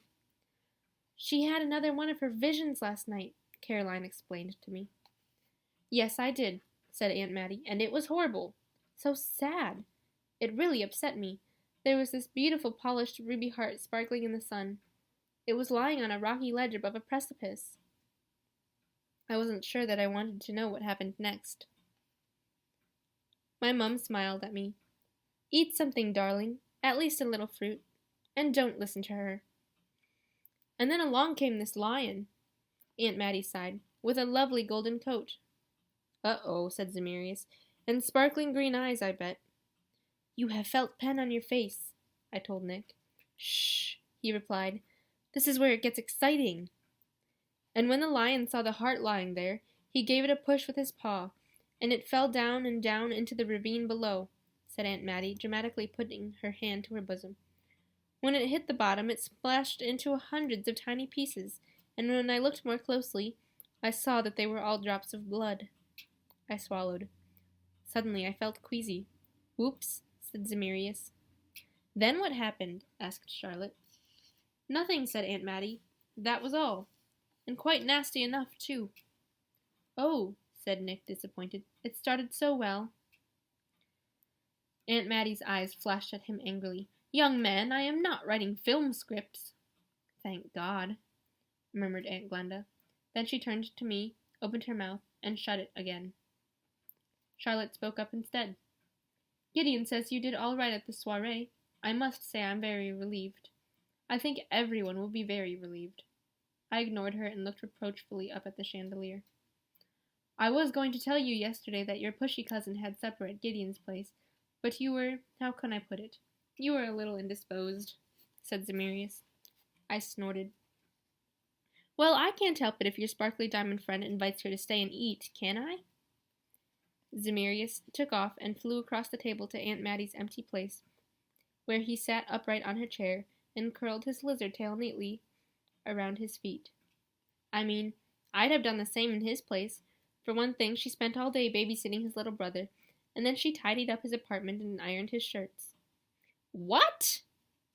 I said I can't help it. Anyway, he was so grateful that he decided he had to show her how fast he could conjure up a spaghetti dish for 3. Wow, was he in a really good mood. Like he scored points or something. "Now close your mouth. They're all looking at you." They were, too. "I'm going to finish doing my other eye," I said. "Maybe just a touch of rouge on your cheeks, too?" said Charlotte. "Just a friendly hint." "I hate her," I said. "I hate her, I hate her." "Oh, come on, just because she ironed his stupid shirts." Leslie looked at me, shaking her head. "I mean, that is plain silly." "He cooked for her," I wailed. "She spent all day in his apartment." "Yes, but he was snogging with you in that church," said Leslie, sighing. "He wasn't." "Well, no, but he'd like to." "He kissed Charlotte." Only a goodbye kiss. On her cheek! Zemirius shouted right into my ear. If I have to tell you that once again, I'm going to explode. I'm off. All this girly stuff is more than I can take. He flapped his wings a few times, flew up to the school roof, and made himself comfortable there. I don't want to hear another word about it, said Leslie. Right now, it's much more important for you to remember everything you heard yesterday. And I mean things that really count. Matters of life and death. I've told you everything I know, I assured her, rubbing my forehead. My headache had gone, thanks to 3 aspirins, but it left a dull sensation behind my temples. Leslie was poring over her notes. Why didn't you ask Gideon how he'd met up with Lord Alistair 11 years ago, and what fencing match they were talking about? There is a whole lot more I didn't ask him, believe you me. Leslie sighed again. I'll make you a list. Then you can ask a casual question now and then, when there's a good strategic moment and your hormones let you. She put her notepad away and looked at the school entrance. Come on, we must go up, or we'll be late. And I don't want to miss it when Raphael Bertolin walks into our classroom for the first time. Poor boy, he probably feels the school uniform is a convict's outfit. We made a brief detour past James Nish. In all the pushing and shoving of morning school, no one noticed if I spoke to him, particularly when Leslie acted as if I might be talking to her. James raised his perfumed handkerchief to his nose and looked around cautiously. Ah, I see you didn't bring that badly behaved cat today. Guess what, James? I was at Lady Brompton's soiree last night, I said, and I curtsied just the way you taught me. Lady Brompton, said James. She does not necessarily have the reputation of moving in the highest circles. They say her parties can be very free and easy. If that's what they say, they're right. I hoped that was normal in 18th century polite society. Thank God, no! James pursed his lips, looking offended. Well, anyway, I think I've been invited to a ball given by your parents, Lord and Lady Pimpool Botham. I find that hard to imagine, said James. My mother sets great store by the impeccable social standing of her guests. Well, thank you very much, I said, turning to go. What a snob you are. I didn't mean it as an insult, James called after me. And what's a snob? Raphael was already leaning in the doorway when we reached our classroom. He looked so gloomy that we stopped dead. Hi, I'm Leslie Hay, and this is my friend Gwyneth Shepherd, said Leslie. We met on Friday outside the principal's office, remember? A faint grin lit up his face. Well, I'm glad you recognize me anyway. I had problems with that when I saw myself in the mirror just now. Yep, said Leslie. You look like a steward on a cruise ship. Never mind. You'll get used to it. Raphael's grin widened. You just have to take care that the school tie doesn't dip into your soup, I said. Happens to me all the time. Leslie nodded. And, by the way, school lunches usually taste frightful. Apart from that, it's not so bad here. I'm sure you'll soon feel at home. Never been in the south of France, have you? Asked Raphael with a touch of bitterness. No, said Leslie. I can tell. I'll never feel at home in a country where it rains for 24 hours on end. We Brits really don't like it when people talk about our weather like that, said Leslie. Oh, look, here comes Mrs. Counter. You're in luck. She's a Francophile, and if you mix a few French words into your essays by mistake, she'll love you. Tu es mignon, said Raphael. I know, said Leslie, but I'm not a Francophile. He fancies you, I said, putting my books down on our table. Maybe, said Leslie, but I'm afraid he's not my type. I couldn't help laughing. No, of course not. Oh, come on, Gwenny, it's bad enough for one of us to lose her mind. I know his sort. They just give you trouble. Anyway, he's only interested because Charlotte told me I was a pushover. And because you look like your dog, Bertie, I said. Yes, exactly, because of that too, Leslie laughed. Anyway, he'll forget all about me the moment Cynthia throws herself at him. Look, she's been to the hairdresser specially to have highlights done. But Leslie was wrong. Raphael obviously wasn't interested in talking to Cynthia. When we were sitting on the bench under the chestnut tree at break, and Leslie was studying the note with the green rider coat on it yet again, Raphael came strolling over, sat down beside us uninvited, and said, Oh, cool, geocaching. What? Leslie looked at him with annoyance. Raphael pointed to the note. Don't you know about geocaching?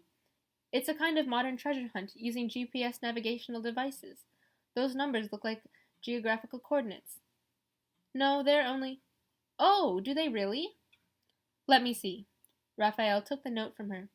Yes, assuming a few of the zeros are superscript zeros, so they mean degree, and the strokes are minutes and seconds. A shrill sound came over the yard to us. Cynthia was standing on the steps, gesticulating wildly as she talked to Charlotte, and that made Charlotte look our way with a nasty expression. Oh my God! Leslie was all excited. Then it means 51 degrees, 30 minutes, 41.78 seconds north, and 0 degrees, 8 minutes, 49.91 seconds west. Raphael nodded. So it's the description of a place? I asked. That's right, said Raphael. Rather a small place, measuring about 4.5 square yards. So what do you find there? A cache? If only we knew, said Leslie. We don't even know where the place is. Raphael shrugged his shoulders. Well, that's easy to find out. How? Do we need one of these GPS things? How do they work? I've no idea about them at all, said Leslie excitedly. I do, though. I could help you, said Raphael, mignon. I glanced at the steps again. Sarah had now joined Cynthia and Charlotte, and all three were looking daggers at us. Leslie didn't even notice. Okay, but it'll have to be this afternoon, she said. We have no time to lose. Same here, said Raphael. Let's just meet in the park at 4. I'll have shaken Charlotte off somehow by then. Better not expect it to be easy. I looked at him sympathetically. Raphael grinned. I think you underestimate me, little time travel girl. The illimitable, silent, never-resting thing called time. Rolling, rushing on, swift, silent, like an all-embracing ocean tide, on which we, and all the universe, swim like exhalations, like apparitions which are, and then are not. This is forever very literally a miracle, a thing to strike us dumb, for we have no word to speak about it. Thomas Carlyle. Chapter 12. I could have just worn last week's dress, I said, as Madame Rossini put a little girl's dream of a dress over my head. It was lavishly embroidered with cream and wine-red flowers. The blue-flowered dress, I mean. It's hanging in the wardrobe at home. You only had to say. Shh, my little swan-necked beauty, said Madame Rossini. What do you think they pay me for here? For you to wear the same dress twice? She concentrated on doing up the little buttons in the back. I am only sorry you have ruined the hairstyle. In the Rococo age, a work of art like that had to last for days. The ladies slept sitting up on purpose. Well, I could hardly have gone to school with it piled up like that, I said. I'd have probably got stuck in the door of the bus. Is Giordano helping Gideon to get dressed? Madame Rossini clicked her tongue. Huh, that boy say he do not need help, meaning he will wear dull colors again and take no care with his cravat, but I have given him up. Now, what can we do with your hair? I will get the curling wand, and then we will put a ribbon in it. Eh bien. While Madame Rossini worked on my hair with the curling wand, I had a text from Leslie. We'll wait another 2 minutes. If le petit français isn't here then, he can forget about Mignon. I texted back, Your date isn't for another 15 minutes. At least give him 10. But I didn't get an answer back, because Madame Rossini took the mobile away from me to get the now obligatory souvenir photos. The pink suited me better than I'd expected. It wasn't my color at all in real life, but my hair looked as if I'd spent the night with my fingers plugged into an electric socket. The pink ribbon threaded through it looked like a vain attempt to tame my exploding curls. When Gideon arrived to collect me, he burst out laughing. You can stop that. We might as well just laugh at you. Madame Rossini snapped at him. Ah, what do you think you look like? Oh, wow, what did he look like? There ought to be a law against looking so good, even in silly dark knee breeches and an embroidered bottle green coat that made his eyes shine. You have no idea of fashion, young man, or you would have put on the emerald brooch to go with that outfit. And that sword, you are supposed to be a gentleman, not a soldier." "I'm sure you are right," said Gideon, still laughing. "But at least my hair doesn't look like those wire wool pads I used to scour my pans." I did my best to look haughty. "The wire wool pads you use to scour your pans. Aren't you mixing yourself up with Charlotte?" "What? I thought she was cleaning your apartment these days." Gideon looked a little embarrassed. That's not quite correct," he muttered. "Huh, in your place I'd feel bad about it too," I said. "Give me the hat, please, Madame Rossini." The hat, a monstrous creation crowned with pale pink feathers, would at least look better than that hair, or so I thought. A glance in the mirror showed that I'd made an unfortunate mistake. Gideon was still laughing. "Can we get a move on now?" I asked crossly. "Take care of my little swan-necked beauty, do you hear me?" "Don't I always, Madame Rossini?" "You must be joking," I said, out in the corridor. I pointed to the black scarf he was holding. "No blindfold today?" "No, we can do without that, for reasons we both know," Gideon replied, "and because of the hat." "Do you still think I'm about to lure you around the corner and hit you over the head with something?" I straightened my hat. "And, by the way, I've been thinking about that again, and it's my belief that there's a perfectly simple explanation for the whole thing." "Which is?" Gideon raised his eyebrows. "You imagined it all after the event. While you were lying unconscious, you were dreaming about me, and so you decided later that it was my fault." "Yes, that possibility has occurred to me too," he said, to my surprise. Then he took my hand and made me walk on. "But no, I know what I saw." "So why didn't you tell anyone that, apparently, I had lured you into a trap?" "I didn't want them to think even worse of you than they already do." He grinned. "Well, do you have a headache?" "I didn't really drink all that much," I said. Gideon laughed. "No, sure, basically you were stone cold sober." I shook his hand off. "Could we please talk about something else?" "Oh, come on. Surely I'm allowed to wind you up a little bit. You were so sweet yesterday evening. Mr. George really thought you were totally exhausted when you went to sleep in the limousine." "For 2 minutes at the most," I said, feeling embarrassed. I'd probably dribbled or done something else terrible. "I hope you went straight to bed." I said. "All I remember, vaguely, was Mom taking all 400,000 pins out of my hair, and how I fell asleep as soon as my head hit the pillow. But I wasn't going to tell him that. After all, he'd gone off to have a good time with Charlotte, Raphael, and spaghetti." Gideon stopped so suddenly that I collided with him and promptly forgot to breathe. He turned to face me. "Listen," he murmured. "I didn't want to say this yesterday, because I thought you were too drunk. But now that you're sober again, and as prickly as ever," his fingers carefully stroked my forehead, and I was about to hyperventilate. Instead of going on, he kissed me. I had closed my eyes before his lips touched mine. The kiss was more intoxicating than yesterday evening's punch. It left me weak at the knees and with 1,000 butterflies in my stomach. When Gideon let go of me again, he seemed to have forgotten what he wanted to say. He propped one arm on the wall beside my head and looked at me seriously. "We can't go on like this." "Gwen." I tried to get my breath under control. There were footsteps in the corridor behind us. Gideon quickly withdrew his arm and turned around.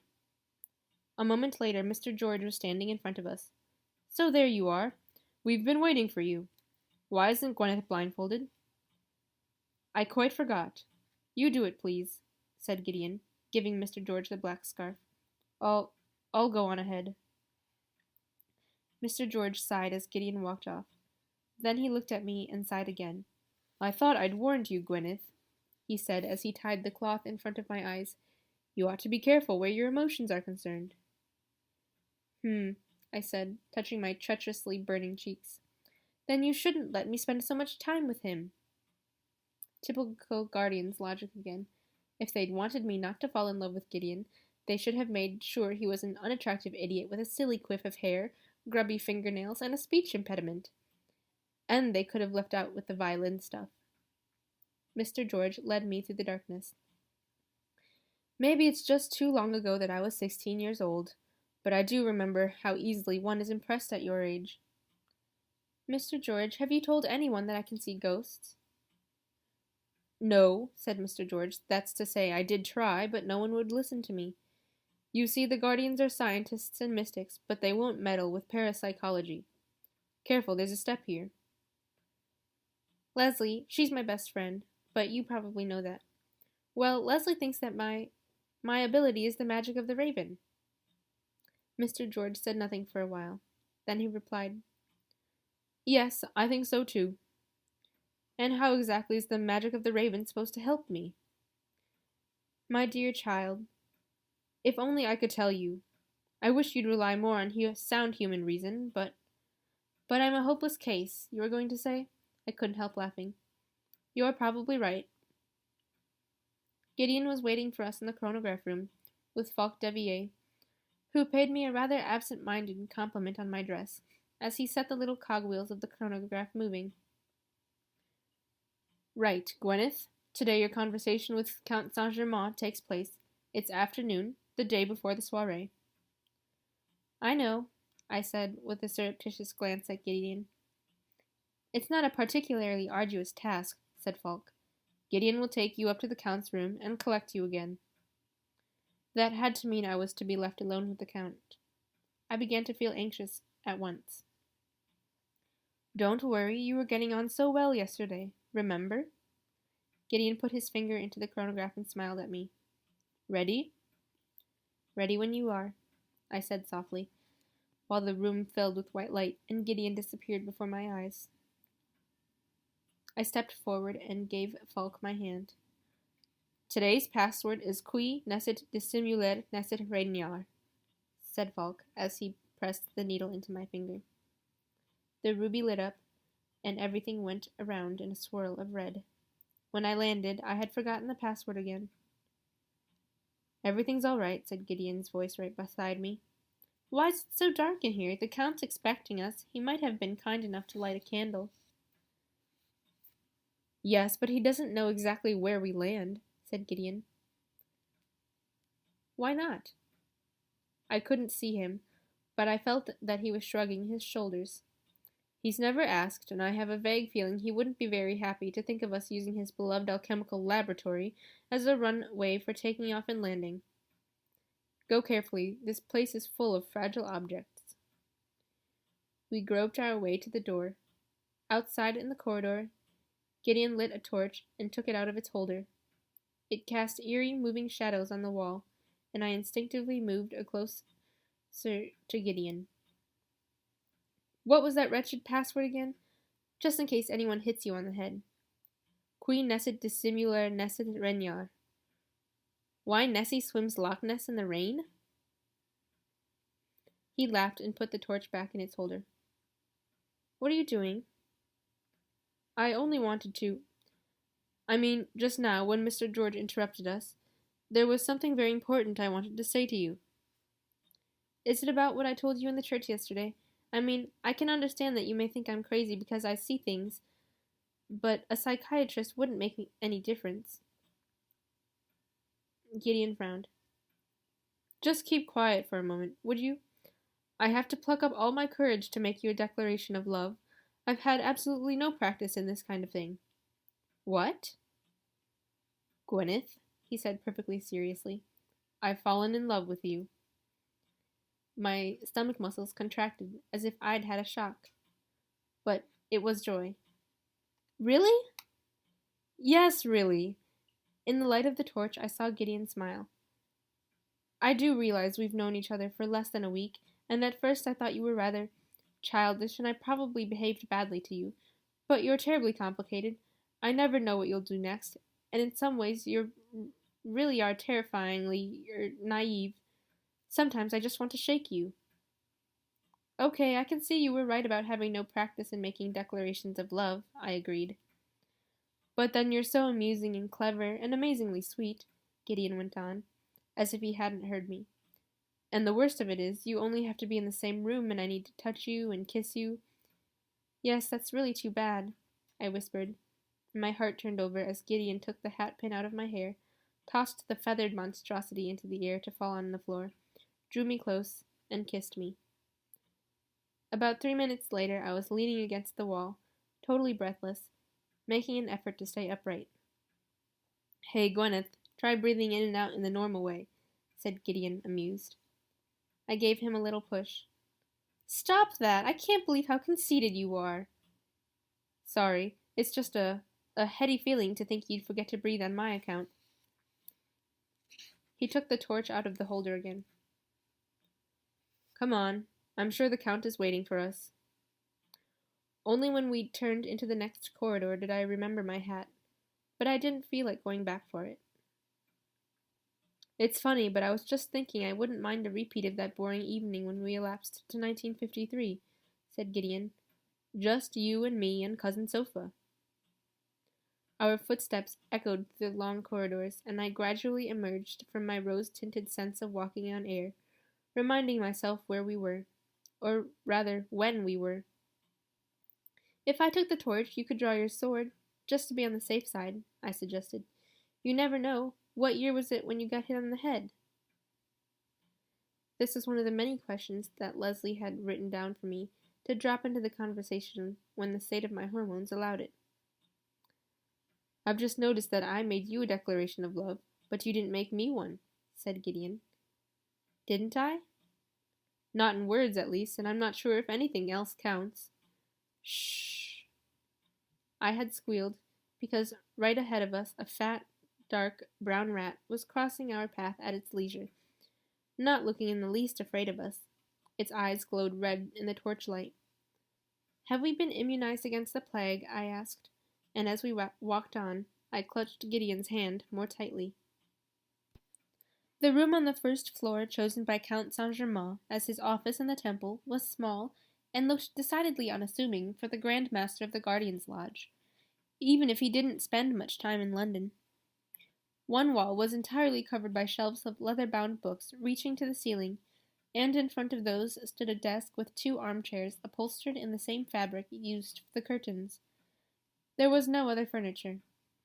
Outside, the September sun was shining, and there was no fire in the hearth.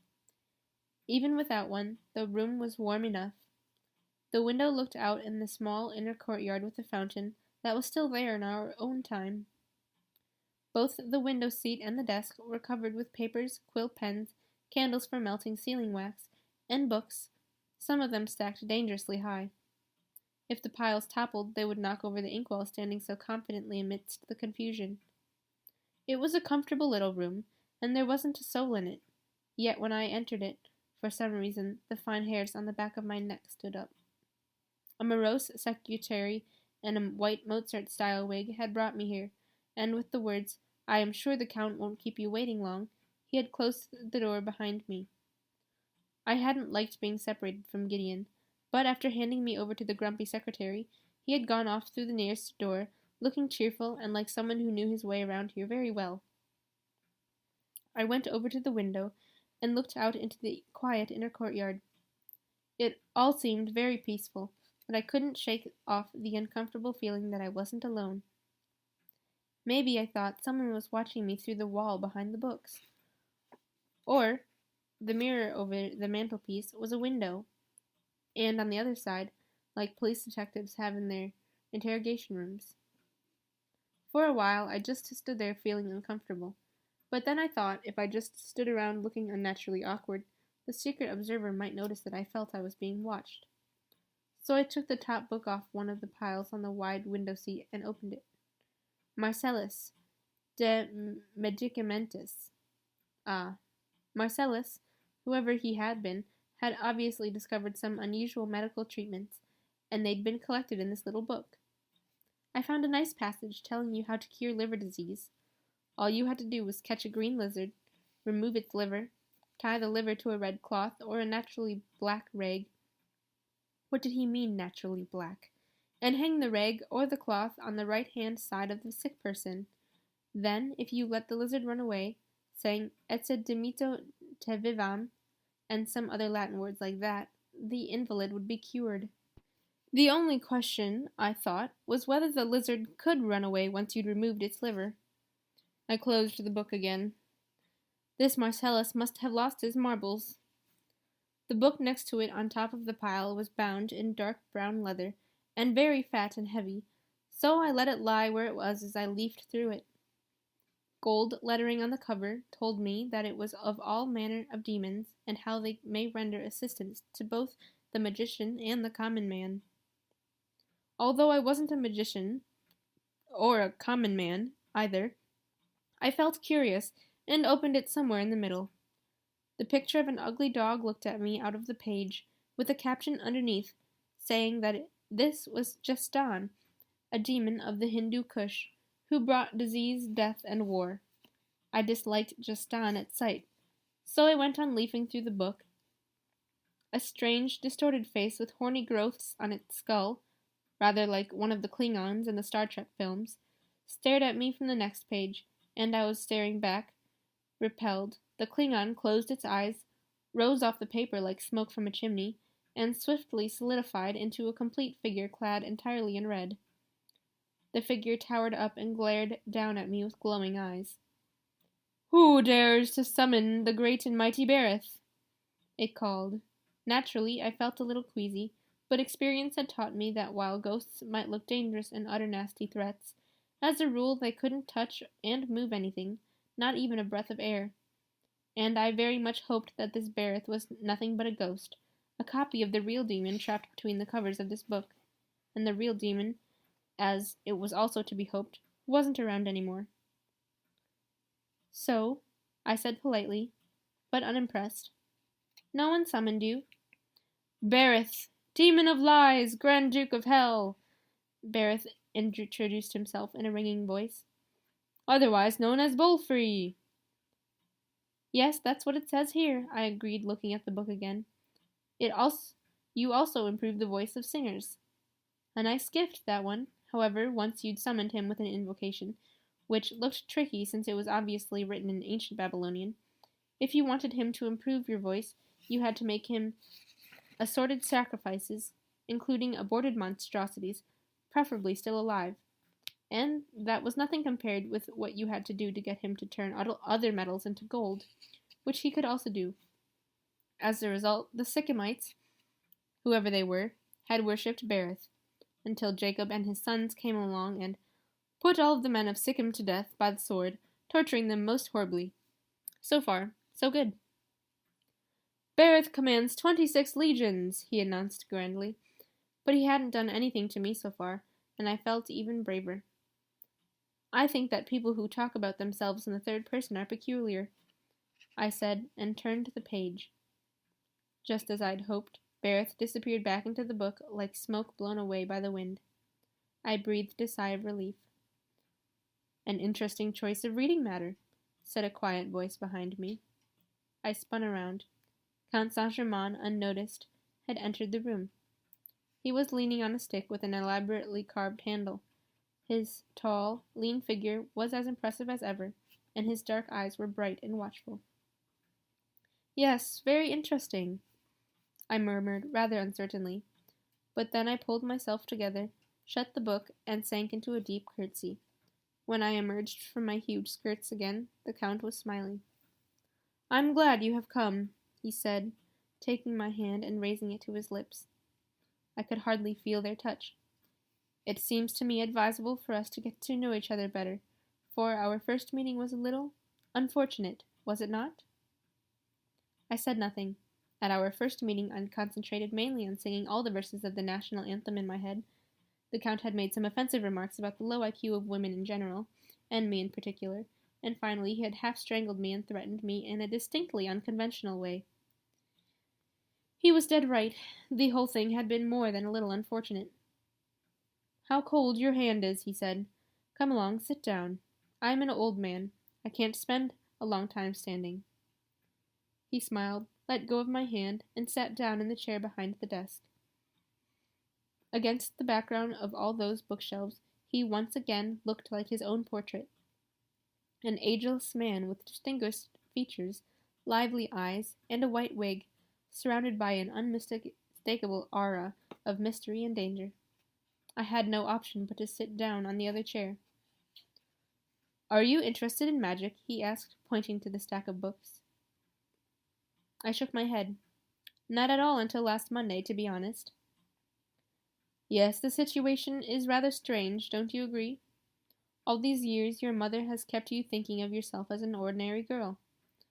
And from now on you have to remember that you play an important part in the history of one of the greatest secrets of mankind. Can you imagine why she did it?" "Because she loves me." I meant it to sound like a question, but it came out as a firm statement. The Count laughed. "Yes, that's the way women think. Love. The fair sex really does overwork that word. Love is the answer. I am always moved to hear that reply. Or amused, depending on circumstances. What women will never understand is that they and men have entirely different notions of love." I didn't reply. The Count tilted his head slightly to one side. Without a woman's wholehearted commitment to love, it would be far more difficult for her to subordinate herself to a man in every respect. I tried to keep my expression neutral. "In fact, that's kind of changed in my own time." And thank goodness, I thought. In the 21st century, men and women have equal rights. No one has to feel worth less than anyone else. The Count laughed again, this time at some length, as if I'd told a really funny joke. "Yes," he said at last. "Yes, I've been told that before. But believe me, whatever rights women may be granted, it makes no difference to human nature." What could I say to that? Nothing would probably be best. As the Count had just acknowledged, it's hard to change human nature. That might easily apply to his own nature as well. He went on looking at me for some time, his mouth curving in amusement.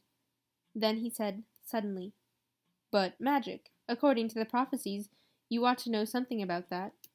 Ruby red, with G major, the magic of the raven, brings the circle of 12 home into safe haven."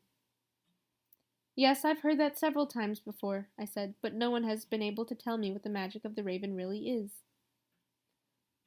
"The raven red, on ruby pinions winging its way between the worlds, hears dead men singing. It scarce knows its strength, the price it scarce knows, but its power will arise, and the circle will close."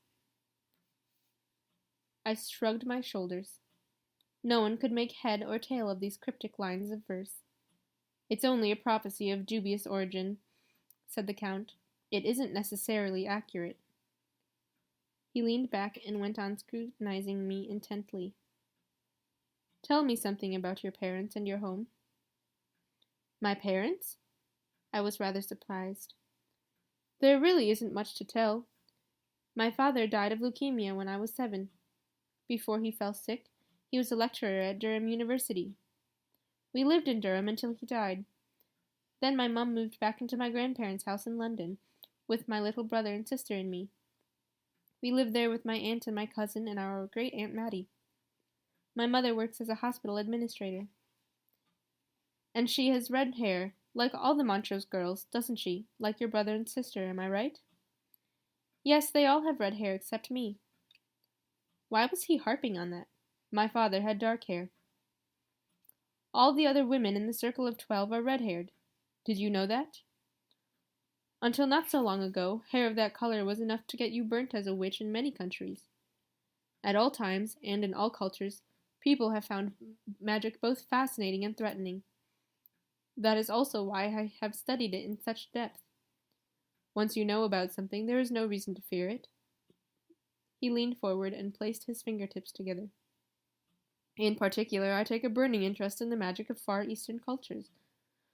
On my travels in India and China, I was fortunate enough to meet many teachers who were prepared to pass on their knowledge. I was initiated into the mysteries of the Akasha Chronicle, and learned much that would be beyond the intellectual capacity of most Western cultures. Knowledge that would drive the Inquisition, even today, to take violent action. There is nothing the Church fears more than the discovery of human beings, that God is not sitting far away in heaven, determining our fate, but is within us." He looked at me hard, and then smiled. "It is always refreshing to discuss such blasphemous notions with you children of the 21st century, who do not bat an eyelash at the thought of heresy. Well, I don't suspect we would, even if we knew exactly what it was. The Asiatic masters are far ahead of us on the path of spiritual development, said the Count. It is from one of them that I learned many small abilities, such as the one I demonstrated to you last time we met. My teacher was a monk, a member of a secret order in the distant Himalayas. He and his monastic brothers communicate without using their vocal cords, and they can defeat their enemies without lifting a finger, so strong is the power and imagination of their minds. That must be useful, I said cautiously.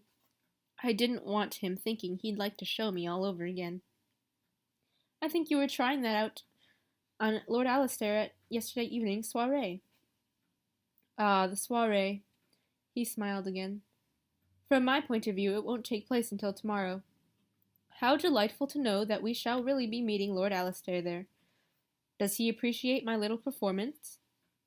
He seemed impressed anyway, I replied, but not really intimidated. He said he was going to see to it that Gideon and I were never born at all, and he called us these creatures. Yes, he has an unfortunate tendency to make uncivil remarks, said the Count, although in that he can't compare with his ancestor, the Comte de Madrone. I should have killed the Comte when I had the chance. However, I was young at the time, and regrettably naive. Well, that's not a mistake I'll make a second time. Even if I cannot lay him low with my own hands, Lord Alistair's days are numbered. However many men he gathers around him for protection, and however expert his sword-play. If I were a young man, I would challenge him myself. But now my descendant can take over that role. Gideon's skill at fencing is considerable. At the mention of Gideon's name, I felt warm all over, as usual. I thought of what he had said a little while ago, and felt even warmer. Instinctively, I looked at the door. Where has Gideon gone? Oh, for a little outing, I expect, said the Count casually. He has enough time to pay a call on a charming young woman of my acquaintance. She lives quite close, and if he takes the coach, he can be with her in a few minutes. What? Does he do that often? The Count smiled again, a warm, friendly smile, but there was something else lurking in it, something that I couldn't interpret. He hasn't known her very long. It was only recently that I introduced them. She is a clever and very attractive young widow, and I'm of the opinion that it does a young man no harm to spend a little time in the company of, well, let's call her an experienced woman.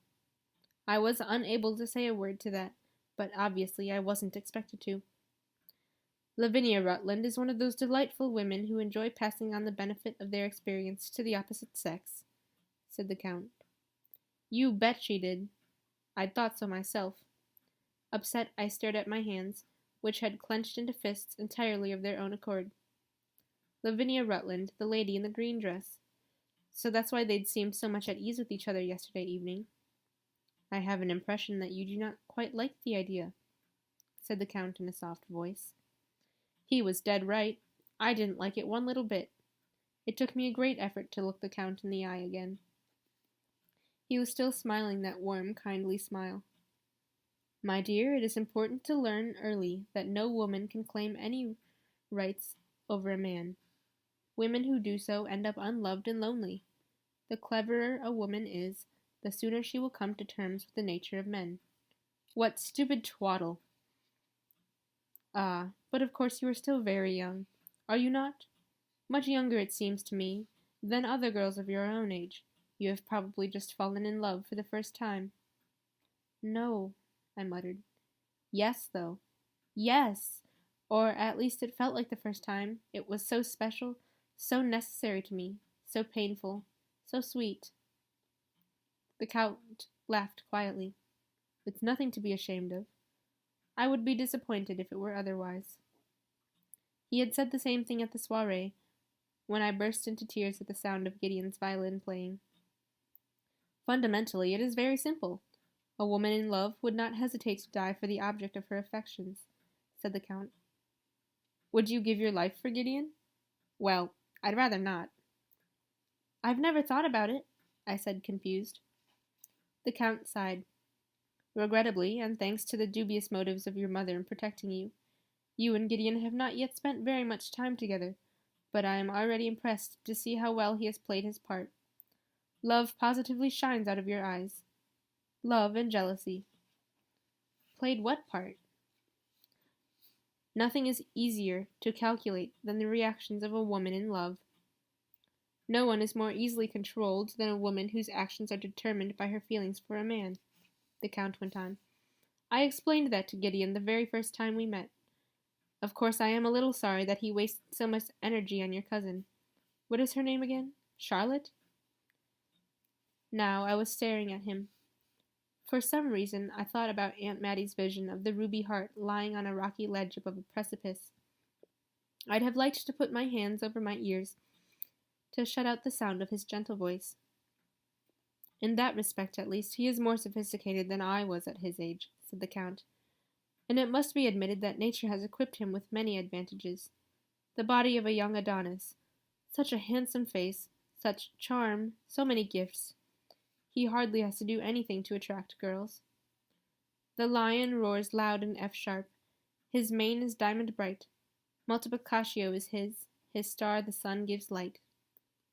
The truth hit me like a punch in the solar plexus. Everything Gideon had done, his touch, his gestures, his kisses, his loving words, they were all intended only to manipulate me, so that I'd fall in love with him, like Charlotte before me, so that we could be controlled more easily. And the Count was so right. Gideon hadn't needed to do much. My stupid heart had gone straight to him of its own accord and fallen at his feet. In my mind's eye, I saw the lion go over to the ruby heart at the top of that precipice and sweep it aside with one blow of his paw. It fell in slow motion, hit the bottom of the ravine far below, and broke into 1,000 tiny drops of blood. And have you heard him play the violin? If not, then I'll make sure that you do. There's nothing better than music for conquering a woman's heart. Lost in reverie, the Count looked up at the ceiling. That was another of Casanova's tricks. Music and poetry. I was going to die. I felt absolutely sure of it. Where my heart had been just now, an icy cold was spreading.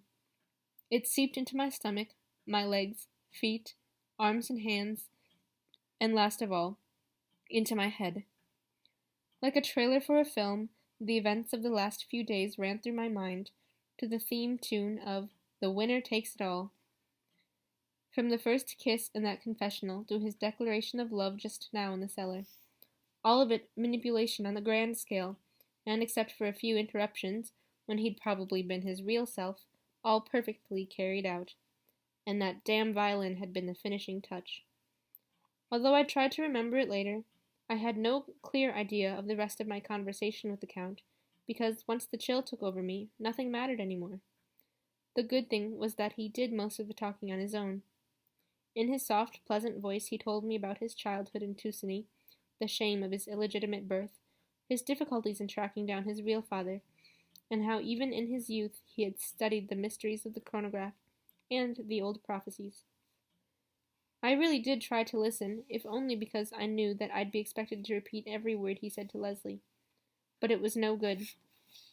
My thoughts were just circling around my own stupidity, and I badly wanted to be alone so that I could cry my eyes out. Sir? The grumpy secretary had knocked and opened the door. The Archbishop's delegation is here. Ah, good, said the Count, rising. He winked at me. Politics in these times are still greatly influenced by the Church. I scrambled up too and made him a curtsy. I have so enjoyed talking to you, said the Count, and now I look forward eagerly to our next meeting. I murmured some kind of agreement. Please give Gideon my regards and say I am sorry not to have seen him myself today. The Count took his stick and went to the door. And if I may give you a piece of advice, a clever woman succeeds in concealing her jealousy, otherwise we men always feel so sure of ourselves. I heard that faint, soft laugh one more time, and then I was alone at last. But not for long, because a few minutes later the morose secretary came in and said, Follow me, please. I had sunk into my chair again, and I was waiting for the tears with my eyes closed. But they wouldn't come. Maybe it was better that way. In silence, I followed the secretary downstairs, and then we stood around for a while, also in silence. I kept thinking I was going to fall over and die, until the man looked at the clock on the wall. Frowning, he said, "He's late." At that moment, the door opened and Gideon came in. My heart forgot that it was already lying broken and smashed at the bottom of a rocky ravine, and it beat quickly a couple of times. Wild anxiety took over from the chill in my body. Considering the disordered state of his clothes, his tousled, sweaty hair, his flushed cheeks, and the almost feverish gleam in his green eyes, I might possibly have put it all down to Lady Lavinia, but there was also a long tear in his sleeve, and the lace at his neck and cuffs was drenched in blood. "You're injured, sir," cried the morose secretary in alarm, taking the words out of my mouth. "Okay, except for this, sir. I'll call someone to get a doctor." "No, don't do that," said Gideon, looking so self-confident that I could have hit him. "It's not my blood. Or not all of it, anyway. Come on, Gwen, we must hurry. I was slightly held up." He took my hand and led me on. The secretary followed us down to the next flight of stairs, stammering a couple of times. "But what happened, sir? Shouldn't we tell the Count?" Gideon said only that there was no time, and he'd visit the Count again as soon as possible to tell him what had happened. "We'll go on our own from here," he said, as we reached the foot of the stairs, where the 2 guards were standing with their swords drawn. "Give the Count my regards. Qui nescit dissimulare nescit regnare." The 2 guards let us pass, and the secretary bowed a goodbye. Gideon took a torch out of its holder and made me go on. "Come on. We only have 2 minutes at the most." He seemed to be in high spirits, if untidy. "Have you worked out what the password means yet?" "No," I said, surprised at myself to find that my heart, having grown back, refused to fall into the ravine again. It was acting as if everything was all right, and the hope that, after all, my heart might not be wrong was almost too much for me. But I did find something else out. "Whose blood is that on your sword?" "He who does not know how to dissimulate does not know how to rule," said Gideon, holding up the torch to show us the way around the next corner. "Louis XI." "Very suitable, I'm sure," I said. "To be honest, I haven't the faintest idea of the name of the man who got his blood all over these clothes. Madame Rossini's going to throw a fit." Gideon opened the laboratory door and put the torch in a holder on the wall. By its flickering light, I saw a large table covered with strange apparatus, glass bottles, little flasks, and beakers filled with liquids and powders in many different colors. The walls were in shadow, but I could see that they were almost entirely covered by diagrams and writing, and just above the torch, a roughly sketched death's head, with pentagrams instead of eyes, was grinning at us. "Come over here," said Gideon, leading me around to the other side of the table. Then he let go of my hand at last, but only to put both his hands on my own waist and draw me close to him. "How did your conversation with the Count go?" "It was very enlightening," I said.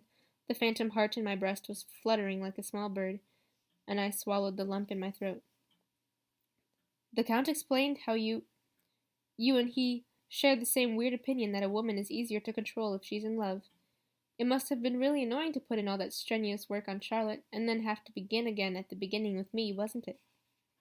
"What on earth are you talking about?" Gideon looked at me, frowning. "You did it really well, all the same," I went on. "The Count thinks so too, by the way. Of course you didn't have a particularly difficult time with me. My God, I'm so ashamed when I think how easy I made it for you." I couldn't look at him any more. "Gwyneth," he interrupted himself.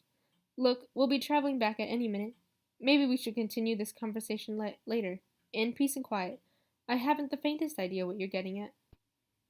"I only want to know whether it's true," I said.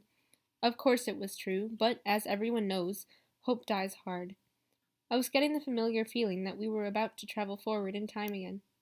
"Whether you really planned to make me fall in love with you, the same as you did with Charlotte before me." Gideon let go of me. "This isn't the moment," he said. "Gwyneth, we'll talk about it when we get back. I promise you." "No! Now!" The knots tying up my throat broke apart, and my tears began to flow. "Just say yes or no. That'll do. Did you plan it all?" Gideon was rubbing his forehead. Gwen. Yes or no? I sobbed. Yes, said Gideon, but oh, please stop crying. And for the second time that day, my heart, only this time its second edition, the phantom heart that had grown out of sheer hope, fell over the precipice and smashed into thousands of tiny little pieces at the bottom of the ravine. Okay, so that's really all I wanted to know. Thanks for being so honest. Gwen, I want to explain. Gideon disappeared into thin air in front of me. For a few seconds, as the chill came back into my body, I stared at the flickering torchlight and the death's head, trying to suppress my tears, and then everything blurred before my eyes. It took me a few seconds to get used to the light in the chronograph room of my own time, but I heard the alarm in Dr. White's voice and the sound of ripping fabric. It's nothing, said Gideon. Only a tiny cut. It hardly bled at all. I don't even need a plaster for it, Dr. White, and you can put those clamps away again. Nothing happened. Hello, haystack girl, said Zemirius. You'll never guess out what we found out. Oh no, you haven't been crying again, have you? Mr. George took hold of me with both hands and swung me once around my own axis. She's not injured, he said with relief in his voice. Not injured, no, except for my heart. Let's get out of here, said Zemirius. Bonehead's brother and your friend Leslie have something very interesting to tell you. Guess what? They've tracked down the place described by the coordinates in the Green Rider Code. You'll never believe it. Gwyneth? Gideon was looking at me as if he was afraid I might throw myself under the first bus to come along, all because of him. I'm fine, I said without looking him in the eye. Mr. George, could you please take me upstairs? I have to go home. It's urgent. Of course, Mr. George nodded. Gideon made a movement, but Dr. White was holding him. Oh, keep still, for heaven's sakes! He had torn the sleeves of Gideon's jacket and the shirt he was wearing under it right off. The bare arm was encrusted with blood, and I saw a small cut up almost by Gideon's shoulder. The little ghost boy Robert was staring at all the blood in horror. Who did this? It will have to be disinfected and stitched, said Dr. White gloomily. Certainly not, said Gideon. He was pale, and there was nothing left of the high spirits he'd shown back in the 18th century. We can see about that later. I have to talk to Gwyneth first. There's really no need, I said. I know all I want to know, and now I have to go home. I should just about think so, said Zemirius. Tomorrow is another day, Mr. George told Gideon, as he picked up the black scarf. And Gwyneth looks tired. She has to go to school tomorrow morning. Yes, exactly, said Zemirius, and tonight she's going on a treasure hunt. Or a hunt for whatever those coordinates lead us to. Mr. George blindfolded me. The last thing I saw was Gideon's eyes, looking unnaturally green in his pale face. Good night, everyone, I said, and then Mr. George led me out of the room. No one had answered me anyway, except for little Robert. Okay, I'll put you out of your suspense, said Zemirius. Leslie and Raphael had a lot of fun this afternoon, unlike you, I guess, from the look of you. Well, anyway, the two of them managed to locate the place described in the coordinates precisely. You can have 3 guesses. Where is it? Here in London? I asked. Bingo! Cried Zemirius. What did you say? Mr. George asked me. Nothing, I said. Excuse me, Mr. George. Mr. George sighed. I hope your conversation with Count Saint-Germain went well. Oh, yes, I said bitterly. It was very instructive in all sorts of ways. Hello, I'm still here, you know, said Zemirius, and I felt his damp aura as he clung to my back like a monkey, with his arms around my neck. And I have really, really interesting news. Listen to this. The hiding place we're looking for is here in London. And even better, it's in Mayfair. To be precise, in Burden Place. And to be even more precise, at number 81 Burden Place. Now what do you say? In my own home? The coordinates described a place in my house?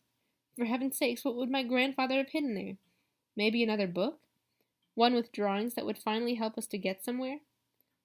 So far, the doggy girl and the frog eater have done a good job, said Zemirius. Admittedly, I have no idea of those coordinate stuff myself, but now I can be really useful, because only the unique, the wonderful, the brilliant, clever Zemirius can stick his head through walls and see what's hidden behind them. We're going on a treasure hunt tonight. Would you like to talk about it? asked Mr. George. I shook my head. No, it can wait until tomorrow, I said, and I was speaking to both Mr. George and Zemirius. Tonight I was going to lie awake in mourning for my broken heart. I wanted to wallow in self-pity and high-flown metaphors. And maybe I'd listen to Bon Jovi and Hallelujah while I wallowed. After all, everyone needs her own soundtrack for a tragic case like this. Epilogue. London, September 29th, 1782.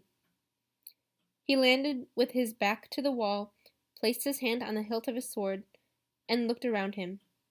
There was no one about in the yard of the inn, just as Lord Alistair had promised. Washing lines stretched across it from wall to wall, and the white sheets hanging on them moved slightly in the wind. Paul looked up at the windows that reflected the afternoon sun.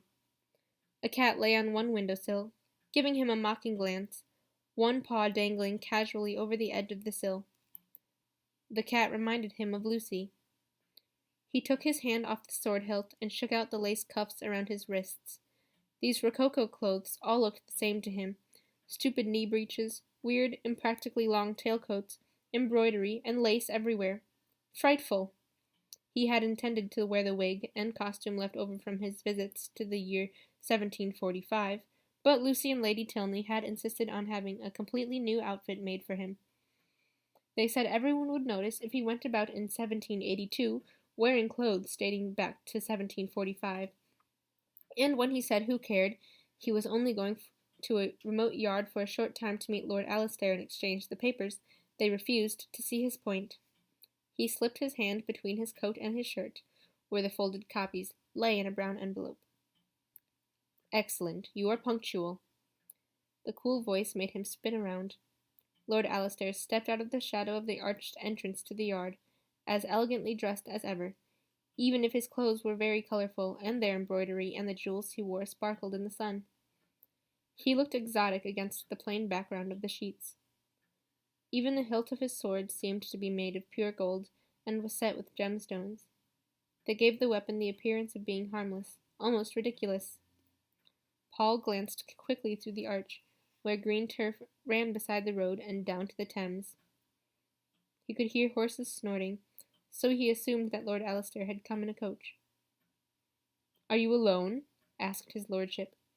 His tone of voice was extremely arrogant, although he also sounded like a man with a chronically stuffy nose. He came closer. "What a pity! I would have liked to see your pretty red-haired companion again.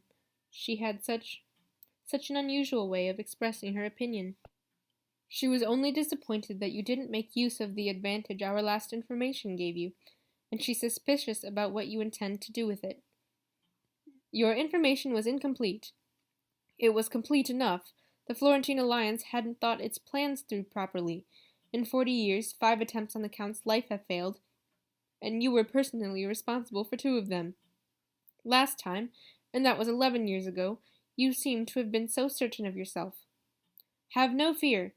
The next attempt won't fail," said Lord Alistair.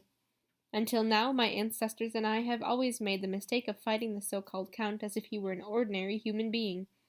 We have tried to unmask him, spread defamatory rumors about him, destroy his reputation. We have also tried to help lost souls like you back to the straight and narrow path, before we realized that you were all lost long ago, because you inherited his demonic blood." Paul frowned with annoyance. He had never been able to make head or tail of the unctuous remarks uttered by his lordship and the other men of the Florentine Alliance. "We have tried to destroy him like any ordinary man, with poison, the sword, bullets," Lord Alistair went on. "How ludicrous!" He gave a hoarse laugh. "But whatever he did, he always seemed to be one step ahead of us. Wherever we went, he was always there first. He seemed invincible. He has influential friends and protectors everywhere, and like him, they are experts in black magic. The members of his lodge are among the most powerful men of our time. It has taken me decades to understand that a demon cannot be defeated by human methods, but now I know better." "Glad to hear it," said Paul, casting a quick glance to one side. 2 more men, clad in black and carrying drawn swords, had appeared in the arched entrance. Damn it. Lucy had been right. Alistair had no intention of keeping his word. Do you have the letters? Of course, said Lord Alistair, taking a thick bundle of papers tied together with a red cord out of his coat pocket. These days, and not least thanks to you and your excellent information, I have succeeded in getting a good friend of mine to infiltrate the ranks of the Guardians. He is now providing me with important news every day. Did you know that the Count is back in town at this moment? Ah, but of course you did. He weighed up the bundle in his hand, and then tossed it to Paul. Paul caught it neatly with one hand. Thank you. I'm sure you've had copies of them made. There was no need, said his lordship with his usual arrogance. And what about you? Have you brought me what I asked for? Paul stowed the bundle of letters away under his coat and held up the brown envelope.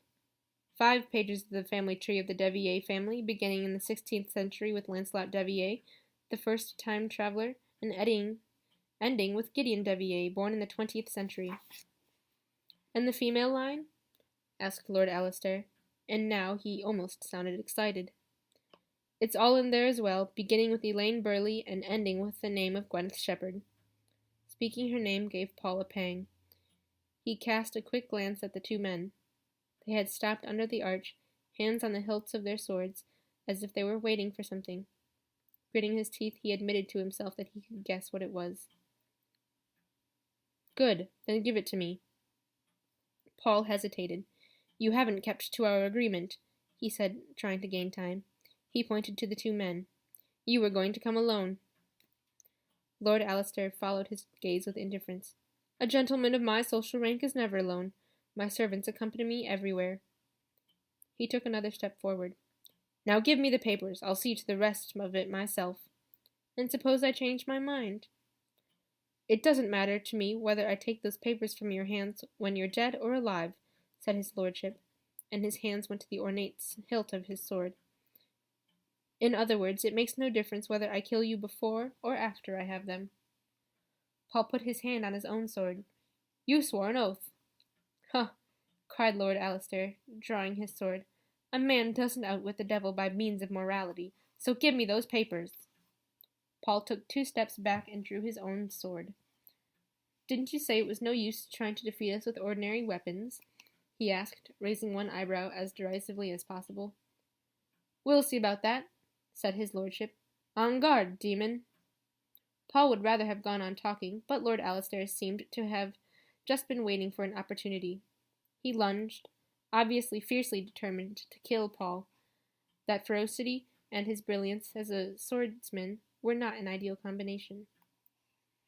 Paul realized as much when, 2 minutes later, he had his back to the wall. He had parried the attack as well as he could, had ducked down under the sheets, and tried to drive Lord Alistair into a corner himself. It didn't work. The cat from the windowsill, spitting, jumped down and ran away through the arched entrance. All was still behind the windows. Damn it, why hadn't he listened to Lucy when she begged him to set the chronograph to a shorter window of time? Then he might have been able to hold out long enough to disappear into thin air before his lordship's eyes. Alistair's weapon flashed in the sun.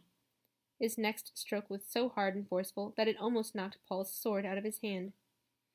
Wait, he cried, gasping even more than he really had to. You win. I'll give you the papers. Lord Alistair lowered his sword. Very sensible of you. Appearing to breathe with difficulty, Paul pushed himself off the wall and tossed the brown envelope to Lord Alistair. At the same time he rushed after it himself, but Lord Alistair seemed to have been prepared for that. He let the envelope drop to the ground and easily parried Paul's attack.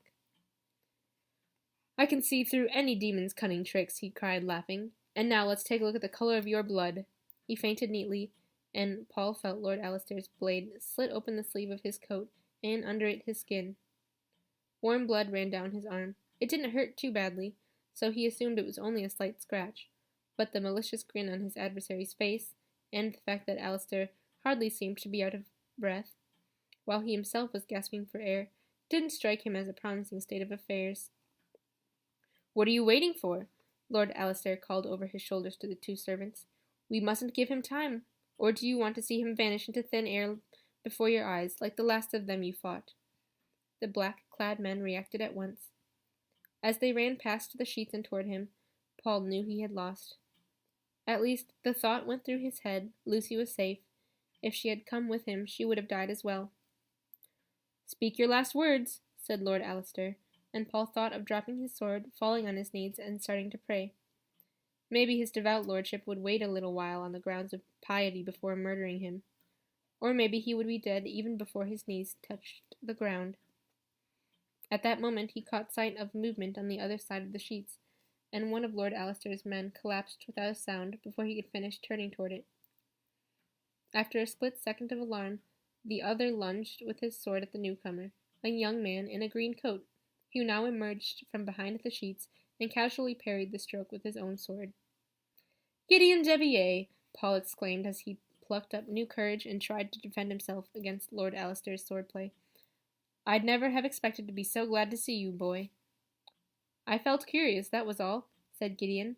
"I saw the coach with Lord Alistair's crest on the panels standing outside there in the street, and I thought I'd see what was going on in this deserted backyard." "My lord, this is the demon who killed Jenkins in Hyde Park," Lord Alistair's man gasped. "Do what you're paid to do." Lord Alistair spat at him, seeming to redouble his own strength. Paul felt it himself for the second time, on the same arm, but a little higher up. This time the pain went right through him. "My lord!" The servant seemed to be in difficulty. "You deal with this one," Lord Alistair cried angrily. "I'll see to the other." Relieved, Paul gasped for air as his lordship moved away. He cast a brief glance at his arm. It was bleeding, but he could still hold his sword. "We've met before." Lord Alistair was standing opposite Gideon, his sword blade dark with Paul's blood. "Quite correct," replied Gideon, and Paul admired, if rather reluctantly, the calm assurance of his manner. Had the boy no fear at all? 11 years ago, shortly after your failed attempt on Count Saint-Germain's life, we met at Galliano's fencing school. "Marquis Weldon, wasn't it?" said his lordship scornfully. "I remember. You brought me a message from the devil himself. I brought you a warning, which, unfortunately, you ignored." There was a dangerous glint in Gideon's green eyes. "Demon riffraff! I knew it as soon as I set eyes on you, and you parried neatly, but you may recollect that I won our little fencing match." "I remember it very well," replied Gideon, shaking the lace cuffs at his wrists as if they were bothering him, "as if it were only last week. Which, from my point of view, in fact, it was." "En garde!" Metal clashed against metal, but Paul couldn't see who had the upper hand, for the remaining servant had gathered his wits together and was making for him with his drawn sword. The man fought less elegantly than his master, but very fiercely, and Paul felt the strength in his injured arm quickly failing him, in spite of that short breathing space. When would he finally travel back? It couldn't be much longer now. He gritted his teeth and fainted. For several minutes no one spoke. There was only the clashing of blades and hard breathing to be heard, and then, out of the corner of his eye, Paul saw Lord Alistair's valuable sword fly through the air. It landed on the pavement of the yard with a dull clang. "Thank God." The servant took a couple of steps back. "My lord?" "That was a sly trick, demon," said his lordship angrily. "Against all the rules. I was winning." "Seems to me you're a bad loser," said Gideon. He was bleeding from a wound to his arm. Lord Alistair's eyes were burning with rage. "Kill me if you dare." "Not today," said Gideon, putting his sword back into his belt. Paul noticed the slight movement of Lord Alistair's head, and saw the servant tense his muscles. Quick as lightning, Paul threw himself between them and parried the stroke before the point of the servant's sword could drive in between Gideon's ribs. At the same moment, Gideon had drawn his own sword again. He ran the man through the chest with it. Blood spurted from the wound, flowing profusely, and Paul had to turn away. Lord Alistair had used the moment to pick up his sword and spit the brown envelope lying on the pavement on the point of it. Without another word, he turned and ran away through the arched entrance of the yard. "Coward!" shouted Paul angrily. Then he turned to Gideon. "Are you hurt, boy?" "No, it's only a scratch," said Gideon. "But you don't look so good. Your arm, all that blood."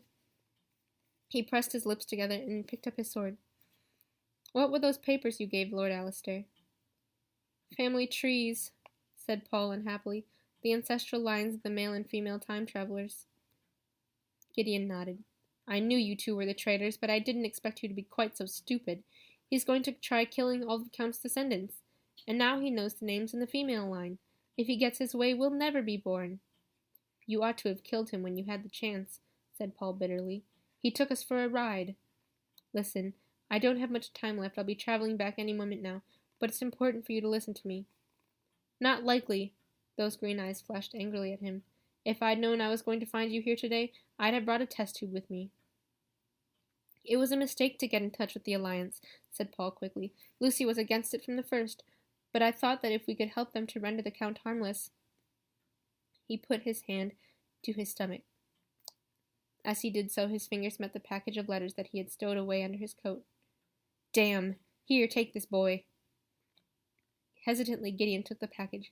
Stop calling me boy. I'm taller than you. These are a part of the prophecies that the Count has always kept away from the Guardians.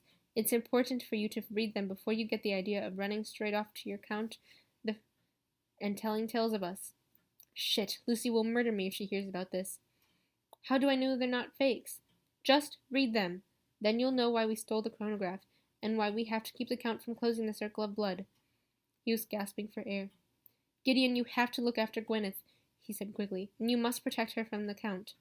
I'd protect Gwyneth from anyone. There was an arrogant look in Gideon's eyes. But I don't know what that has to do with you. It has a great deal to do with me, boy. Paul had to exercise self-control not to come to blows with the lad. God, if he only had the faintest idea. Gideon folded his arms.